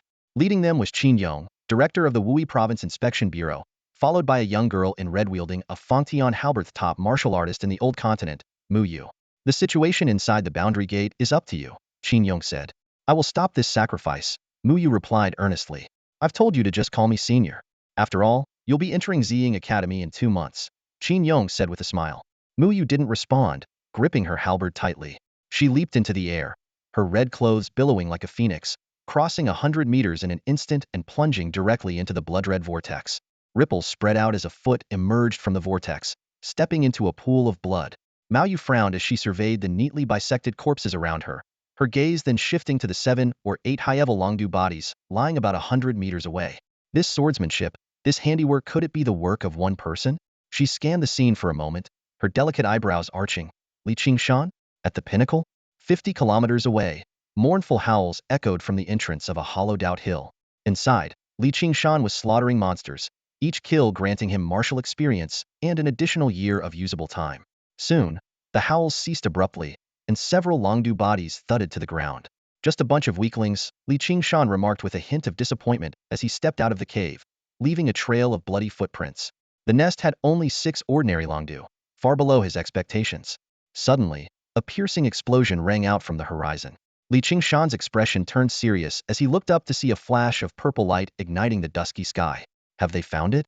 With a powerful push from his right foot, he shot out like an arrow. His legs moved like wheels, covering over 10 meters with each stride, reaching speeds of up to 120 meters per second, far surpassing a high-speed train. After 5 minutes of sprinting, he had covered more than 30 kilometers. A thunderous roar suddenly came from behind. Before he could turn around, a crimson figure streaked overhead. With each descent, the figure's feet erupted in a burst of flames, propelling them back into the air with the shockwave. Mao Yu. Qingshan's eyes reddened with frustration. This was a true expert at snatching kills, but all he could do was watch helplessly as the crimson figure vanished into the distance. 5 minutes later, Kong Hao stood in stunned silence, staring at the sacrificial mound. The signal flare had barely gone up, and Mao Yu had already arrived. As he marveled, the ground began to tremble, and a figure shrouded in swirling dust sped towards him. Qingshan is here too? Kong Hao was about to greet him when the figure dashed past, kicking up a cloud of dust that coated his face. By the time he wiped his eyes clean, the dust had already reached the top of the mound. Qingshan leaped up, surveying the battlefield below. Corpses floated in the blood pool, the spreading blood illuminating eerie patterns. In the center, Zhu Ping, now a 3-meter tentacled monster, was healing rapidly under the blood's glow despite his wounds. Mao Yu stood nearby, her brow furrowed as she watched the blood pool. Qingshan landed and breathed a sigh of relief. Thank goodness. Middle-aged Zhu Ping turned his head and curiously asked, Thank goodness for what? Qingshan tilted his head and grinned. Thank goodness you're not dead. Qingshan, I don't recall us having any deep-seated grudges. Zhu Ping, the middle-aged man, asked with a frown, a hint of confusion in his eyes. Qingshan coldly scrutinized the man before him, a mocking smile tugging at his lips. Just as I thought, a clone. Even your questions are exactly the same. A clone? Zhu Ping's initial surprise quickly gave way to uproarious laughter. The tentacles behind him thrashed wildly, like vines in a storm. Ha ha ha, so that's what you've always thought. His laughter made both Qingshan and Mu Yu frown. To them, this middle-aged Zhu Ping was not just a physical clone but also mentally imprinted with the original Zhu Ping's thoughts. What else could you be? The real Zhu Ping could awaken psychic powers and control mechs. There's no way he's a fake. Qingshan declared resolutely, his gaze as sharp as a knife. Do you really think that with Zhu Ping dead, you are the original? The original? A clone? Zhu Ping sneered. Just because I was created by Zhu Ping, I'm a clone? What if I told you that for the past 30 years, every move in Luoping City has been orchestrated by me? The mass cloning at the pharmaceutical company 3 months ago was my doing. Even the attack on you to divert the inspection bureau's attention was my decision. He paused, a sinister smile forming on his lips. Now, do you still think I'm just a clone? Impossible. Muyu shouted, her voice sharp. Zhu Ping would never be so foolish as to be manipulated by a clone. But halfway through her sentence, she fell silent. The thoughts of this middle-aged Zhu Ping seemed to transcend the limitations of a mere clone. Qingshan was silent for a moment, his eyes falling on the blood pool. He coldly uttered, "Flesh demon god." Smart. Zhu Ping nodded approvingly, his eyes gleaming with fanaticism. My master stands in the depths of chaotic void, his majesty radiating across the vast starry sea. All fleshly beings in this world should revere his will and chant his true name. Cut the crap. Qingshan interrupted impatiently. So, 30 years ago, after you were cloned by Zhu Ping, you broke free from his control due to the corruption of an evil god? Zhu Ping would go to such lengths, even risk his life, because he wanted to resurrect his wife and children, right? Zhu Ping's grin grew even wilder. You guessed it. Now, why don't you guess if his wife and children were actually resurrected? Impossible. Muyu's eyebrows shot up. Resurrection is a pipe dream. The flesh demon god can't achieve that. With a splash, 2 withered corpses rose from the blood pool, their faces twisted and horrifying. The smaller corpse had a wrinkled 5-point star on its forehead, devoid of any luster. Qingshan recognized the star, and rage ignited within him. You filthy evil god. He drew his sword, the blades light like a waterfall, reducing the 2 corpses to dust. Without pausing, he swung again, a dark cloud of sword shadows enveloping Zhu Ping. But Mu Yu's halberd suddenly intercepted, halting his attack. She pointed to the ground. Look beneath your feet. Only then did Qingshan notice the strange runes gradually lighting up under the blood-red glow. I suspect this is a trap, Mu Yu said calmly. Our attacks aren't depleting him. They're accelerating the sacrificial ritual. Ha ha ha, you've figured it out. Zhu Ping laughed maniacally. So, will you fight or not? Staring at the eerie symbols merging with the blood-red light, Qingshan found himself in a difficult predicament. The power of Zhu Ping, a middle-aged man, was limited by the boundary gate, and he hadn't surpassed its constraints. Qingshan knew that defeating him wouldn't be difficult if not for the obstacle of the blood pool. However, the current dilemma was that he couldn't act recklessly, and the sacrificial ritual had already begun. Even if he stayed put, it would eventually be completed. At that moment, a faint voice reached Qingshan's ears. He turned to look at Mu Yu, raising an eyebrow in inquiry. I have one move that can evaporate the entire blood pool, Mu Yu said in a low, solemn voice. But after using it, I'll be weakened.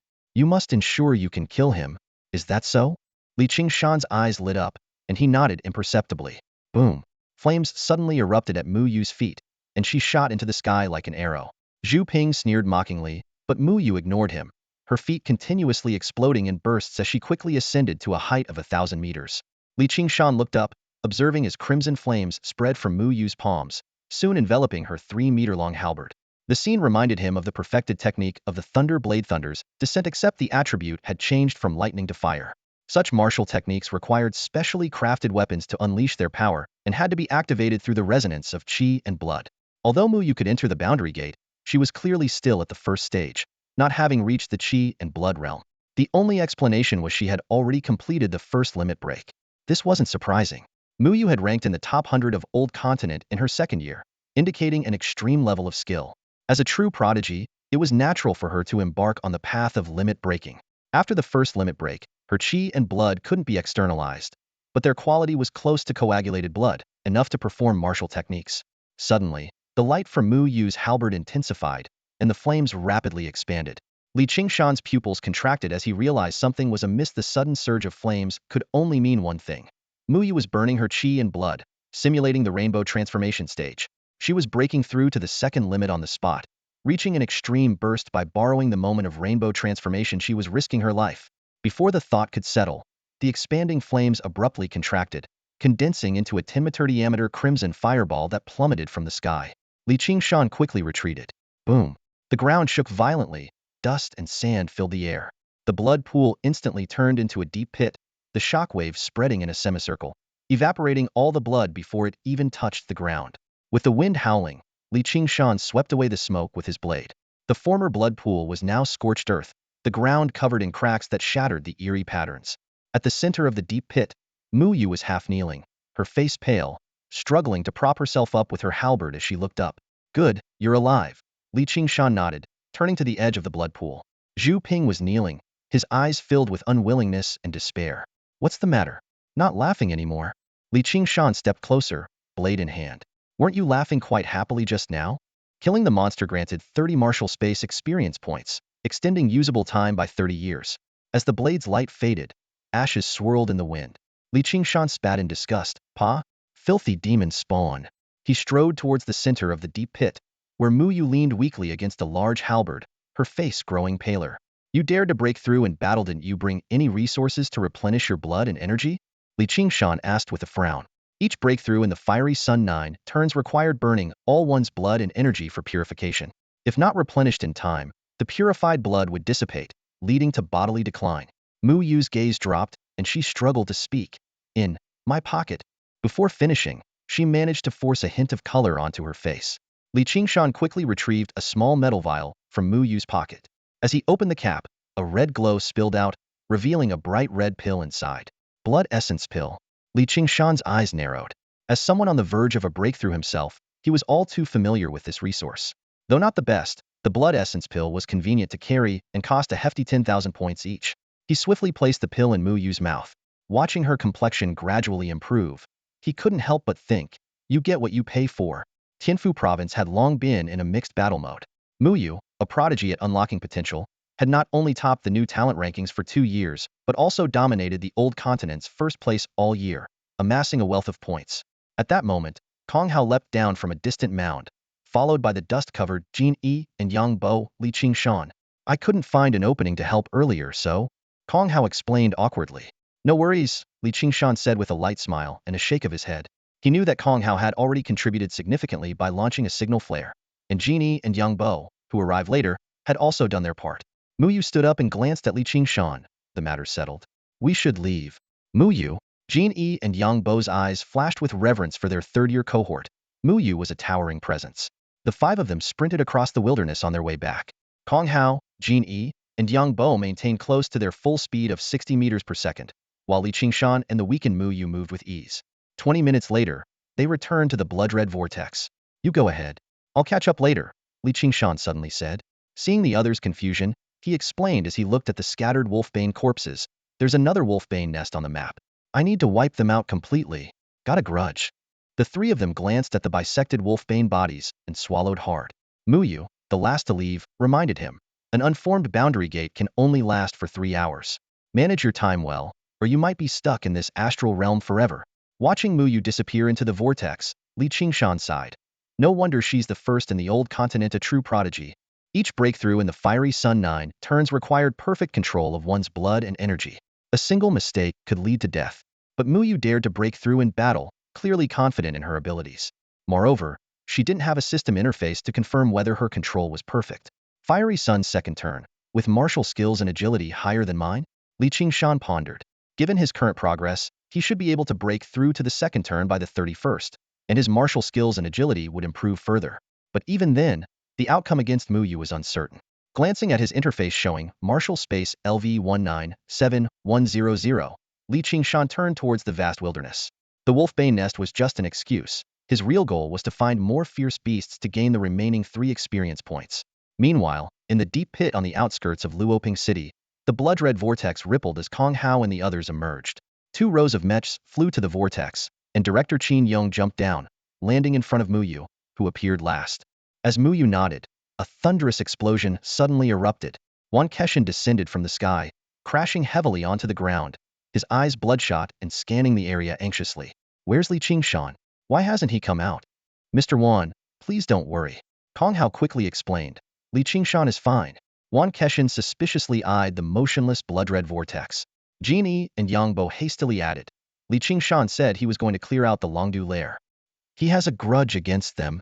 Nonsense. Lu Jing shouted angrily. How could a state-raised student have a grudge against Longdu?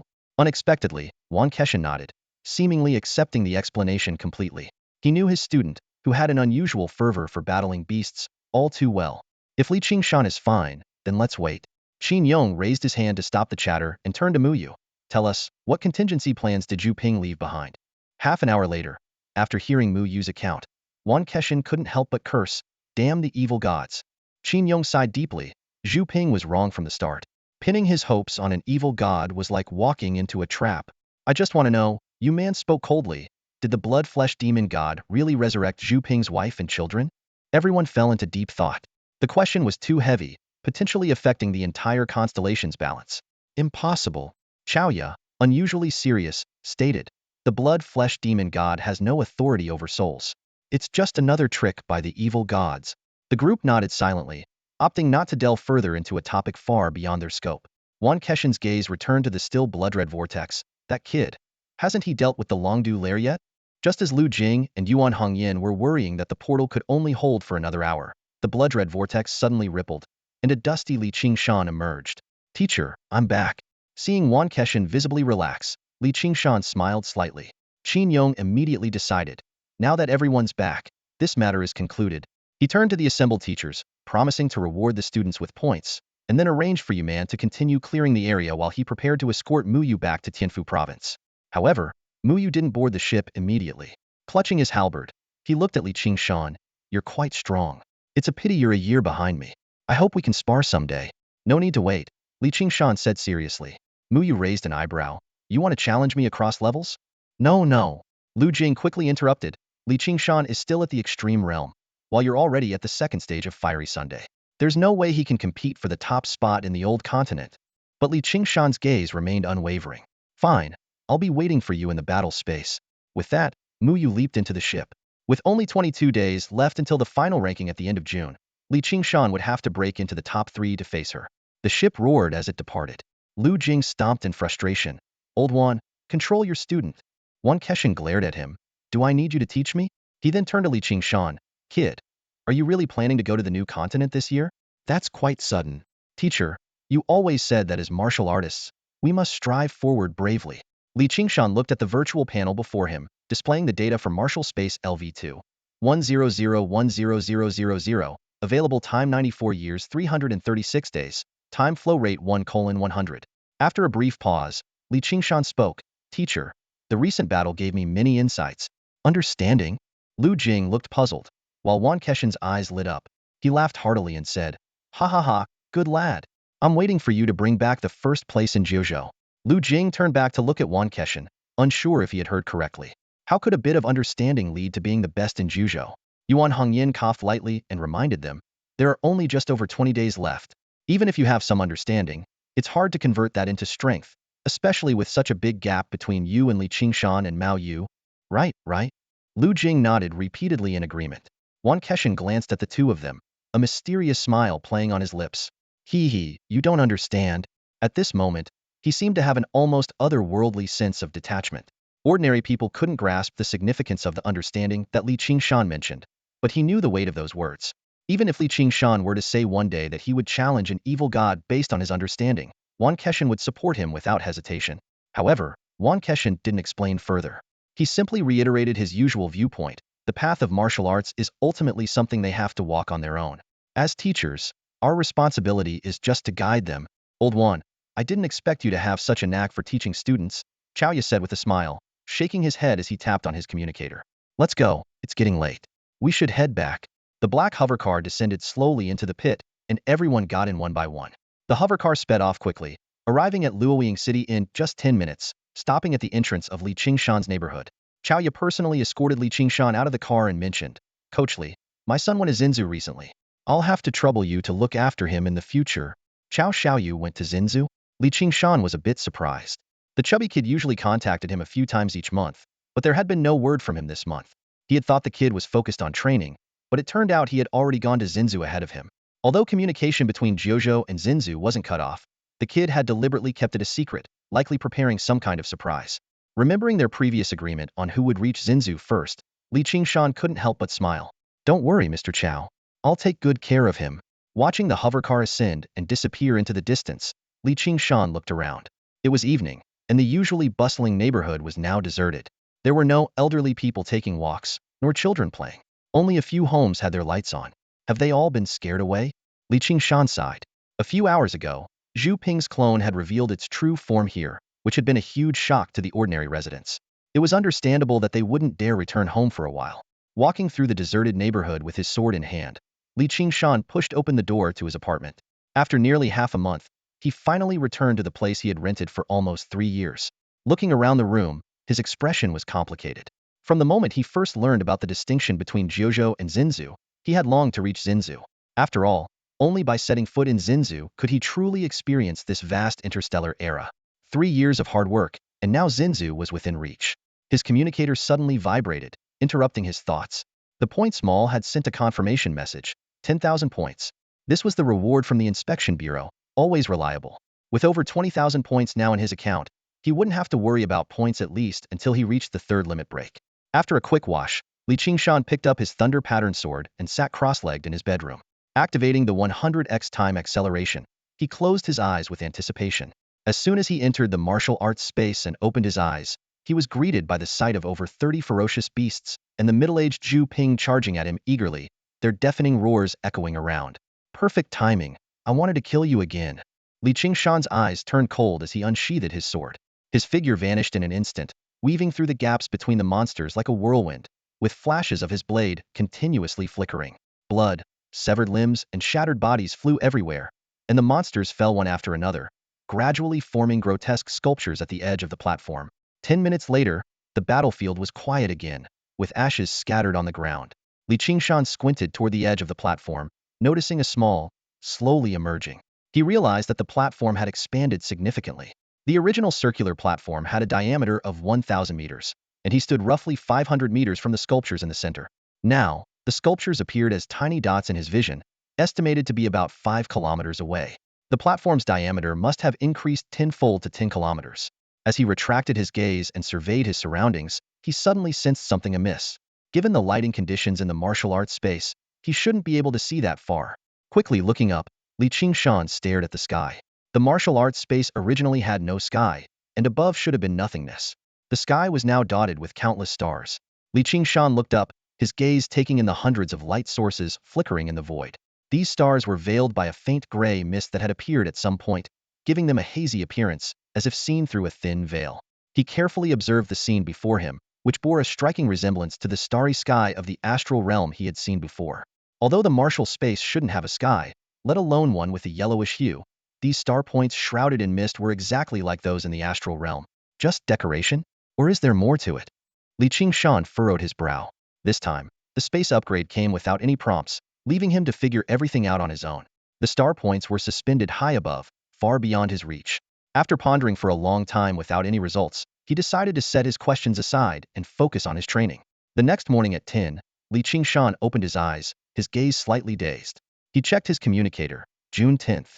In just 12 hours of real-world time, he had spent 50 days in the martial space.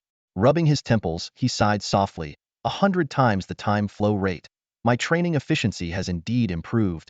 Over those 50 days, aside from necessary rest, he had been diligently honing his Thunderblade and Skynet step techniques. Skills that used to take a month to increase by 1,000 proficiency points now grew by 500 points overnight. One more day, and I should reach mastery.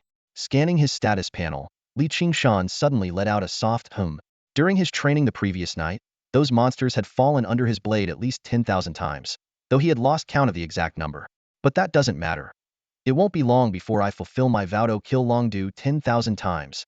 In the following days, he shuttled between school and home, focusing on his body strengthening training.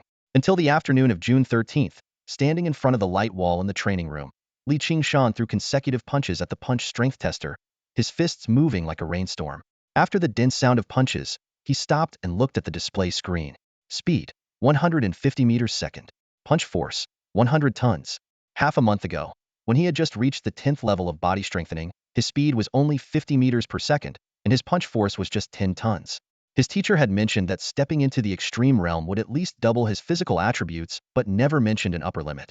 Speed can't be used as a reference because of the body technique support, but the sheer punching power has increased tenfold. Li Qingshan pondered that starry summoning, extreme realm secret technique truly stands out. Tenfold. Maybe this is the limit of the extreme realm. His gaze fell on the level section of his status panel. Level, body strengthening 100,100. Extreme realm perfected. The physical body is the source of qi and blood. Qingshan murmured to himself, a gleam of anticipation in his eyes. As a martial artist who had achieved the pinnacle of perfection, he had long mastered the control of his entire body's qi and blood. Cultivating the first layer of the fiery Sun 9 transformations was a breeze for him. At this moment, he was focused on the preparations needed for his breakthrough. He glanced down at his communicator. The blaze essence liquid he had ordered yesterday was about to arrive. This rare resource, though expensive at 500 points per bottle, would be sufficient to replenish his qi and blood after the breakthrough with 10 bottles. There was still an hour until delivery. Just as he was about to close his eyes and enter the martial arts space, a thought crossed his mind. His gaze involuntarily shifted to the virtual cabin in the corner of the room, and a smile appeared on his lips. For nearly 1,000 years, no one on Ziying Star has reached the 5th level, and my pinnacle perfection is unique in a millennium. How could I miss such a rare opportunity? The moment he lay in the virtual cabin, the familiar sight of the celestial wall appeared before him again. Looking up, Muyu, the top martial artist of the old continent, still stood high in the clouds, but now seemed less unattainable. A system prompt sounded. Your opponent has been selected. Wang Yuexian, ranked 1024. Across from him, a young girl wielding a long sword looked at him with excitement in her eyes. Qingshan, the Shadow Blade. Her exclamation froze Qingshan's smile. The ensuing conversation only deepened his frown as exploits had spread throughout Wui province, and even his feats in the Star Realm were widely known. With a flash of his blade, the girl's head fell. Battle after battle, Qingshan's rank soared. With a body 10 times stronger than the average person, he didn't even need to use martial techniques. Basic swordsmanship alone was enough to sweep through his opponents. However, every opponent uttered the phrase Shadow Blade, Qingshan, which increasingly irritated him. After repeated inquiries, even resorting to interrogation methods, he finally identified the source of the information: Kong Hao. When the system matched him with Kong Hao, ranked 108, Qingshan's smile turned meaningful. Qingshan, what a coincidence. Kong Hao, carrying a long spear, hadn't yet lost his smile when he sensed the danger. Since you like mentioning Shadowblade so much, today I'll let you experience it firsthand. Qingshan slowly drew his battle blade. Kong Hao's attempt to escape failed miserably. With a flash of the blade, a line of blood appeared on his forehead. The corpse was split in half from bottom to top. Defeated the opponent, currently ranked 108. Would you like to continue matching? Qingshan stared at the virtual interface in front of him, exhaling deeply as his thoughts cleared. Without hesitation, he clicked the confirmation button. Prepare for battle.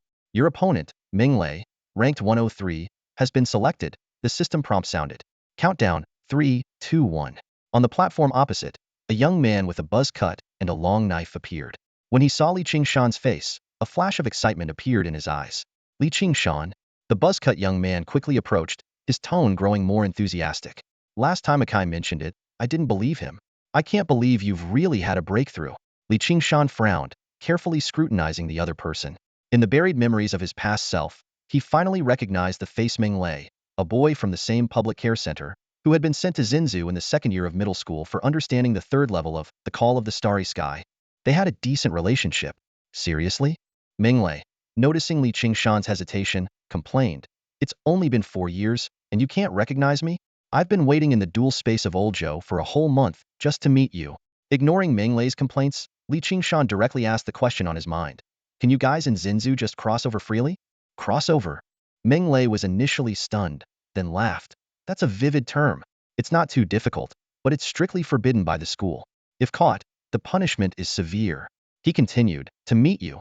I've been holding back my strength, barely dropping to 103rd place. I've had to go easy in matches these past few days. Are you really that strong? Qingshan looked at him in surprise. Of course, I've already broken through to the Qi and Blood stage, Minglei said proudly.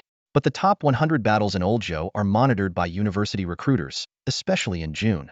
So I didn't dare show my full strength. Qi and Blood stage, not bad. Qingshan slowly drew his long knife, his expression turning serious.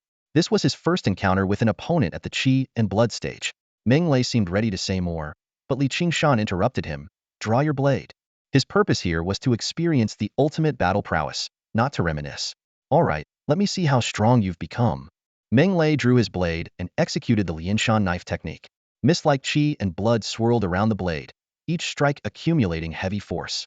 A strange light flickered in Qingshan's eyes. The perfected Lianshan knife technique, combined with the condensed mist stage of Qi and blood, was indeed superior to Kong Hao. But that was all. Minglei's combat strength was at most twice that of Kong Hao, while Li Qingshan's was at least 10 times greater.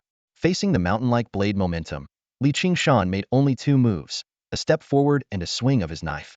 His figure moved like a phantom, the blade light flashing and disappearing in an instant. Meng Lei's head flew high into the air, his wide-open eyes full of disbelief, before landing heavily on the ground. Li Qingshan shook his head, crouched down, and gently closed Meng Lei's eyes. Brother, you still have a lot to practice. After Meng Lei, Li Qingshan experienced another battle and won effortlessly. When his ranking rose to 100, the AI didn't prompt a match as usual. Instead, a light screen popped up. Have the rules changed? Li Qingshan muttered as he carefully read the screen. The battle rules for the top 100 in Old Continent have been updated.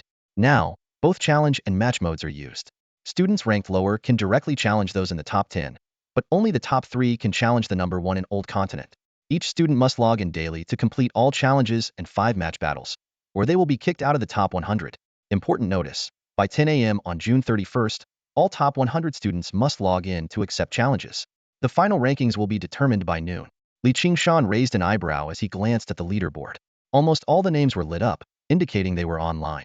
This wasn't surprising. For students of the martial arts class, the virtual space was not just a battlefield for rankings, but also an excellent place to hone their skills. His gaze stopped at the top, noticing that the current number 1, Mu Yu, was not online. Looks like even the top rank isn't always free. Li Qingshan chuckled as he clicked the random match button. The system immediately prompted, opponent selected, Lu Lan, rank 98. Countdown 3, 2, 1. Meanwhile, above the virtual space's clouds, 5 recruitment teachers from various martial arts universities in New Continent were watching below. Beneath the clouds, thousands of students were bustling in front of the sky wall. Though the students couldn't see each other, the teachers had a clear view. Most of these students will end up in companies or corporations after graduation, sighed one teacher. I wonder how many will leave Ziying Star and continue on the martial path. Talent screening starts in elementary school. The Old Continent martial arts class is just to find the ones who slipped through the net. Another teacher shook his head. For others, staying in Old Continent might not be a bad thing. Let's not forget, a middle-aged male teacher said sternly, the fundamental purpose of our martial arts universities is to prepare for battle. This statement immediately made the other teacher's expression serious. At that moment, a flicker appeared at the top of the skywall, and Li Qingshan's name showed up at rank 100. The teacher's eyes flashed with surprise. They all recognized this Namia genius who reached the extreme realm at 18. They had expected him to take a year to solidify his skills like Mu Yu. The teacher's gazes became complicated, clearly calculating how to win over this potential talent. Just as the atmosphere grew tense, a teasing voice broke the silence. Wow, you're all quite diligent, huh? It's not even mid-month, and you're already keeping watch? A well-dressed woman in a blazer, with an air of sophistication, suddenly appeared and took a seat on an empty chair. Lu Jing. The teachers exchanged wary glances. Compared to their internal competition, the real threat was the prestigious Ziying Academy behind Lu Jing. Unanimously, they quickly formed a temporary alliance through a mere exchange of looks. Lu Jing, Ziying Academy has always been unshakable. Since when did you start caring about the Old Continent rankings? One teacher was the first to challenge her. I know you're here for Mu Yu. Don't bother waiting. She hasn't been online for days, another teacher added. Lu Jing, you haven't even graduated from your master's program yet. The admissions office isn't your concern. A third teacher joined the fray. As the barrage of questions continued, the smile on Lu Jing's face gradually faded, and a hint of suspicion flashed in her eyes. I'm just here on behalf of my teacher. Why are you all so anxious? Damn. The 5 teachers felt a sinking feeling, realizing their reaction might have been too intense. Lu Jing sneered. I'd like to see what promising talent has made you all unite against me. Her gaze shifted to the rankings, quickly scanning the familiar names before stopping at an unfamiliar one Old Continent rank 83, Li Qingshan. So it's Li Qingshan. No wonder. Lu Jing's lips curled into a knowing smile. You know him? Of course, a prodigious talent. Lu Jing said nonchalantly, he bought my instructional videos. He's practically my student. This statement immediately gave her an upper hand in terms of teacher-student relationships. Student. One of the female teachers fumed. You dare mention those sales videos? One day, I'll have them taken down. Go ahead, try it. Your complaint won't make a difference. Lu Jing waved her hand, and a giant screen appeared in the air, displaying Li Qingshan's battle footage. In the footage, Li Qingshan's movements were swift and precise. Each battle ended the same way, leaping, spinning, and beheading his opponent from behind. From rank 74 to 62, then to 56 and 48, his opponents grew stronger, but he consistently dominated them. Extreme mastery. The teachers were awed by his overwhelming display of power. But as Li Qingshan advanced into the top 10, maintaining his dominance even against bloodline warriors. Their awe turned into puzzlement. Can extreme mastery be this powerful? Someone couldn't help but ask.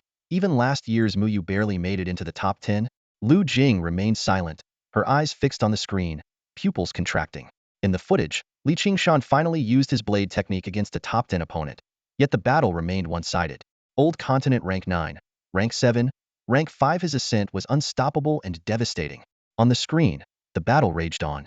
The 5 teachers exchanged bewildered glances as the scene before them shattered their understanding of the limits of human potential. With each move, Qingshan displayed more power than the last, leaving them unable to gauge his true limits. Suddenly, Lu Jing's pupils contracted, and a knowing smile appeared on her lips. It looks like none of you paid attention in history class. What do you mean? The other teachers frowned in confusion. Qingshan's situation is recorded in the history books, Lu Jing said softly. 1,000 years ago. This revelation left the 5 teachers stunned. 1,000 years ago, a legendary figure had risen from the Ziying star and eventually ventured into the cosmos. They quickly realized the similarities between Qingshan and that historical figure. Are you saying Qingshan has comprehended the 5th summoning of the stars? What else could it be? Lu Jing pointed to the screen. At that moment, Qingshan was battling Ma Jie, the second-ranked fighter from the old continent. Ma Jie wielded a spear with impeccable technique, but Qingshan's blade light enveloped him, pressing him with relentless strikes. Ma Jie has been stuck in the mist-gathering realm for over a year, second only to Muyu. Yet he's still being suppressed, Lu Jing explained. Even a perfected guiding technique wouldn't achieve this. Only the legendary 5th summoning of the stars could reach such a level. Before she finished speaking, hundreds of blade lights around Qingshan suddenly merged into one. A bolt of lightning descended from the sky, instantly shattering Ma Jie and his spear. Thunder's descent. Lu Jing stood up abruptly. This was no longer a simulated move using wind shadow, but the true Thunder's descent. At that moment, Muyu's name lit up at the top of the heavenly cliff. She stood there, holding a Fangtian halberd, waiting. However, upon seeing the leaderboard, Qingshan logged off and left. What are you all expecting? Lu Jing shook her head. Qingshan isn't foolish. Even a perfected limit is just the beginning of the path to breaking limits. Muyu has already surpassed the second limit. The teachers were about to leave when they noticed Lu Jing still focused on the lower levels of the cliff. Soon, a name caught their attention. Zhou Yunza's ranking was skyrocketing, surging from the bottom to the top 20,000 in just a few minutes. Which province is Zhou Yunza from? The teachers were puzzled. How could a student who had never appeared in the old continent's virtual space advance so effortlessly? In less than a minute, Zhou Yunza's name appeared on the old continent's top 100 list. Lu Jing, do you know anything about him? Lu Jing frowned. I have heard of a genius named Zhou Yunza, but not from the old continent or Ziying star. He's from Qi Huang star. At the entrance of the training room, a middle-aged man in black was delivering goods. Mr. Li, here are the 10 bottles of incandescent essence and 100 bottles of stellar essence you ordered. Qingshan accepted the 2 boxes of different sizes, carefully checked them, and nodded in confirmation. No issues, thanks. You're welcome, Mr. Li. I'll take my leave now, the man in black said, turning to depart. After closing the door, Qingshan first opened the smaller box. 10 bottles of crimson liquid came into view. Though similar in color to the stellar essence, it was noticeably more viscous, like flowing lava. What was more striking was that the stellar essence was stored in a thermal container, while the incandescent essence was in a heat-insulated box. Waves of heat poured out from the box, causing the surrounding temperature to rise sharply. 5,000 points, 50 million star coins? Qingshan murmured, his expression dazed. Even with his vast experience, the cost of 50 million star coins for a single breakthrough left him somewhat stunned. Martial arts really are a money pit. Placing the boxes on the ground, Qingshan sat cross-legged, focusing his mind inward. Burning blood, simulating the rainbow, the core of the flaming sun 9 turns technique lay in these 8 words.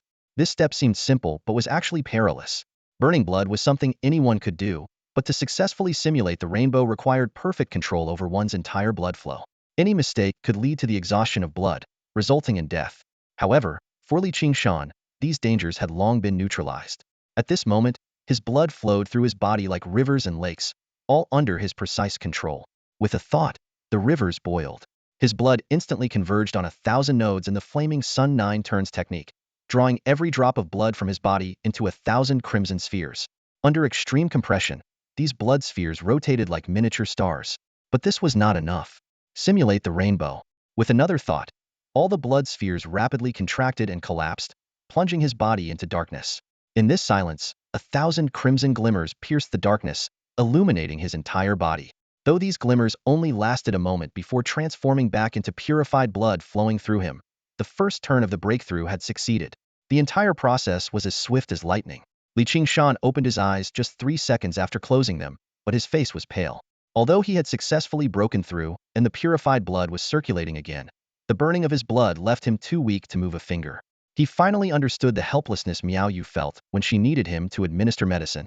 But now, there's no one to give me medicine, Qingshan thought with a bitter smile, waiting for his blood to return to normal.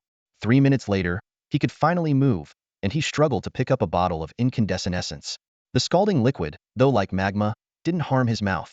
Instead, it was absorbed instantly upon entry. As he drank bottle after bottle of incandescent essence, Qingshan's body quickly recovered.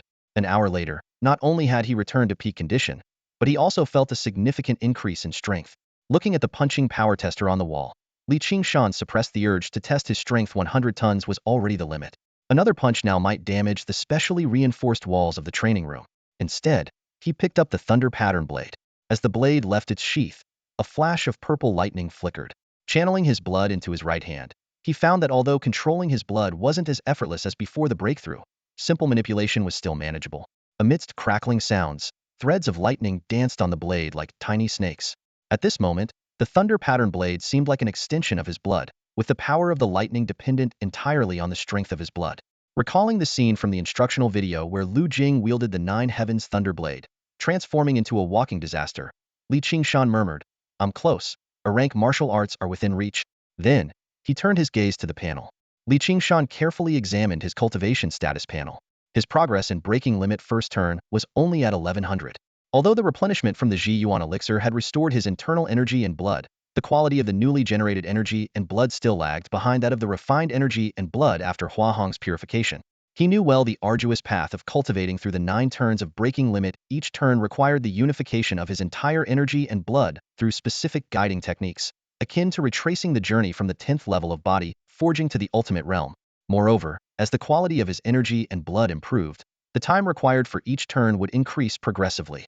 However, a faint smile appeared on Qingshan's lips. For him, cultivating to the ultimate realm was the easiest part. It had taken him a full 3 years to reach the 10th level of body forging, but he had achieved perfection in the ultimate realm in just 10 days, thanks to his mastery over the Yang of 9 turns, which granted him exceptional control over his energy and blood. Upon entering the martial arts space, Qingshan sat cross-legged and focused his mind inward. The flow of his energy and blood now covered a wider range and appeared deeper in color. Amidst the mainstream of his energy and blood, there was a distinguishable deeper stream, highlighting the difference between the newly generated and the refined energy and blood.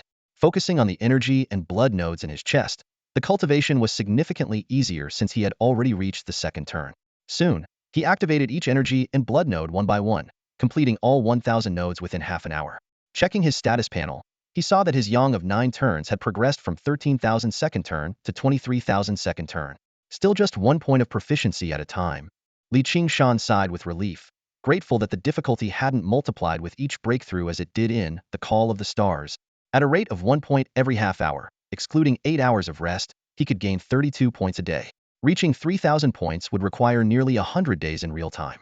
Time to work hard again, Qingshan murmured softly, then closed his eyes and continued his cultivation. Meanwhile, in the virtual space above the clouds, over a dozen teachers from various schools were watching the giant screen in the sky. On the screen, Ma Jie, who had recently been defeated by Qingshan and relegated to 3rd place in Old Continent, was being brutally beaten by a bald young man. The young man wielded a black staff, each strike imbued with an earthy yellow glow, carrying an overpowering force like Mount Tai descending. Despite Ma Jie's dense spear techniques, he was crushed into pulp within 3 strikes. This bald, cold-faced young man in black was none other than Zhou Yunze, the 3rd-ranked expert in Old Continent. Ma Jie left dejectedly after being defeated twice in a row. The teachers watched the brutal battle scenes and shook their heads in dismay. On the leaderboard, Ma Jie's name gradually dimmed, signaling his departure. The newly logged in teachers, however, had no time to dwell on Ma Jie's plight. Their attention was entirely focused on Zhou Yunze. In just half an hour, this prodigy from Qihuang Star had skyrocketed from the bottom to 3rd place in Old Continent, displaying an astonishing prowess. Did he come all the way from Qihuang Star to Ziying Star just to show off? One teacher frowned. We need to find out his real motive. But Zhou Yunze's ambitions clearly extended beyond that. On the screen, he pulled up a minimized version of the leaderboard. his gaze fixed on the first place Mu Yu and second place Qingshan of Old Continent. Both names were dim, indicating they were offline, leaving only the option to challenge them. Without hesitation, Zhou Yunze bypassed Qingshan and directly issued a challenge to Mu Yu, setting a duel for the next day. Although Mu Yu had briefly logged in earlier, there was no response after waiting for 5 minutes. Zhou Yunze frowned and then logged off. Just as the dozen or so teachers were about to discuss the situation, a dry cough interrupted them. The speaker was a silver-haired youth standing next to Lu Jing, her teacher, Yi Yukong. Qi Huang Star uses a unified exam system. There's no distinction between new and old continents, Yi Yukong said, twirling 2 iron balls in his right hand. Despite his youthful appearance, he spoke with the authority of someone much older. As far as I know, Zhou Yunze has consistently ranked in the top 10 on Qi Huang Star in recent years. He moved to Ziying Star through formal immigration procedures last year, and his academic records were transferred through the Federation system. This revelation elicited varied reactions from the teachers present. Some were shocked, others angry, but most were simply puzzled. The top 10 genius from a whole planet spending an entire year in Old Continent just to earn the 10,000 points for first place. A male teacher questioned skeptically. Impossible. Another immediately countered. With his skills, he's on par with our top 10 in New Continent. Qi Huang Star wouldn't neglect him. Yi Yukong chuckled, cutting off their speculations, and turned to Lu Jing. Your brother is on Qi Huang Star, and you were the first to notice Zhou Yunze. What do you know about him? Lu Jing nodded and organized her thoughts. Qi Huang Star's education quality is indeed superior to ours, producing many geniuses. But Zhou Yunze is different. He chose a path that surprises everyone. Seeing the puzzled looks from the others, she explained. He's a master in the blood condensation realm and has never pursued the extremes or the path of breaking limits. After reaching the 10th level of body refinement, he directly activated his vital energy to break through, focusing on mastering martial techniques rather than perfecting them. This statement caused an uproar. The teachers looked at Lu Jing in disbelief. This approach went against their fundamental teaching philosophies. Abandoning the extremes and the path of breaking limits was akin to giving up the chance to enhance one's talent and foundation. Indeed, it's ordinary in a special way. Lu Jing chuckled. When he broke through, his class teacher was so furious that he beat him up on the spot. But Zhou Yunze has always stuck to his choice, saying he despises all uncertainties and doesn't need so-called opportunities. Rumor has it that he has an unusual ambition to convert everything in martial arts into cold, controllable numbers. Just by following the steps in cultivation, one can keep progressing. This statement elicited mocking smiles from all the teachers present, who shook their heads in disbelief. To them, it was nothing short of a fantasy. They believed Zhou Yunze managed to maintain his strength purely due to his exceptional talent. Yi Yukong, while rolling an iron ball in his hand, looked serious. Martial arts may not be fully quantifiable, but Zhou Yunze chose the most ordinary path to eliminate all uncertainties. This shows his strong desire for control and clear objectives. His voice suddenly grew more intense. Your perspective is too narrow, focusing only on the rankings of the old continent. Think about it, with Zhou Yunze's talent, why would Qi Huang Star let him leave? Do you really think he came to Ziying Star just for a mere ranking? The room fell silent. Suddenly, a male teacher's eyes lit up with realization. Could it be that he's aiming for a spot on the Martial Star? This guess awakened everyone. The Martial Star quota, limited to just 5 individuals per planet per cycle, was the true path to glory. We must stop him. The teachers shouted in unison, their anger palpable. Yi Yukong raised an eyebrow disdainfully. He is a legal immigrant. What can you do to expel him? Some teachers, harboring ulterior motives, exchanged furtive glances, clearly considering illicit means. Stop it! Yi Yukong sternly interrupted. As educators, how can we resort to despicable methods against a talented student? Seeing the teacher's confusion, Yi Yukong pointed to the cliff's edge. You are underestimating the situation. Mu Yu is no weaker than Zhou Yunze, and let's not forget Qingshan, who has reached the pinnacle of his realm. Only in an era of great competition can true exceptional talents emerge. The teachers finally understood and left one by one. High above the clouds, only Yi Yukong and Lu Jing remained. Addressing his students' doubts, Yi Yukong continued rolling the iron ball. Whether it's Qingshan, Mu Yu, or Zhou Yunze, they will all become students of our Ziying Academy. They are the future hope of humanity, the warriors against the evil gods. Even if Zhou Yunze secures a quota in the future, it will be a testament to our academy's success. The next day, dozens of teachers from major martial arts academies across the new continent gathered above the clouds. They watched the giant screen in the sky, where Zhou Yunze, dressed in black and wielding a long staff, faced Mu Yu, who wore red armor and held a Fangtian halberd. At the same time, in a training room in Luoying City, the sunset's glow streamed through the window, casting a golden edge around the meditating Qingshan. He opened his eyes, and the virtual panel displayed technique, 9 turns of the fiery sun, 110000. With his willpower in control of the blood lake once again, Qingshan resumed his methodical cultivation. Bottles of star essence liquid emptied one by one, and his realm level slowly climbed. The moon set as the sun rose, casting a rosy dawn across the sky. In the training room, Qingshan slowly opened his eyes, looking exhausted. He silently calculated his progress for the day. 10 hours, 20 sessions of Duelling techniques. Each session took at least an hour, and mastering Qi and blood was mentally draining, often leaving him completely spent. Such intense training that other geniuses can't even imagine. Yet it's still not enough, Qingshan sighed, his gaze falling on the half-empty thermos box in front of him. The 100 bottles of star essence liquid delivered just yesterday were now down to a little over half. Although his training duration remained the same, his resource consumption had doubled, skyrocketing from 20 bottles a day to 40. 400 points a day. Qingshan was lamenting when he realized a crucial point. 40 bottles were his consumption under special circumstances. Ordinary practitioners used no more than 2 bottles a day, costing just 40 points. With this in mind, his expression grew determined. For the 100,000 points prize for first place in the old continent, this investment is nothing. Muyu won't be easy to beat. He glanced at his progress bar. Breaking limit, first turn 1100, breaking limit, first turn 8100. 7 points a day. I'll easily break through to the second turn by the end of the month, Qingshan calculated. I broke through from the perfect realm, so each turn is equivalent to the accumulation of a perfect realm. This is my true foundation. Even at the same second turn, my strength will surpass Muyu's. Moreover, once Tianluo Step and Thunderblade are mastered, I'll have 2 A-level martial arts at my disposal. Suppressing his excitement, Qingshan reopened the points mall and decisively ordered 200 bottles of star essence liquid. Looking at the rising sun through the window, he decided to head to the cafeteria for breakfast.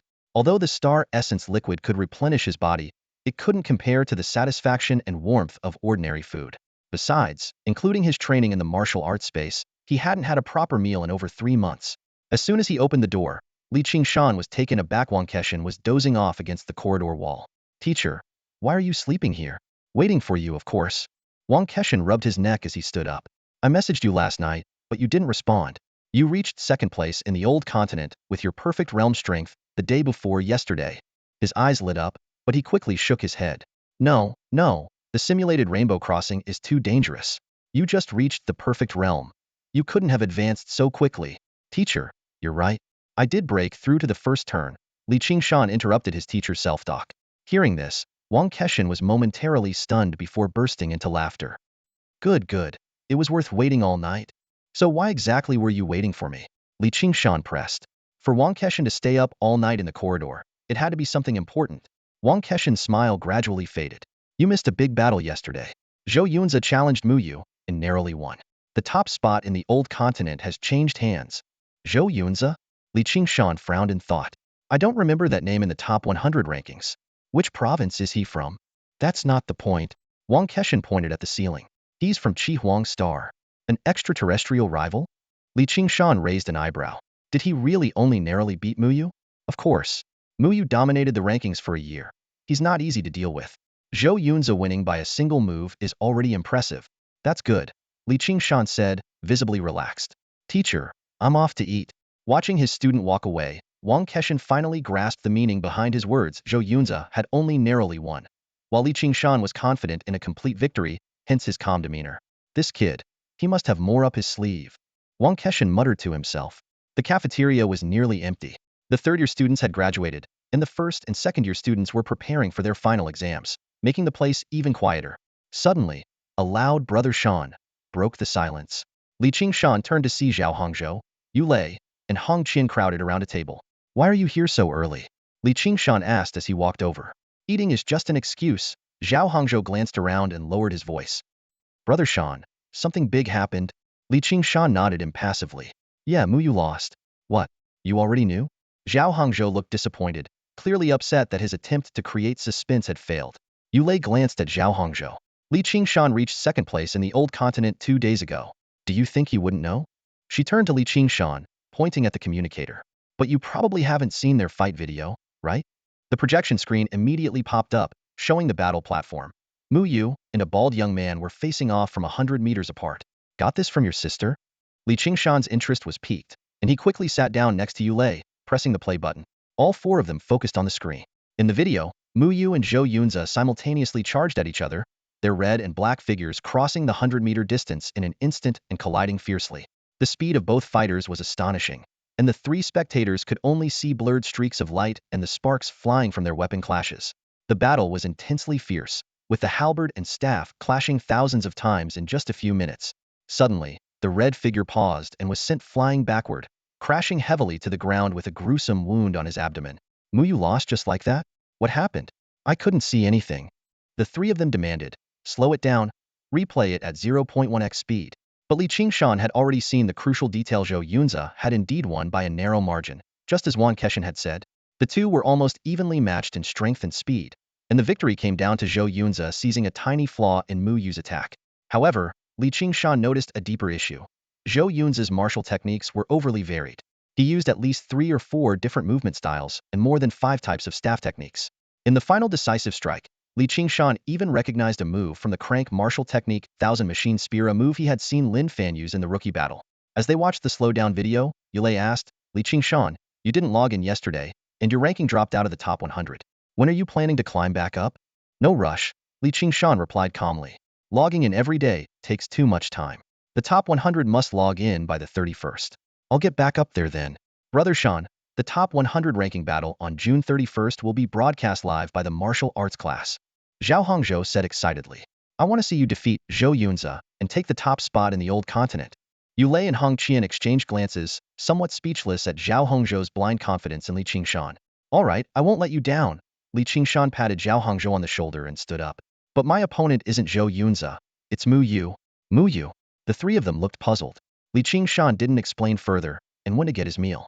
He vividly remembered the move Mu Yu had used when he descended from the sky in the astral realm. After watching the video, he was even more certain his true opponent had always been Mu Yu. Qingshan carried 2 trays back to the table and sat down.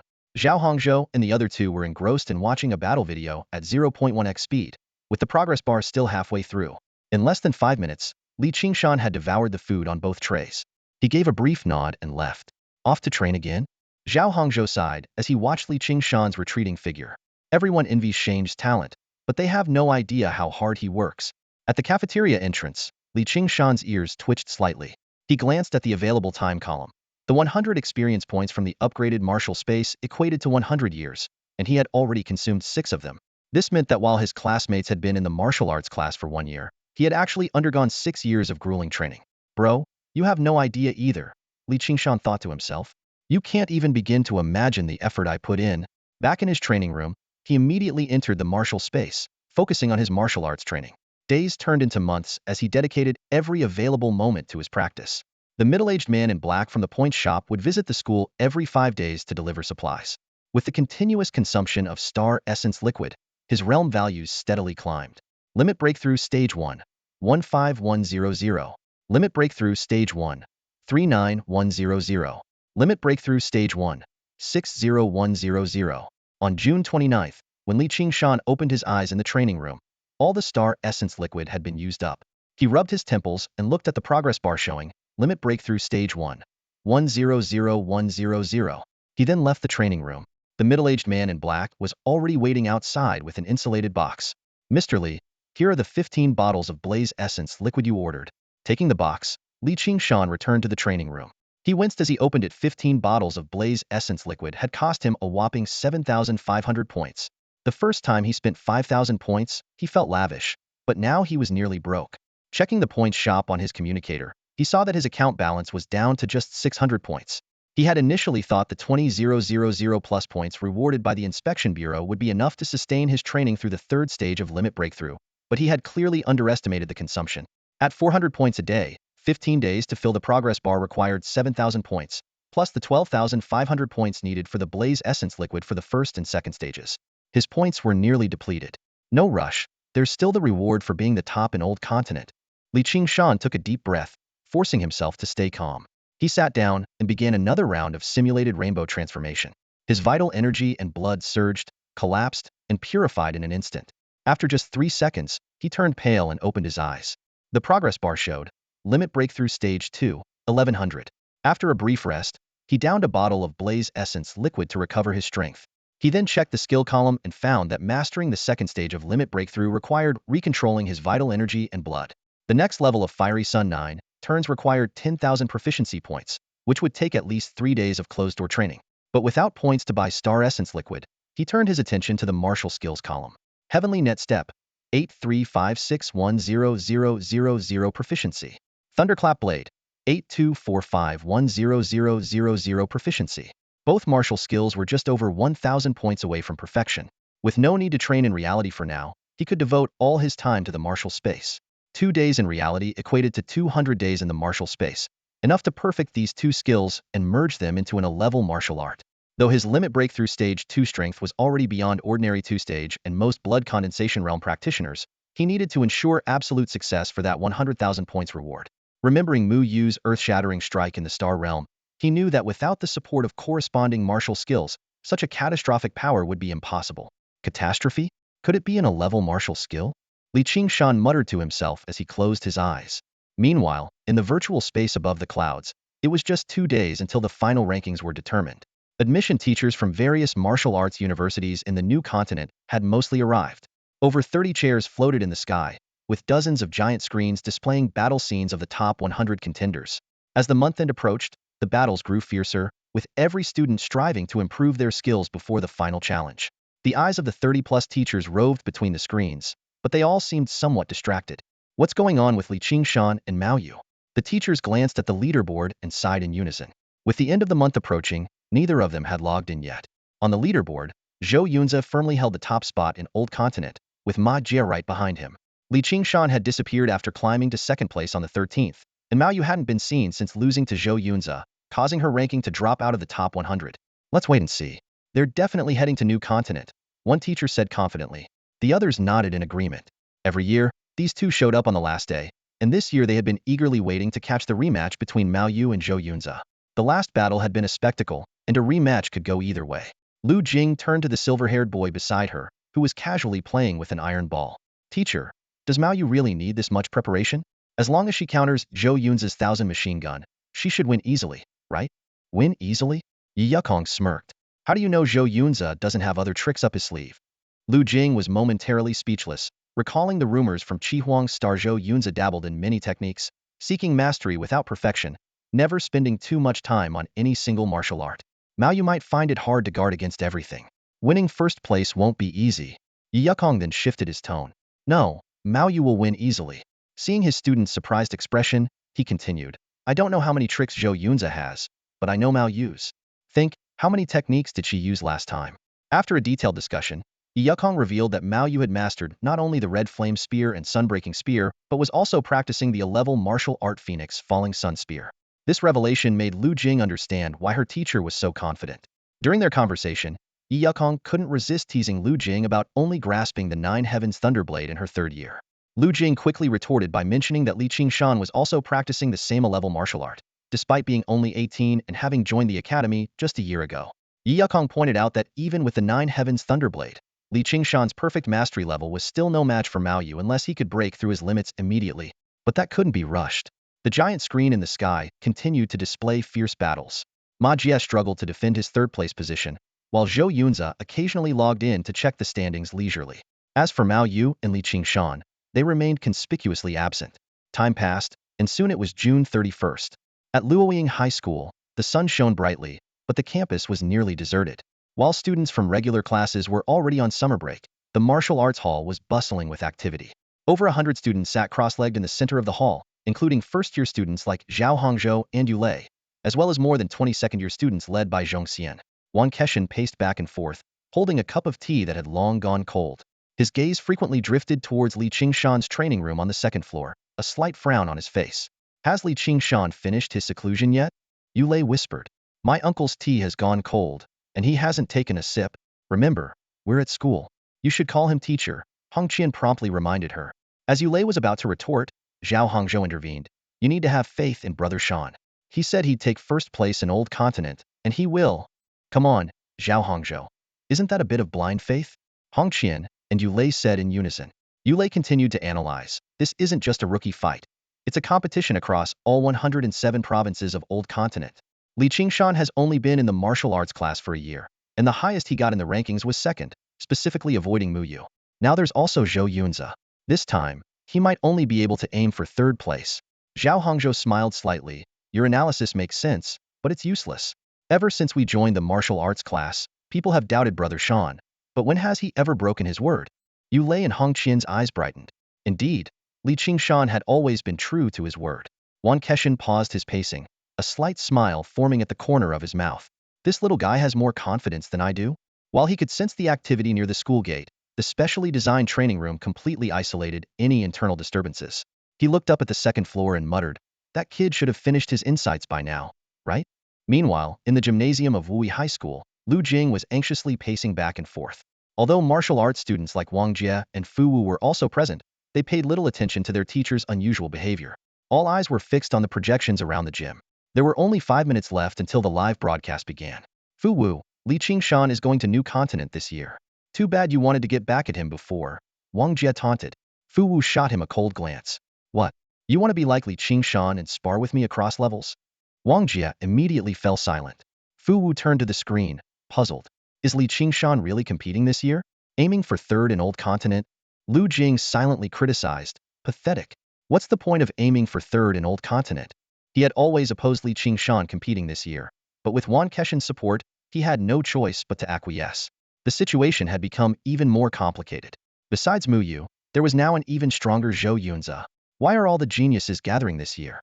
Lu Jing sighed, his pacing becoming more frantic. In the gymnasium of Wuyuan City, Yuan Hongyin appeared much more composed, waiting for the live broadcast alongside the students. Lin Mingxiao leaned in close to her brother, Lin Fan, and whispered, Brother, is the low blow blade really that powerful? Stop mentioning that nickname. Lin Fan replied helplessly. If you hadn't said it casually, it wouldn't have spread throughout Old Continent. Kong Hao got slashed from bottom to top by Li Qingshan in the combat space because of it. You'd better hope he doesn't find out it was you who came up with that nickname. Lin Mingxiao shrank back in fear. As time ticked by, martial arts students from nearly 7,000 cities across the 107 provinces of Old Continent gathered in their respective gymnasiums, all eyes on the upcoming annual ranking battle. At precisely 10 o'clock, all screens lit up simultaneously. An immense cliff seemed to pierce the sky, with tens of thousands of names etched as if carved by a blade. The image quickly panned upward, finally settling on the top 100 names. Li Qingshan isn't online yet? Mu Yu isn't online yet? Students and teachers from Wui Province and Tianfu Province almost simultaneously voiced their questions. In the virtual space above the clouds, dozens of teachers simultaneously stood up, frowning. Li Qingshan and Mu Yu are still not online? Young people, always in a hurry. Yet Yi Yukong seemed unperturbed, continuously rubbing an iron ball in his hand. It's just starting. We still have 2 hours before the rankings are finalized. What's the rush? As he waved his arm, 100 gigantic screens aligned neatly in the sky. Each screen displayed a solemn student holding a weapon. The ranking battle had officially begun. The students had already agreed on their opponents. When 2 of them entered the battle platform, the corresponding screens would merge, broadcasting the combat scenes in real time. The circular projections in the major sports arenas of Old Continent's 107 provinces also streamed the battle, albeit in a slightly smaller format. Amidst the flashing swords and shadows, the students showcased their mastery of various martial arts. All the spectators were fully engrossed, fearing they might miss any detail. Only in Wui Province and Tianfu Province was the atmosphere somewhat tensely. Qingshan and Mu Yu's absence left their supporters anxious. The teachers in the virtual space were not very enthusiastic either. They had long anticipated the battle between Zhou Yunze and Mu Yu, and the other students' duels had become monotonous. Some glanced at the top 3 giant screens, where Old Continent's second and third ranked were busy fighting, while the first-ranked Zhou Yunze appeared relaxed. Only the top 3 can challenge the Old Continent's number 1. If Ma Jie and the others don't want to challenge, they can only wait to be challenged, the other teachers remarked with a smile and a shake of their heads. As time passed, the rankings atop the heavenly wall began to shift. Suddenly, 2 names appeared at the bottom of the leaderboard. Old Continent rank 99. Li Qingshan. Old Continent rank 100. Mu Yu. Li Qingshan is online. At that moment, Wank Mountain in Luoying City and Lu Jing in Wui City simultaneously paused. Yuan Hongyin in Wuyuan City stared intently at the screen, fixated on the young man with the blade. Can he take the number 1 spot in Old Continent? Mu Yu will definitely reclaim it. The teachers and students of Tianfu Province looked at Mu Yu in her red attire, brimming with confidence. Above the clouds, dozens of teachers stood in unison, their eyes locked on the 2 giant screens. Li Qingshan and Mu Yu almost simultaneously clicked to challenge the leaderboard. According to the rules, they could only challenge opponents ranked within 10 places above them. Their combat pace was as swift as lightning. Qingshan's purple lightning and Mu Yu's crimson flames flashed incessantly on the battle platform, with their opponents falling one after another. Their rankings soared rapidly. 75, 55, 23, 8. In less than a minute, both had broken into the top 10. Those two youngsters are really aggressive. Yi Yukong watched the giant screens with great interest. It seems they both have their eyes on the top spot. Let's see who gets to face Zhou Yunzi first. Just then, Ma Jie and the third-ranked had finished their battle, and Qingshan and Mu Yu appeared before them. Lightning and flames cut through the air, and their opponents were defeated in an instant. Something's not right. Lu Jing abruptly stood up, her eyes wide open. Last time, Qingshan couldn't defeat Ma Jie instantly. Now, he didn't even use his martial skills, and Qingshan has broken through his limits, Yi Yukong remarked with admiration. He's truly a ancient millennium talent. The power and speed he displayed when he instantly defeated Ma Jie are already approaching the strength of the blood condensation stage at the second limit break. For Qingshan to achieve this, he must have pushed past his limits. Lu Jing's eyes sparkled as she watched Qingshan break through his limits and complete his first transformation. Her heart raced with excitement finally. Someone could challenge Mu Yu for the top spot. She suppressed her thrill and decided to observe Qingshan's match with Zhou Yunzi first. Yi Yukong glanced up at the two giant screens, a faint smile playing on his lips. On the screen, both Qingshan and Mu Yu had just defeated their respective opponents, but Qingshan was a fraction of a second faster. Mu Yu's fingers hovered over the leaderboard, showing a hint of resignation. With a flash of light, Qingshan and Zhou Yunzi appeared simultaneously on the battle platform. Qingshan? Zhou Yunzi raised an eyebrow, surprise evident in his tone. Honestly, I didn't expect you to be my first opponent. My trump cards were meant for Mu Yu, not for you. Clang. Qingshan drew his sword, his voice icy. Save your breath. You're overthinking this. Zhou Yunzi frowned and slammed his staff into the ground, causing spiderweb-like cracks to spread. So, you're confident enough to face me? Let's see how many of my tricks you can force me to use. Tricks? Qingshan lifted his eyelids slightly, gripping his sword horizontally. Let me teach you something. Master one move, and it can take you anywhere. In an instant, his sword was enveloped in purple lightning, crackling with energy. Thunderblade. Zhou Yunzi remained unfazed. So, you aim to master the nine heavens wind and thunderblade. But perfecting the prerequisite skills for an rank technique isn't that simple. Watch closely. Qingshan shouted, swinging his sword. A fierce wind erupted, enveloping him in a cyclone of blade light. Black clouds gathered, lightning crackled, and the thunder blade reached its peak. Sword light shredded the thunderclouds, wind and lightning swirled together, their power rapidly expanding. In the blink of an eye, a tornado dozens of meters high formed, wrapped in hundreds of purple lightning bolts. This was the nine heavens wind and thunder blade. Zhou Yunzi's pupils contracted, but before he could react, the tornado engulfed him. Inside the wind column, the gusts cut like knives, and the lightning struck like swords. Desperately, he swung his staff to defend himself, but he couldn't even glimpse Qingshan's blade. The wind slipped through every tiny gap, tearing at his flesh, while the roaring purple lightning descended with the force of divine judgment. In one strike, his staff shattered, and Zhou Yunzi's body was torn to pieces by the wind and thunder. As Qingshan sheathed his sword, the storm dissipated, leaving the battlefield in ruins, with only a bright head rolling to his feet, eyes wide open. Qingshan crouched down, gently closing Zhou Yunzi's eyes. You really overestimated yourself. I never considered you a worthy opponent, he said calmly. Change, you're amazing. Zhao Hongzhou jumped around like an excited gorilla, wildly waving his arms. His shout woke up Yulei and Hong Qian, who exchanged a smile, reminiscing about similar scenes in the Wui High School cafeteria back then. Zhao Hongzhou was just as excited, almost climbing onto a table before they managed to pull him down. But this time was different. This was their home turf, and Zhao Hongzhou could let loose. Qingshan, the best in Jiuzhou.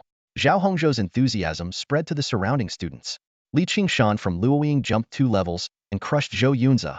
Now that's real strength. Mu Yu is no match. Qingshan is sure to win. Amid the cheers, Guan Keshan finally took a sip of his now-cold tea and looked at the young man with a knife on the screen, a satisfied smile on his face. His niece leaned in and asked, Uncle, if he beat Zhou Yunzi, Qingshan should be able to win against Mu Yu, right? Guan Keshan didn't correct her way of addressing him this time. He simply nodded. He definitely can. He thought to himself, with the Thunderblade technique perfected, Qingshan must have also mastered the Tianluo step. In the martial arts hall of Wui High School, Lu Jing finally snapped out of his shock. Holy crap! The Nine Heavens Thunderblade. Mastering an 11-level martial art at 18? Guan Keshan didn't lie. Jiuzhou's number 1 is secured. Noticing the unusual silence around him, He turned to see half the students still in a daze and the other half staring at him oddly. "What are you looking at?" he shouted. His face flushed. "Cheer, everyone. JoJo's #1. Our Wui province is finally producing a JoJo #1. In the martial arts hall of Wuyuan City, there was complete silence. The visual display of an A-level martial art left everyone in awe. Lin Mingxiao swallowed hard and asked, "Brother, what kind of martial art is this? It's unbelievable." Though she was the same age as Qingshan, she felt the vast gap between them. An A-level martial art, the Nine Heavens Thunderblade. Lin Fan replied slowly, his expression complex. Half a year ago, at the new talent competition, his 1,000 machine gun technique was already proficient, while Qingshan only knew the Wind Shadow Blade. Now, his 1,000 machine gun technique had just reached mastery, but Qingshan had already perfected the Nine Heavens Thunderblade, his level far surpassing his own. Yuan Hongyan observed her students' reactions and shook her head silently. Being in the same era as a prodigy was both a blessing and a curse. Like a frog seeing the sky for the first time, it could either inspire them to strive harder or plunge them into despair.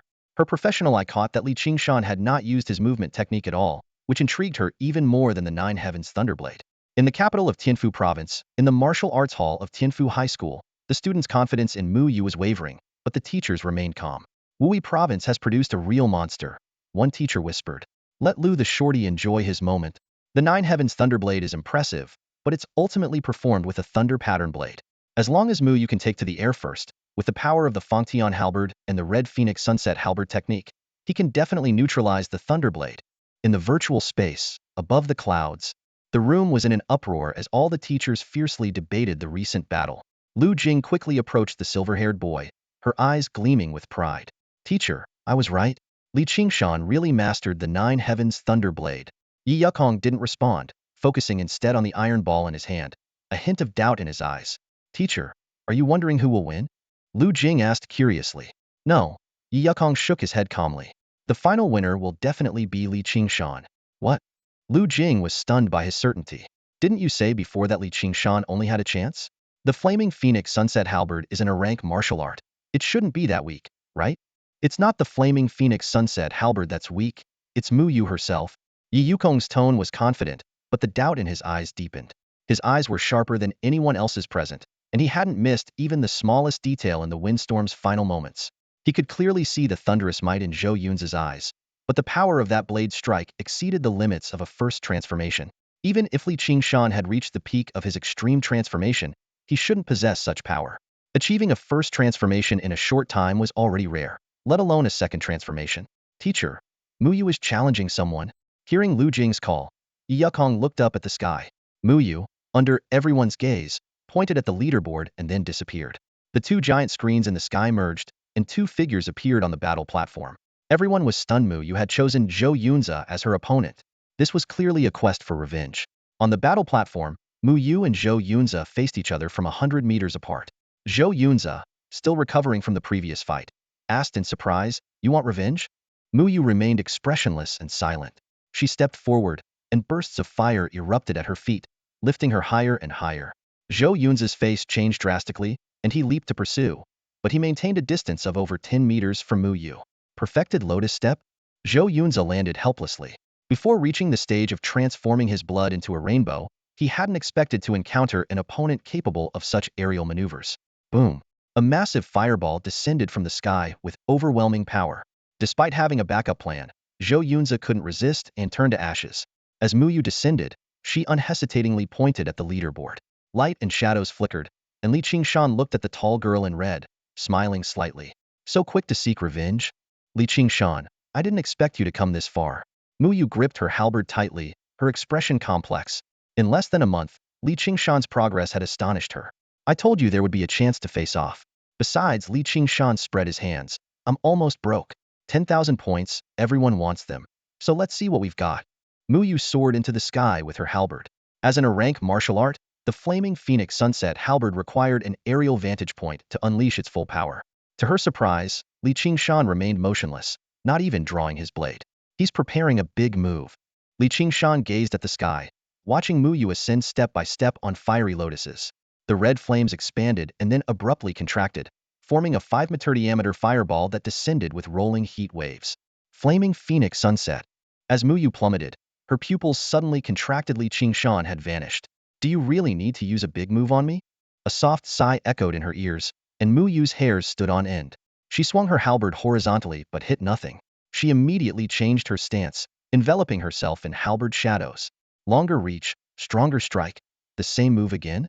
Another sigh came from behind, and Mu Yu's feet burst into flames as she turned, but she missed again. It wasn't until the third sigh from behind that a line of blood appeared down the center of her body. Her eyes lost focus as her body split in half and fell to the ground. Only then did Qing-Shan reveal himself, standing in midair.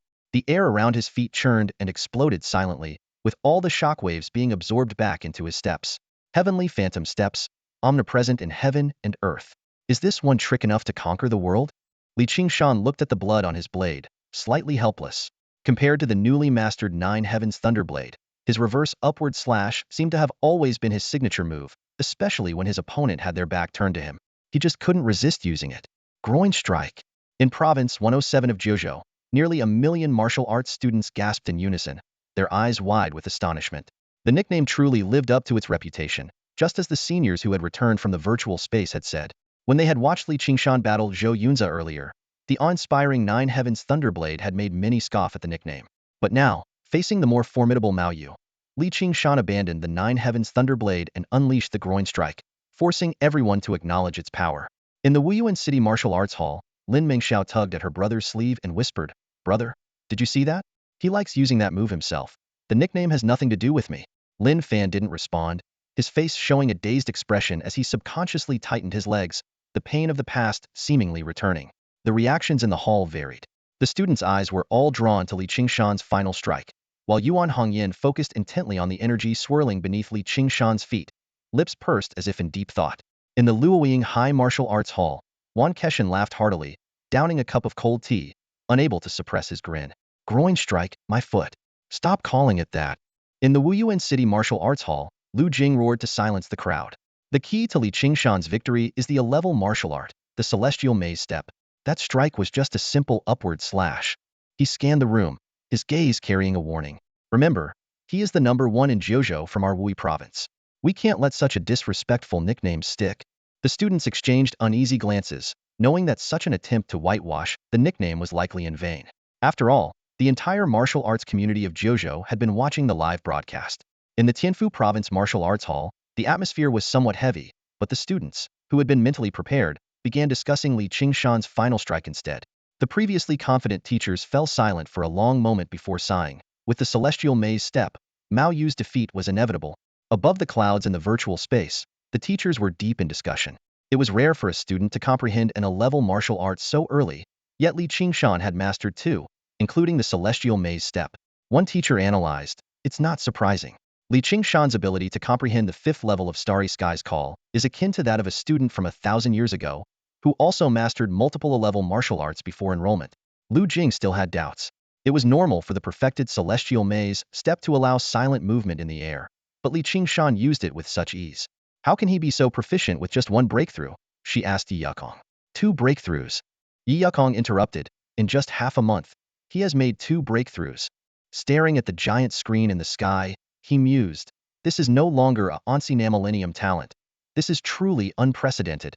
As time passed, the fierce battles on the giant screen continued, but the top 3 screens remained notably quiet. No one challenged Li Qingshan, Mao Yu, or Zhou Yunza. Zhou Yunza was still recovering from consecutive defeats, while Mao Yu was brooding over his loss. Li Qingshan stood calmly on the platform, his eyes fixed on the countdown at the bottom of the leaderboard. Every minute of waiting meant a loss of 100 minutes of training time, but for the 100,000 points, he had no choice but to be patient. As noon approached, the battles grew ever more intense. Except for the top 3, the rankings changed frequently. The martial arts students of Province 107 of Jiuzhou kept their eyes glued to the leaderboard, their emotions fluctuating with the rankings. 003, 002, 001. The countdown hit 0, and all battles were forcibly halted. 100 screens aligned neatly as the final rankings froze. Cheers and sighs echoed, but soon, nearly 1 million teachers and students focused their gaze on the topmost screen. On the screen, the young man with the long blade stood with a composed expression. Jiuzhou's #1, Li Qingshan. Falling Blossom High, training room. The virtual pod lid slid open, and Li Qingshan nimbly sat up. A vibration on his wrist caught his attention. A message popped up on his communicator. "Congratulations, Li Qingshan. You have achieved first place in the old continent. A reward of 100,000 points has been credited to your store account. The welcoming ship will land at Falling Blossom High at noon tomorrow. Please be prepared. That was fast. Qingshan raised an eyebrow and quickly opened the points store to check. His account balance showed 100,600 points, and the system notified him that his account had been upgraded from level 2 to level 3 due to surpassing 100,000 points.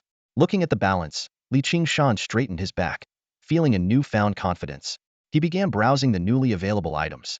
The level 3 account offered a wide variety of goods, with mech parts being the most prominent, though they were also quite expensive.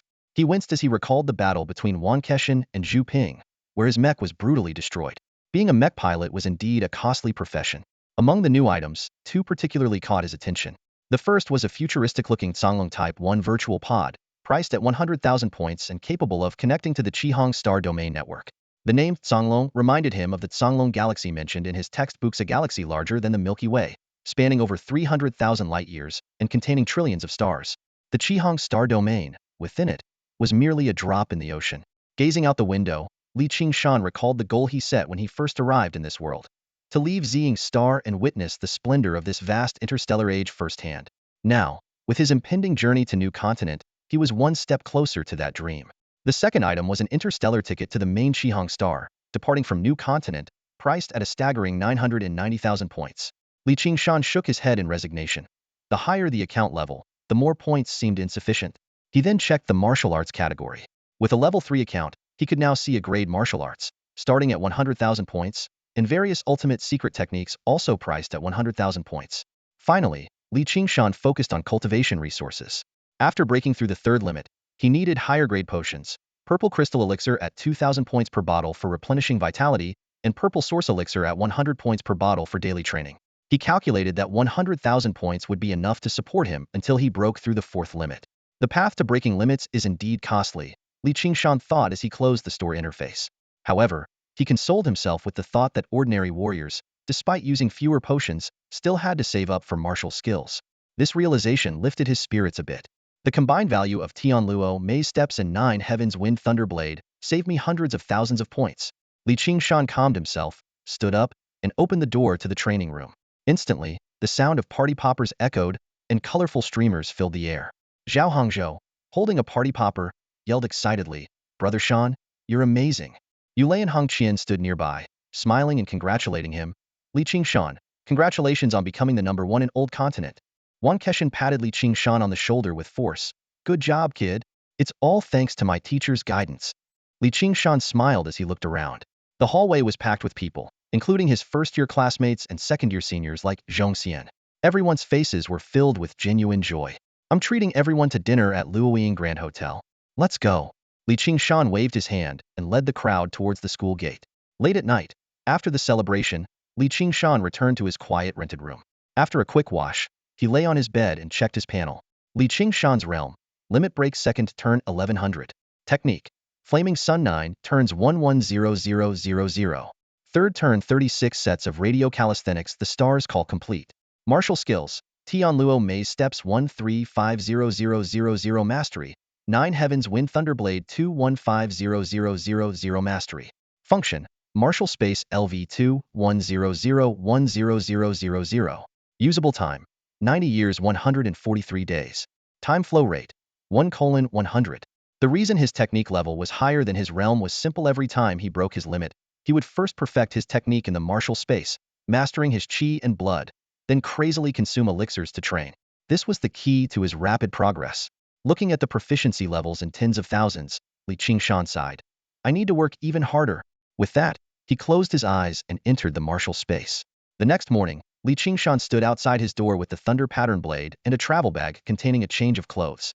His preparations for heading to new continent were heartbreakingly simple. The landlady checked the room and regretfully said, "Shaoli, you've been such a good tenant these 3 years. Would you consider staying for a lower rent?" "No, I have to go far away." Qingshan smiled as he turned to leave. "Where are you going?" "I can help you find a place," the landlady asked urgently. New continent. The two simple words left the landlady stunned. After getting off the bus, Qingshan looked towards the mall at the end of the street, the place where he first bought basic nutritional fluids.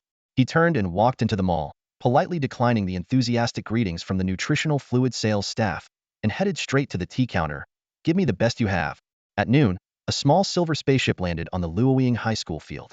Zhao Hongzhou reluctantly said, "Brother Shan, I don't know when we'll meet again. Come to New Continent." Li Qingshan patted his shoulder. "Don't give up. Whether you make it to New Continent or not, your efforts won't be in vain."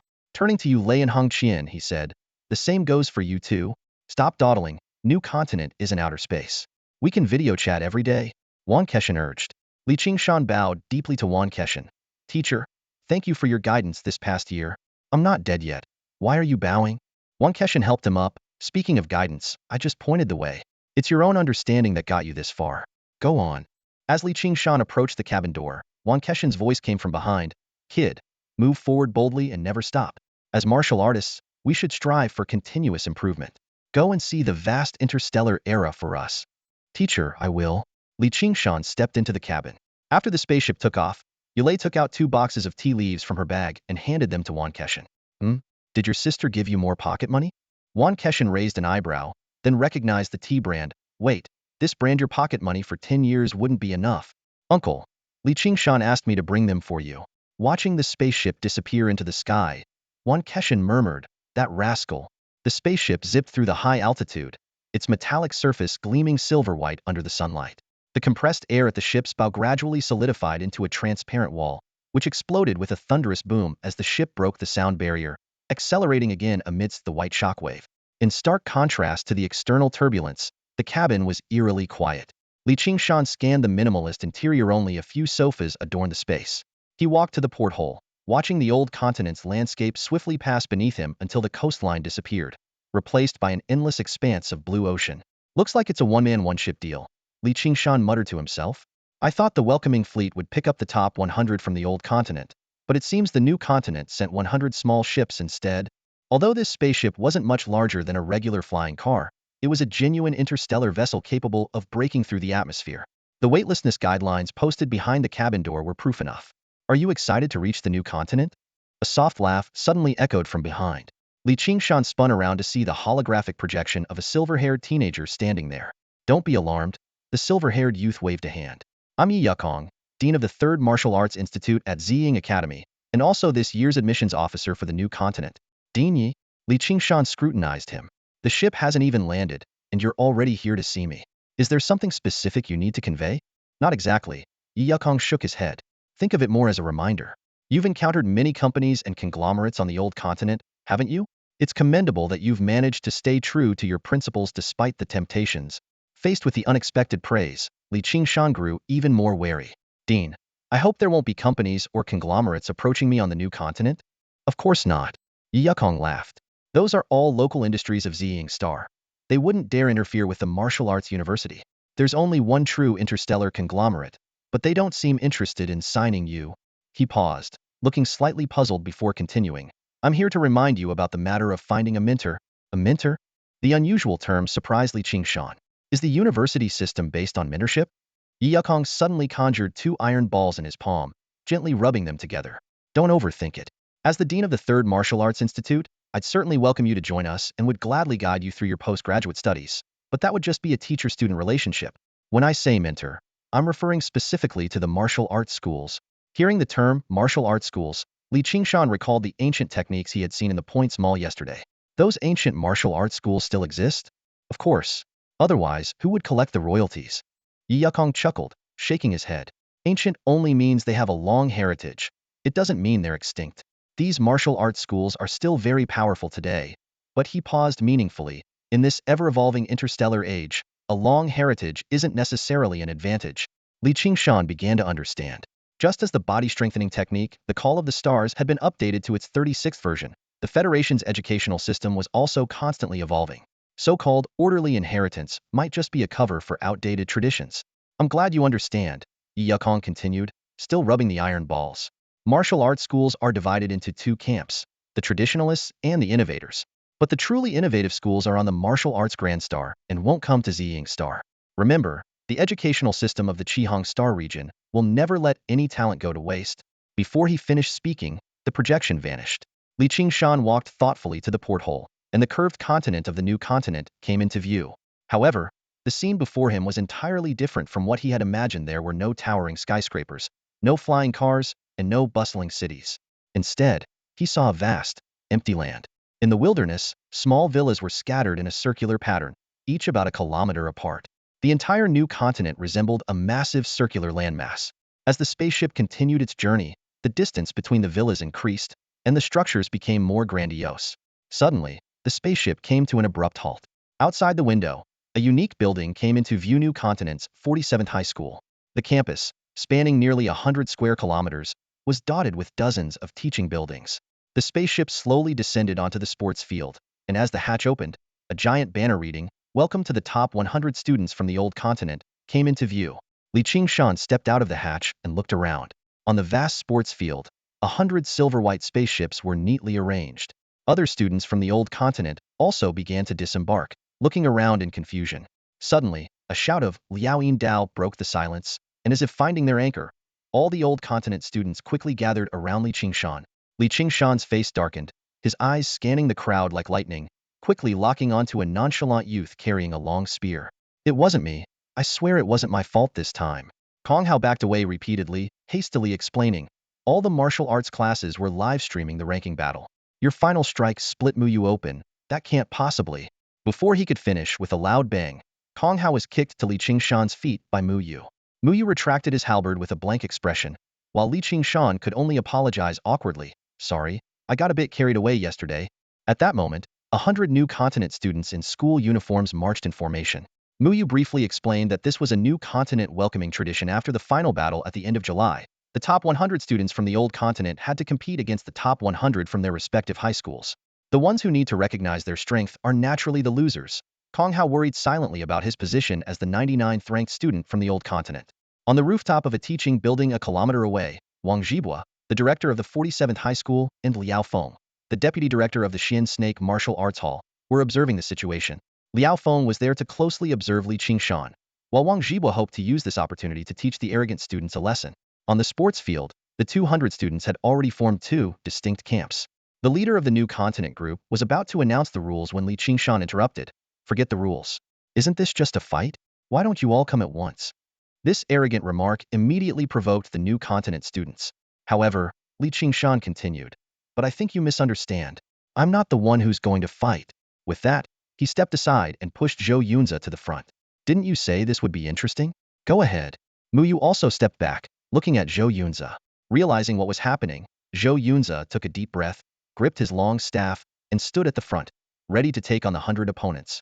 The battle began in an instant. With a flash, Zhou Yunzi darted toward the opposing camp. Zhao Fei, the leader, was furious at such audacity. He pointed his spear and unleashed his ultimate move, Rainbow Piercing the Sun. In the blink of an eye, Zhou Yunzi's right hand twisted, and his staff stabbed forward in the exact same manner as the spear, as if it were a spear itself. The tip of the staff clashed with the spearhead, creating a burst of multicolored light and a shower of sparks, the air exploding with force. "Wait, this isn't staff technique. You know the rainbow spear technique too." Zhao Fei's face changed dramatically, his hand numb from the impact, causing him to stagger back 2 steps. Even though they both used the perfected rainbow spear move, Zhao Fei was clearly on the losing end in terms of strength. "I refuse to believe that someone using a staff can master it to perfection." Zhao Fei leaped into the air, his spear striking rapidly, transforming into countless spear shadows in an instant, the perfected move of the rainbow spear. 1,000 rainbows over the sun. Zhou Yunzi remained unfazed, his staff glowing with an earthy yellow light as he swept it out. He chose to break through with sheer force, shattering the myriad spear shadows. Zhao Fei hastily blocked with his spear, but even so, the spear bent into a crescent under the immense force. "You've already broken through the second limit?" "No, you're at the blood condensation stage," Zhao Fei exclaimed in shock. Zhou Yunzi didn't respond. He swept Zhao Fei aside with his staff and charged into the enemy ranks, causing immediate chaos. On the other side, the students from the old continent watched Zhou Yunzi's display of power with relieved smiles. Those who had previously been defeated by him looked especially smug. "The overall strength of High School 47 isn't that impressive, huh?" Qingshan shook his head, his eyes following Zhao Fei and the others trying to stop Zhou Yunzi. "They're all at the first limit break, not a single one at the second. Unless they break through to the blood condensation stage on the spot, they don't stand a chance." Muyu looked at Qingshan in confusion. "Didn't you know this before the fight started? Weren't you worried Zhou Yunzi would lose?" "I'm not a mind reader. How could I know their exact strength at a glance?" Qingshan shrugged. "If Zhou Yunzi loses, he loses. Isn't that why you're here?" Muyu gripped her Fangtian halberd tightly, suppressing her inner restlessness. If it weren't for her lingering cold, she would have already joined the fray. 1 kilometer away on the rooftop of the teaching building, Liao Feng and Wang Zhibua continued their conversation. They discussed Zhou Yunza's future potential but ended up parting on bad terms. When the battle concluded, Zhou Yunza, though covered in numerous wounds, stood leaning on his staff. The ground was littered with the students from High School 47. Apart from Zhao Fei and a few others with similar strength who were seriously injured, the rest only suffered minor injuries. When Muyu asked Qing-Shan when he planned to break through to the vital energy stage, she was shocked to hear the 9th limit. She had only aimed to match the pace of the martial prodigies by achieving the 5th limit, and 9 limits were legendary even among the martial elites. You have a lot of confidence in your talent, Muyu remarked. Talent? Compared to the elusive notion of talent, I believe more in hard work, step by step. Qing-Shan replied earnestly. Zhou Yunza, who had been keeping a straight face, suddenly smiled. Qing-Shan, it seems we have some things in common after all. Qing-Shan felt puzzled, thinking about the incremental progress on his virtual panel. Could it really be the same? On the playground, students from Class 47 lay scattered across the ground, their groans of pain echoing in the air. Everyone, shut up. Wang Zhibua descended from the sky, landing heavily on the grass. His face was stern, his eyes like lightning as he scanned the students sprawled on the ground, his facial muscles twitching slightly with anger. I see you've been spending too much time in virtual space and lack real combat training. A little pain, and you start whining. Haven't you noticed the students from the old continent are laughing at you? Get up now. Hearing this, the students scrambled to their feet as if electrocuted. Those who were more seriously injured, like Zhao Fei, were carried to the infirmary by their classmates, while the others gritted their teeth and prepared to leave despite their pain. Stop, Wang Zhibua commanded, pointing out a dozen students. What's the rush with a little injury? The students from the old continent have just arrived. You're responsible for showing them around the school. Among the chosen ones, including Ming Lei, faces turned sour, but they had no choice but to stay. Wang Zhibua then turned to the students from the old continent, his face breaking into a warm smile. Students from the old continent, I apologize for the scene. I am Wang Zhibua, the dean of Class 47. We are in charge of your orientation, and you can come to me with any questions. But first, I must explain something. His smile faded, replaced by a serious expression. As you might have noticed upon your arrival, New Continent is nothing like you imagined. The sea separates the old and new continents, not by class, but by peace and war. The Ziying Federation established New Continent for one purpose: preparation for war. You'll understand the specifics once you're in university. He pointed to 100 ships docked behind the students. Now, I want to know your choice. New Continent or Old Continent? War or peace? The ships are right behind you. You can still return to the old continent with no record left behind. Faced with this sudden major decision, the students from the old continent were initially shocked but soon showed determined expressions. After 3 years of rigorous training in martial arts classes, those who stood here truly loved martial arts. Seeing this, Wang Zhibua smiled with satisfaction and tapped his communicator, signaling the ships to slowly ascend and depart. Good, now let's get down to business, he said seriously. At the end of the month, there will be an entrance qualification battle, also known as the final battle. For this month, you will stay at Class 47. I've arranged 2 dormitory buildings equipped with independent training rooms. The school will provide daily necessities, and detailed instructions will be sent later. The main focus is on the information about the entrance qualification battle. The students immediately perked up. The number of participants usually ranges around hundreds of thousands. This figure made many students from the old continent uneasy. Although they had excelled in their martial arts classes, they still felt a gap compared to the geniuses who had been trained in the new continent from a young age. Don't worry, Wang Zhibua said kindly. Since you've chosen to stay, the Federation's education system won't reject you. Your performance will only affect whether you can get into the top martial arts universities. Even the last place will still allow you to advance. The students relaxed a bit. Suddenly, Qing-Shan raised his hand, his eyes shining with a peculiar light. Teacher, does real combat mean battles between students or fighting ferocious beasts in the astral realm? Despite his efforts to control it, his voice carried a hint of trembling excitement. His previous venture into the astral realm had yielded rich rewards, making him eager for the upgrade in the martial arts space. Wang Zhibua noticed the tremor in his voice and frowned slightly. Wang Zhibua noticed that Qing-Shan's voice trembled slightly when he mentioned the term ferocious beasts. He scrutinized Qing-Shan's expression and saw a peculiar glint in his eyes. There was no trace of fear. Instead, it was an unmistakable mix of excitement and longing. That look was all too familiar to him.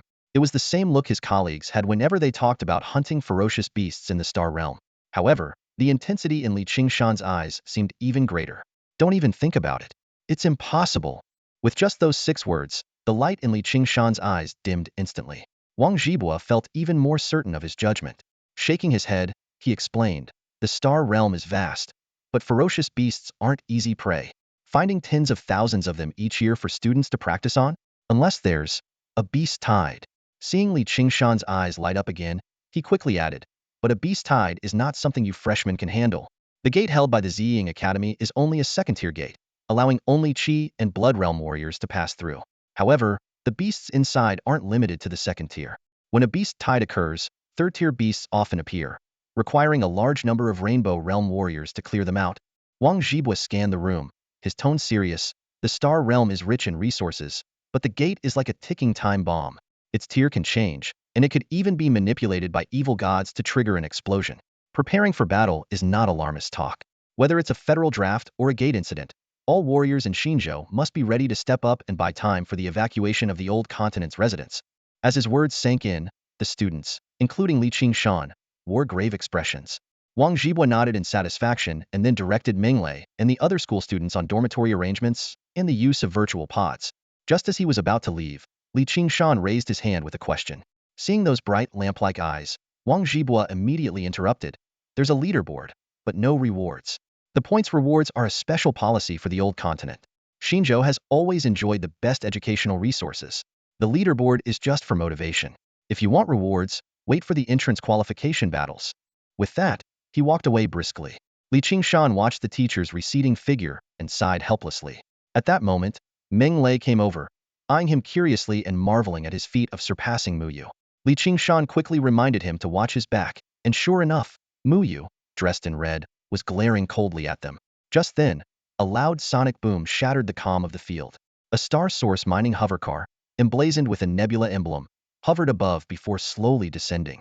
Amidst the astonished gazes of the crowd, a chubby little boy jumped out of the car, shouting "Coach," as he ran towards them, his fat jiggling with every step.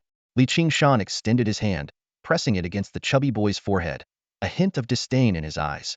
You're already at the 3rd level of body training, but you seem even fatter? I don't want to be either. Xiao Xiaoyu pouted in frustration. My dad says it's hereditary, impossible to lose weight. And the older I get, the fatter I'll become. He looked at Qingshan with a forlorn expression. Coach, will I end up like my dad? Thinking of Xiaoya, who was 2 meters tall and equally wide, Qingshan shook his head helplessly. In that moment, everything became clear. Xingyuan Mining must be the Interstellar Corporation Yi Yukong mentioned, and Xiaoya was the representative who hadn't yet come to sign the contract. Although Qingshan had high expectations for Xiaoya's status, being the head of the Interstellar Group on Ziying Star far exceeded his expectations. Don't worry, Qingshan patted the chubby boy's head to comfort him. For a warrior, strength is what matters most. If anyone looks down on you, just beat them until they don't. Got it, coach, I'll do as you say. The chubby boy regained his confidence, clenching his chubby fists. Oh, coach, remember we had a bet on who would get to Xinzhou first? He puffed out his chest proudly. Well, I won. All right, you win. Qingshan nodded with a half-smile. By the way, I forgot to tell you, your dad specifically asked me to take good care of you when we got to Xinzhou.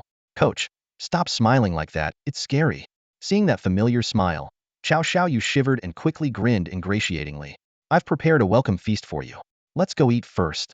Qingshan shook his head with a chuckle and followed the chubby boy towards the hovercar. Just as they were about to get in, another hovercar landed with a loud bang. A car from Ziying Academy? The chubby boy looked up, intrigued by the Ziying star emblem on the vehicle. All the students on the field turned their gaze, filled with curiosity and anticipation. Under everyone's watchful eyes, a girl in a white dress stepped out of the car, her skin as white as snow, and her eyes bright and clear. The field erupted in murmurs. Guan Xiao, why did she suddenly come back? Wait, Guan Xiao never wore dresses at school before. Did you forget the story Mao Kai and the others told? Qingshan. 3 years apart, reunited across mountains and seas, how romantic. The students from Xinzhou were excited and expectant, while those from the old continent had strange expressions. Qingshan? Are you sure you're talking about the crotch/slash Qingshan? Naive. Zhou Yunzi said calmly, with Mu Yu nodding in agreement. Qingshan came to Xinzhou for a girl? What a joke. Guan Xiao walked slowly towards Qingshan, but he had already pulled the chubby boy into the car. Long time no see. A faint voice transmitted through mental power. Qingshan raised an eyebrow, responding courteously, hello, goodbye. The hovercar ascended into the sky, leaving the girl standing alone on the lawn, her white dress fluttering gently in the wind. Li Qingshan just left like that? The students from Xinzhou were dumbfounded as they watched the disheveled girl in the wind. The students from Jiuzhou, however, seemed unfazed and nodded in agreement. That's more like it. Li Qingshan, the master of the shadow strike, can't just turn into a lovesick fool overnight. Mu Yu raised his halberd and tapped Meng Lei on the shoulder. Stop staring and lead the way. Sure, sure. Meng Lei nodded repeatedly, his initial shock gradually fading. He thought to himself, Li Qingshan really has changed. High in the sky, the flying car maintained a steady speed. The chubby boy, Chao Xiaoyu, looked at Li Qingshan with a gossiping glint in his eye. Coach, that girl just now. What's her deal with you? We're not close, Li Qingshan replied flatly, standing by the window and gazing at the desolate landscape below. All he could see was barren land with sparse vegetation. Every couple of kilometers, identical villas stood like they had been stamped out from a mold. Seeing that his gossip attempt failed, Chao Xiaoyu switched topics. Coach, those houses below are where the martial artists staying in Xinzhou live. But this is the outskirts, so the residents are just ordinary college graduates. The Federation covers all their living expenses. Free food and housing, just focus on training? Li Qingshan raised an eyebrow, a hint of envy in his voice. Of course, all this presupposes ample training resources and available martial arts space. Pressing his chubby face against the window, Chao Xiaoyu lowered his voice. Coach, my dad once said that the real defense against incidents at the boundary gate is actually underground. Underground? Li Qingshan's gaze swept over the wasteland, and suddenly, he had a revelation. It's technological weapons. The rules of the Star Realm limit the use of tech weapons, but outside the boundary gate, the Star Realm has no control. Exactly. Chao Xiaoyu's forehead was covered in sweat. My dad never specified what kind of weapons, but they're definitely doomsday devices. If the boundary gate collapses and beasts pour out, these weapons can hold off the first wave, allowing Jiuzhou residents to evacuate. But if things become irreparable, these weapons will obliterate the entire planet. Planet-destroying weapons? Li Qingshan finally understood the chubby boy's fear, and a cold sweat broke out on his forehead. Knowing that planet-destroying weapons were buried beneath their feet was indeed suffocating pressure. The flying car slowly decelerated as they reached their destination. Although Xinzhou lacked cities and relied mostly on online shopping, there were a few scattered restaurants. These restaurants had no staff, only robots bustling about, giving Li Qingshan a first-hand experience of the coldness of technology. The food, however, was decent, and payment was cashless, simply deducting from their consumption quota. Xinzhou provided students and martial artists with a monthly allowance for basic necessities, with the option to exchange points for additional needs. Back at Building 47, Li Qingshan followed his communicator's instructions to find the dormitory. The building, resembling a martial arts hall, made him pause for a moment. No wonder it could house 50 training rooms 5 times the number in Luoying city of Jiuzhou. Entering his room on the second floor, Li Qingshan quickly tidied up and sat cross-legged on the bed. Finally, he could meditate in peace. To complete the second stage of his breakthrough training, he needed to max out the proficiency of Flame Sun 9 turns at 10,000 points. Having only achieved 1,000 points last night, he still had 9,000 to go. At a rate of 1 point every half hour, excluding sleep, he could gain 32 points a day, needing nearly 300 days to finish. But Li Qingshan's gaze remained steady. A mere year was not enough to shake his resolve. He opened the points mall on his communicator and placed an order: 100 bottles of purple source liquid for 10,000 points for training, 10 bottles of purple crystal liquid for 20,000 points for the third stage breakthrough, to be delivered in 3 days. With these tasks done, Li Qingshan closed his eyes and entered the martial arts space. Meanwhile, in the southeastern corner of Xinzhou, the Xian Snake Martial Hall stood majestically, covering nearly 100 square kilometers. At the top floor of the central tower, the gray-templed master, Gongliang Yin, sat on a sofa, while Liao Feng stood beside him, watching the projections of Li Qingshan's ranking matches. Master, Li Qingshan didn't make a move this time. I can't determine if he's truly at the second stage of the breakthrough. Liao Feng's gaze lingered on the top 2 screens, displaying the battle between Li Qingshan and Zhou Yunzi, Mu Yu. He paused slightly before speaking. Li Qingshan mastering the 9 Heavens Thunderblade and the Heavenly Mirage Steps already proves his talent. Whether he breaks through to the second stage isn't that important, is it? No, you're wrong. Gong Liangyin shook his head, his expression serious. Being able to master 2 A-level martial arts at 18 years old is indeed impressive on an average planet. But on the main planet of Qihong, such talents are not uncommon every year. The main hall sent us here to find a true dragon prodigy who can lead the Xian Snake Martial Arts Hall back to its peak. A true dragon prodigy? Liao Feng frowned. Those are not just empty words. Only those who can step out of the Qihong star domain and establish themselves in the Songlong star system deserve such a title. The martial arts halls that have made a name for themselves on the major martial arts stars have all produced true dragon prodigies. Gong Liangyin's lips curled into a slight smile. What if I told you that Qingshan has achieved the perfect extreme realm? This statement made Liao Feng gasp. He knew very well that the path of breaking through limits is meant to accumulate a foundation, and the perfect extreme realm accumulates far more foundation in each stage of cultivation than ordinary breakthroughs. The blood chi transformation is a crucial checkpoint, and ordinary 5th stage breakthroughs can barely handle it. However, prodigies on the major martial arts stars can contend with it by the 3rd stage. But Liao Feng quickly calmed down. The perfect extreme realm is rare in Ziying star even in 1,000 years, but it's not uncommon on the major martial arts stars. This still doesn't qualify as a true dragon. Seeing Gong Liangyin still smiling, he suddenly realized, Master, does Li Qingshan have other special attributes? Ha ha ha. Gong Liangyin's laughter was filled with barely concealed excitement. On June 13th, he displayed the perfect extreme realm in the battle space, but by the end of June, during the ranking battle, he had already broken through to the 2nd stage. This means he completed the breakthrough from the 1st to the 2nd stage in less than 20 days. Liao Feng stood up abruptly. Master, do you suspect he has a special blood chi talent? The 9 revolutions to heaven is a legend even on the major martial arts stars.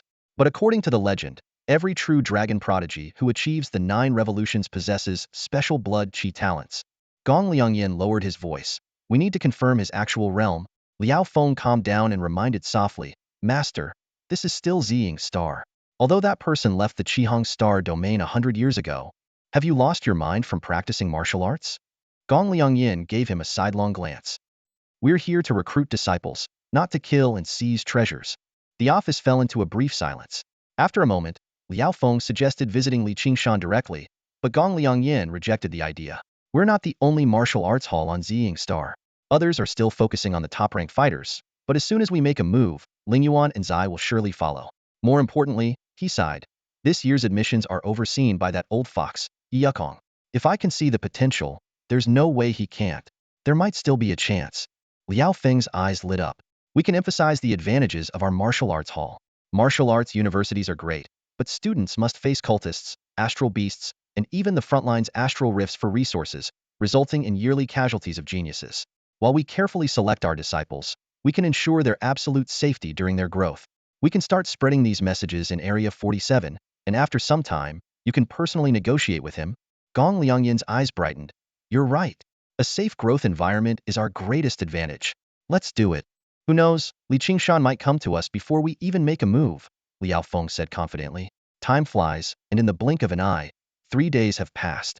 At 6 p.m., inside the training room, Li Qingshan slowly opened his eyes, a hint of weariness flickering in them. He gently rubbed his temples, taking a long moment to fully emerge from his meditative state. His gaze fell on the status panel as he carefully assessed his current condition. His cultivation had reached the 2nd stage of the limit break 1100, and his flaming Sun 9 revolutions technique had advanced to the 4th revolution, 130000. The 36th set of exercises, the Call of the Stars, had reached perfection. In terms of martial skills, his heavenly net phantom steps were at 34750000, and his 9 heavens thunderblade had achieved 28950000, both reaching the mastery level. The martial Dao space remained at LV2100100000, with 89 years and 172 days of usable time left, and a time flow rate of 1:100. Immersing his mind within his body, Li Qingshan's will hovered above the lake of his qi and blood. That familiar feeling of perfect control surged back, indicating he was finally ready to commence a new phase of training. Glancing at his communicator, he noted an hour remained until the scheduled delivery time of 7 p.m.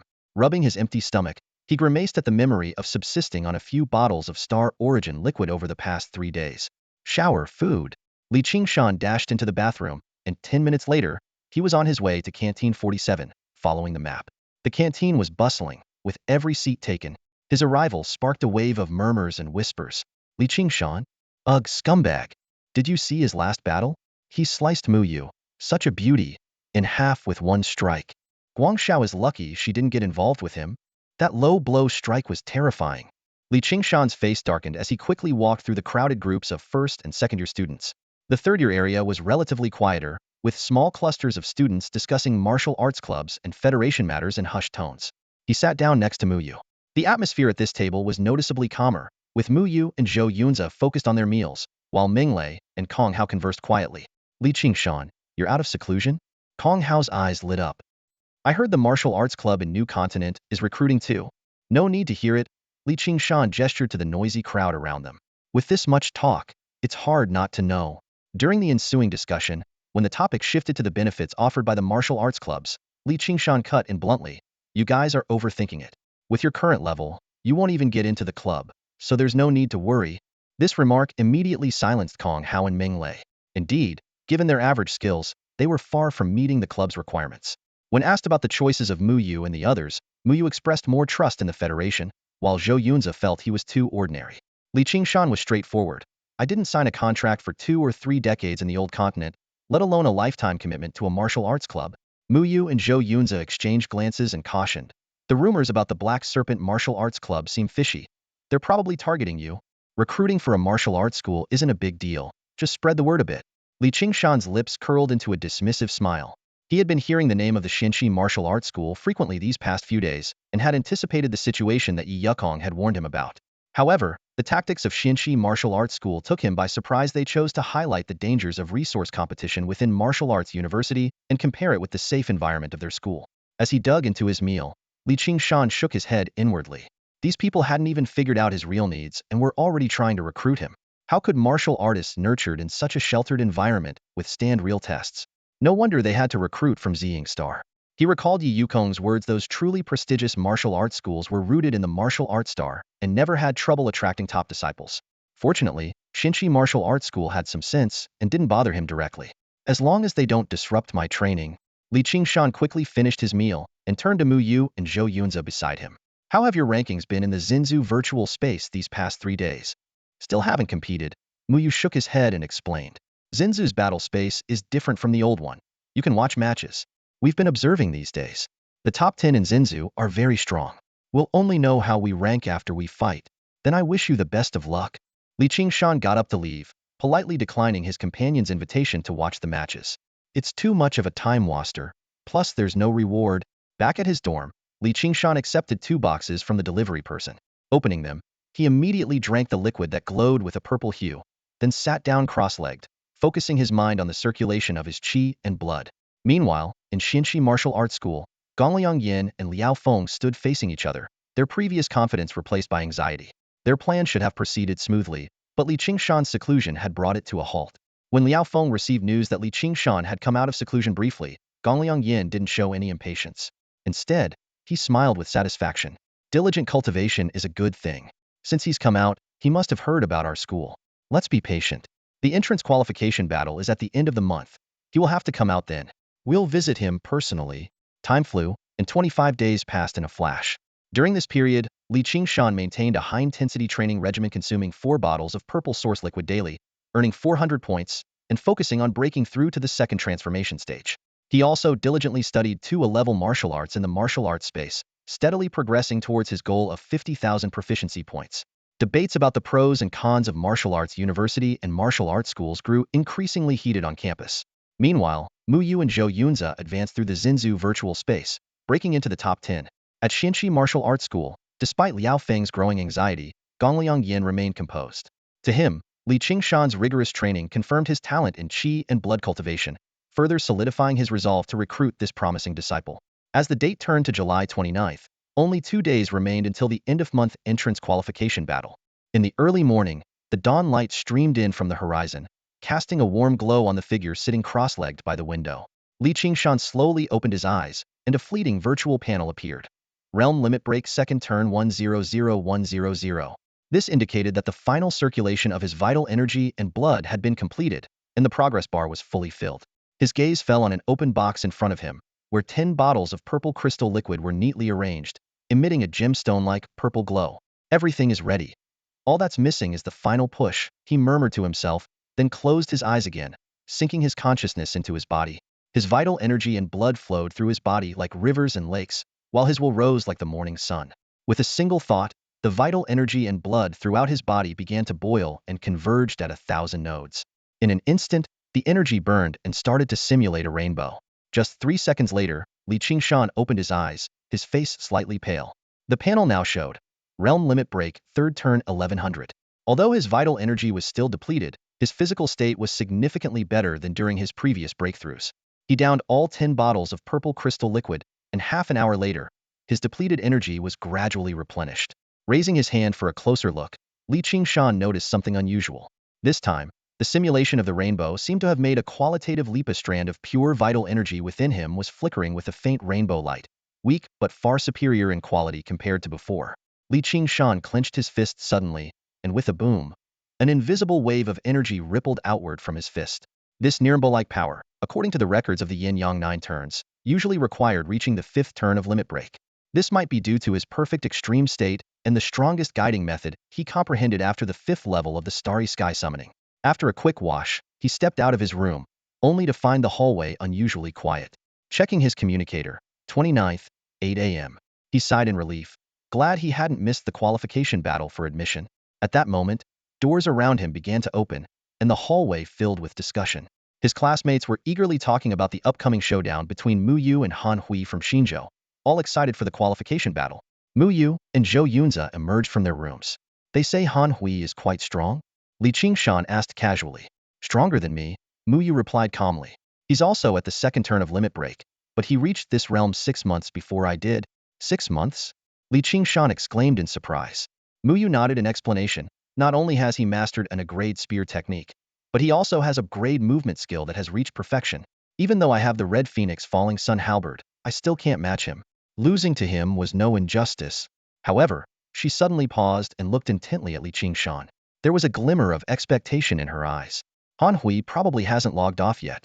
Whether or not we seek revenge doesn't matter, but he won using his agility. I really want him to experience the same horror and helplessness I felt during the ranking battle against you. Qingshan raised an eyebrow and replied calmly, what does it matter to me if he's logged off or not? He stood up and added, after a big battle, we must be hungry. How about we grab something to eat? Without waiting for a response, Qingshan turned and headed towards the stairs, ignoring the hopeful glances from those around him. To him, wasting time bullying weaker opponents wasn't worth it. He'd rather enjoy a hearty meal since there were no rewards involved anyway. Mu Yu and Zhou Yunze exchanged looks and could only follow him reluctantly. Although the students from Jiuzhou were visibly disappointed, they didn't dare say anything. On their way, Qingshan casually chatted with the two and learned about the rankings in Xinzhou. Han Hui was at the top, followed closely by Mu Yu, with Xiechingze and Wei Rong in 3rd and 4th, respectively. Zhou Yunze was ranked 5th. Upon hearing that Zhou Yunze was 5th, Qingshan lost interest in the rankings beyond that point. When they reached the cafeteria, Mu Yu put down his chopsticks after only a few bites and seriously reminded Qingshan, besides the Xian Snake, Xinzhou also has the Ling Ape and Purple Crane martial arts schools. They've been trying to recruit the top 10 ranked individuals this month. Qingshan turned to Zhou Yunze and asked, you're ranked 5th in Xinzhou now. Have any martial arts schools contacted you? No. Zhou Yunze shook his head but smiled with relief. I'm so average. Why would they be interested in me? Being average has its own advantages, Qingshan casually comforted. When it comes to martial arts, knowing when to let go can also be a form of wisdom. Let go? Zhou Yunze's eyes lit up. Qingshan, we really are alike. Qingshan felt a bit uncomfortable under his eager gaze and sighed. Brother, we're really not alike. It's only average people who need to talk about letting go. He always wants it all. Ahem, I wasn't finished speaking, Mu Yu said helplessly, seeing the two turn their attention to him. He continued, when I broke into the top 10, both the Lingyuan and Zai martial arts schools tried to recruit me, but I refused. To avoid trouble, I stopped aiming for a higher rank. Today, I only intervened because the entrance qualification battle is approaching, and it was rare to see Han Hui online. Now that I'm ranked 2nd in Xinzhou, those two martial arts schools will definitely set their sights on you, Mu Yu said gravely to Qingshan. Although Qingshan had never logged into Xinzhou's virtual space, Mu Yu's displayed strength was enough to prove his potential. No big deal, I'm quite good at saying no. Besides, the entrance qualification battle is the day after tomorrow, he said nonchalantly, then added in confusion. But aren't the martial arts schools blatantly competing for top 10 spots? Doesn't the Federation care? This is like siphoning talent off the Federation's education system. If every year's geniuses are taken by the martial arts schools, how can the Ziying Academy survive? The Ziying Federation can't control the martial arts schools, Zhou Yunze sighed, shaking his head. It's the same on Qihong Star. This goes back to an ancient agreement during the Qihong Federation era. Martial arts schools are free to recruit, and no organization on the planet can interfere. Their disciples are also exempt from conscription, except in special circumstances. As the three were discussing, two beams of light suddenly descended from the sky, illuminating the cafeteria. When the light faded, two figures were revealed, a burly man and a lean middle-aged man. I am Song Tianlei, the deputy head of Lingyuan Martial Arts School. The burly man introduced himself first. Hua Fan, from Zai Martial Arts School. The lean middle-aged man said tersely. The two martial arts school representatives ignored Zhou Yunzi, their eyes fixed intently on Qingshan and Mu Yu. Song Tianlei got straight to the point. You were right earlier, but this time is different. Join us, and you can go directly to the main headquarters on the next interstellar ship. Hua Fan added. One person per school. Clearly, this was a pre-arranged offer between the two schools. As they were persuading, a mocking laugh came from the cafeteria entrance. Gongliang Yin walked in with Liao Feng, heading straight for Qingshan. Qingshan, I am Gongliang Yin, the head of the Xian Shi Martial Arts School Ziying Star Branch. On behalf of Xian Shi, I invite you to join us. Agree, and you can go to Qi Hong's main star immediately. From today, you'll be our junior head. Everyone present was stunned by this offer. Song Tianlei and Hua Fan were furious, questioning Gongliang Yan's authority. Qingshan, however, smiled and pointed outside. Master Gongliang, how about we find a place to talk privately? The two then left, heading to Qingshan's dormitory training room. Seeing this, Song Tianlei and Hua Fan quickly followed them out of the cafeteria. Hua Fan transformed into a beam of light and shot into the sky. Cursing under his breath, Song Tianlei followed closely behind. In midair, Song Tianlei rapidly issued a series of commands through his communicator. At this moment, the alliance with Zai Martial Arts School was a joke. If Qingshan truly had a unique talent, Lingyuan Martial Arts School had to secure him at all costs. The sound of the door closing echoed through the hallway. Qingshan turned to face Gongliang Yin, his gaze calm yet piercing. Master Gongliang, you've been preparing for this moment just to make a dramatic entrance, haven't you? A smile appeared on Gongliang Yin's face as he candidly acknowledged his strategy at the school.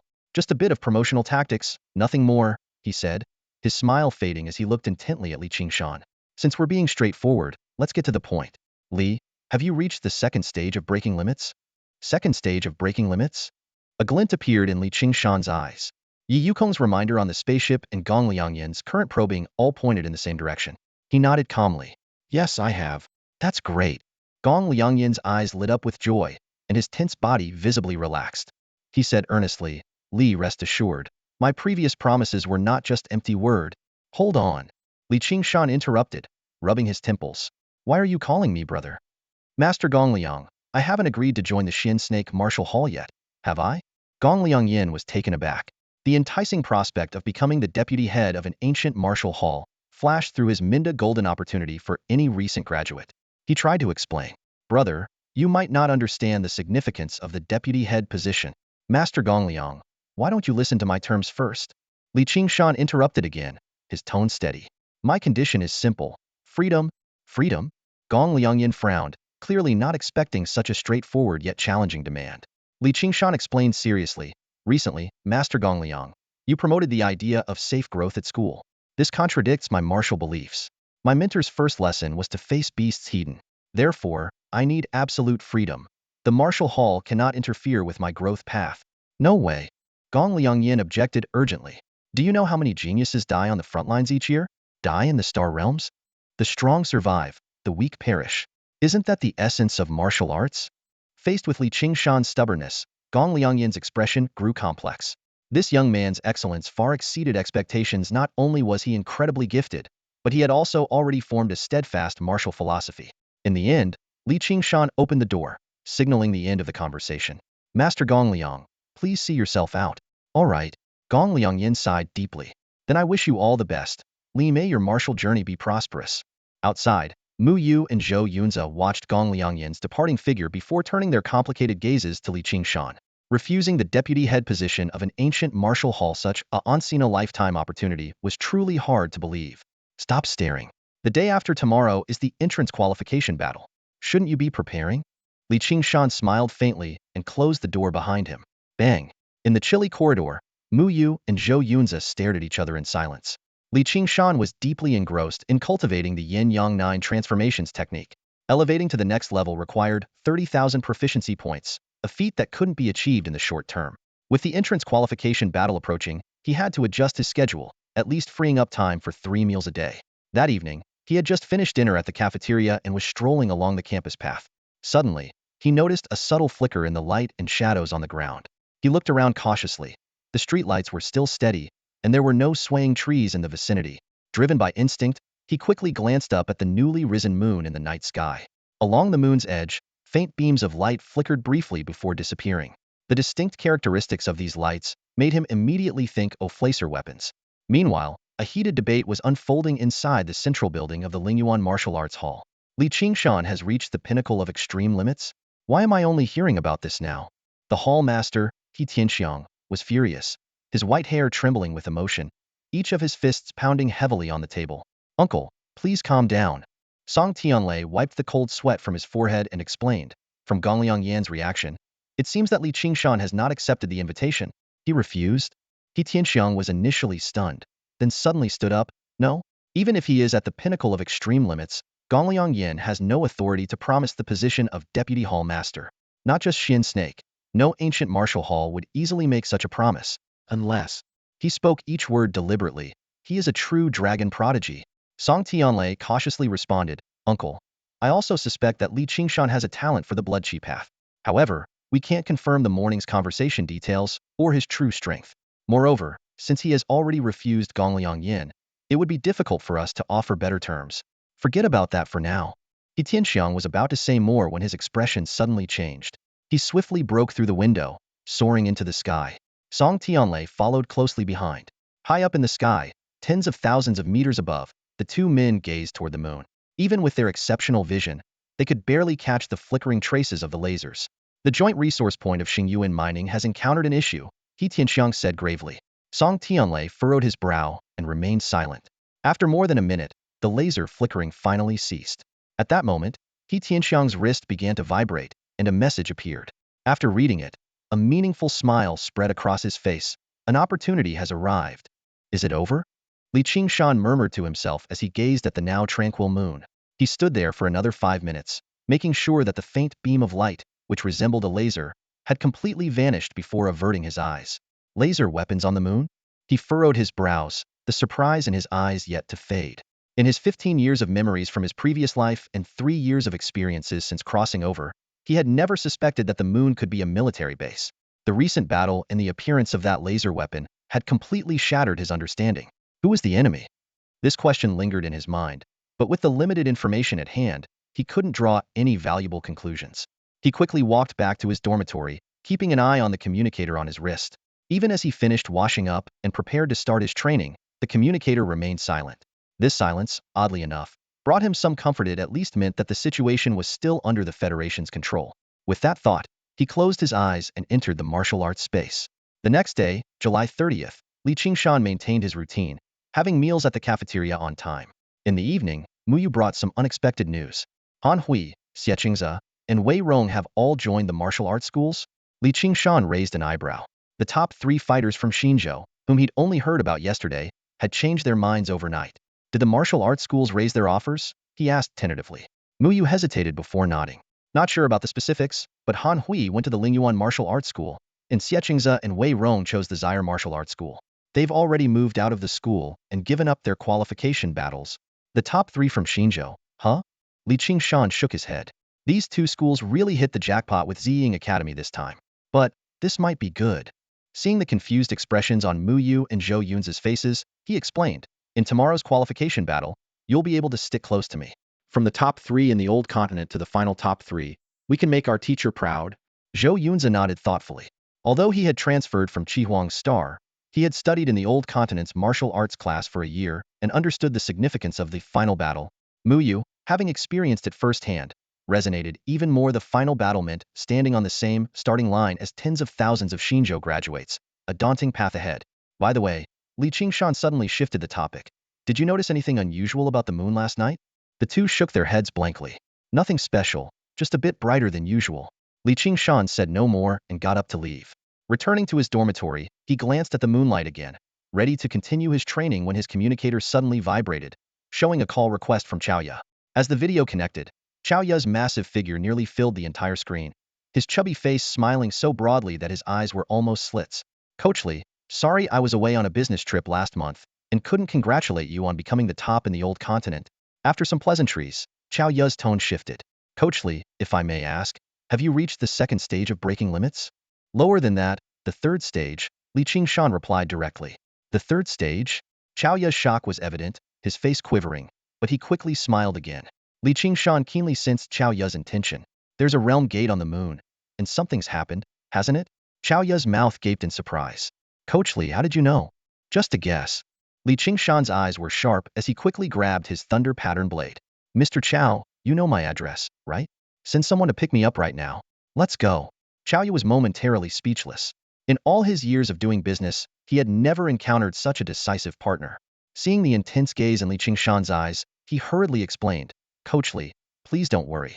The situation outside the boundary gate is under control, and the Ziying Federation has designated that gate as an examination site. Today, I just wanted to give you a heads up. Dean Yi will provide detailed arrangements tomorrow. Before he finished speaking, Qiao Ya's face suddenly changed. He turned around and shouted, You brat! Do you think you can touch that? Put it down immediately. He quickly turned back to the projection and said, Sorry, Coach Li. I need to handle some family matters. With that, he cut off the communication. You may not be in a hurry, but I am. Li Qingshan gripped his thunder pattern blade, anxiety evident in his eyes. What was supposed to be a solo mission had turned into a group challenge, with who knows how many competitors. But since the Federation had set the rules, he had no choice but to comply. After taking a few deep breaths, he put down the thunder pattern blade, sat cross-legged, and entered the martial arts space to continue honing his mastery of the Flame Sun 9 turns technique. Meanwhile, in a regular villa in Xinzhou, smack! A crisp slap echoed, and the chubby boy clutched the back of his head, tears welling up in his eyes. Qiao Ya carefully opened the alloy gift box in his hand. Inside, under a sealed glass cover, a fiery red lotus flower bloomed quietly amidst swirling smoke. After confirming the gift was intact, Qiao Ya let out a long sigh of relief. But upon seeing his son's expression, he couldn't help but raise his hand again. The chubby boy quickly jumped back to dodge. This is no ordinary item, Qiao Ya explained, suppressing his anger. Although it's not extremely valuable, it's hard to find on Ziying Star. I had to visit several planets to get it. It's not something you can just touch. If it's a gift for the coach, why didn't you take it out earlier? The chubby boy muttered defiantly. Qiao Ya patiently replied, This was originally prepared to celebrate the first place in Old Continent, but the journey took too long, and we missed the opportunity. Today is about serious business, so taking it out abruptly wouldn't be appropriate. Seeing his son's puzzled expression, Qiao Ya sighed and patted his head.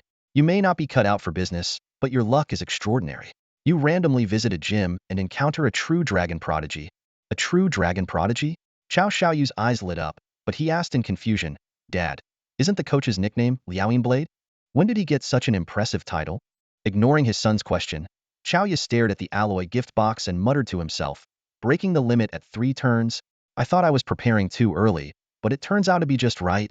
On the morning of July 31st, a silver-white spacecraft, over 100 meters long, was quietly parked on the field of Class 47's playground. Over 1,000 senior students and 100 students from the old continent were boarding the ship, weapons in hand, one after another. Li Qingshan blended into the crowd as he stepped through the cabin door and looked around. The seats inside were tightly arranged, 2 by 2 in 8 neat rows extending to the back of the ship. Mu Yu was leaning on her large halberd, sitting next to an empty seat. Seeing Li Qingshan, she greeted him warmly. However, Li Qingshan merely glanced at her expressionlessly before walking past her and sitting next to Zhou Yunza in the back row. This scene immediately sparked whispers among the students from the old continent. Something's off. Li Qingshan usually loves to sit next to pretty girls, doesn't he? Could it be a breakup? Even the heartless Li Qingshan has feelings? Shoo, keep it down. Maybe he's changed his taste? The murmurs continued, making Mu Yu's face darken and even Zhou Yunza shifted uncomfortably to the side. Only Li Qingshan remained expressionless, calculating in his mind. With the dungeon ahead, he had to be wary of anyone who could steal his kills, especially someone like Mu Yu who could fly. He hadn't forgotten the last time she left him behind in midair. 10 minutes later, the spacecraft slowly landed. A refined woman in a small suit walked into the cabin, her eyes quickly scanning the crowd. Li Qingshan recognized her as Lu Jing, the teacher from the promotional video. He patted Zhou Yunza on the shoulder, saying, The final battle's top spot is up to you. Then he glanced at Mu Yu. Let's go. She's here to pick us up. Sure enough, Lu Jing's eyes lit up. Li Qingshan, Mu Yu, come with me. Stepping out of the cabin, they were greeted by a vast wasteland with 100 spacecrafts parked. Similar scenes were unfolding in front of each ship, with mentors leading away groups of students. Li Qingshan gripped his knife handle tightly, his brow furrowing. This meant there would be nearly 100 competitors. Led by Lu Jing, they arrived at a smaller, 30-meter-long spacecraft. A silver-haired boy, Yi Yukong, stood at the door, playing with 2 iron balls. Once everyone had gathered, Yi Yukong looked around and spoke seriously. Classmates, this is an early enlistment. You will enter the boundary gate and face the threat of fierce beasts. Of course, You can choose to go back and continue participating in the entrance qualification battle. Although the nearly 100 students were murmuring, not one backed down.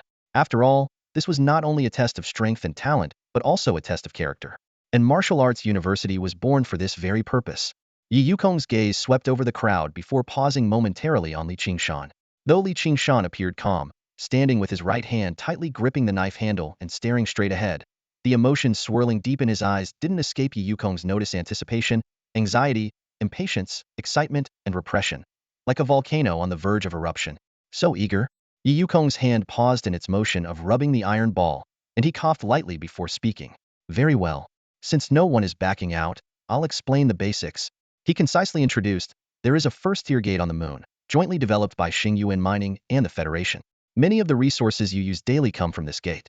As the top 100 students of New Continent, the astral realm behind this gate will be your examination ground. But rest assured, regardless of your performance, you will all be admitted to Ziying Academy. As for the reward points, 90 of the points for this entrance qualification battle will be earned in this examination ground. Specific rules and details about the astral realm will be discussed once we reach the moon. Now, let's go. With his command, nearly 100 students boarded the spaceship one after another. The hatch closed, and the spaceship quickly broke through the atmosphere, heading towards space. On another black spaceship with a metallic sheen, Han Hui, Xie and Wei Rong stood with weapons in hand before Song Tianlei and Hua Fan. Nervously, Wei Rong asked, Deputy Master, the situation inside the astral realm is unclear. Are we really going in? Wei Rong. Hua Fan's face darkened.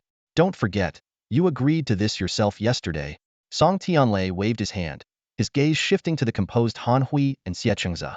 It's normal for young people to be a bit worried about entering the astral realm for the first time. The risk this time isn't high. The Federation has designated it as an examination ground, and the top 100 of New Continent acting together should be enough to handle most second-tier beasts. Your task is simply to observe and assess Qingshan's strength. There's no need to compete with others for the beasts. Once the mission is complete, the Martial Arts Hall will arrange for you to go to the main star. The three young people each had their own thoughts upon hearing this. Song Tianlei reminded them again, remember, you are only to observe. Do not antagonize Qingshan, and definitely do not engage in combat. Master, we understand. The three responded, turning to look out the porthole. Against the dark backdrop of space, a desolate satellite was gradually coming into view. In the vast, lonely expanse of space, a silver spaceship accelerated continuously, leaving behind the purplish-blue planet Ziying, which spun quietly like a blue water ball. The windows were crowded with students, all intently gazing into the boundless depths of space. This was their first real venture into space. Despite being born in the Interstellar era, experiencing it firsthand was vastly different from imagining it. Compared to the vast universe, the spaceship was as insignificant as a speck of dust. Apart from the receding Ziying, the surrounding scenery remained unchanged. Within half an hour, the moon became clearly visible. In its near orbit, rows of metallic turrets glinted coldly, guarding the lunar orbit. Are those laser cannons? Qingshan studied the metallic turrets closely. The previous night, these weapons had quelled the chaos on the moon in just over a minute, a clear testament to their power. The spaceship soon passed the near-moon orbit and headed towards the far side of the moon. The sight was breathtaking. No familiar craters or meteorite impacts, but instead, an expanse of metallic structures covered the entire surface. Unmanned transport vehicles and ships moved between the factories, appearing busy yet eerily silent in the vacuum of space. Is this the level of technology Ziying is capable of? The students were amazed. Although they were accustomed to high-tech products, the massive industrial base covering the far side of the moon still left them in awe. The spaceship glided smoothly along the lunar surface, and soon, a ruin appeared in view, like a scar embedded in the center of the factory complex. That's where the Gate of Dimensions is. Yi Yukong approached the group, signaling the teachers to distribute equipment. Each person received a palm-sized square box. The lunar factories are severely damaged, and the life support system hasn't been repaired.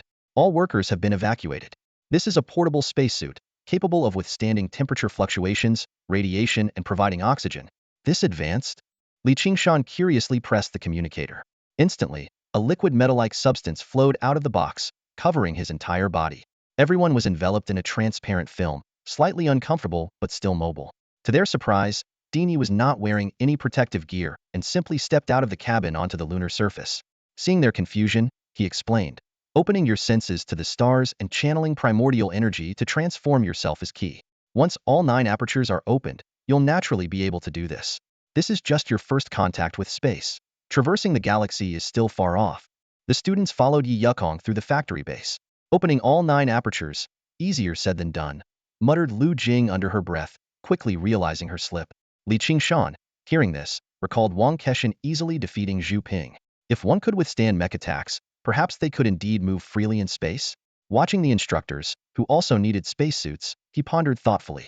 10 minutes later, they arrived at a newly built factory in the center of the ruins, as large as a stadium on Earth. Inside, Yi Yukong signaled for everyone to remove their spacesuits. There's an atmosphere here, and spacesuits would be cumbersome in the star realm. While others were still observing their surroundings, Li Qingshan's gaze was fixed on the Timitur diameter, starry vortex at the center of the gate of dimensions. He instinctively moved forward but was stopped by Yi Yukong. Not so fast.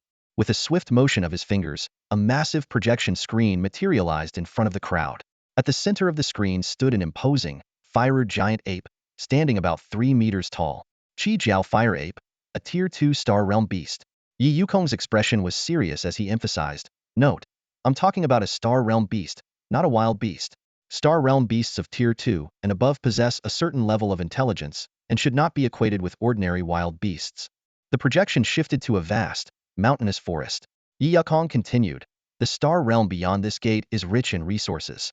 The Federation and Star Source Group have already dispatched a significant number of 10-stage body refining warriors to establish a camp. But 2 days ago, these Qi Jiao fire apes suddenly migrated from the depths of the forest, not only destroying the camp, but also driving Tier 1 wild beasts through the gate, causing considerable chaos." The camera zoomed in on the red horn atop the Qi Jiao fire ape's head, partially hidden within its thick fur. "Your task is to exterminate this group of Qi Jiao fire apes. Since technology cannot be used to record in the Star Realm, you will need to collect their red horns as proof. A lower tier red horn earns you 1,000 points, while a mid-tier red horn earns you 5,000 points. How much experience can a Tier 2 wild beast drop? Can they also drop gold coins?"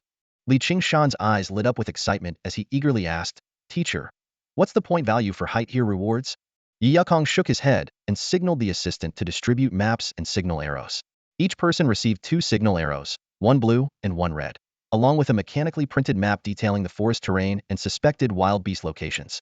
The Qi Blood Realm is divided into 3 levels: Mist Gathering, Blood Coagulation, and Rainbow Transformation. A height Tier 2 beast is equivalent to Rainbow Transformation level strength, far beyond what you can handle. Yi Yukong explained gravely, "The blue arrow is for summoning companions when encountering mid-tier beasts, and the red arrow is a signal to retreat when facing height-tier beasts." Except for Li Qingshan, the other students couldn't help but feel nervous. Launching a red arrow meant facing a Rainbow Transformation level beast alone, a near-certain death sentence for warriors at the first or second limit break. Just then, everyone's communication devices vibrated simultaneously, indicating they had received 10,000 points. Chaoya, the nearly 2-meter tall, broad-shouldered representative from the Star Source Group, approached with a smile, stating that this was a small token of goodwill for the students. Song Tianlei and Hua Fan arrived with Han Hui in tow. Without further delay, Yi Yukong gave the order, and Li Qingshan was the first to dash into the portal, followed by the other students. Stepping into the Star Realm, the scent of damp earth and natural fragrances hit them. Before they could take a closer look around, Li Qingshan suddenly returned and solemnly reminded, "Remember, if you encounter a height-tier Tier 2 beast, fire the red signal arrow. I might be able to save your life." With that, he dashed off again. Having already reached the 3rd limit break, Li Qingshan possessed the characteristics of Rainbow Transformation and was naturally unafraid of height-tier beasts. In his view, these competitors could actually help him draw out more valuable prey. Li Qingshan moved with incredible speed, disappearing into the forest in the blink of an eye. Everyone stood in stunned silence, shocked by his words saving their lives. Could he really handle a high-level beast? It seemed impossible. "A rainbow-tier beast requires at least 5 breakthroughs to confront Hedon," someone whispered. "No matter how strong Li Qingshan is, he can't possibly be at that level, right?" All eyes turned to Muyu, who held a Fangtian halberd. She was the only one who had fought Li Qingshan and knew his true strength. But Muyu simply glanced at the map in her hand, her expression unreadable, and leaped into the forest without a word. That fight was a memory she preferred not to revisit. Besides, Li Qingshan's strength a month ago was irrelevant now. She recalled how he had surpassed her and Zhou Yunzi just before the ranking battle, breaking through his limits in less than a month. Coupled with his intense training over the past month, she couldn't help but mutter to herself, "Is he really going to take on a high-level beast? He always means what he says." Outside the boundary gate, Han Hui gripped his spear, watching everything with cold eyes. "Li Qingshan is just putting on a show," he said indifferently. Xie Qingzi and Wei Rong stood on either side of him, their expressions similar. As former top 3 students of Shinjo, they should have commanded respect, but at this moment, over 90 Shinjo students ignored their words. Forget it, Qingshan probably warned us to avoid any chaos, someone said. If we encounter a high-level beast, we should send out the red signal. There's no point in arguing. Don't be reckless. If you can't handle a mid-level beast, send out the blue signal. Life is more important than points. After a brief discussion, everyone swiftly dispersed into the forest. Han Hui and Xie Qingze looked grim, while Wei Rong wore a mocking smile. They're just jealous of us joining the martial arts academy. We need to find Qingshan and confirm his strength. But Wei Rong was worried about Qingshan's speed. We can't catch up to him. How will we complete the mission? Don't worry, I have a plan, Han Hui said coldly. Xie Qingze explained. The academy suddenly raised the requirements so we could verify Qingshan's strength. If he satisfies the academy, where will that leave us? Wei Rong's eyes narrowed, realizing that Han Hui and Xie Qingze had a plan all along. She silently followed them. The top 3 of Shinjo would not settle for being mere sidekicks. Hundreds of miles away, Qingshan stood atop a towering ancient tree, scanning the lush forest below. He had investigated 5 suspicious locations, but found no trace of the red-horned fire ape. The map detailed the habitats of various beasts, information confirmed by the Xingyuan group. Since I can't find the fire ape, I might as well visit these natives, Qingshan thought as he looked at the densely marked map. He lightly stepped off the tree, moving swiftly along the canopy. Before long, the eerie howls of beasts pierced the silence. Under the canopy, Qingshan moved like a reaper, cutting down one feline beast after another. As the battle ended, system notifications rang out. Killed a monster, Martial Space Experience 1. Usable time increased by 1 year. Killed a monster, Martial Space Experience 3. Usable time increased by 3 years. Too poor, on to the next, Qingshan muttered, his figure flashing as he continued his visits. Behind him, flocks of startled birds marked each bloody battlefield, while the usable time on his panel kept increasing. Hiss! A silver-white python, over 10 meters long, coiled around an ancient tree, its icy vertical pupils staring intently at the tiny human below. As it flicked its tongue, a cold mist spread around. With a flash of a blade, the giant python was instantly decapitated. Its meter-wide head thudded heavily to the ground, and its massive body slid lifelessly from the tree trunk. The lifeless eyes remained bright like mirrors, reflecting the unwavering figure of Qingshan. A notification flashed. Monster killed, Martial Arts Space Experience 20. Available time increased by 20 years. However, Qingshan's face showed no joy. The experience points from this low-level Tier 2 beast were 10 points less than what he got from Zhu Ping, which was expected after all. Cultists of the Evil God came with an experience bonus package. What truly bothered him was that these low-level Tier 2 beasts were too weak, even weaker than Zhu Ping. Not only could he easily kill them, but so could the other students. Qingshan scanned the surroundings, his gaze penetrating the dense forest. They must be stealing my kills right now. This thought made him even more anxious, and he immediately pulled out his map. Although the red-horned fire ape had yet to appear, the vast forest was not devoid of other beasts. These scattered beasts, whose strength exceeded that of 10th-level martial artists, had not been eradicated. Xingyuan group had only marked their locations within a 1,000-mile radius as a warning on the map. He had already exterminated all the Tier 1 beasts to the west, leaving only a dozen or so Tier 2 beasts. I can't let any of them go. A cold glint flashed in Qingshan's eyes as he moved like lightning, disappearing into the depths of the forest. Meanwhile, in the southeast direction of the Gate Realm, Han Hui was scouting ahead, with Xie Qingze and Wei Rong following closely behind. Han Hui, what are you doing? If we're going after Qingshan, why not head west instead of wandering aimlessly in this forest? Wei Rong glanced around the dark woods, her voice tinged with fear. Han Hui turned back and gave her a look as if she were an idiot, then continued to clear the fallen branches and leaves with his spear. Calm down and let him focus, Xie Qingze reassured her. Don't forget how much the 2 Deputy Hall Masters value Qingshan. A month ago, he defeated Mu Yu and Zhou Yunze to become the champion of Jiuzhou. The 3 of us might not be able to subdue him, and even if we succeed, we could get caught. Wei Rong took a deep breath to calm herself, but still mocked Han Hui, who was digging through the leaves. What's the point of this? Are we just picking up trash? Idiot!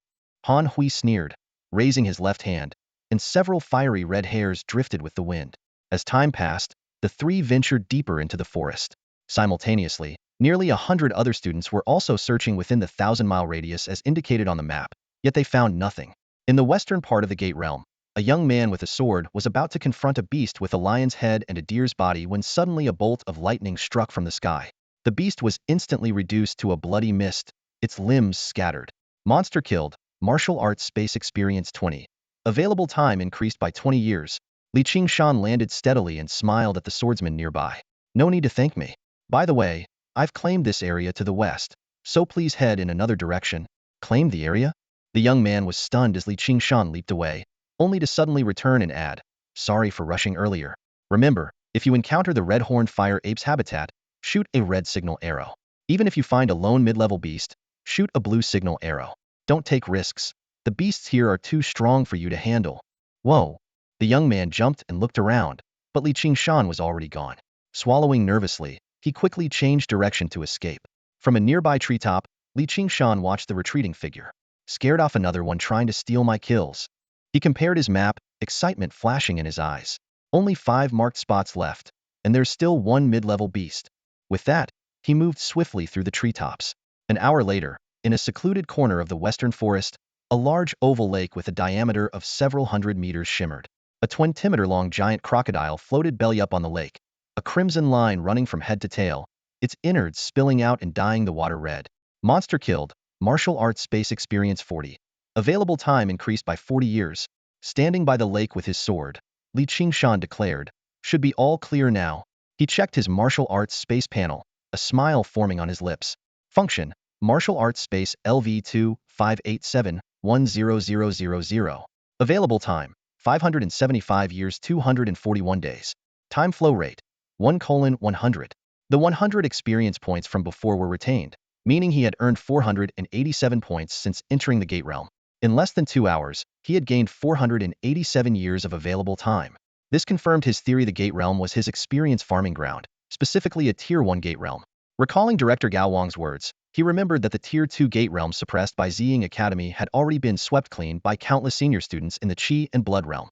Unless a beast tide erupted, it would be hard to find any beasts there. In contrast, this Tier 1 Gate Realm was an untapped gold mine. Suddenly, a faint buzzing sound reached his ears. Qingshan looked up and saw a streak of blue smoke-like signal in the sky. The signal is here. He stomped heavily on the ground, causing it to crack, and shot into the sky, breaking the sound barrier. White shockwaves rolled behind him, each step accompanied by a sonic boom. 300 miles, not far. With eyes like lightning, he confirmed the direction and continued to step through the air. The sonic booms gradually faded, and the airflow turned into propulsion, increasing his speed further. Tian Luo mysterious steps. To the northwest of Jimin, as a blue signal flared into the sky, figures leaped onto the treetops, stepping on branches and covering hundreds of meters in a single bound, quickly heading to provide support. Suddenly, a dark shadow streaked overhead, moving so fast it left no sound in its wake. Everyone present was stunned. This speed was far beyond what normal techniques could achieve. Several kilometers away, Qingshan was dashing through the air. The void beneath his feet felt solid, each step bringing him closer to his target. Enhanced by the Tianluo mysterious step, his speed far surpassed that of ordinary martial artists. In just 10 minutes, he had already spotted the signal's origin, 300 kilometers away. At that moment, a series of fireballs burst into the sky in the distance, like climbing serpents of flame. The fireballs materialized out of thin air and began hurtling downwards. It's you again. Qingshan's eyes turned red in an instant as he shouted, Muyu, I'm coming to help. Before his words had even faded, he had already surged past the sound barrier. Wind gathered fiercely around him, his right hand gripping the hilt of his blade, purple lightning crackling along its edge. Falling phoenix halberd. 9 heavens thunderblade. Flames descended from the sky, while the lightning cleaved through the air. Red and purple beams intertwined on the ground, erupting with a deafening roar. The shockwave ripped up the turf and shook the forest. Monster slain. Martial space experience 40. Available time increased by 40 years. As the dust settled, a circular crater with a 10-meter diameter was revealed. Qingshan and Muyu stood in the pit, and the mid-level beast had been reduced to ashes. At the edge of the crater, a young girl with a long blade in hand stood pale-faced, her legs trembling. She was the one who had fired the blue signal arrow, never expecting such swift support. Don't be afraid. Qingshan turned and gave her a gentle smile. I have everything under control. I would never harm you. The girl glanced at the deep crater, her face turning even paler. But when she met Qingshan's eyes, she nodded firmly. I trust you. Roar. A suppressed, guttural growl echoed through the mountain hollow, pairs of crimson eyes glimmering in the darkness, exuding a murderous intent. Suddenly, an impatient crimson-horned fire ape burst out from the cave, charging straight at Qingshan. Clang! The long blade was unsheathed, tracing a graceful arc of purple lightning in the air. The nearly 3-meter fire ape was cleaved in two before it even hit the ground. Its charred corpse emitted a rich, meaty aroma. Monster killed. Martial space experience 20. Usable time increased by 20 years, the system prompt announced. Qingshan shook his head lightly and turned his gaze towards the pitch-black cave entrance. Too impulsive, he muttered, his eyes taking on a more serious glint. Inside the cave, the fire ape group was agitated by their companion's brutal death. The crimson eyes glowed with even more intense killing intent, yet they surprisingly held back. Despite their fallen comrade lying at their doorstep and the killer standing right in front of them, not a single one made a move. Resisting your instinct to kill and staying put must be your leader's order, right? Qingshan stared into the depths of the cave. More crimson eyes lit up, and judging by their height, some belonged to mid-level fire apes over 5 meters tall. As expected, there's a high-level beast. Qingshan smirked. This was within his expectations, and he had prepared for such an encounter before entering the realm gate. High-level beasts had strength comparable to that of a Huahong martial artist, and he possessed the Huahong trait. When a guest comes knocking, it's rude not to open the door, he said, advancing with his blade. Let's see what your leader is hiding. A furious roar erupted from deep within the cave, accompanied by a gust of foul wind. Receiving the signal, the fire ape horde could no longer hold back. The cave entrance swarmed with fiery red figures rushing towards Qingshan. Wind shadow technique? Qingshan's expression remained calm as he swung his blade with casual grace. A sudden gust of wind wove a net of deadly light. Fire apes that collided with the blade light were instantly shredded, raining blood and scattering limbs. The system prompts kept flashing. Monster killed. Martial space experience 2040. In just a few seconds, the roars ceased, leaving the mountain hollow a battlefield of chaos. Standing at the cave entrance, Qingshan coolly asked, "Still not coming out?" Roar. An unprecedented roar shook the valley, causing the ground to tremble and rocks to fall. A blaze of fire tore through the darkness as a colossal creature, nearly 10 meters tall and engulfed in crimson flames, emerged from the cave. Qingshan's eyes narrowed, and purple lightning instantly enveloped his blade. The clash of a heavy fist and long blade sent shockwaves rippling through the air. The high-level fire ape stood firm at the cave entrance, while Qingshan was pushed back 100 meters. Both are second-tier. Yet beasts don't cultivate chi and blood, relying solely on pure physical strength. In this regard, it's quite similar to breaking limits. Qingshan observed the fire ape's fist, which bore only scorch marks. The fire ape's eyes blazed with fury as it charged forward. "Ha ha ha, you're a high-level beast, and I'm at the third limit break. Let's see if your hide is tougher, or my blade sharper." Qingshan laughed, unleashing a storm of blade shadows that condensed into a thundercloud. Several miles away, Han Hui, Wei Rong, and Xie Chengza stood atop the treetops, watching the lightning-filled tornado in the distance. 9 Heavens Wind Thunderblade. Han Hui quickly identified. Qingshan must be fighting a high-level fire ape. He won't last long. We should leave now. Why the rush? Wei Rong looked uneasy. Xie Chengza also hesitated. We've already set up Qingshan. Aren't you worried about his fate? Han Hui, however, spoke coldly. Qingshan is doomed. If you don't want to die, come with me now. Xie Chengza asked in confusion. We're tens of kilometers away from the fire ape's nest. What could possibly go wrong? In the astral realm, unexpected situations are the norm. Han Hui explained with a deep breath, his expression serious.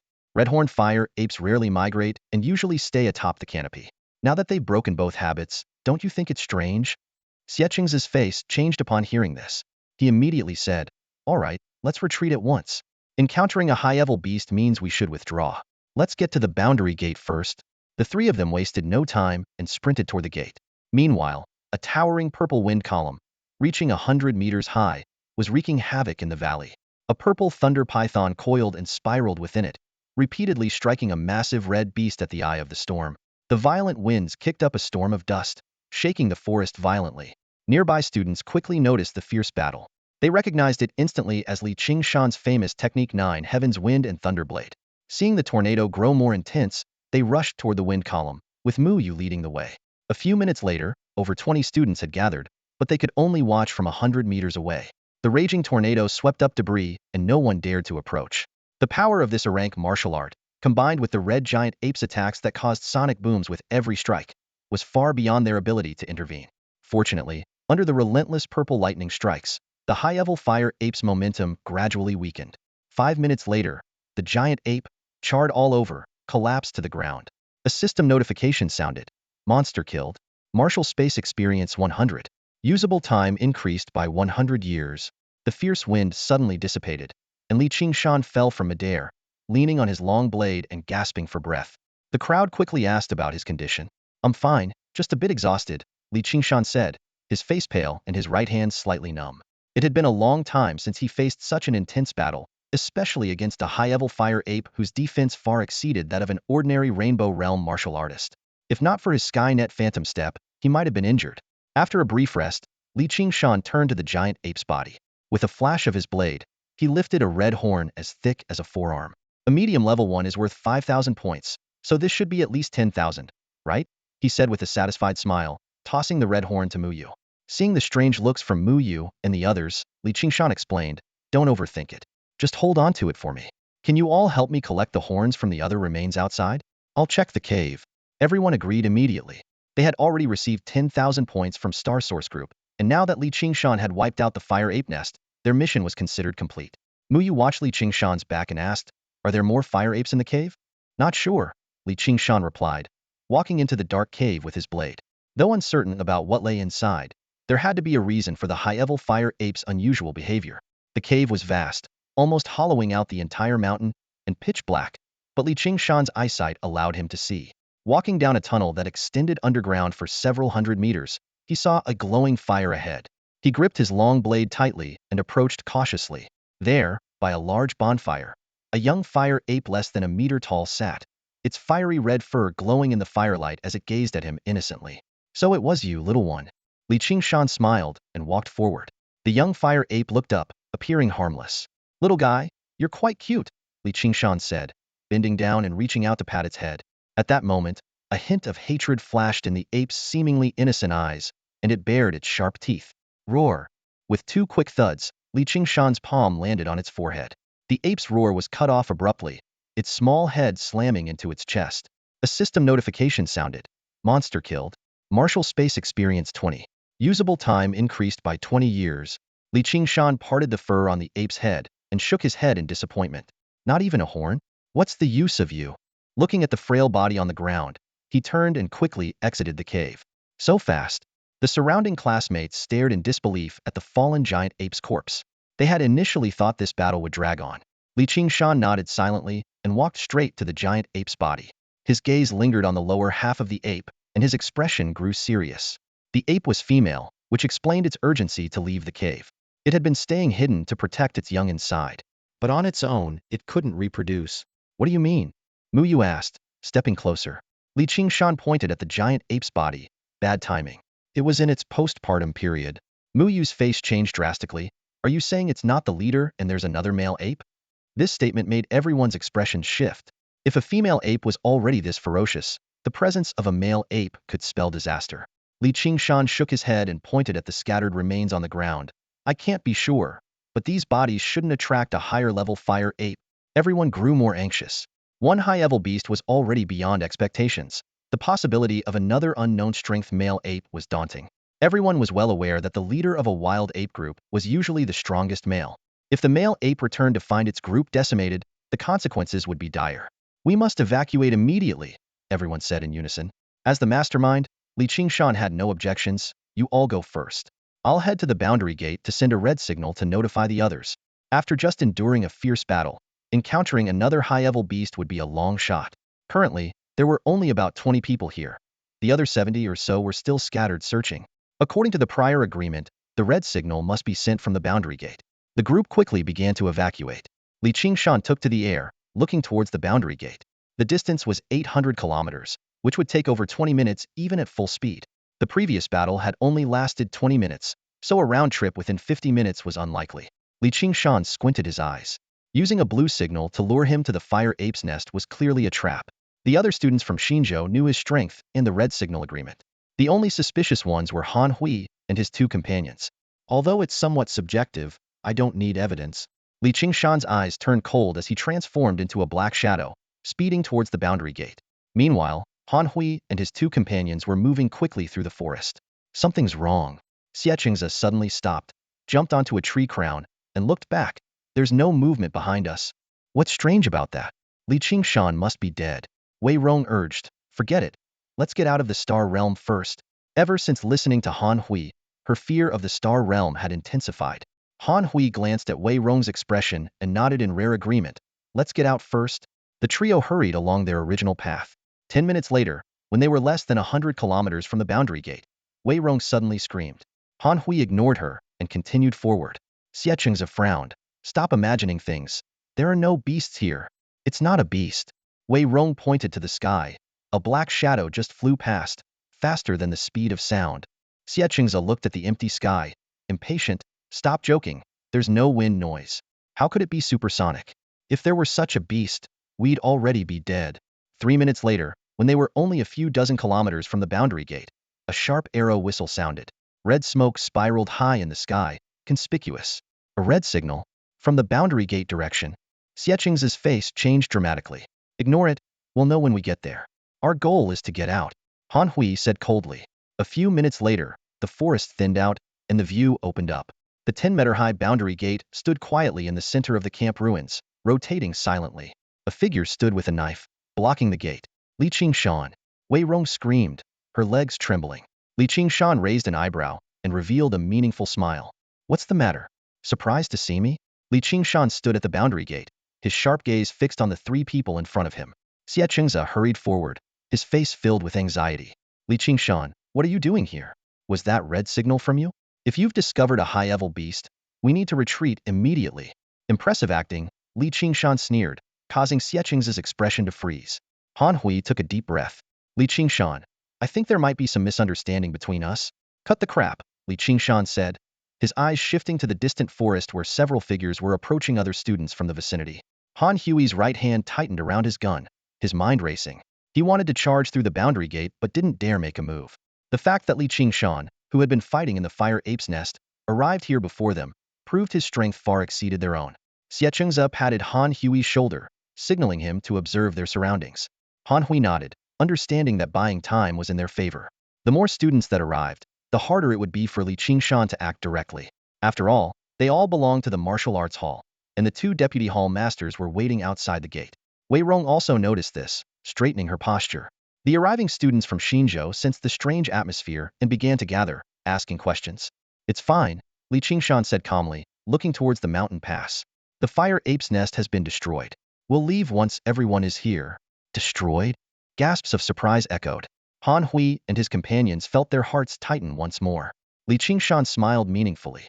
You'll understand soon enough. As time passed, the remaining 70 students arrived from various directions. Qingshan glanced around, spotting over 20 students who had been clearing the battlefield at the fire ape's nest approaching. Suddenly, his gaze sharpened. A blinding firelight shot towards them from the direction of the fire ape's nest, breaking the sound barrier and leaving shockwaves in its wake. A king beast. Han Hui's face turned pale. Qingshan, that's a second-tier king beast. Without top-tier strength, we can't stop it. We need to retreat now. What's the rush? Qingshan said nonchalantly. It's a few hundred kilometers away. Even at that speed, it needs a few minutes. We're not all here yet. On the far side of the moon, inside a newly constructed facility, the metallic floor gleamed coldly under the lights. Footsteps echoed as several pairs of shoes paced back and forth. Lu Jing stared at the ticking numbers on the communicator, her gaze shifting occasionally to the quietly rotating portal, her brow furrowing deeper with each glance. The other instructors were also pacing anxiously, their expressions grave. The red-horned fire ape tribe shouldn't pose much of a challenge to students who have broken through the first and second limits. But it's been 3 hours. Why hasn't anyone come out yet? Lu Jing couldn't help but voice her concern. Teacher, if they haven't come out by now, they must have encountered a high-level beast, a student suggested. I know, replied Yukong, a silver-haired young man, casually rolling an iron ball in his hand, looking confident and unconcerned. Teacher, Lu Jing said urgently, there are top 100 students from this year's new continent in there. Aren't you worried that an accident might cost us all of them in the Star Realm? An accident? Yukong shook his head. You've been to the Star Realm many times. Tell me, what exactly counts as normal in there? Lu Jing was rendered speechless, and the other teachers fell silent as well. In the Star Realm, accidents are the norm. Chaoya stepped forward, smiling. Little Lu, don't worry. Don't call me Little Lu. It sounds awful. Lu Jing rolled her eyes. Chaoya squinted and continued, your brother is my friend, so the nickname is fitting. Besides, with Qingshan in there, even encountering high-level beasts won't lead to an accident. Just as Lu Jing was about to press further, the portal rippled. A group of weary students emerged, their expressions exhausted. They cast peculiar glances at Song Tianlei and Hua Fan before silently gathering behind Yi Yukong. Shortly after, a few students carried out 3 bodies, each split cleanly in half. Blood dripped onto the metallic floor with a crisp sound. Han Hui, Xie Chengze, Wei Rong, Song Tianlei, and Hua Fan's faces turned ashen. The wounds were smooth as mirrors, clearly the result of a single, clean strike. What happened? They demanded harshly. Well, I'm not dead yet. Yi Yukong coughed lightly, his calm gaze sweeping over them. Song Tianlei and Hua Fan immediately fell silent and stepped back. Mu Yu, the last to exit the portal, held a large halberd and succinctly explained. The 3 had plotted to harm Qingshan but were discovered and killed after resisting. As the crowd buzzed with discussion, a figure was suddenly thrown out of the portal, landing heavily on the ground. Qingshan, clothes in tatters and coughing up black smoke, scrambled to his feet and immediately looked at Yi Yukong. Dean, you have to stand up for me. In the end, under Yi Yukong's mediation, the 2 martial arts schools each paid a compensation of 100,000 points. Song Tianlei and Hua Fan bid farewell to Yi Yukong and Chaoya before turning to leave. Qingshan's gaze was distant and melancholic. Yi Yukong toyed with an iron ball in his hand and spoke calmly. All right, don't overdo it. Remember, those red horns can earn you quite a few points. I expected you to break through the 3rd limit, so encountering high-level exotic beasts in the fiery ape's nest wasn't surprising, Yi Yukong said seriously. But the final king beast did catch me off guard. You must have fought it, right? How did it feel? Qingshan's expression turned serious. Very strong.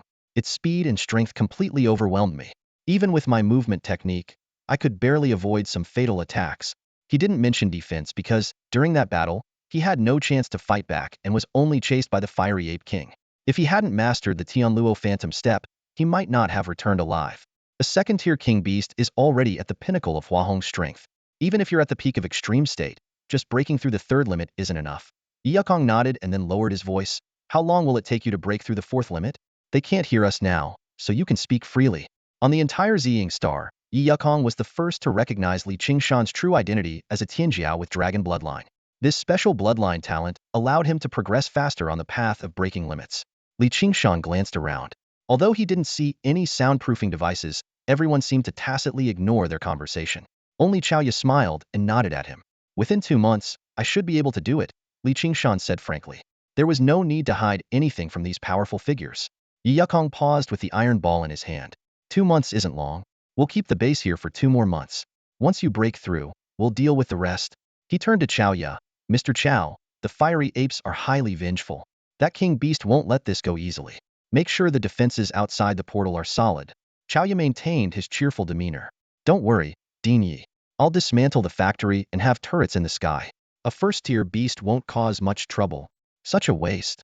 Qingshan exclaimed. Seeing the 2 look at him, he quickly added, I noticed the factory was just built. It seems a pity. Besides, Dean, I need a quiet place to cultivate. Why not let me stay at the moon base? Yi Yukong agreed almost without hesitation.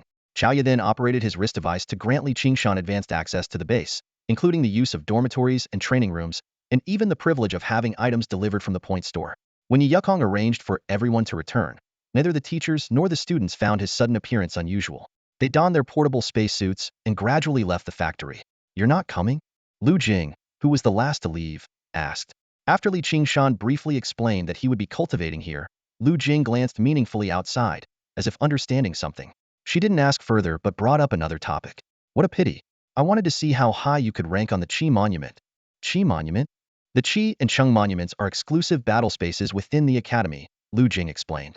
They record the data of the top 100 freshmen and the top 100 graduates over the past 5,000 years at Ziying Academy. Freshmen can challenge the Qi Monument within 6 months of enrollment, and graduates can challenge the Cheng Monument in their final 6 months. If you make it into the top 100, your data will be preserved as a defender. Seeing Qingshan's puzzled expression, Lu Jing added, 1,000 years ago, a legendary figure who mastered the 5th level of the Call of the Stars held the top position on both the Qi and Cheng monuments. Noticing his growing curiosity, she chuckled and shook her head. You'll learn the specifics once you enroll. Right now, the most important thing is to make the most of your seclusion time. Lu Jing looked at Qingshan with a serious expression, her tone filled with anticipation. You can't miss the Baixing Freshman League at the beginning of October. Our purple star has been suppressed for so many years. We're counting on your cohort to make a name for us. Qingshan's eyes flickered at her words, and he asked succinctly, is there a reward? Heh. Lu Jing responded with a cunning smile, leaving a parting remark as she turned away. Don't worry, the reward won't disappoint you. As Lu Jing departed, the vast factory returned to silence. A few cleaning robots glided in noiselessly, beginning to clear the floor of corpses and bloodstains. Qingshan watched the scene and shook his head lightly. Was it really necessary? He wiped the soot from his face and turned his gaze to the portal, a glint of coldness in his eyes. Big monkey, just you wait. Meanwhile, outside the atmosphere of Purple Star, a small spaceship was decelerating. Song Tianlei and Hua Fan sat on the couch in the cabin. Their expressions varied. How did they end up picking those three idiots and ruining everything? Song Tianlei said angrily. Hua Fan, however, remained much calmer. It wasn't a complete failure. At least now we can confirm that Qingshan is indeed a true dragon prodigy. And since he accepted the compensation, he probably won't hold a grudge against our two martial arts schools. Song Tianlei's eyes lit up but quickly turned regretful. It's a pity Qingshan already rejected the proposal from the young master of the Xian Snake School. Otherwise, we might still have a chance. You can't achieve everything at once, Hua Fan said earnestly. The news of a true dragon prodigy will definitely catch the attention of those major martial arts stars. Just that alone is enough to help our schools get established on those stars. You're right, Song Tianlei nodded thoughtfully. But with so many big martial arts schools, which one should we approach? Hua Fan replied calmly, that's not for us to worry about. Once the report is sent up, let the headquarters decide. The spaceship pierced through the clouds, diving straight into the atmosphere. In the cold, silent metal corridor, Qingshan followed the map and found the dormitory that Chaoya had prepared for him. He lightly swiped his communicator over the access panel, and the door silently slid open. What greeted him was a massive star, suspended in the depths of space, radiating endless light and heat. This was the son of Zi Yingxing. Qingshan walked to the floor-to-ceiling window, skillfully removed his portable spacesuit, and gazed at the magnificent celestial body. The sunlight traveled millions of miles through the void, passing through the protective glass, casting a brilliant reflection in his pupils. The interstellar era. I'm one step closer, he murmured, his eyes falling on the spacesuit now folded into a small box in his hand. I won't be able to do without it for the next 2 months. Although his physical body could now break the sound barrier and his combat strength surpassed most superheroes in past movies, such abilities were still insufficient for basic survival in the vast universe. It seems I'm still too weak. I need to keep working hard. As he muttered to himself, a virtual panel appeared before his eyes. Qingshan's realm. Third limit breakthrough 1100. Cultivation method. 9 turns of fiery sun. 5103300000 fourth turn. 36 set of broadcast gymnastics. The stars are calling. Perfect. Martial skills. Heavenly silk step 2832500000 mastery. 9 heavens thunderblade 2756500000 mastery. Function. Martial arts space LV2 1507 10000. Available time. 1495 years 241 days. Time flow rate. 1:100. 1500 years. Qingshan was astonished by the vast number. This far exceeded an ordinary human's lifespan, but it was just a tool to help him make up for his shortcomings. The proficiency required for the later stages of the 9 turns of fiery sun was daunting. As he pondered, his communicator suddenly vibrated, and 2 messages came in succession. His account balance surged from 20,600 points to 320,600 points. The first message was from Yi Yukong, containing 200,000 points and the settlement for the Red Horn, including a 30,000 point reward for the Fire Ape King in advance. The second message was from Chaoya, Coach Lee, that kiddo's his early start in martial arts, all to your guidance. I didn't get a chance to congratulate you on winning the first place in the old continent, so I've prepared a small gift. I hope you like it. Qingshan turned to the coffee table, where a metal gift box was placed. Opening it, he found a fiery red lotus flower shimmering in the smoke under a transparent glass cover. The crimson mist fire lotus. This was the treasure he had longed for day and night. He quickly opened the point small, his gaze locking onto the resources section. The red lotus of fiery clouds, a rare celestial treasure from the star realm, can rapidly replenish one's vital energy. Qingshan stared at the 500,000 points and out-of-stock labels on the mall interface. After confirming it several times, he sighed softly and closed the interface. No wonder Mr. Chow is so renowned, he muttered to himself. This red lotus of fiery clouds was the crucial material needed for his 5th limit-breaking transformation. Although 500,000 points were not unattainable for him, such celestial treasures were incredibly rare on an ordinary planet like Ziying Star, possibly eluding discovery for decades. Holding an exquisite gift box in his hand, Qingshan thought of Chow Xiaoyu's round face and couldn't help but smile. Little fatty, I won't let your father's hard work go to waste. After a quick wash, he changed into a new outfit, donned his portable spacesuit, and picked up his thunder-patterned blade. Since he chose to stay and hunt fierce beasts at the Stargate, he certainly couldn't stay in seclusion forever. Walking through the cold corridor and central ruins, Qingshan entered a newly built factory only to be surprised by a nearly 3-meter shiny silver mech. The mech's faceplate slowly lifted, revealing Guan Zhao's bright eyes. Dini said you needed some peace, so he assigned you to guard duty in the mech class, Guan Zhao explained hesitantly. Qingshan frowned slightly. He didn't care if it was Guan Zhao, but Yi Yukong had clearly misunderstood his request for peace. He stayed on the moon to hunt fierce beasts, not to have someone else competing for kills. You should go back. I can handle this alone. This is an academy task. I can't abandon it halfway, Guan Zhao insisted. Qingshan gripped the handle of his blade, taking a deep breath. You can stay, but I have one condition: don't interfere with my beast hunting. No problem. Guan Zhao nodded, cautiously adding, Ching-Shan, I actually wanted to contact you all when I arrived in New Continent, but I had blocked you all. Follow me, Qingshan interrupted her, turning to walk towards the center of the ruins. Standing side by side, he gazed at the starry sky. Infatuation in youth may seem significant now, but in the grand scheme of life, it's just a small ripple. Look at it. Look at what? Guan Zhao asked, puzzled. The stars and the sea. Qingshan's eyes sparkled. The flowing galaxy, vast and boundless. Isn't pursuing this dream more worthwhile than those naive affections? When Guan Zhao snapped out of her trance from the starry reflection, Qingshan had already left quietly. At that moment, he was sitting cross-legged in front of the gateway inside the factory, his long blade resting on his knees, meditating. Within the martial arts space, on a circular platform spanning 10 kilometers, nearly 100 mystical beasts stood with their eyes closed. Suddenly, a figure appeared in their midst, and all the beasts simultaneously opened their blood-red eyes, their heavy breaths filling the air. Qingshan turned, his gaze falling on a 10-meter-tall female ape. The tiny creature at its feet brought a slight smile to his lips. It seems you've reunited with your child, he remarked. The red-horned fire ape let out a deafening roar, a signal that sent nearly 100 beasts charging at Qingshan. His smile vanished as he drew his long blade, the sound of metal scraping against the sheath accompanied by a sudden gust of wind. The blade flashed like lightning, and blood rained down. Severed limbs of the beasts traced eerie arcs through the air, their screams of agony echoing. The giant fire ape, muscles bulging and eyes blazing with fury, struggled fiercely amidst the chaos. 10 minutes later, the storm subsided. The giant ape collapsed with a thunderous crash as Qingshan landed gracefully, his expression unchanged. In this space, his physical exhaustion was completely negated, making combat significantly easier than in the star realm. The ape's corpse vanished, and at the platform's edge, a 10-meter-tall statue appeared, accompanied by a smaller statue just under a meter tall.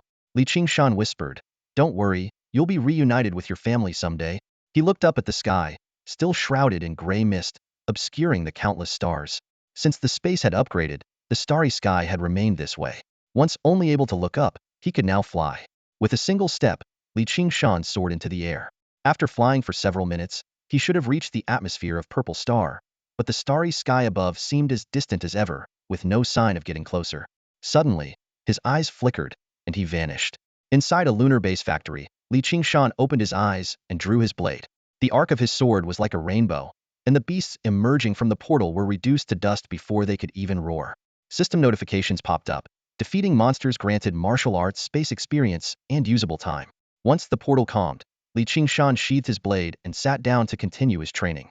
Beside him, Guan Zhao lowered his palm cannon and closed his eyes in contemplation, focusing on honing his mental strength. Robots began cleaning the floor. A month later, his communicator buzzed.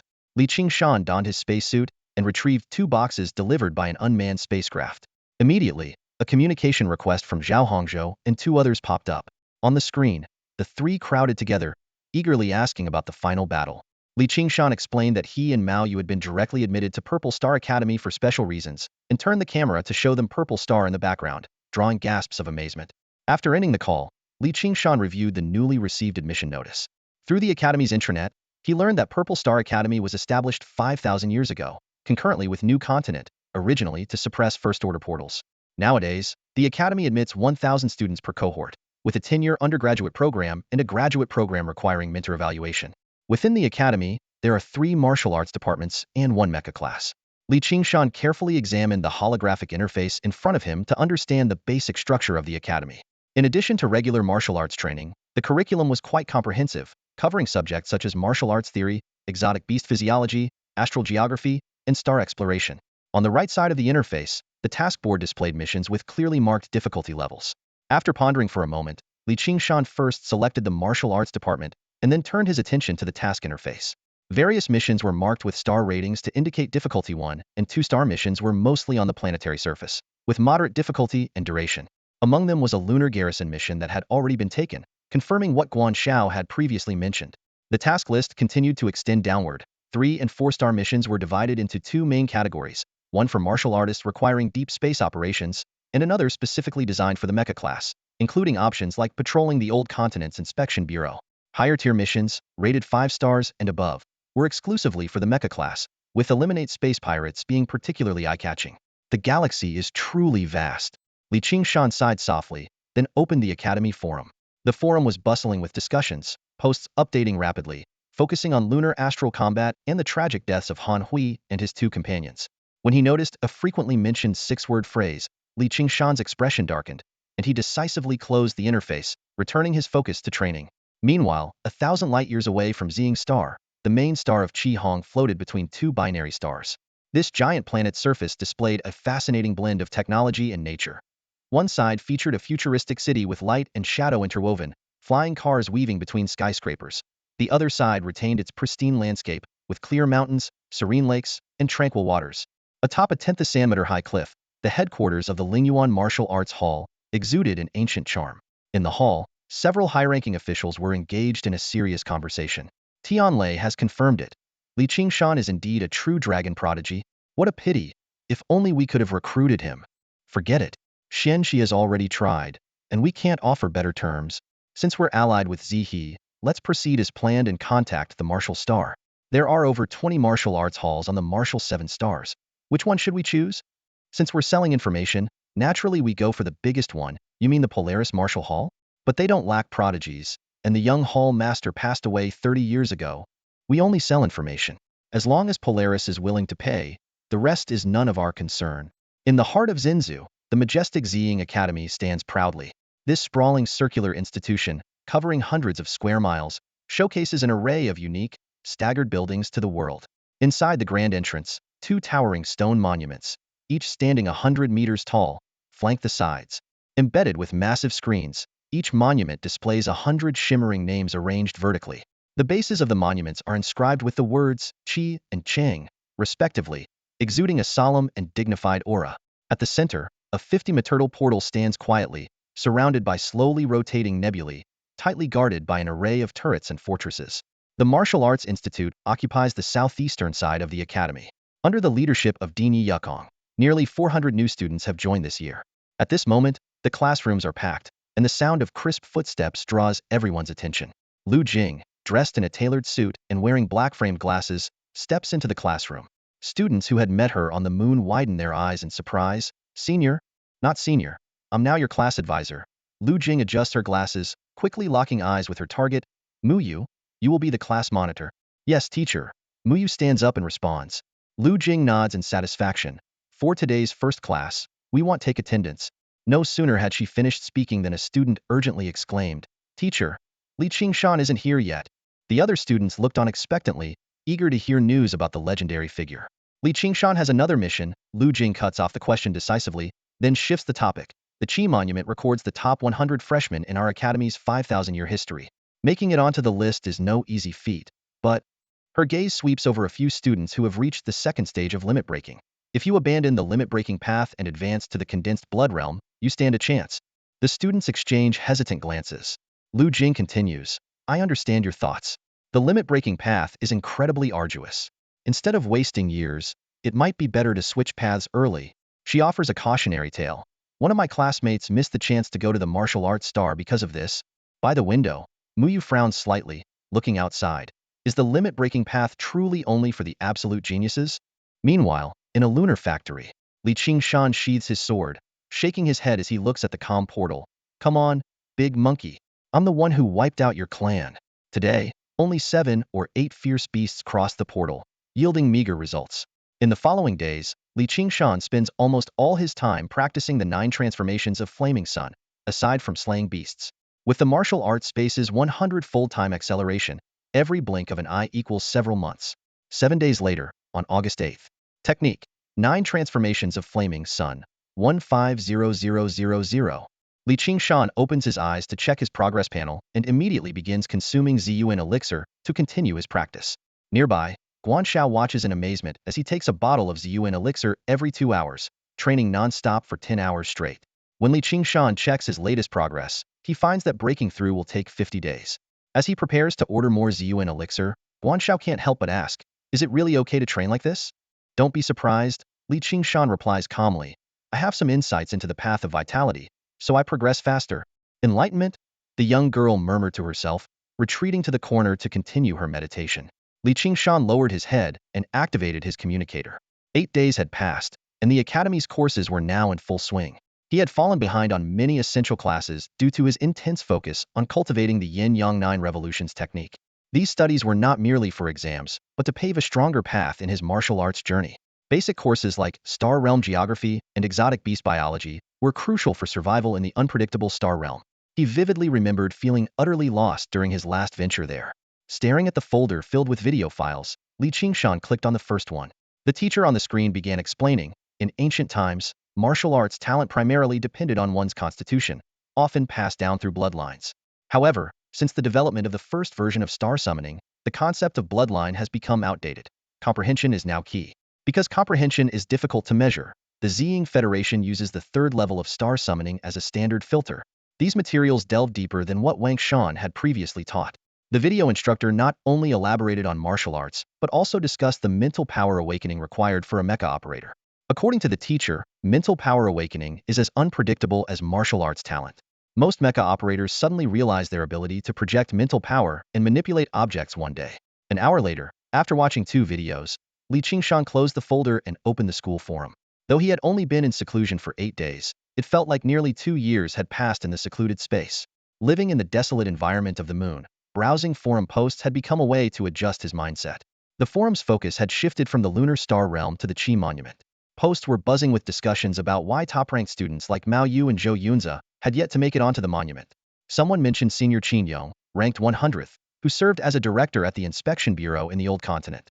Thinking of the scholarly figure and his distinctive gold spaceship, Qingshan raised an eyebrow. Suddenly, a new post quickly rose to the top. "If you ask me, instead of pinning hopes on Mao Yu or Zhou Yunze, we should wait for Qingshan's return. He'll definitely make it onto the Qi monument, and his rank won't be low." Qingshan silently liked the post and closed the forum, returning to the martial arts space for more training. Days passed as he kept to a strict routine. Monster hunting, training, watching instructional videos, browsing the forum, and then more training in the martial arts space. This disciplined rhythm also influenced Guan, who initially was shocked but eventually grew to admire and follow his example with determination. On August 20th, when Qingshan's cultivation reached the 3rd stage of limit breaking at 27100, a new message quickly topped the forum. Mao Yu defeated Senior Qin Yong and claimed the 100th spot on the Qi monument. Quick work. Qingshan chuckled as he liked the post. By August 31st, his cultivation had risen to 49,100 in the 3rd stage of limit breaking. A significant update appeared on the forum. Pan Jing'an had won consecutive battles and reached the 87th rank on the Qi monument, while Mao Yu had dropped off the list. This news caught Qingshan's attention. Pan Jing'an, a fellow student who had fought alongside him in the Star Realm, was second in strength only to Zhou Yunze and was also at the 2nd stage of limit breaking. Such rapid advancement was unusual unless there was a special reason. Reading the heated discussions below the post, Qingshan quickly found the answer. Pan Jing'an had abandoned the path of limit breaking and chosen another route. His new rank was indeed due to the advantages gained from his breakthrough. Judging by the students' reactions to their first class, it's clear that the Academy's stance on breaking limits has changed. Qingshan looked at the messages on the forum and couldn't help but recall Wang Keshan's meaningful sigh from back then. Evidently, past lessons were too numerous, and now the Academy was starting to advise students to give up on the path of breaking limits early on. But as Wang Keshan had said, giving up is easier said than done.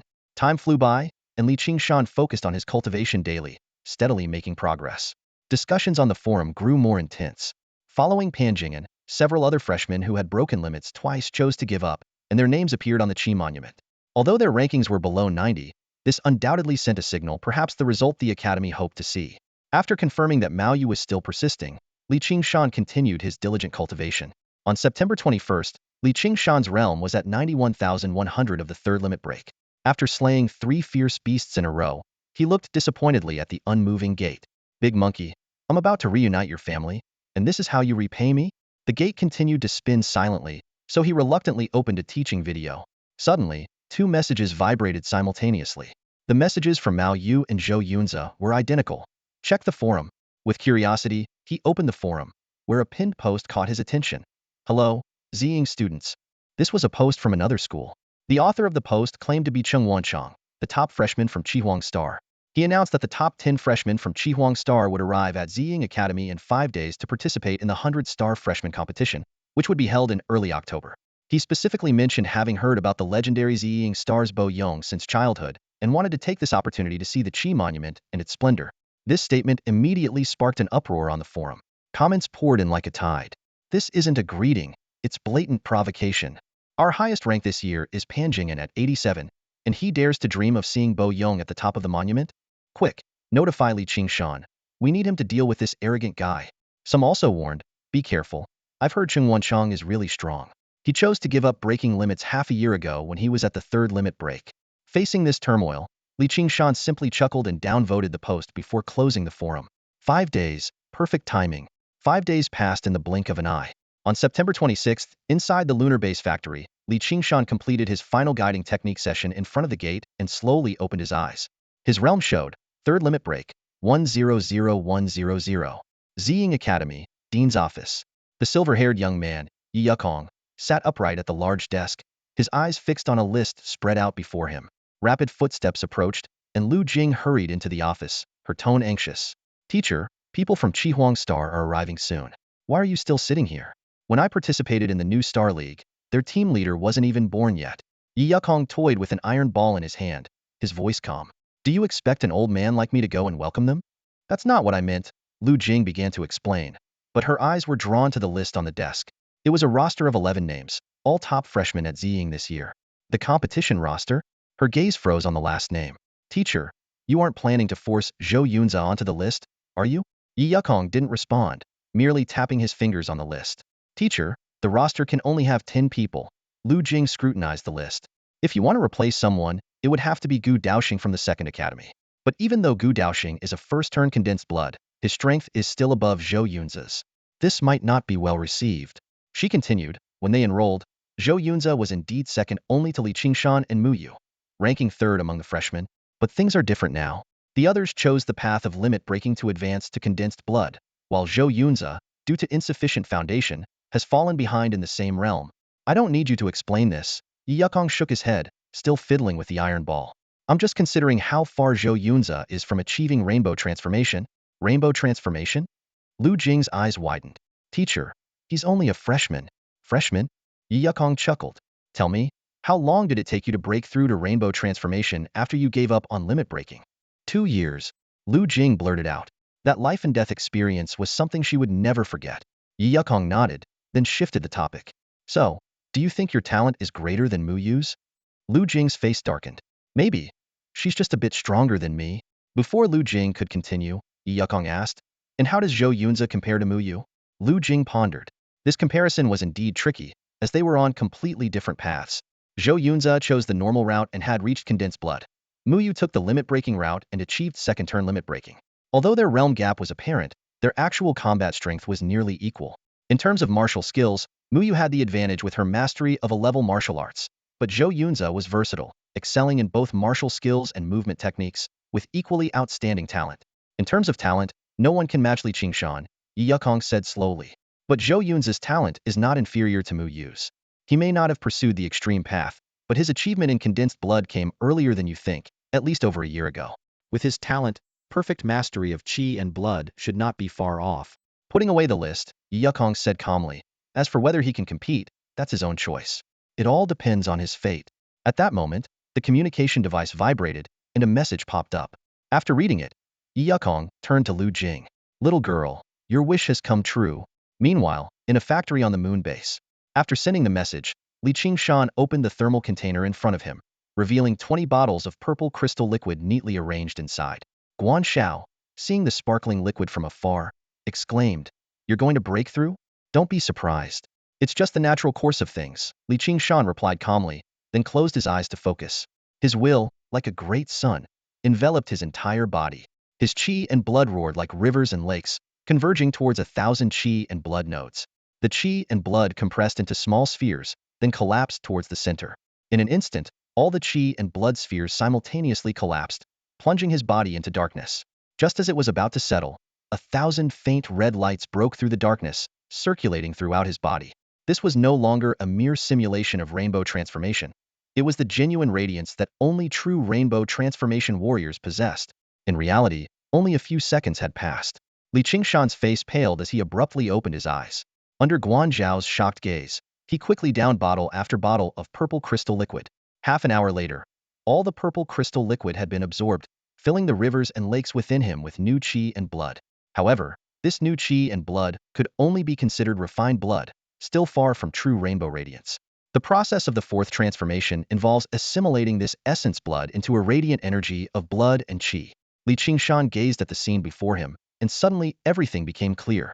He finally understood why breaking through the fifth transformation required rare and precious materials. By the time he reached this stage, his body would be saturated with this unique energy, which ordinary potions couldn't replenish. Picking up his battle blade, he nodded to Guan Zhao and stepped decisively into the portal. "Big monkey, here I come." As ripples spread out, the stench of blood filled the air. Looking around, the ruins of the former camp had vanished, replaced by the scattered remains of vicious beasts, clearly the result of the Fire Ape King's wrath. Just as Qingshan was shaking his head at the waste, a deafening sonic boom echoed from the horizon. The Fire Ape King's eyes were blood-red, flames surged around its body, and sonic waves rippled behind it. Perfect timing. "Today, I'll reunite your family." Qingshan drew his battle blade, which was instantly enveloped in purple lightning. With a powerful push off the ground, he broke the sound barrier, the earth cracking beneath him. His figure shot into the sky, and a red and a purple streak collided midair. Meanwhile, at the entrance of Ziying Academy, numerous freshmen curiously watched a descending spaceship. Standing at the forefront of the crowd, Lu Jing wore a smile. As the hatch opened, a burly man named Gong Hao led 10 students out. After a brief exchange, the group moved to the left, where a towering monument, 100 meters tall, stood. The base of the chair monument bore the inscription Qi, and the back housed a dedicated virtual login chamber. The door was closed, and a red light was glowing. Suddenly, exclamations erupted from the crowd. "Zhou Yunzi has broken through. He's surpassed Pan Jing'an." Under everyone's gaze, Zhou Yunzi's ranking steadily climbed, finally settling at the 48th position on the Qi monument. Next, Chang Wenchang entered the login chamber, showcasing remarkable strength, climbing all the way to the 30th position. However, just as he was basking in his success, a new name began to leap upwards at an astonishing pace. Everyone watched in stunned silence as the name soared past dozens of ranks in mere seconds, racing towards the top of the monument. 18, 12, 9, 5, 3, until finally, it stopped at the 3rd position. Qi Monument 3rd, Qingshan. The appearance of this name left everyone present in a state of shocked silence. The challenge begins. Battleground. On a square platform with sides 10 kilometers long, Qingshan stood gripping a long sword, staring at the gradually emerging figure opposite him. It was a young man with black hair, empty-handed, and wearing a frivolous smile. Remarkably, his face looked even older than that of the current Yi Yakong. The young man remained motionless after appearing. As the defender, he would only attack when his opponent entered a specific range. Dinyi, Qingshan observed cautiously, no longer as eager to strike as before. The recorded names on the monument represented the top 100 strongest students of Ziying Academy in its 5,000-year history. This year, due to a special strategy, new students were allowed to surpass their limits and barely made it to the bottom of the list. Apart from that, those ranked 50 and above were mostly limit breakers, including some who had broken through 4 stages. The 49th ranked Zhou Yunzi marked a significant threshold, possessing the standard strength of someone newly entering the Rainbow Transformation realm. From his rank up to the 6th, there were no limit breakers. Generally, a limit breaker needed to reach at least the 5th stage to rival someone in the Rainbow Transformation realm. Qingshan had fought his way to this point, encountering 3rd stage blood condensation realm experts, each capable of battling a standard Rainbow Transformation realm opponent. The actual strength difference depended on the level of their extreme cultivation guidance techniques and martial skills. Cheng Wenchang, ranked 30th, was indeed impressive.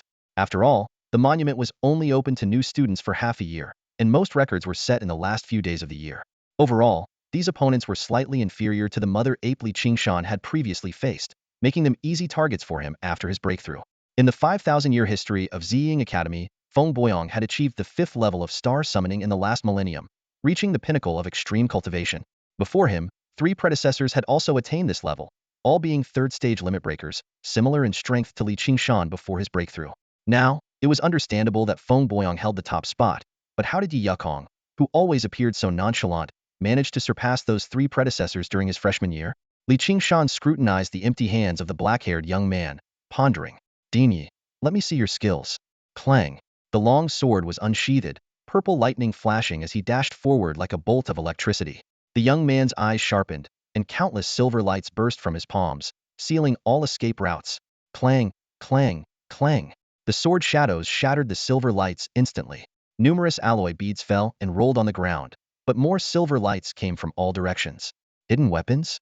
Qingshan blocked with his sword, frowning slightly. What puzzled him wasn't Yi Yukong's use of hidden weapons, but his realm blood condensation realm. Though not a threat now, Yi Yukong's strength clearly surpassed the previous three predecessors. A fourth-stage limit breaker in the blood condensation realm. Why stop at the fourth stage and not advance to the fifth, the rainbow transformation? Below the monument, the crowd watched intently, eyes fixed on the top of the leaderboard. Third place now, Qingshan must be fighting Dinyi. He advanced so quickly before, he should win, right? Not necessarily. It's Dinyi after all. Amidst the discussions, no one noticed one of the subjects of their conversation already standing below the monument. The silver-haired youth leisurely played with an iron ball, looking composed. Teacher, can Qingshan defeat you? Lu Qing asked, tilting her head. Before enrolling, no. But now, it should be easy, Yi Yukong replied with a faint smile. True dragons have an innate advantage in understanding the path of vitality, breaking limits much faster than ordinary people. Breaking limits? Lu Qing murmured softly, looking around. She noticed that everyone subconsciously ignored them, a testament to Yi Yukong's skill. After hesitating for a moment, she couldn't help but ask, Teacher, you had already broken through the fourth stage back then. Why give up? I'm not at the pinnacle of extreme cultivation. One more stage or one less, it doesn't make much difference, Yi Yukong answered calmly, seemingly indifferent. Lu Qing hesitated. No difference? How could that be? Breaking through the fourth stage was just one step away from the fifth, the rainbow transformation. Even without reaching the pinnacle, the foundational accumulation was worlds apart. Moreover, after breaking through the fourth stage, one would still be in the blood condensation realm and need time to regain control over their vitality and break into the rainbow transformation. No matter how you calculate, it was a losing deal. Seeing through his students' thoughts, Yi Yukong chuckled and shook his head. Little girl, don't always think about business. Whether it's a gain or a loss, you have to survive first. Lu Qing's expression tightened, recalling the legends about Yi Yukong. He had broken through during a mission in the Star Realm, but he never spoke much about that journey, and she dared not ask. At that moment, the ranking on the monument changed. Second place, Qingshan. He won. Qingshan really won. Next, Hell Challenge Senior Boyong, who has held the top spot for 1,000 years. I hope Qingshan wins, so our academy can start a new chapter. Win or lose, Qingshan is sure to meet Senior Boyong now. Yeah, unlike some people who just talk big all day. A wave of sarcastic chatter rippled through the crowd. Some began taking screenshots of the rankings, ready to push the post to the top. Chang Wenchang's face shifted through different expressions as the mocking around him grew sharper. Ultimately, he quietly retreated to the back of the Qihuang Star team. Lu Jing gazed up at the top of the stone monument, her expression relaxed. Teacher, do you think Qingshan can win? Yes, Yi Yukuan replied with conviction. What? Lu Jing was taken aback. But Senior Boyong made his mark at the end of the year. Is Qingshan really stronger than he was back then? Yi Yukuan gave his student a calm look and shook his head. You misunderstand. Qingshan is only stronger than Feng Boyong in the battle space. Activate the monument, battle space. A figure materialized in the void. Qingshan carefully examined the young man opposite Hyman's ordinary face, but with a striking pair of weapons hanging at his waist, a knife and a sword. Dual-wielding weapons? Qingshan smiled slightly and charged forward with his blade. A fierce wind arose, and blade shadows filled the air, with purple lightning snaking through them. Qingshan's figure was instantly enveloped by a pillar of wind and thunder, the nine heavens wind and thunder blade. Clang! Feng Boyong drew his sword, and the purple lightning immediately spread to its edge. In an instant, the fierce wind swirled around him, and the lightning coiled like a living serpent, forming a towering tornado of wind and thunder. Blade against blade.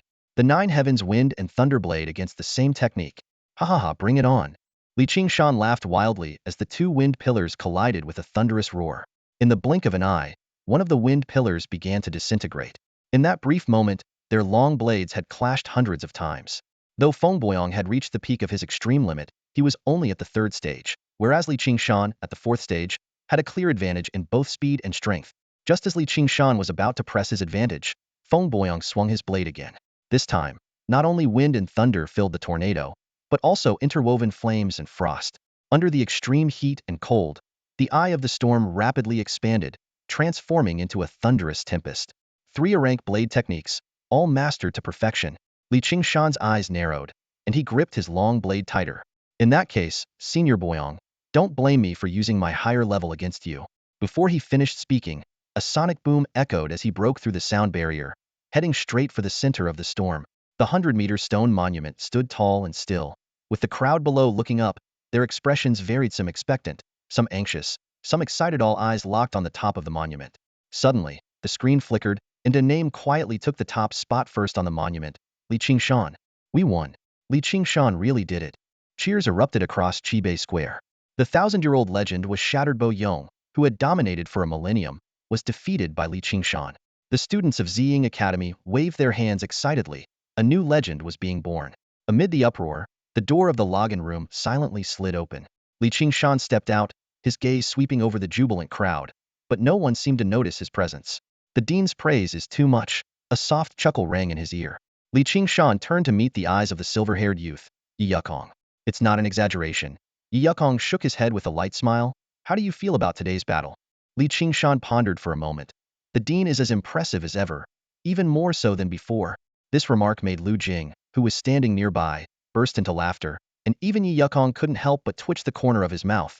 I was asking about your fight with Senior Bo Yong. Senior Bo Yong. Qingshan hesitated slightly. He's incredibly strong. His mastery of 3 grade blade techniques far surpasses the norm. Blade techniques? Yi Yukong shook his head slightly. Actually, Senior Bo Yong's greatest strength lies in his swordsmanship. Back then, he had already mastered an A-grade sword technique to perfection. Qingshan suddenly understood, recalling the long sword that had never been unsheathed. Yi Yukong continued, the true dragon prodigies may have extraordinary talent in terms of vitality, but breaking limits is just the foundation. True martial prowess lies in comprehension. He spoke earnestly. So, while breaking limits, don't neglect your understanding of martial techniques. Qingshan nodded seriously. In fact, he had never slackened in his martial training. During his 50 days of seclusion, apart from 10 hours of physical training each day, he spent the rest of his time honing his martial techniques in the martial space. Now, his proficiency in 2 A-grade martial arts was nearing 10,000. Amid the noise of Qibei Square, Qingshan quietly followed Yi Yukong away. Moments later, the students noticed the login room door open but empty, and they began to discuss it fervently. The news spread like wildfire, quickly reaching all of Ziying Academy and even neighboring planets. Feng Boyang, this prominent figure who had emerged from Ziying Star 1,000 years ago, and was now famous in the Songlong system, had his digital avatar defeated by Qingshan. Returning to the student dormitory area of the Martial Arts Institute, Qingshan opened the Academy Forum. The pin post read, "A new legend is born at Ziying Academy." He silently liked the post and closed the forum. Anticipating potential interruptions, he sent a leave request to his class advisor, Lu Jing. With 4 days left before the 100 Stars freshman tournament, Qingshan decided to enter seclusion. Gazing at the progress bar of Flame Sun 9 turns 150000, he resolved to train for the next 4 days. He calmly closed his eyes, entering the martial space to begin a new round of vitality sensing. Meanwhile, in the central region of the Red Rainbow Star Domain, a shadowed area stood out. 7 gigantic planets, comparable to stars, floated within, defying all physical laws. On one of these planets, known as the Morning Star, the sky was bathed in brilliant dawn light.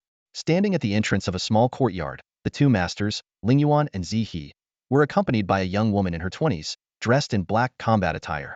The young master of the Polaris Martial Arts Hall, Dailon, smiled faintly and looked meaningfully at the 2 hall masters, Lingyuan and Zihe.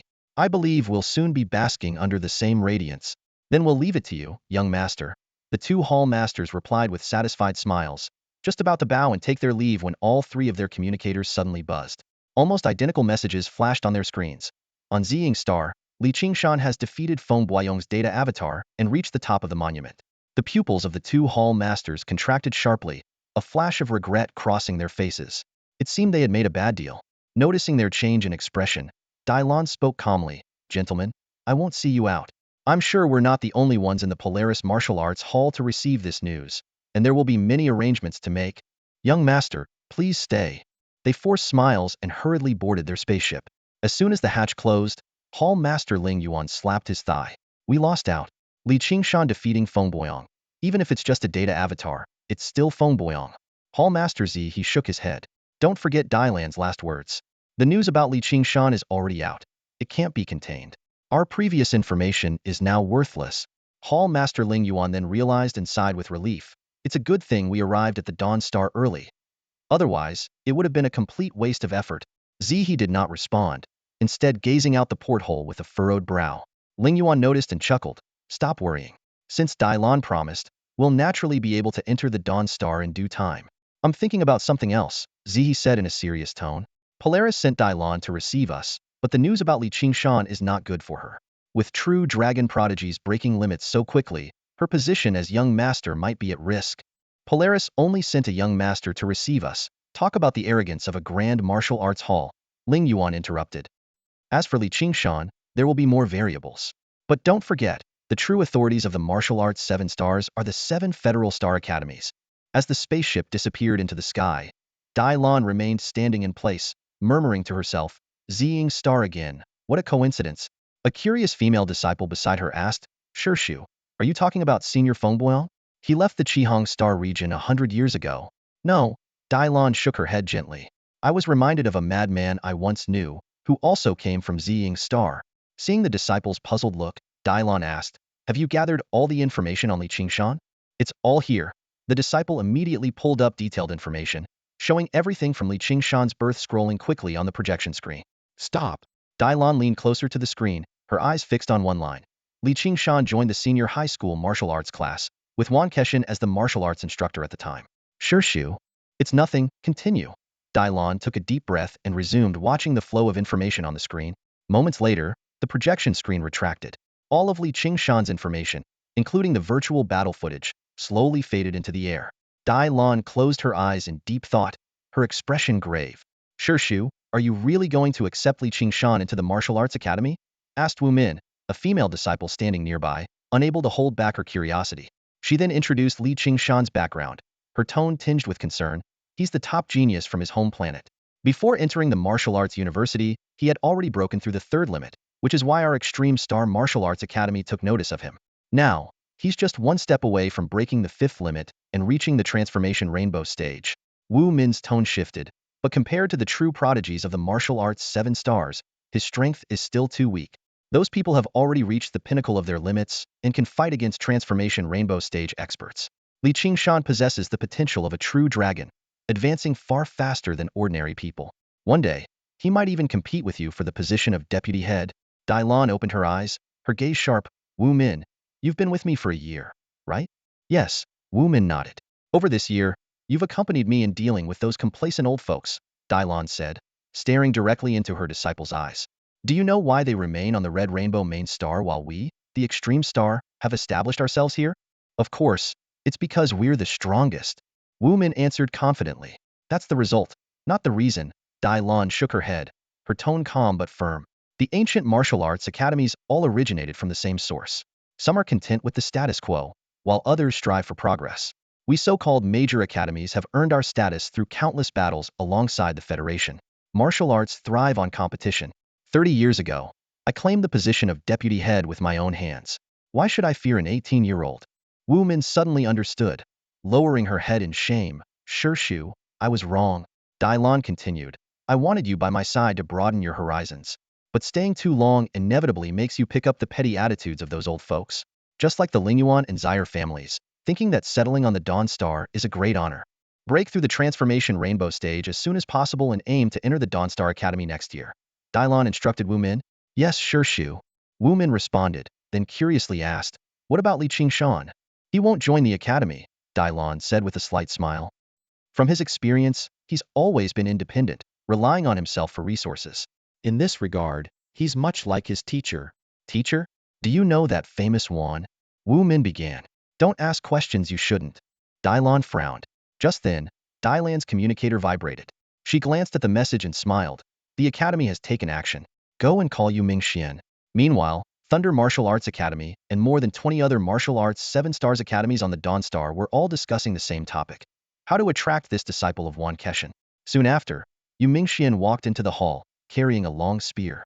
Dailan asked, You're from the Blue Silver Star, right? You should be familiar with the 100 Stars freshman tournament. Yu Mingxian thought for a moment and nodded. I think I've heard a bit about it, but I was just a kid back then, Yu Mingxian recalled. A knowing smile played on Dai Lan's lips as he waved his hand. I'm giving you some time off this time. Go visit your family, and while you're at it, participate in the competition. Visit my family? Compete? Yu Mingxuan's eyes widened in disbelief. As someone who grew up in an institution, he had no family to visit.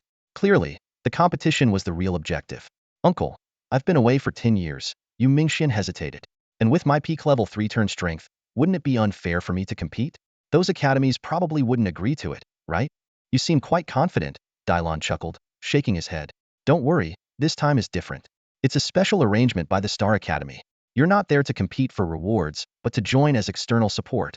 Yu Mingxian pointed at himself, full of confusion. Yes, each martial arts school will send one disciple, Dai explained. The Star Academy wants you sheltered flowers to get some real experience before next year's major entrance exams. Real experience? Yu Mingxuan's eyes lit up. Uncle, are we going to the Star Realm? No, you'll understand the specifics when you get there. Dai waved his hand dismissively. I called you here because I need you to deliver a message to Qingshan. Who is Qingshan? Yu Mingxian was puzzled, but didn't dare to ask further in front of his uncle. You'll find out when you get there. Dai didn't elaborate, but solemnly instructed. Tell Qingshan that I have found a solution for his teacher's injury. Yes, uncle. Yu Mingxian agreed promptly and left quickly. Shortly after, over 20 spaceships simultaneously took off, breaking through the clouds and leaving the martial arts 7 stars behind. Meanwhile, the Purpling Academy was abuzz with activity. Both new and old students were searching everywhere for Qingshan. The cafeteria, classrooms, and martial arts halls were all thoroughly searched, but there was no sign of him. In a quiet villa in the southeastern dormitory area of the Martial Arts 3rd Academy, a young man sat cross-legged, motionless. For days passed quietly, and when Qingshan finally opened his eyes, a fleeting trace of weariness could be seen deep within them. Buzz. The communicator vibrated, and a message popped up. Qingshan glanced at the words, "Meet at the school gate," then closed his eyes and took a deep breath. It's just 400 days. No big deal. When he reopened his eyes, his determination was back. As he stood up, he grabbed his thunder pattern blade, took one last look at the still unfamiliar dorm room, and walked out. It was class time, so the area around the second monument was unusually quiet. A few figures had already gathered at the school gate. Muyu, Zhou Yunze, and 7 other freshmen he recognized. Qingshan nodded at them and walked past the base of the monument. You haven't had a chance to look at the monument closely during your 4 days of seclusion, have you? Muyu asked with a peculiar expression. Come on, I know how you are. You don't need to flatter me. Qingshan waved dismissively without turning around. What's there to see? He's already at the top. I'm not talking about the second monument. Muyu muttered. The surrounding students were stunned and instinctively turned their gaze to the 100 Turtle Monument on the right, the Achievement Monument. Unlike the second monument, which recorded the top 100 freshmen within 6 months of admission, the Achievement Monument listed the top 100 graduates in the last 6 months before graduation. Feng Boyong and Yi Yukong occupied the first and second spots, and many names indeed overlapped with the second monument. But Qingshan's eyes were fixed on the name right below Yi Yukong. The third on the Achievement Monument, Wan Keshan. Holy crap! Qingshan couldn't help but exclaim. Old Wan, is that awesome? He never mentioned it before. Before he could finish, a sonic boom echoed in the air. A cold voice sounded nearby. Old Wan? Looking up, he saw a silver-white mech glistening, with the cold moon shuttle hovering. It was Man. Following her, 9 more mechs descended, their metallic shells retracting like scales as 10 mecha pilots landed. Senior, are you all back to hand in a mission? Qingshan asked the familiar Man. No. Man shook her head and walked towards the gate. This time, we're joining you for the assessment. Everyone was puzzled. Mecha pilots had always been independent of the martial arts system, and the 100 Stars League had never seen mecha pilots participate before. Moreover, this was a freshman league, making their participation even more unusual. Outside the gate, a silver-haired boy, Yi Yukong, was fiddling with 2 iron balls, with Lu Qing standing by his side. Flanking them were the teams from Red Yellow Star and Dark Moon Star, each with 20 members, including the temporarily added mecha pilots. All right, everyone is here. Yi Yukong pointed to a nearby small spaceship. The starship is in orbit. We'll fly up first. With anticipation, everyone boarded the ship. Qingshan specifically chose a seat next to Man Sr. Why did Teacher Wan go back to teach in Luoying City? Remembering Wan Keshan's impressive feat of withstanding Zhu Ping's laser, he was even more puzzled. With the 3rd place on the Achievement Monument, Wan Keshan could have easily left Ziying Star. That's all in the past, Man frowned. I asked my uncle when he came back, but he didn't say. The spaceship quickly exited the atmosphere, and a 10,000-meter-long steel giant appeared outside the window. After docking, everyone passed through the corridors and elevators to reach the bridge. By then, the starship had already left Ziying Star, and the window revealed a sky full of stars. Yi Yukong turned to face the crowd, his brows slightly furrowed and his expression serious. His gaze swept over each student's face before he spoke in a deep voice. I know you're all curious about why the senior students from the mecha class are joining us. This year's 100 Stars Freshman League is different from previous years. The assessment projects are jointly set by Star Academy and the Planetary Fortress. He paused deliberately, his eyes shifting to the martial arts freshmen. The 7 stars of martial arts, 7-star academies. The coveted spots in the Great Martial Academy that you've all been dreaming of are the admission qualifications for these 7 academies. As soon as he said this, the eyes of the martial arts freshmen lit up, and many subconsciously straightened their backs. Yi Yukong nodded slightly and continued. Our mission is clear: eliminate a group of interstellar pirates. The mecha class will be responsible for taking down the pirate fleet, with specific tasks assigned by the Planetary Fortress. He then locked his gaze on the martial arts freshman again. Your task is to clear out the pirate stronghold. Detailed assessment arrangements will be determined after we assemble. His voice suddenly grew more severe. But there's one thing you must heed: show no mercy. The pirate stronghold is located on a desolate life-bearing planet. According to Star Academy's intelligence, these pirates are associated with an evil deity. The corruption of the evil deity is bizarre and unpredictable, adept at disguising itself. Do not, under any circumstances, let your guard down and risk your lives. Upon hearing this, all the martial arts freshmen's expressions turned solemn. Although most of them had fought against alien beasts, they had never encountered followers of an evil deity.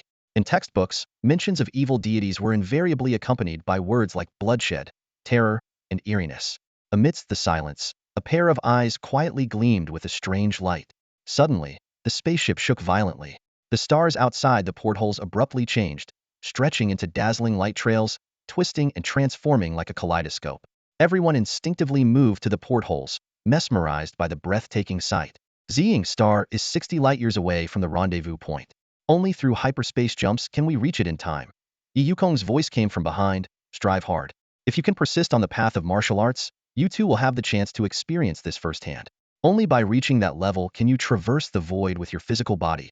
Qingshan stood by the window, the light in his eyes gradually dimming, replaced by endless yearning. Resources, alien beasts, evil deities — these were merely steps on the path of cultivation. The ultimate goal was to traverse the void with one's physical body and behold the vast expanse of the starry sky. In the dazzling and magnificent hyperspace tunnel, the colossal starship glided silently. Beneath the gigantic portholes, students stood in awe, captivated by the breathtaking scenery. As time passed, people began to explore the massive starship. Yi Yukong explained that this was just an ordinary civilian-grade starship, which still took 5 days to traverse 60 light-years. After having meals provided by the automated system, Qingshan, Muyu, and Zhou Yunze found their respective rest cabins following the map. As soon as Qingshan entered his rest cabin, he closed his eyes and began meditating. Outside the cabin door, Muyu and Zhou Yunze exchanged a surprised look. Though they were used to Qingshan's diligence, his ability to focus on cultivation even during the special occasion of his first starship journey was truly admirable. This sight stirred a sense of urgency in them, prompting both to return to their cabins to begin their own cultivation. News spread quickly throughout the ship. When the other students learned that Qingshan, the top student at Chibei Academy, had already begun his retreat, the once excited crowd gradually quieted down and returned to their cabins to cultivate. Even the senior students from the mecha class were no exception, and the entire starship fell into silence. No wonder he's the top at Chibei. Qingshan might really surpass Boyang, marveled Gong Hao, the leading teacher from Dark Moon Star. Beside him, Yi Yukong silently rubbed an iron ball, a meaningful smile on his face. 5 days passed in the blink of an eye. When the starship lightly trembled, the students awoke from their cultivation. Muyu noticed Qingshan looking slightly dazed and asked with concern, "Have you been meditating for too long?" "I'm fine." Qingshan waved his hand, taking a deep breath to regain his composure. 5 days is nothing. His words made Zhou Yunze feel a pang of guilt, recalling how he had come out twice to eat. After dining in the cafeteria, everyone returned to the bridge. The hyperspace tunnel's dazzling light was now gone, replaced by a floating asteroid belt. Dozens of starships of the same model were converging from all directions. Led by Yi Yukong, the group boarded a small shuttle and headed towards a 1,000-meter-long black-painted starship. Upon docking, the teachers from various schools greeted Yi Yukong and cast approving glances at Qingshan. At that moment, the mecha pilots from each school suddenly left the group, piloting their colorful mechas into space. Seeing this, a look of envy flashed in Qingshan's eyes. Actually, you can do it too, Yuman explained, staying behind with a few others like Ziying. The tasks are divided differently, and we need to be prepared to face space pirates battleships. On the way to the bridge, Qingshan curiously asked, Senior, can you pilot a mecha without awakening mental power? You've misunderstood. Yuman shook her head. Mental power exists in everyone. We mecha pilots simply awaken it earlier, allowing us to start training and using it sooner. At the stage where a warrior opens their apertures, all 9 must be fully opened, allowing the starlight energy to temper the body, making space travel possible. This is a crucial stage of cultivation, but to advance further, one must open the heavenly eye, the 10th aperture, which is also the source of spiritual power. Qingshan listened intently, his eyes brimming with interest. Noticing this, Yuman immediately reminded him, warriors and mecha pilots follow 2 completely different paths. She explained seriously, a mecha pilot needs to integrate their spiritual power into the modules to control the mecha, whereas a warrior, upon entering the inner vision stage, requires their spiritual power to be absolutely pure for visualization techniques. This is a fundamental conflict that cannot be reconciled. These words were like a bucket of cold water, instantly extinguishing the enthusiasm on Qingshan's face. In his heart, no matter how powerful a mecha was, it was still just a sophisticated tool. A true strongman should be like his teacher, Guan, who could crush a mecha with sheer physical strength that was exhilarating. Unknowingly, the teacher and students had entered the bridge compartment. Although this starship was only a kilometer long, the bridge was spacious enough to accommodate over 1,000 people. In the center of the compartment stood a scholarly middle-aged man dressed in simple attire, standing alone. Seeing Yi Yukong approach, the middle-aged man showed a warm smile. Old Yi, long time no see. It has indeed been a long time. Yi Yukong looked at the slightly weathered face of the other, and sighed lightly. Lu Yin, you've aged too? If you don't take the next step, who doesn't age? Lu Yin replied nonchalantly, pointing at Yi Yukong's head full of silver hair. Aren't you the same? Yi Yukong merely smiled faintly, not responding. Lu Yan's gaze swept over the students present, lingering on Qingshan for a moment before he spoke. Students, I am Lu Yin from Wuyang Star Academy. I will be hosting the 100 Stars Freshman League this time. However, before we officially begin, we need to wait for reinforcements to arrive. As he spoke, he turned to face the porthole, raising his hand to point at the 20-plus small ships speeding toward them. They have arrived. These reinforcements come from over 20 major martial arts academies of the 7 martial stars. Although they will not participate in the reward distribution, they will join our ranks as support. Disciples from the martial 7 stars? The new students exchanged puzzled looks, each with different expressions. For these prodigies who fought their way through the 100 Stars League to the highest academy on the planet, a spot in the martial star was their ultimate goal. And now, these incoming disciples from the martial halls had already reached that pinnacle. Some students from other planets had a look of reminiscence in their eyes, though they had once had the opportunity to join the martial halls. Only the most exceptional were accepted. In the team from Ziying Star, Mu Yu and Zhou Yunza both directed their gazes at Qingshan. Ever since hearing about the arrival of the martial hall disciples, a subtle melancholy had shrouded Qingshan's face. Under the watchful eyes of the crowd, over 20 martial hall disciples entered the bridge, each armed. They neither displayed arrogance nor excessive politeness. They simply bowed to Lu Yin and then stood quietly to the side, their eyes subtly shifting to Qingshan. Qingshan furrowed his brows slightly, understanding instantly. He had experienced such scenes before the news of his top-ranking achievement had undoubtedly reached the martial star. Alright, now that everyone is here, let's talk about the mission objective, Lu Yin said, moving to the control panel and pressing a button. A holographic projection of a planet appeared. In the Federation's database, this is a desolate life-supporting planet. It has no name, just a number. So let's call it Wild Star for now. Lu Yin slid his finger across the projection, and the planet slowly rotated. Wild Star is rich in water resources, with only a small piece of land covering less than 5 of the surface. The projection stopped rotating, revealing a small, earthy yellow landmass in the middle of an expansive ocean. According to our scouts, the pirate camp is located at the center of this land. Of course, this is your assessment. I can only provide you with basic information, Lu Yin continued. There is a medium-sized warship and 8 small warships in orbit around Wildstar. These will be handled by the mecha pilots. Additionally, 20 mecha pilots will accompany you into the atmosphere to deal with the pirates' mecha forces. The rest is up to you. The projection suddenly switched to a densely packed array of portraits over 3,000, each marked with numbers ranging from 2 to 100. Targeted bounties. Lu Yin pointed to the top 3 portraits. This is the bounty list, featuring the warriors from the pirate camp who are above the Qi and Blood realm. These 3 are priced at 100, 80, and 80 respectively, nicknamed Smiling Tiger, Viper, and Red Demon, the camp leaders. Reports suggest that all three are at the peak of the transformation realm, with Smiling Tiger possibly attempting to condense his acupoints. Condensing acupoints? The new student's expressions changed, some looking uneasy. If successful, that would make him a martial artist of the aperture realm. That's why we need external support. Lu Yin turned to the martial hall disciples. Even if Smiling Tiger succeeds in condensing his acupoints, he would only be the most basic aperture realm warrior.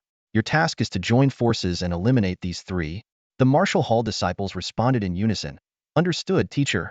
Satisfied, Lu Yin nodded and then turned his gaze to Qingshan, a smile on his lips. There's no assessment point reward for external support, but you can join them and try to take down some targets. Qingshan nodded in agreement, but after scanning the wall of photos, he hesitated and asked, Teacher, are there no cultists of the evil god on this list? Assessment points are important, but cultists are like experience packs. That's exactly what I was about to mention. Lu Yan's expression turned serious, his gaze sweeping over everyone. Besides these warriors on the wall, the camp has over 10,000 people handling logistics. The evil god's cult is mysterious, and our scouts can only speculate based on the pirates' previous abnormal activities. If there are cultists, they are likely hidden among these people. Remember, do not hesitate. Lu Yan's eyes grew sharp. This is both an assessment and a battlefield. You have no backup. We teachers will not intervene. Everyone on WildStar has pledged their loyalty. Do not hesitate just because someone is in the body refinement realm or appears to be an ordinary person. Hesitation against an evil god cultist could be fatal. Do you understand? All the students straightened up, responding loudly, Understood, teacher. Good. Lu Yin clapped his hands, and an automated cart rolled into the bridge, filled with wrist devices that resembled communicators. These wrist devices could display the bounty list, record kill points, and provide basic communication functions. Additionally, this is the assessment points exchange list. Lu Yin pointed to the changing projection, now showcasing various weapons and potions. As long as you have enough points, you can exchange for any of these. Of course, if you don't want these, you can exchange them for points in the planet's mall at a rate of 1:1000. As soon as these words were spoken, the heavy atmosphere in the classroom instantly lifted. The students' eyes lit up with excitement. They quickly calculated the value. Even the lowest-ranked Fog Realm warrior on the bounty list was worth 2 assessment points, which equated to 2,000 mall points. For this group of elite students, it was like a windfall from the heavens. Lu Yin watched the students' excited expressions and smiled slightly. All right, we have 2 hours until we reach the desolate planet. Prepare yourselves. Everyone, including the disciples from the martial arts school, quickly put on their assessment wristbands and registered their names. Although the disciples didn't participate in the points calculation, the communication function of the wristbands was equally important to them. Junior, didn't the teacher tell you the truth? Lu Jing somehow appeared next to Qingshan. These planets usually wouldn't even bring out refined metal, and now they're allowing weapon customization. Qingshan's eyes fell on the image at the top of the screen, which displayed various metal blocks, each priced at 500 assessment points and noted to be customizable into weapons. He quickly noticed a piece of purple-black metal flickering with lightning, a familiar name Thunder Pattern Refined Gold. Senior, is this an upgraded version of the Thunder Pattern knife? Qingshan asked, looking at the Thunder Pattern knife in his hand. Stop calling me senior. I'm your class advisor now. Lu Jing corrected him, then shook her head. If only it were that simple. Ordinary Thunder Pattern steel comes from the territory of the Qihuang Academy. My brother has some connections there to get it at a low price. But Thunder Pattern Refined Gold is different. Its annual production is extremely low. When I collected materials to forge your knife, I had to mix in half of other metals.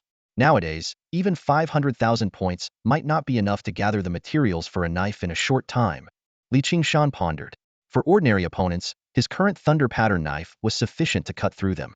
But against those beasts with abnormal defenses, it fell short. He recalled the struggle against the Fire Ape King. If he had a better weapon, it might not have been so tough. Moreover, the value of special material weapons wasn't just in their sharpness. Their attribute enhancements were crucial. After browsing all the items, he found that besides the most precious refined gold customizable weapons at the top, various cultivation potions could also be exchanged with planet points. Unfortunately, there were no traces of rare treasures. Qingshan shook his head and looked down to call up the bounty list on his wristband. Photos of targets were neatly arranged on the screen. His fingers swiped across the faces, and he muttered to himself, 500 points, gotta work hard. Qingshan glanced down at the bounty numbers on his wristwatch, frowning slightly as he pondered how to gather the 500 assessment points he needed. Just then, a group of over 20 martial arts disciples approached, led by a poised woman carrying a long sword. Qingshan, my name is Sun Mingzhu from the Thunder Martial Arts School, she began. But before she could continue, Li Qingshan put away his watch and interrupted. Nice to meet you. But if you're here to recruit me, there's no need to say more. Sun Mingzhu frowned. You might be misunderstanding us. The Thunder Martial Arts School is not like the smaller schools you've encountered before.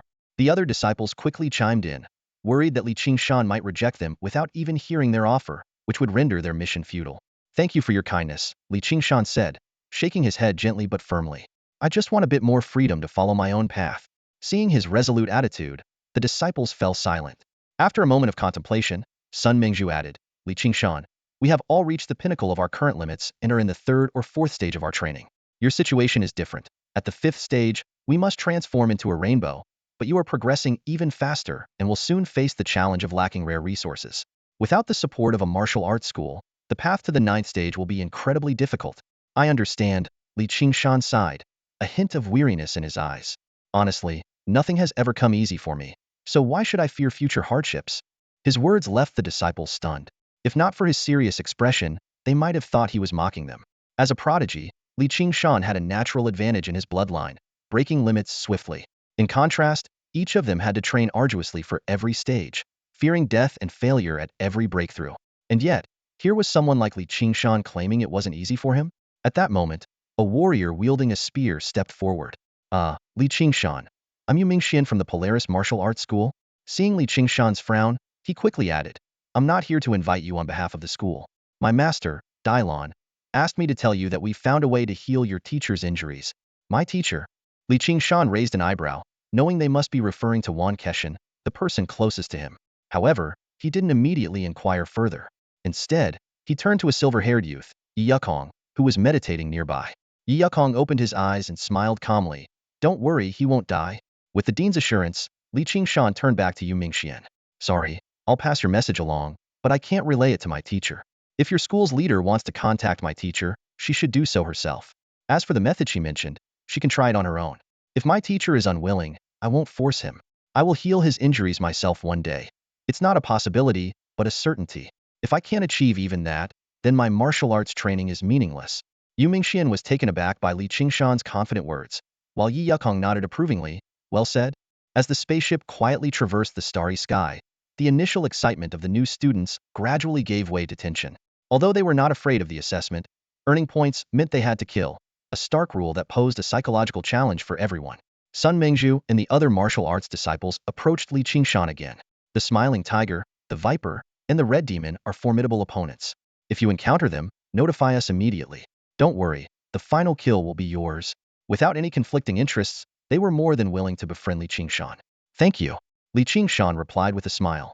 Over time, he had grown more familiar with these disciples, especially Sun Mingzhu and two others who had reached the fourth stage, Su Zixian from the Evergreen Martial Arts School and Bao Lang from the Rock Solid Martial Arts School. Including Yu Mingxian, the others had all reached the third limit-breaking stage. While such a level of achievement might be a rarity in 1,000 years on Ziying Star, in the entire Qihang Star region, a dozen or so such geniuses emerge every year. Li Qingshan stood by the porthole, his gaze piercing through the brilliant galaxy. The cosmos is vast, he murmured in awe. Despite the boundless expanse of the star region, true dragon prodigies were still a rare sight. You did well before, a gentle voice sounded from behind him. The refined Lu Yin stepped up beside him. Compared to the Martial Arts Academy, the Federal Star Academy is the true foundation of the Qihang Star region. In fact, there was originally a rare treasure on this exchange list. Lu Yin continued, a glint of deeper meaning in his eyes. But we noticed you seemed to no longer need it, so we removed it. Red Dawn Fire Lotus? Li Qingshan suddenly understood. The unexpected changes in the 100-star joint exam, with both the Academy and the Planetary Fortress getting involved, were likely related to him. This also confirmed that his previous choices were indeed correct. Outside the porthole, a stellar system was gradually approaching. Over 100 mechas flew out of the starship in perfect formation, heading towards a blue planet. Don't overthink it, Lu Yin said calmly. The federal education system will never overlook any genius, let alone a true dragon prodigy. As long as you continue on this path, any rare treasure will eventually be yours. Prepare to board. It's time to depart. Before leaving, Li Qingshan couldn't help but ask, Mr. Liu, are the reports about the cultists accurate? Lu Yin paused briefly, then nodded solemnly. The likelihood is high. Thank you, sir. I understand. Li Qingshan gripped the hilt of his sword and turned to leave. In space, the blue planet spun quietly. Nearly 10 massive warships, each tens of thousands of meters long, formed a line in orbit, their cannons lighting up in unison. Over 100 mechas streaked through the cold expanse like meteors, heading straight for the fleet. Yellow shields, red laser beams, and blue plasma streams intertwined, weaving a spectacular tapestry of battle in the frigid void. Meanwhile, on the far side of the planet, an inconspicuous black ship quietly breached the atmosphere and vanished into the vastness of space. The sky was clear and blue, with sunlight bathing everything in its warm glow. The ocean stretched endlessly, and a gentle breeze stirred up waves that lapped continuously against the edge of the planet's only continent. Although not vast, this continent boasted a diverse landscape, from endless sandy beaches and jagged rocks to dense forests and expansive grasslands. Deep within the continent's mountainous heart, a massive camp stood out prominently. The dense forest had been cleared away, replaced by rows of buildings, and an astonishing number of spaceships were parked on the outskirts. Strangely, despite its size, the camp was eerily empty. Every building had its doors tightly shut, and only a haunting melody echoed through the deathly still air.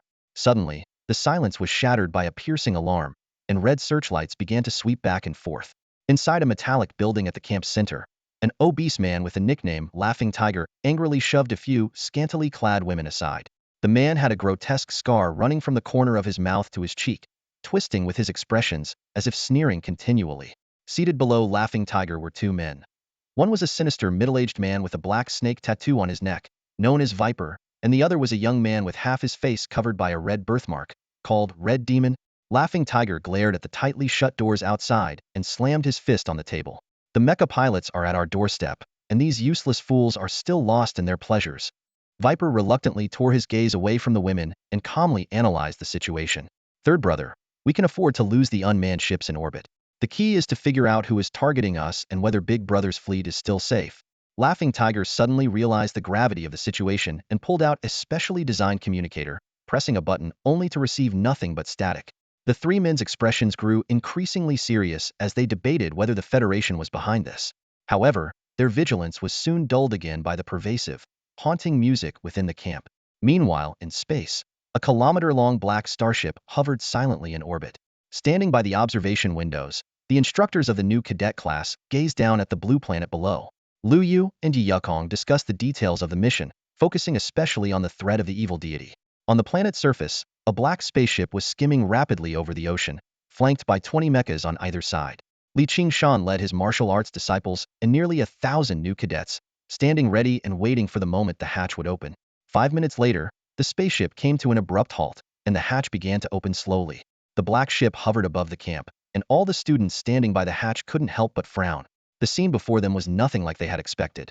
The camp was in chaos, with over 3,000 Qi and Blood Realm warriors stumbling out of their quarters, some even half-naked and looking utterly dispirited. This ragtag group seemed worse than street thugs, a complete mess. From the sky came a rumbling noise. The mecha warriors had already started their battle in the distance. The senior students were deliberately guiding the battlefield to extend outward. Suddenly, several loud bangs erupted, and a few buildings exploded. Dozens of star pirates soared into the air, surrounded by radiant halos, hovering midair. Despite their disheveled appearance, their aura was undiminished by the blood and light surrounding them. Where did these little brats come from, looking for death? A scar-faced man shouted arrogantly. Qingshan scanned the scene and immediately recognized the leaders. Scar-faced the smiling tiger, the sinister middle-aged man Viper, and the birthmark-fist Red Demon. Yet, Smiling Tiger's behavior puzzled all the freshmen. The fleet had been destroyed.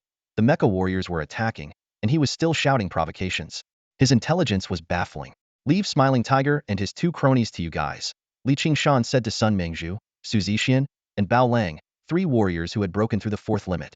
The martial arts students were surprised and asked, "You're not going for the kills yourself?" "I have my own plans." Before the words had fully left his mouth, Qingshan had already turned into a bolt of lightning, breaking the sound barrier as he charged toward the enemy. Smiling Tiger raised his heavy hammer with a wicked grin, but Qingshan deftly maneuvered past him. "Your opponent is us," Sun Mengzhu shouted, thrusting her long sword at Smiling Tiger's throat. Su Zixian and Bao Lang attacked his waist and head respectively, coordinating seamlessly.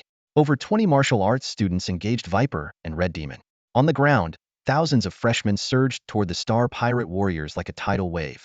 In the air, 10 star pirates in the Rainbow Realm tried to provide support but were intercepted by a streak of purple lightning. With each flash, a head would fall. In just a few seconds, 10 bodies fell to the ground. Qingshan appeared, his long knife dripping with blood. His wristwatch showed his points had reached 275, but the panel remained unchanged. None of these were cultists? He frowned and looked toward the distant battle with Smiling Tiger and the others. Although Smiling Tiger was stronger than the Fire Ape King Beast, he struggled against the coordinated attacks of Sun Mingzhu and her companions. The ground battle was one-sided, with hundreds of star pirates already down. Qingshan stopped hunting Qi and Blood Realm warriors, and instead charged into the barracks to clear out regular star pirates.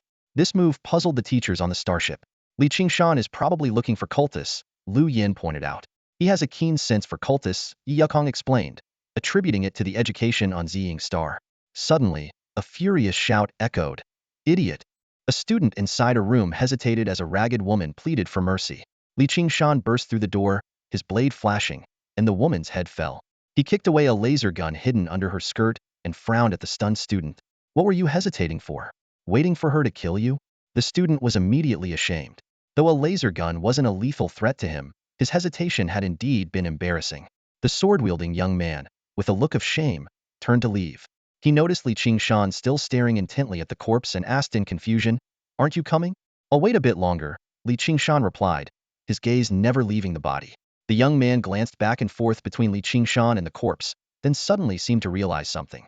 He shivered and quickly left the room. After another 10 seconds, the corpse remained unchanged. Qingshan, disappointed, withdrew his gaze, his brows furrowed. This wasn't his first time killing in the camp, whether women, cooks, or servants. Regardless of their abilities, he killed anyone who caught his eye. Yet, the panel still showed no response. Stepping outside, the chaotic battlefield came into view. The sounds of battle were incessant, and the smell of blood was overwhelming. But everything here, the flowing blood, the fallen body, seemed unusually ordinary, lacking the eerie atmosphere typically associated with a cult sacrifice. Where is the monster hiding? Qingshan muttered to himself, looking up at the fierce battle in the sky. Sun Mingzhu and the others were still engaged with the Smiling Tiger, while the Viper and the Red Demon were showing signs of defeat under the assault of over 20 martial artists. Boom! The ground cracked as a figure broke the sound barrier, purple lightning streaking into the battlefield. As Qingshan joined the fray, the experienced martial artists immediately made space. Lightning flashed through the melee, each strike causing the Viper and Red Demon to convulse. Within a few breaths, 2 heads were sent flying. Assessment points 80. Assessment points 80. Without pausing, Qingshan turned towards the Smiling Tiger. The martial artists followed closely, their weapons creating a storm around the berserk figure. Cowards! The Smiling Tiger roared, swinging his heavy hammer. But the hammer couldn't match the long spears, and despite his refined skills, he couldn't defend against attacks from all directions, especially not the ambushes from Qingshan and the other 4 experts. Bang! The heavy hammer fell, creating a deep pit, and the body collapsed alongside it. Assessment points 100. Qingshan glanced at his wristwatch. 745 assessment points, equivalent to 745,000 store credits. Yet, there was no trace of joy on his face. He only frowned as he looked down at the camp. The 3,000 star thieves had been almost entirely wiped out, leaving only a few ordinary thieves hiding in the buildings. From start to finish, nothing unusual had happened. "It seems there are no cult followers here," Sun Mingzhu said as she approached. "After all, Teacher Lu did say it was just a hypothesis. No cult followers?" Qingshan's eyes flickered with doubt. Lu Yin had clearly stated the likelihood was high before they set out. Besides, without the influence of a cult, the star thieves wouldn't have been so foolish. Yu Mingxian, carrying a large spear, surveyed the camp. "It's about time to clear out and leave." Qingshan nodded and issued the evacuation order. Everyone's communicators vibrated simultaneously, and although the new recruits and martial artists were puzzled, they quickly began to retreat from the camp. "I'll handle the cleanup," Qingshan declared, standing in midair and swinging his long blade. A howling wind condensed into black clouds, with purple lightning dancing within. Suddenly, the blade's momentum shifted, shattering the clouds and forming a tornado hundreds of meters high that reached the sky. 9 heavens, wind and thunder blade. The wind raged, and thunder roared. The buildings collapsed one after another, and the ordinary star thieves hiding within were instantly shredded into pieces, blood raining down. The onlookers outside the camp couldn't help but swallow nervously at the sight of this devastating scene. That should be thorough enough, right?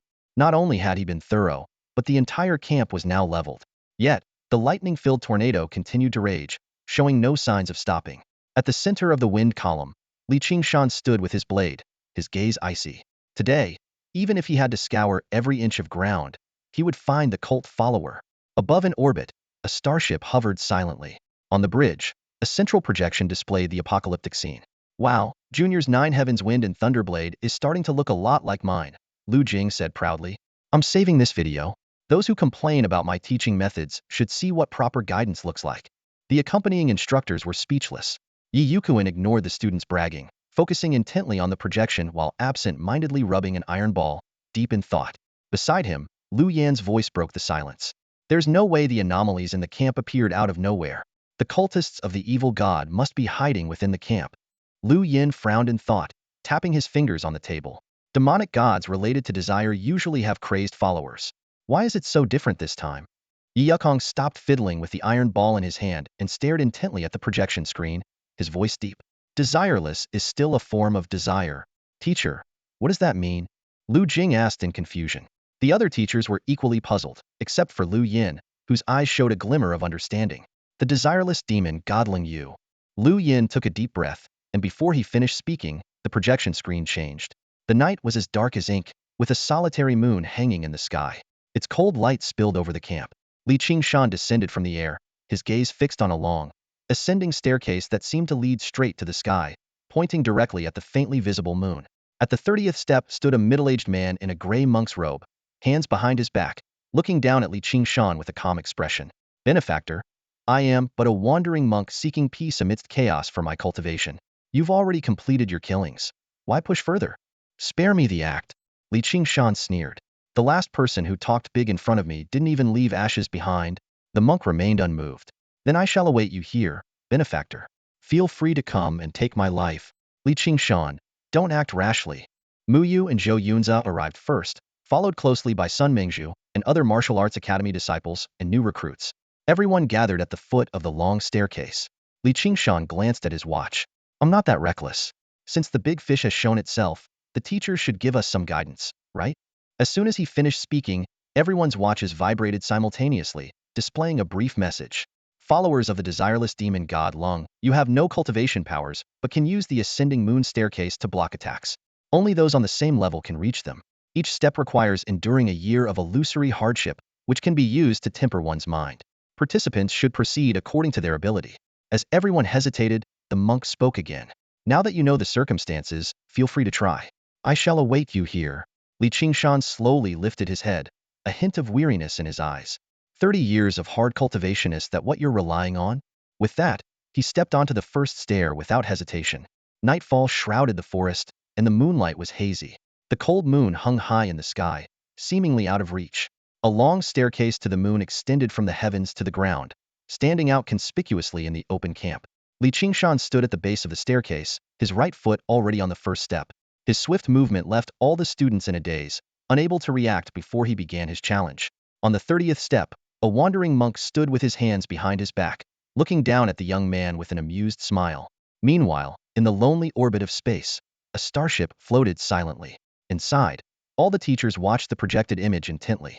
The cold moon demon god, what a hassle, Lu Yin said, shaking his head in exasperation. Hearing this, Lu Jing turned to the silver-haired youth beside her. Teacher, is it dangerous? No, Yi Yukong replied calmly. The cold moon demon god is an outlier among the demons of desire, representing a lack of desire.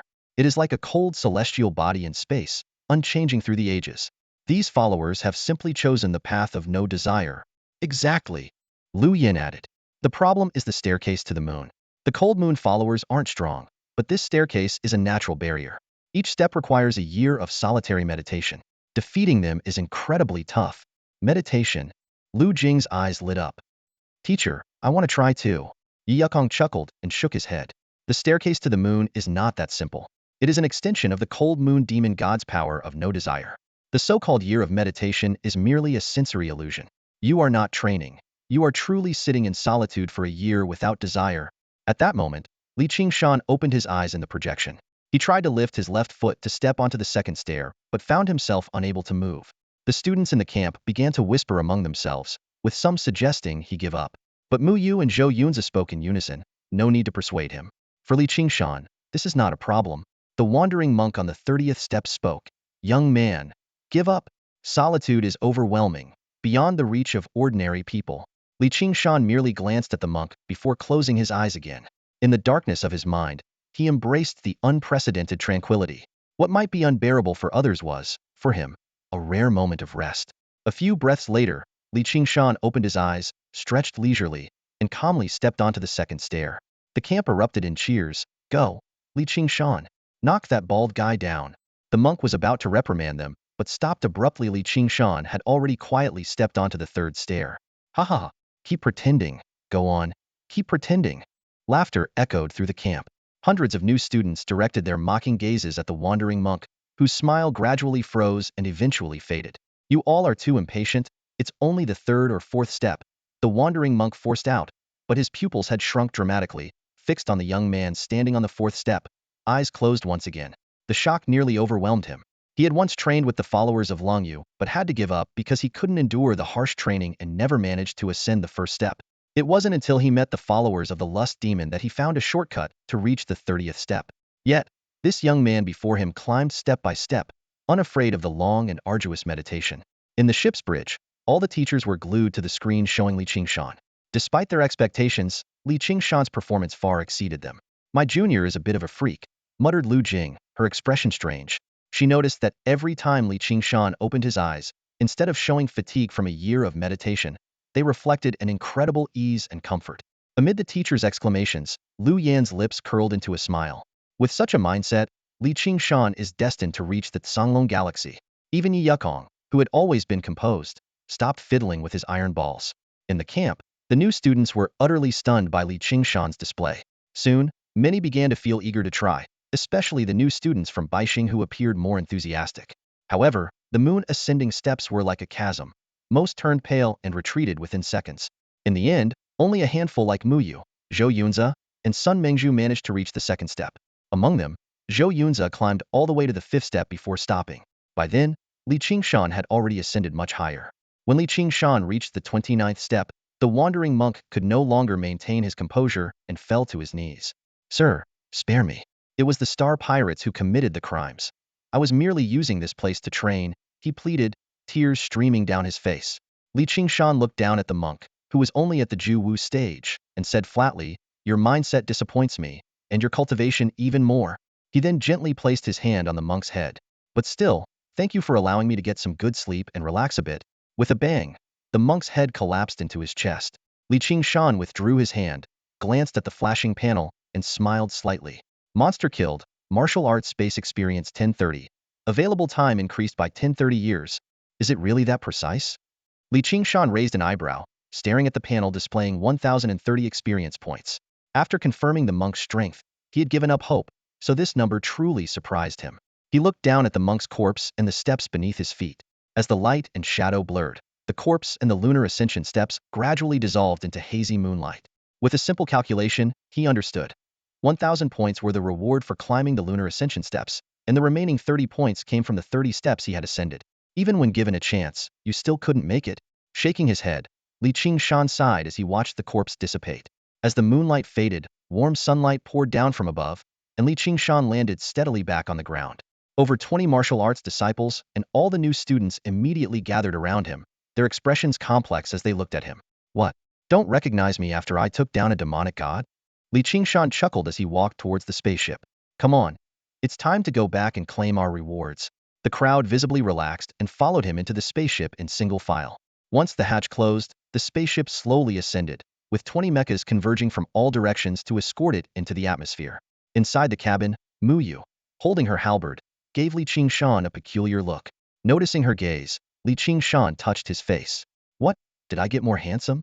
It's your mental state that's different, Zhou Yunzi explained. You're more relaxed than before. Maybe, Qingshan shrugged with a smile. I did have a pretty good sleep in the lunar illusion. Sleep? Muyu, Zhou Yunzi, and Sun Mengzhu were all shocked. In that realm filled with endless solitude, they had struggled to maintain their sanity. Qingshan turned to Zhou Yunzi.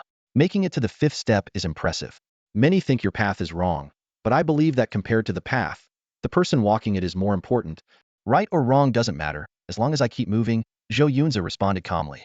Though, I'm still far from your level. I just said, there's no need to compare, Qingshan said, turning to look out the window. Suddenly, the void trembled, and the spaceship shook violently. Everyone crowded around the window, seeing a circular void over 10 kilometers in diameter appear above the orbit. A colossal steel beast, wrapped in a gray-white light shield, slowly emerged. Hyperspace jump. A meteor-class battleship, Sun Mingzhu exclaimed. Li Qingshan noticed a familiar insignia on the battleship identical to the one at the Star Pirates camp. As everyone worried about their weaponless predicament, a silver-haired boy, Lu Yin, appeared in space, gently rolling an iron ball in his hand. Martial arts aren't confined to the atmosphere. The stars are also a domain for martial prowess. He casually tossed the iron ball, and two vortexes, faster than light, instantly pulverized the battleship. The students gaped in awe, a single thought echoing in their minds. Incredible! Back on the starship, Lu Yin stood by the window, smiling at the still stunned students. Work hard, young ones. One day, you can do it too. With that, he clapped his hands and brought up the reward exchange interface. That's all for today. Thank you so much for watching. I hope you guys enjoyed. If you wish to have another part of this recap, please give us at least 1,000 likes. Please don't forget to comment and subscribe to our channel for more content like this. Until next time.